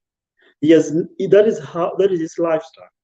So I was reading some blog somewhere and I listened to some argument, some discussion. Some people were terming him like he's a mole. He has gone there as a mole. Actually, even the KKA people, a section of them do not even trust him. He just went there. So he just went there to block SKM from crossing over. It's strategical, totally strategical. Then he will downplay everything today. They were in Ukambani in that rally, and then the rally was kind of over. They were in the same route, the same car with the RUTO. RUTO is up the car talking, and this guy is sitting down until RUTO had to call him to come out of the car, literally like come out so that he can talk. That one tells you that his body language showed a lot of stuff like he was not really for that. He was not for whatever is going on there. So I think he will play his game. Then at the end of the day, these people, it is politics 101. When all is done and now the deal is ripe, He can just come up with something like, oh, these people are not trustworthy, legally, I'm not this side, so I have to follow the law. Or he can just come out and say, you know what, I'm a law-abiding citizen, so I have to obey the law. So because of the law, I have to go back to AZIMIO because legally it's in there. So he can just come up with something and, and come back. But for now, he's going to stay there. He will go to campaigns with them. He'll go to rallies with them on podium and everything to buy time to block SKM from crossing over. And let me say something a little bit about Amason Kingi. Amason Kingi is, I don't know whether to say is selfish or something, because I don't know what he was looking for. Because Amason Kingi is trying to talk as a spokesperson of the coastal people. He portrays himself like the spokesperson of the coastal people, the squatters. It is true, there is a lot of land injustices going down there, but now Amason Kingi comes and portrays himself like he's the spokesperson, like he has been sent by the coastal people to come and represent their grievances. And then it is now going to be Raila Odinga's presidency. And it is Raila who's been fighting for these people, but Raila has never, taken over any government. He has been fighting for them. He is the one who has exposed this land saga of the coast, and Amason Kingi knows because he's a political student of Raila Odinga. But then Amason Kingi crosses over to RUTO's camp, and boom, on the table. Number one, he said he came with three things, but the reason number one, land, the question of land. And you want RUTO to sort out your land issues. It's like you want to trust somebody who abducts children, or an abuser, a children abuser. You want to trust him with your child to take care of it. You're taking a sheep and leaving them the hyena to take care of them. That you are going on a trip, you'll be back, and you want to tell your people something. I think coastal people are not so stupid, but Amason Kingi, he would have just gone there and don't talk about land. Just say, okay, we are here politically, blah, blah, blah. And then whatever he presented, that document, people were questioning it. But when that thing looked like the deal was done a long time ago. It was not done yesterday. They were just buying time. Even what was the name? The governor, Mutua's case too. These things were like predetermined. They were planned earlier. It was not done yesterday like we see it. Because if they are talking about they didn't have time to read it, they wanted to read it, they were not given a copy in AZIMIO. At the same time, those people say they appended their signatures. It is just a choreography of stuff that some of them don't even understand where these people are coming from and where they're going to, So I think by and large, it is just a game. But Amason Kingi, I don't really think there is anything RUTO can really offer him. And he was saying in his statement again that they are not after positions. What they want is not positions. If that is what they wanted, they would have got anything, AZIMIO. So Amason Kingi coming to Kenya Kwanza Alliance, what can he get? Just the position, nothing else. So he was just, contradicting himself. And with time, you will know that the other side is hotter than this way. And then another thing, I think RUTO is really, really determined, like 100%, that he really wants Kilifi County. If you don't get the Senate, governorship, and at least one or two members of parliament, he really wanted, because from the look of things, he's not so keen about Mombasa. Mombasa is so much assimilated, and OTM is stuff going on there. So it's like RUTO don't care so much about Mombasa. But Kilifi, I think he has got some hope. He has some hope in Kilifi. So he wanted to consolidate it by bringing Kingi and Aisha Jumwa and Papa, Ahmed Papa and stuff. He's really trying. I think he's really trying at least to get at least one. He really would need something from Kilifi. And ODM really need to up their game for them to block this guy. Otherwise, if they're not careful, the RUTO may reap at least one seat there. So that's what I can say about them for now. Yes, Mutiadi. You know, I don't believe in conspiracy theories. I don't trust in conspiracy theories. But there's a very crucial thing you guys have brought today here, and this is about why Governor Mutua had to leave a day early before the interviews were taking place. And what Martin Deto is saying here is making a lot of sense, because how would Kalonzo justify leaving Azimio to join Kenya Kwanza when Mutua is already there? These two people do not see eye to eye. And Kalonzo is a big political player in the politics of Kenya as compared to Governor Mutua. And just like Adam said here, you know, Governor Mutua has always been in government since the era of Mwai Kibaki. He was the spokesman of Mwai Kibaki. He worked his way through and became governor. He has been working in the government for all that long. So I'm thinking, I said here, and this is a disclaimer, I don't believe in conspiracy theories, but whatever idea you are giving here is a very, very important idea that most of us should start looking at it the way it is. Because if now Kalonzo decides, hey, you guys have not picked me for deputy president candidate for Azimio, then I'll be moving over to Kenya Kwanza Alliance. So Mutua is already there. What is he going to tell the people in Ukambani? He's following Mutua. Mutua is his kingpin. I mean, he definitely has no options, maybe to go it alone as an independent candidate. So that makes a lot of sense. Now I want to ask you, any one of you can respond to this. This document that was signed by Azimio was deposited at the office of the Register of Political Parties. So the document can be accessed by anyone, including Governor Mutua. It's public. It's a public document. Yes. So how else would you explain that that could be a reason for a governor who has been a governor? You can mute kidogo, Adams. Someone who has been a governor, two-term governor, someone who is a journalist by profession, up to PhD level, very astute. That is the reason why he left. I mean, just try to think of it. Just think about it.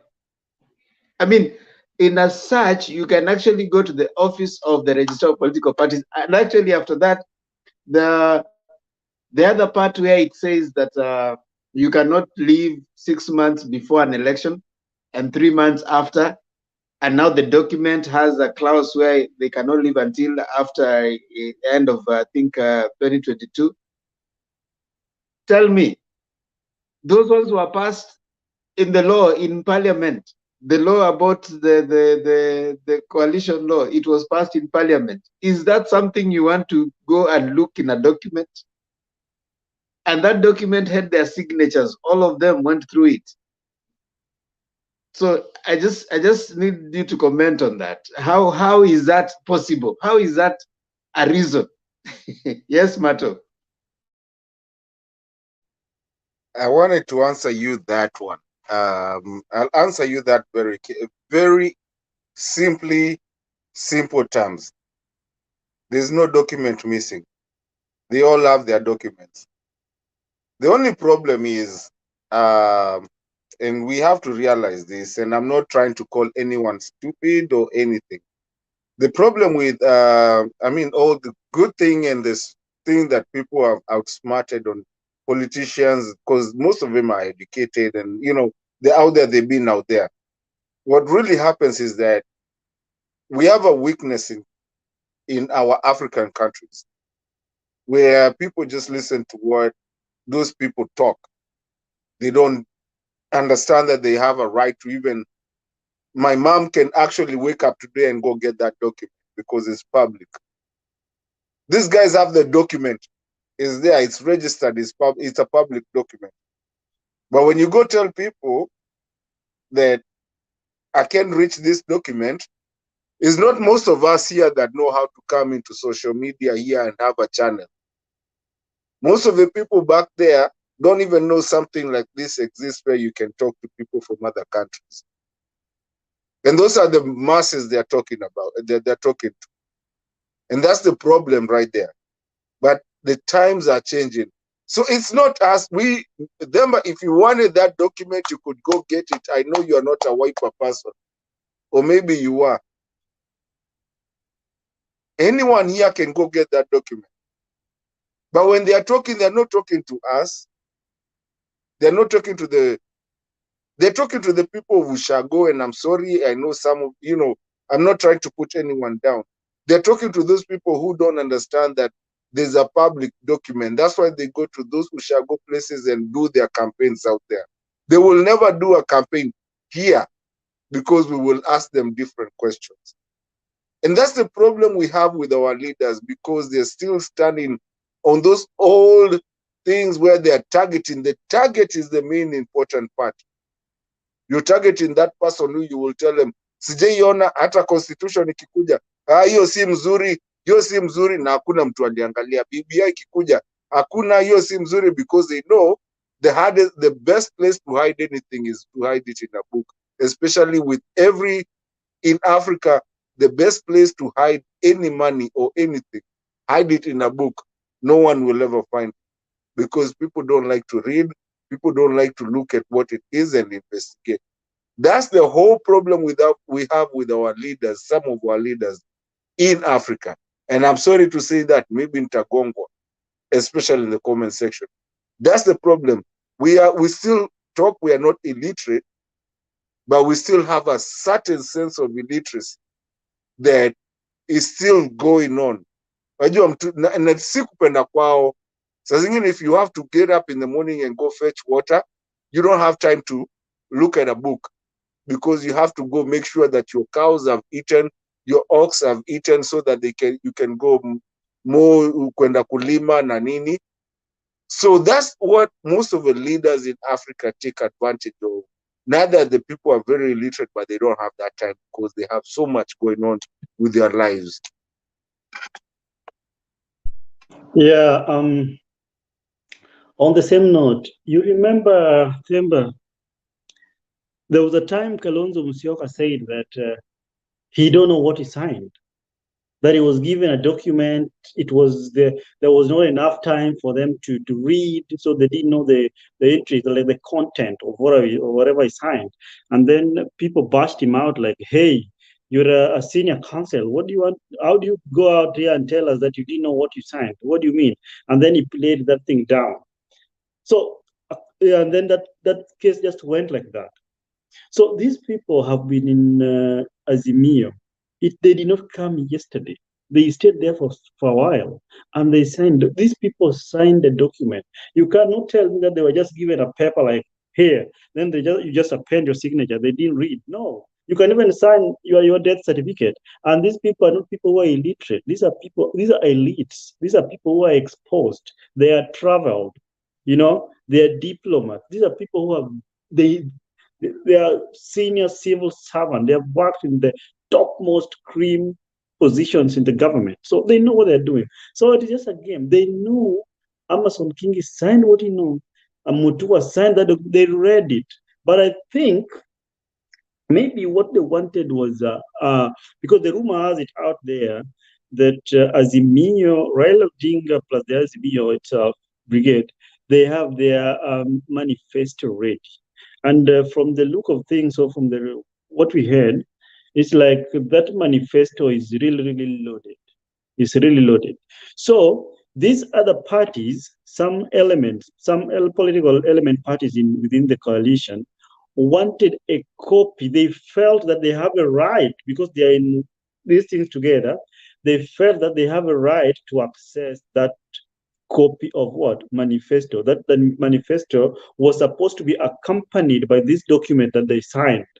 I think maybe they were briefed, but now they really wanted it. But on the flip, the other side of the political divide, the KKA alliance, really wanted to know what is contained in the document of the AZIMIO document, their manifesto, so that they can bash it out there, or maybe they can steal some other stuff, and then they launch their manifesto very fast ahead of these people, so that they may be seen to be smart. So when AZIMIO comes later to launch it, they say, hey, you know what? This was our game plan. Because from the look of it, you see, even this thing called bottom-up model, bottom-up economic model. This thing is not the brainchild of RUTO. This thing was Raila Odinga star. This thing called bottom up. It is not RUTO. He just took it and play around with it. But the way he's presenting it, that is not how Raila wanted to present this thing. Otherwise, bottom up is not RUTO thing. But he has blackmailed people, and people know. And then he came up with the Hustler hashtag, and then he mixed it up with this one, and then there was a time he was playing dynasty and the poverty. He mixed up this thing, then people got confused. But the bottom line, bottom-up economic model system, that was Raila Odinga came up with that thing long time ago, not even RUTO. So these people, there's a mischief, there's a document, there's some information that they wanted, but they could not access it. And RUTO maybe had promised to pay them if they can leak that kind of information to him, because they are political partners there. So maybe they tried to push it up, but they could not get it, because I know and I believe that Raila gets a lot of intelligence information, and Uhuru does too. So they are privy to all these things. So when everything kind of kagonga mwamba, now they retrieved back, and now they're going to join the other side. That's my thinking on that note. Okay, now finally, I want to get your thoughts. I want to get your thoughts on as I always say that as analysts and as people who are looking at political trends, you can always arrive at a certain prediction. So it is tomorrow, and of course, Kingi and his friend Mutua have joined Kenya Kwanza. Are we likely to see the so-called other smaller parties which have been saying, have been giving their intention to join them, as Mutua said that there are others who want to join? Are we likely to see others moving? That is one. What's your prediction? Also, by what are you likely to see tomorrow? Because like as I said that tomorrow by 11, they will be giving a presser. What are we likely to hear? And are we likely to see Father Fisher in the AZIMIO side? Are we likely to see those people who probably will not have been chosen, deciding? Let's give our thoughts so that at least as we come towards the closing. Yes, Makiad. So what I would like to say here is I think AZIMIO coalition has no issues in most of the parts of the country. Western AZIMIO is okay. It's dealing. It's doing its thing well with the DAP Kenya, although there are some places where they have not come to an agreement of who they are going to support, especially let's say in Kakamega. In Kisii, AZIMIO has other parties that are still fielding candidates, but I mean, it has several political parties that are fielding candidates. The most dangerous place right now for AZIMIO is in Ukambani, and I would not be surprised tomorrow if I see Kivutha Kibwana standing next to William Ruto. I think also Kivutha Kibwana has been blowing hot and cold.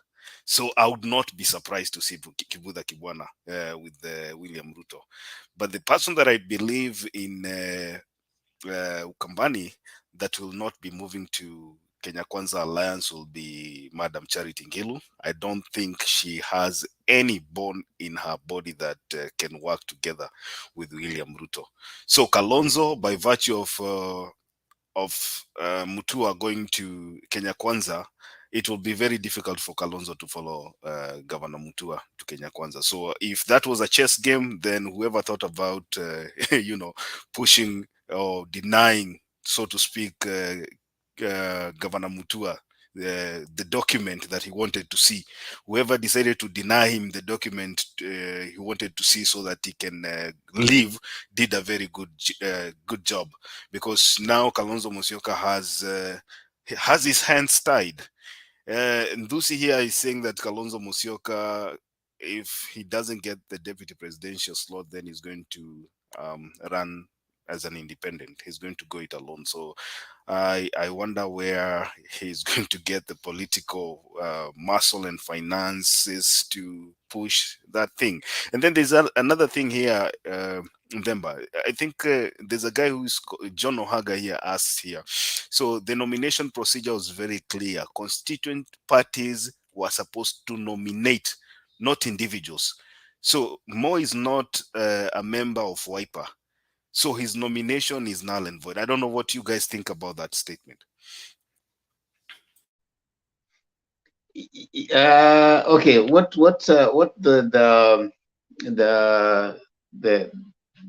that selection panel had said, it is not, it's not a legal entity, right? It is just what they said. It's a part of what they required, that if you are going to be nominated, then you need to be nominated by a constituent party, right? Now, when Moi was withdrawing his name, it is the party that withdrew the name and then supported the name of Kalonzo. So basically, that passed. That kind of, if that was going to be a technicality, it covered that. But also, I think I liked what you said, that Moi submitted the name of Kalonzo because out of they knew that if with the Wiper hardliners like Mutula Kilonzo and Enoch Wambua, Wiper was not going to submit his name. So Moi went ahead and submitted his name, right? Now we might not know the intrigues inside. Maybe even Kalonzo said, "Do you go submit my name?" Kalonzo is tricky, because he has already shown us that he can be tricky. You remember the time of the Kuapisho, Kalonzo tricked us, and it is not the first time. You remember 2007. Kalonzo kept quiet for a while. He was like he cannot go to Kibaki because he really said bad things about Kibaki because he wanted to be in the opposition that time. But instead of going, he kept us in the dark, only to wake up in the morning and Kalonzo is with Kibaki.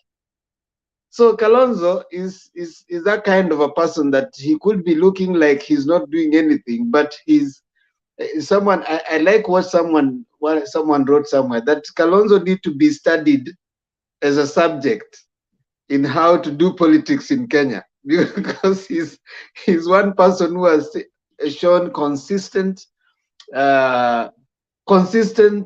inconsistency. So when he comes out, he's coming out and saying tumeamua sisi, mimi sasa kama mimi ni nini sijafanya, nitaenda kwa hiyo interview kweli niende? Then you will say no, usiende. Then the next day is there. So you see, we want to study this guy. We want to study Kalonzo as the inconsistency, and how can someone be? How can a politician be so obviously oblivious of what they are doing? Today you are out there. I'm trying to understand that. It's hardly a day later. It's hardly 2 days later. And I mean, that's something that, so it wouldn't surprise me if he was busy telling his party's rank and file that I'm not going, but he's telling Gideon, we tuma hii jina langu huko bana, in case ilete shida, wewe nipeleke. So Moi goes ahead and sends his name and then his party sends his name, And then Boy goes and withdraws his name, and then his party decides to affirm the name of Kalonzo. So I think that for me is interesting. We need to study Kalonzo, even as we study other politicians. He's definitely a case study in Kenyan politics, and I also realized that with the caravan that went to TALA today, the guy by the name of Mudhama was not there. Should we read too much in that, or we're just speculating?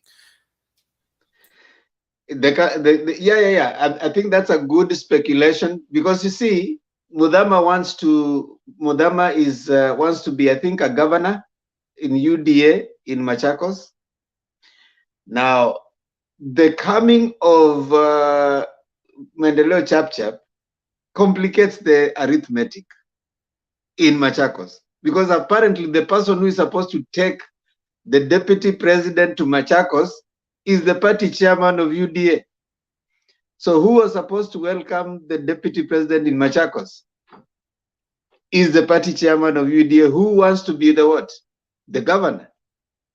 So it's getting a little complicated. But I think what the deputy president, RUTO knows is Ukambani, he's just throwing a net, because the other time where they wanted the Senate, they didn't get it. What's his name? The chairman tried to be I think he had this candidate in one of the things. He never got it. So he's also playing his cards in that place. He knows that he might not get as many votes, but whatever it is that he can get is what he's trying to bank on, because that was like lack of protocol. Who is supposed to welcome the between Mudhama and Mudhama, Mutua, and Kalonzo, insofar as Machakos County is concerned, there is a battle of supremacy there. Because even when Governor Albert Mutua joined Kenya Kwanza Alliance, where Mudhama is the chairman, when he was being welcomed, you remember that press? Mudhama wasn't, I didn't see him. Was he there? He wasn't there. But normally when people come in, he's the one who welcomed them. He was not there. And today again, in TALA, that's Machakos, he was not there. You understand? So I think there is a battle of supremacy between them. They've never liked each other. Mudhama and Mutua has never liked each other. The only person who is trying to, Mutua is, even if you hate him, sometimes you can hate him, tomorrow you like him. He goes like this. Mutua is slippery. You can hate him, you can love him. He's lovable, he's hateable. But Mudhama is a hardcore. So that is why Mutua can even, like you said, Merkian, Governor Mutua can even make a U-turn back to AZIMIO, and there will be no problem. He's just like this. He's just swindling. That guy is like this. But the only person, like you are saying, I like the way the thing you're saying that Kalonzo Musyoka is supposed to be a case study in Kenyan politics. So far, the only person, according to me, that's my own opinion, the only person who studied and understood Kalonzo as a case study in Kenya is only one person, and that person is Raila Odinga. But when Raila said these guys are watermelon, you know the fruit of watermelon, green outside, inside is red. That is how he is. This guy is just, I don't know where Raila came with that. I don't know why he did not even call him orange or even apple, something else. He just fitted that thing. So the only person who studied that guy. So even right now, the way Kalonzo behaves like this, up, down, lukewarming, hot, cold, the only person who is understanding but is quiet and just looking at it like this is Raila Odinga. Even Mutula Kilonzo Jr. is just opening his mouth. He thinks that he's so smart. He don't even understand the guy. That's why he just stamped today, then tomorrow, different thing happens. I understand. Maybe as we give our predictions, I understand Mutula Kilonzo. Mutula Kilonzo interest is not in what Kalonzo will get. That is not his interest. Mutula Kilonzo was addressing his constituents. Now listen, where he wants to get the votes, if it doesn't look like he's fighting for Kalonzo, he's not going to get the votes. So for him, whether Kalonzo gets a deputy or doesn't get it, Mutula Kilonzo Jr., for him, his role is one, to be a governor of Makueni County, period. Now, how do you become a governor of Makueni County? Look like you are fighting constantly for the party leader. So you have to look like you have more interests of the party leader. You are the champion for the party leader. And that way, the people that are there are likely to give you their vote. Now, that is where now Kivuda Kibwana has a problem. Kivuda Kibwana says, if they move on with the idea of zoning and looking at people who are popular, it means, therefore, the people who are more in Wiper definitely are likely, because Kivuda came for his second term under Wiper. You remember the first time he wasn't in Wiper, but he had most of his county assembly members in Wiper. So he had a little bit of turbulence until now. When he came for the second time, he went to Wiper. His party merged with Wiper. So if that was going to be applied, like Baba said, that we are going to have these people campaign, and then we look at the people who are popular, he realized that he's saying that most likely the people in Wiper are most likely going to be given the seats. And that is why he's having that sense of, like his issues about his remaining, his being in Azimio, he's having that kind of thing. But those who are more interested in Kalonzo and Wiper, they say the more you fight for Kalonzo, the more you are likely to be elected. So Mutula Kilonzo, there's this team of these guys. There's I think Eno Kwambua, Mutula Kilonzo, there's Sakaja, there's the other guy, what's his, Malala. There's also a guy called Manzo. And Manzo. Those guys, they came together and they have decided that, you see, we have to take the counties where we come from. So the idea is the county, and that is why they are really pushing. And Mutula Kilonzo might not necessarily be interested in whether Kalonzo will get the deputy or not. As long as whatever Kalonzo gets, it will be said that he fought for the Kalonzo. That is what he's interested in.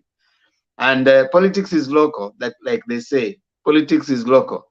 You know, you can think global, but you act local. So the local politics is Kalonzo. Let me fight for Kalonzo. And I think I liked what you said, that I think it's Neto said that Mutula Kalonzo realized that the more he talks, the more Kalonzo disappoints him. But for me, I want to say, let us study Kalonzo, because Kalonzo said two things. You remember, Makiadi said, I cannot support Raila Odinga without a measure of reciprocity. The next time he was supporting Kalonzo, then he comes up and says, I am supporting my brother Kalonzo Raila unconditionally. The next day he's saying, I qualify to be the deputy president.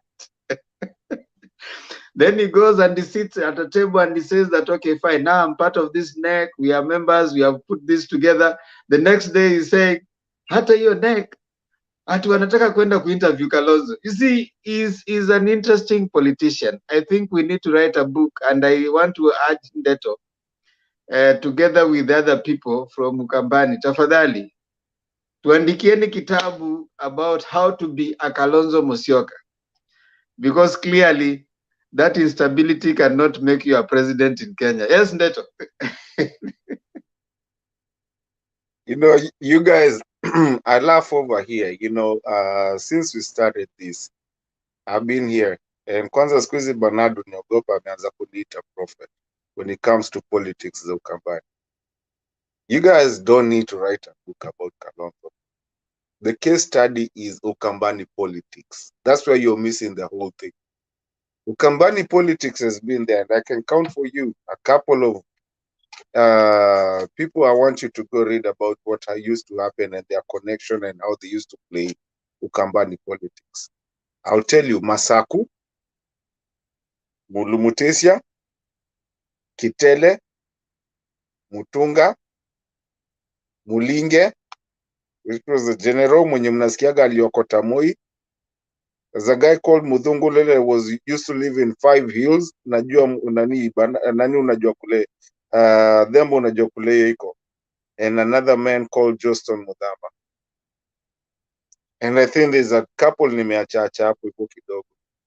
You start watching that and you start writing the politics of Ukambani is when you understand it's not Kalonzo. Kalonzo came into. Those people used to be there, and that's where it is. Adams, I just want to say, Mutula is not a stupid. Mutula has learned from his father. He knew what he was talking. Wachani na Mutula. Mutula knew what he was pushing. There's something called bluff, and you bluff it until the last time. And that's what it was all about. And it's still a bluff even now. Na nitaisema hapa na mtakuja kuniambia tena. Kingi, remember the best venye walikuwa wamefurahiana na Joho. They were in Azimio. Still, these guys cannot get Yamuto isha kuja already today. We know. Aizingia huko hivyo unless sasa aende appeal kesi yake. Why did he do it just a day before that? There's something called if kama kuna to either may read the war between Troy and Greece, where the Trojan horse comes from. They were almost losing, or they were looking like they wanted to know what's going on the other side and they wanted to go do something. They gave him a gift, a big horse. That's called the Trojan horse. They gave him a very, very big horse. But that horse, they didn't know that it had soldiers inside, and that's what finished them. I'm just reading the whole thing because I'm not in politics, but I can understand what politics is. These guys are playing a game, and it's been played since Kitambo. I mean, that's how some of the biggest politicians in Ukambani were taken out. And so many places it's been like that. Guys, be careful. Slow down on your roles. Today, there's nothing that can tell you because sasa ile kitu ya Mutoi kufanyika, there's nothing that Mutua can not come Cobra Squad way akuja aseme we unajua nini? Mimi nilienda huko, kumbe nilikuwa nadhani ni wazuri, nikarudi nikaona huko si kuzuri, and then nini all of a sudden he's back in Azimio because apparently his party is in Azimio now because Kotime just coincidentally the next day, na hata haijakuwa public, haijaoneshwa, but if you go look, it's there. He's not in Azimio. He is not in Kenya Kwanza. He cannot. Either him by himself goes or CHAP remains in Azimio. Okay, so, your prediction. Anyway, prediction. You're to move kwa Adams. Okay, so kumuuliza prediction. Ama ningoje prediction but tutafanya baadaye. Give your prediction. I move to Adams pia tupatie prediction on what we expect to see tomorrow. Tomorrow for me, I think Kivutha and Gilo, Kivutha and Gilo will still be together. I think Mutua will stay on the other side. The Kalonzo, when they give, I don't think Kalonzo will be the first person. I don't want to give a prediction about tomorrow. I don't have it actually, by the way. Tomorrow it's a green day. Let me see how it works, and then I'll give after tomorrow. You'll give after it has happened. You give predictions before. No, for the next day. Okay. Adams.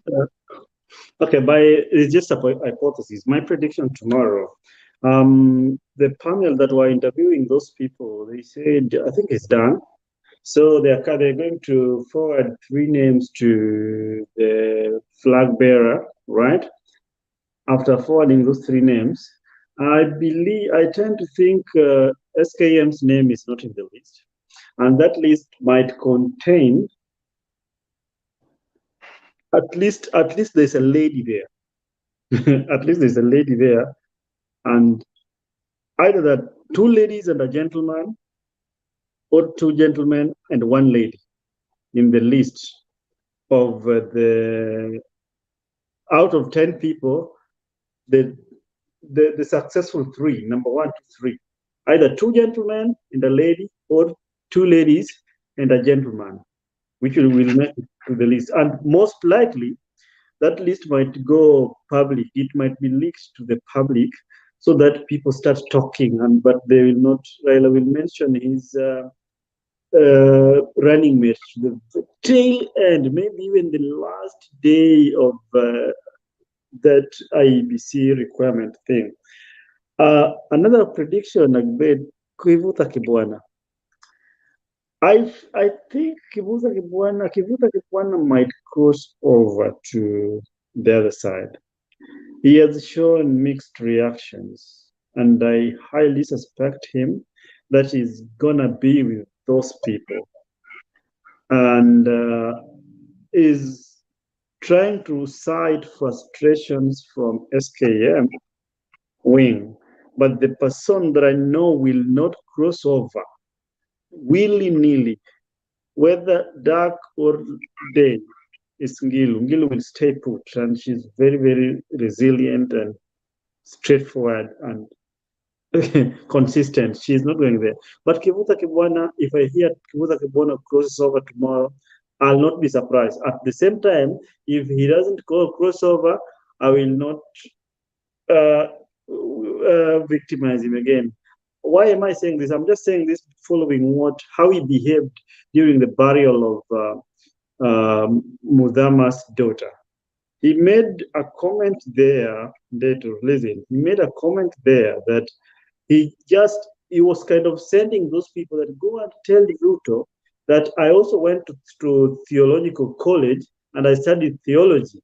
So I can be, while he does his stuff, I don't want in any position. Me, the only thing I want is to be the priest. I will be praying for him. So just go tell RUTO, I don't want any position.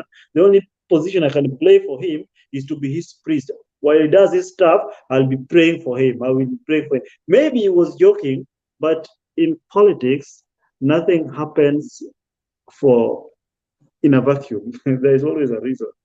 And then the KK, lastly, Kenya Kwanza Alliance, I understand tomorrow they will have a presser. And maybe they just address the obvious things, or maybe some 1, 2, 3 people joined them. I read a tweet today with from MK, Moses Kuria.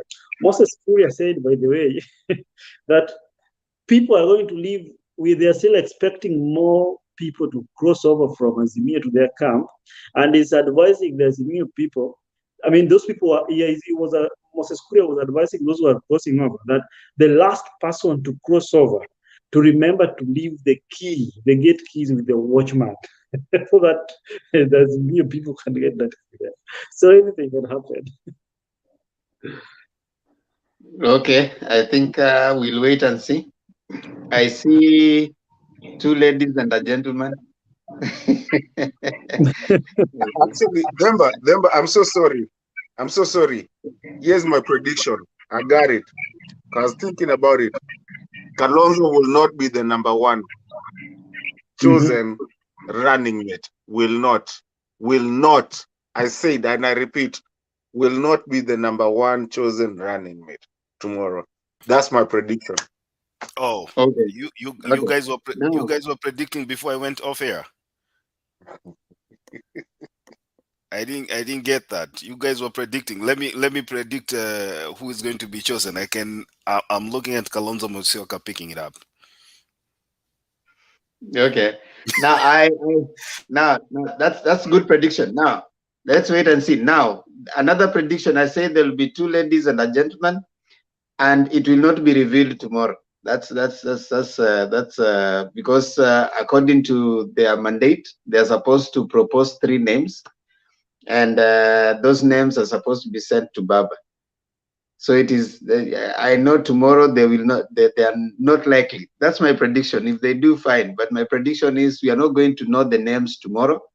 They are going to be forwarded to Baba, and hopefully before the end of the week,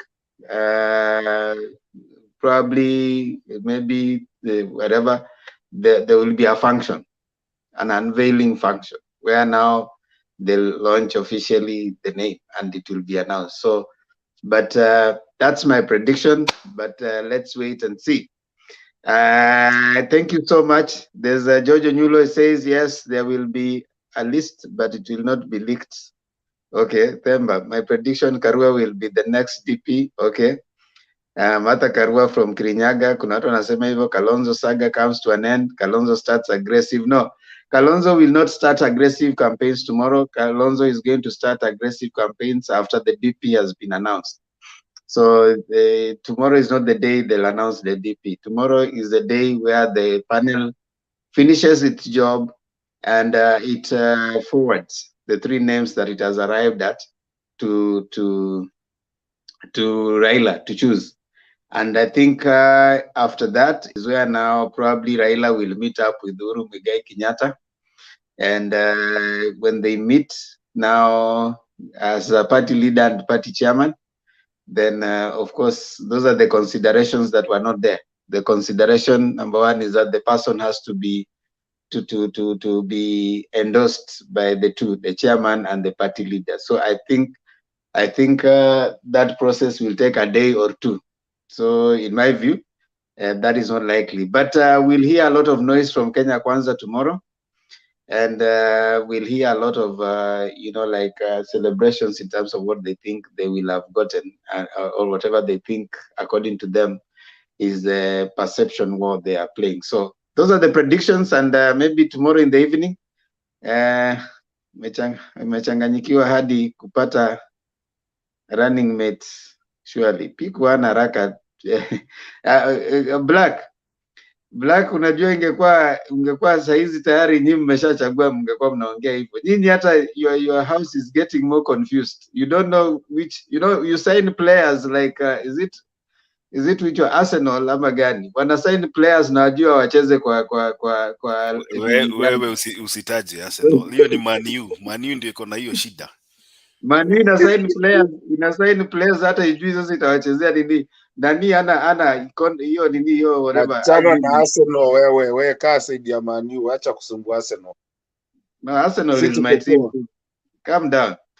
You see, you don't even there are people who have not even seen the agreement. Mudavadi hajona agreement. Leo vile Mudavadi alikuwa amesimama kwa hiyo pressa leo. They were not even looking happy that Kingi has come. Those people were just unhappy that Kingi is there. I mean, and even Mutua, they don't know, because you see, there's something that he said. I think in most African cultures, and all of you in all of your cultures, for those people who are coming from polygamous marriages, the wife that has been married last is treated better than all the rest. Uliona TALA kama wamekaa kwa gari moja pamoja, Mudavadi na nani? Yeah, so you might have come early, but the wife that comes latest is normally given some of the privileges better than the first wife. So these other guys are feeling bad because now the newest wife in town is these 2 last wives who have come in. Demba, Julia had a request here, and let me ask this for her so that she doesn't eat me. She's asking, what do you think about Sonko's issue? Because Sonko, it looks like the IBC has said Sonko can run. So what do you guys think? Is he going to be on the ballot or what? Well, IBC is the one that clears. If IBC has said he can run, then it is. He can run, because IBC is the one that clears who is gonna run and who is not gonna run. So if IBC has said he can run, we can only say, yeah, we wish him well. Ni watu wa Mombasa sasa wa, sometimes they say there's a guy who is running in Philippines. Philippines had an election, by the way, and the guy who appears to be on the front run is the son of the former dictator. What was his name? Ferdinand Marcos. If you guys can remember Ferdinand Marcos, he was a dictator in Philippines. But he's actually on the according to the polls, he was leading.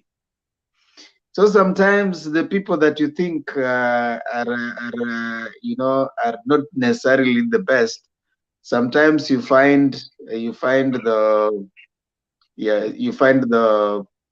masses, take them up. So Sonko has moved. If indeed he was a good person, and as people are suggesting, I mean, Mombasa guys will decide. Now that's the fun part of democracy. Let me say something about Kalonzo. I mean, Nani, what's the name again? Mike Sonko. Mike Sonko's case is a question of legality. So, but our country, our community, our country is organized in such a manner that yes, we have laws, very good laws, but these laws are always compromised by the politicians. You understand? Because even if you look at it, during the nominations of the UDA, I did not expect Babayao. What's his name again? Babayao. What Ferdinand is Waititu. Ferdinand Waititu. I did not expect that guy to run because he has questions. Still following up. His case is not yet closed, but he went to the people. He presented himself. He was cleared by the party, and this party is legally, UDA is legally registered, the political parties in Kenya. So we expect them to follow the law. They did not follow the law. They bended it, and the guy went to the polls. Mike Sonko. Now you see, hold on, Adams. The law. The way the law is if you have not exhausted all your avenues, nothing can prevent you from running. I understand where that Sonko has appealed his case, so his case is in the Supreme Court. So that means you are not guilty until proven. You are innocent until proven guilty. I was coming there, but I was just still building this thing. I was coming there. So Sonko, even before, forget about even right now, even before he vied for Nairobi senatorial, Nairobi gubernatorial, he had questions, a lot of stuff going around him. But they went to court, and because it is still pending there, the law says you can't talk about it, and it has not been decided yet, so it has not been proven whether he's guilty or not. So he was cleared by the IEBC to run. So right now, the same thing is still going to happen. They might just clear him to run. Same thing to Oscar Sudi. Oscar Sudi has got academic questions about his papers. Sometimes they say he didn't go to high school. Sometimes he went to high school. He's a lot of question about his academics.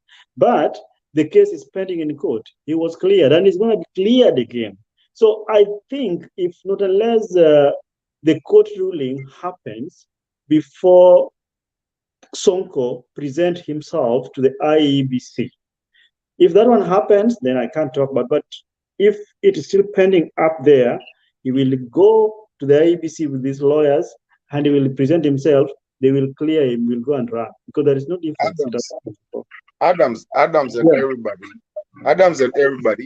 We should be very proud of our country today. You know why? We are a very young country. We are just about 60, coming on 70 years. But you see, IBC can say what they want to say. I know they haven't really cleared him, but even if they were, we have the Okio Mtatas of this day. But our country is getting to a place where we're starting to set precedents on law, where it's just not in the Constitution. You see, like today, if you look at the United States of America, they are fighting about Roe v. Wade. Roe v. Wade is abortion. That was not in the Constitution, but it's in the Constitution because of something that happened that caused the law to make a precedence of something. So now we haven't had this many cases where a precedent case can jump into the constitution. I don't even think we have any case that really so far has gone into the constitution since we got independence. These are the cases that we want to keep going so that we can actually have those cases that can actually put themselves in the constitution, because the constitution is not just having, amending and BBI and, and whatever we did. The constitution is a moving body. It's it's a live body that goes and has precedents through cases and something like that. And a lot of people will tell you, Roe v. Wade is in the constitution, is trying to be overturned right now. And people are fighting about that. It's about, and there's a lot of laws that go like that, like laws that tell you not to be, that went through the Supreme Court that told you, you can be frisked. I think I know it. I just can't remember it right now. But when you watch those laws, this is where Kenya is starting to move into. So we really need this case and these corrupt people right now, so that we can start amending this constitution, that we don't even need BBI. We just need a Supreme Court case that goes into. It's a democracy growing, and we're gonna start. We're just young. We need those cases, but I don't think Sonko is gonna be able to run. That's my take. Okay, I mean, you see what we need to say is this. In my view, is that our constitution needs to be tested to its limits. If someone has all the levels of appeal, let them do so, because you cannot condemn someone unheard. Let them, let them. That's why they say the constitution is an ass. It bites both ways. So we need to appreciate that the constitution has certain kind of provisions that it protects both the accused and the accused. So if the IBC, which I would wish should come out more clear, so that you don't have to engage in a debate with Sonko run or will not run. IBC should have given guidelines clear to every political party, every individual, everybody, and even Kenyans, so that we know that this is expectation. I will not go to a place if I know I won't be cleared. I will not waste money. We will not be taken through certain drama. If you know that this person is not going to run, you don't wait until the person comes, right? You go ahead and say, okay, fine. If you know you have this and this and this and this, you will not run. So that it is a clear guideline, clear to everyone, so that we are not having to ask, will Sonko run? Will Sonko not run? Waititu was impeached. He's not holding office, but again, is allowed to be nominated by a party. I mean, it should be clear to every party and everybody that this is it. But again, another thing is, we are yet to reach a point where we have moral judgment as individuals. You should not wait for a court to tell you you cannot run.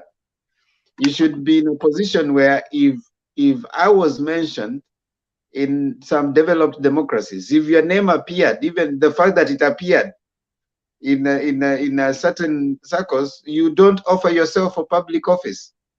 And so this is public office. So you don't offer yourself, which in my view, I think is the direction we need to go, where we have a society where people you don't take people through drama to question where they need you or not. If you have been offered, if you are mentioned in a particular issue and your name was active, you appeared in court for it, whether guilty or not, the moral thing to do is to just don't offer yourself for public office, just like that. That's the integrity chapter. Already my integrity is in question, whether guilty or not. Yes, Makiadi.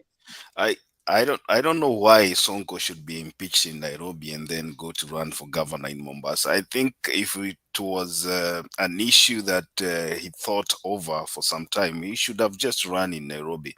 I don't know if Mombasa is a different country from Nairobi according to him or what, but my take is this: Sonko might be allowed to run by the IEBC, but then the question is this: will the state through the DCI issue him the certificate of good conduct? That I don't know if it's still required for him, for any leader to run, because these are machineries that the state can use at any time to prevent a candidate from running.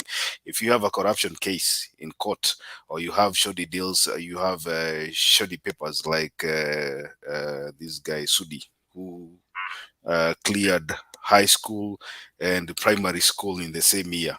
I mean, the DCI can just decide, you know what, we are suspecting that your papers are not okay. You have cases in court that show that your integrity is in question, and they can decide not to issue. Utaenda kuripoti wapi Ndemba? Where will you go? Because I believe IBC wants to clear candidates that have moral integrity, and that means that you also have to pass through the investigative bodies to be cleared as a citizen who is of good character. So the state can. That's why I say sometimes here. I tell people sometimes here. The state has a lot of machinery. It has a lot of leeway to eliminate people, and I'm looking at a situation whereby as we approach the period where IBC receives papers and documentation from aspirants, we will see a lot of drama. I believe there will be so many court cases trying to compel the IBC to, not the IBC, to compel the DCI, to release a certificate of good conduct to candidates. But that's just my prediction. Now that's a good observation. But Makiadi, you need to appreciate that politics happens in an interesting context. Politics happens in context, and there are several things that are going on. The context of our politics includes a situation where people are also in lack. The economy is not favoring most of the people, a large majority of Kenyans. So sometimes there's I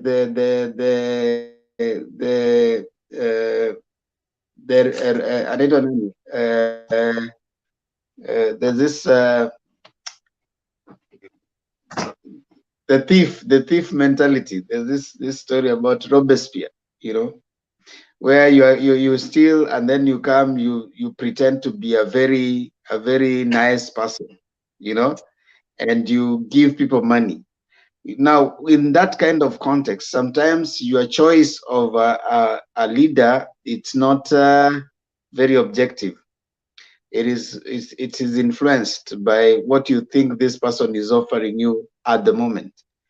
And I think that context provides some level of lack of judgment on certain leaders. Also, we can say sometimes we get the leaders we deserve. Have we lowered our moral expectations on our leaders so that we are not so much demanding of our leaders to have certain moral understanding in leadership? We are ready to compromise. We are ready to say that, okay, fine, whether someone is good or bad, as long as they can do this for us.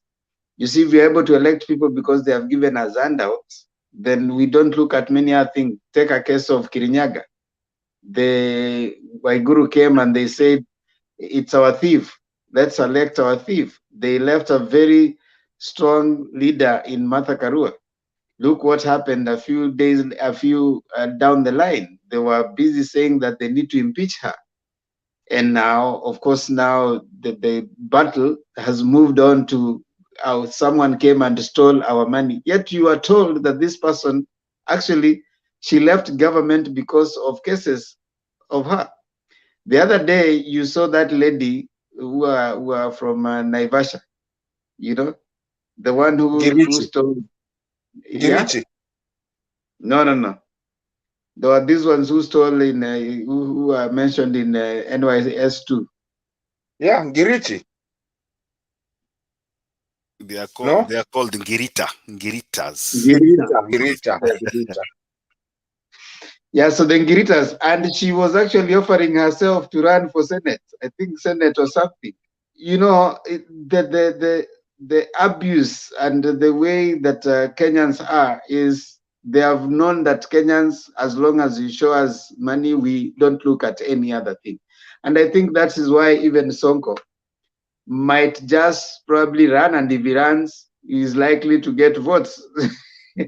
And that's the interesting thing about our country, and probably we need to start educating and educating the next voter to be more demanding to the person who is coming to lead. I think we are less demanding. We are less demanding to the leaders. We don't look at a lot. We look at the bare minimum, and the bare minimum is, as long as it fits into my stomach, that's okay. As long as you can feed me today. And you see, that was the Honestly, Demba, since we are the three of us, and I'm sorry, I will never contradict, never just jump on you like that. If, it's a big panel because, you're the moderator. But honestly, to God, since we are just the three of us, I am actually happy about what is happening today, about the Ngiritas, the one that wanted to be the Waigurus, the Sonkos, the Rutos, and those people who has been, especially the ones that have cases in court, especially the Sonko one, because I really want to see what our judicial system is all about, and if we can start getting case studies that can be put in the constitution. That I really want to see. So for me, I'm happy. And that'll be a very contradictory statement. I'm very happy because I want to see, are they going to let Sonko run after he had been impeached somewhere else? Are they going to let, who's this, Waititu, run after he has already been impeached someone? When people have cases in court of corruption, when they have all those things, that's what I want, because I believe at the end of it, one day we will sit down as a country and decide what we do with these people who have cases in court and still come and run. But unless we start somewhere, we're never gonna have a law about people like that. So for me, I'm happy. Wakiingia, sawa. Wasipoingia, we are heading somewhere to where, because our constitution is very young, and it has to bring those things that were not just written in Bomas or written anywhere, those things that actually are amended to get into the constitution, and sometimes they come from the Supreme Court. So for me, I'm happy to see those kind of people, because I know it's gonna streamline our constitution to one day where we have a law of people like that. That's a good observation. But now in a democracy like ours, the way people work out, sometimes it's not. They now call it the politics. I mean, the politics of the law. You might not necessarily want someone, but the populist nature of people, those people rise to power, right? It might not necessarily be that the law. In fact, if you are to do something, and then people will say, they'll use that, and that is what the Kenya Kwanza has been saying. The people who have cases in courts, when now the law starts taking its course, they say that the law, I mean the DPP has been politicized, right? So where is the thin line? When you are starting to talk about people who have already had issues that are active in court, when they're being pursued, they start saying that they're being targeted. So there's that sense where you also find hard to find a balance. But again, let's see how it pans out. Thank you so much. No, Neto. Real quick, and then I'll keep quiet on this one. But even remember, somebody like Pablo Escobar went all the way, did everything, and went all the way to Congress. Almost became the president of Colombia. But where did he die? He died on the roof after he had gotten into Congress. And sometimes you might just give some things a leeway, but nature also has a way to bring it back. And today, you being a drug cartel in Colombia, there's no way you can get there. What defeated him? One picture is what took him out of Congress. One picture of him doing a drug deal. And he was the worst person you've ever met. But he did get into Congress. But because the system had to work itself. Sometimes the system has to work itself. You cannot play around with it because it will still catch up with you, one way or the other, and it will make a precedence for the future to come and the future generations to come. Yeah, I think we have to take a close now. And Makiadi, tafadhali soma article. Okay, so today we are reading Article 51. It's about the rights of persons detained, held in custody, or imprisoned. Number 1, it says a person who is detained, held in custody, or imprisoned under the law retains all the rights and fundamental freedoms in the Bill of Rights, except to the extent that any particular right or a fundamental freedom is clearly incompatible with the fact that the person is detained, held in custody, or imprisoned. Number 2, a person who is detained or held in custody is entitled to petition for an order of habeas corpus. Number 3, Parliament shall enact legislation that A, provides for humane treatment of person detained, held in custody, or imprisoned, and B, takes into account the relevant international human rights instruments.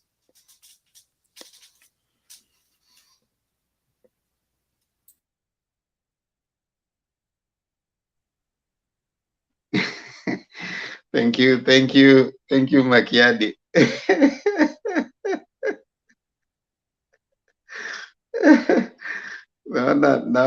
Naona watu waliamka Kenya wanakuja wanaanza kutoa vitisho.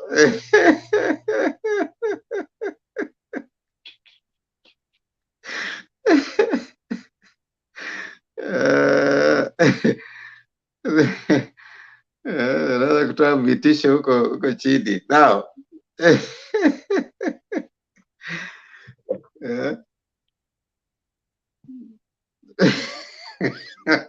now we don't admit people after the 7th hour.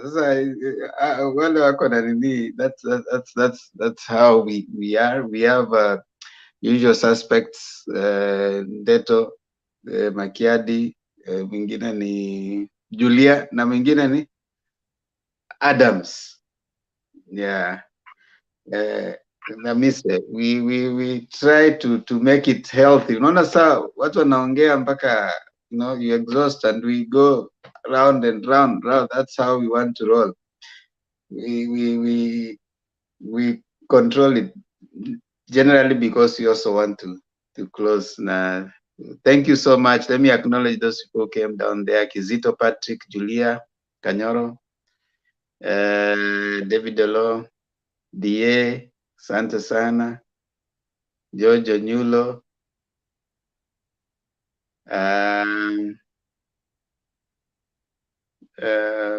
Akumreithi, Black, rafiki ya Ndeto. Leo girlfriend yenyu hajakuja, linetwa bomba.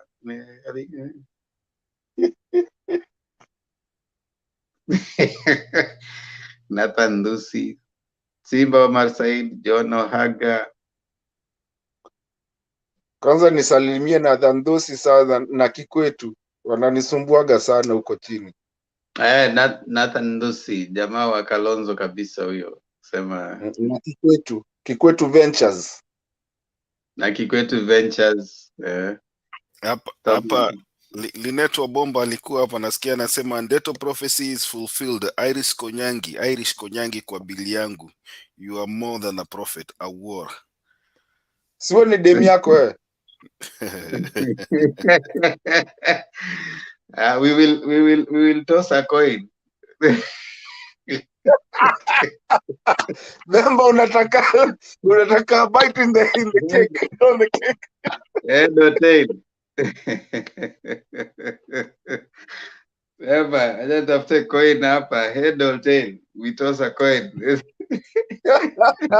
No, you can't toss it. You will hide. You're lazima middle ni toss because ni wenye wawili. Ni wewe na Makiadi hapa. Alafu nyote mko Martin. Inakaa napenda watu majina yao iko na M. Martin, Makiadi.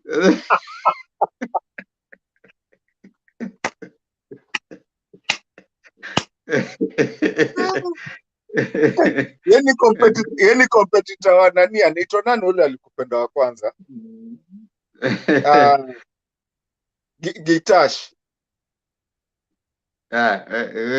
Wachana na Gitash de. Sasa tafadhalini subscribe to Mutembei Mutembei channel, and pia mnapo subscribe kwa Mutembei channel, kumbuka channel yangu Themba and Lulu Show. Tafadhali enda kwa Themba and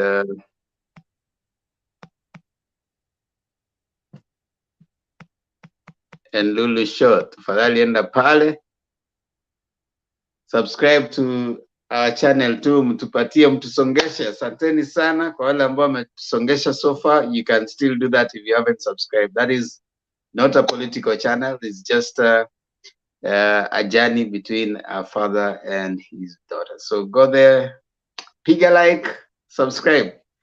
Martin, tupatie maombi. Tuombe. Ee Mungu, nguvu yetu, ilete baraka kwetu, haki iwe ngao na mlinzi, na tukae na undugu amani na uhuru, raha tupate na ustawi. Amkeni ndugu zetu, tufanye sote bidii, nasi tujitoe kwa nguvu, nchi yetu ya Kenya tunayoipenda, tuwe tayari kuilinda. Na tujenge taifa letu, ndiyo wajibu wetu. Kenya istahili heshima, tuungane mikono pamoja kazini, kila siku tuwe na shukrani. Basically what that tells us, it tells us to be proud and be able to fight, be proud, be a part of our country, and also be able to be ready to fight for our country. And it also, by the whole thing, tells us that we also need to keep on talking about our country, love it. And if we stop fighting, then we stop. I mean, if we stop talking, then we start fighting. I love you guys. Thank you guys, and I appreciate it.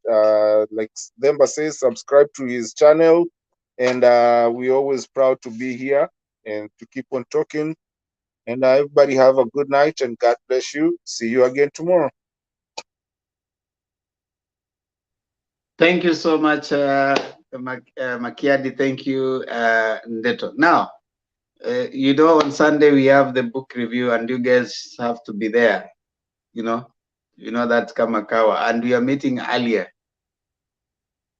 I might be traveling to New York. I'm not sure, but I'll talk to you on the private. I'll call you personally. So you guys will be there. If you're reading the Bible, then I have an idea. But whatever you are reading right now, I've not had a chance to look at it. But I believe there are people who will be willing to discuss. We want people in the studio. It's the Prince, the book, The Prince. I mean, I think, Demba, how many chapters do you want to go that day? No, that day we just do an intro. If you want, if you want company, I can come here to keep you company. But I've not had a chance to look at the book itself. Yeah, Makiari, go for the verbal one. Just put it on your ears. Just listen to it. I mean, it won't even take you. The whole book takes 3 hours to go through on audio. Download it on your tablet or something. Just listen to it. Okay, yeah. Like I said, I was doing something really, on the side. We're just doing the intro on. What's the name of the book again? You say The Prince? Yeah. By Niccolo Machiavelli. Okay, Niccolo. Yeah, Adams anakuambia Ndeto, you can still discuss hata kama umeenda New York. Kwani New York hakuna internet?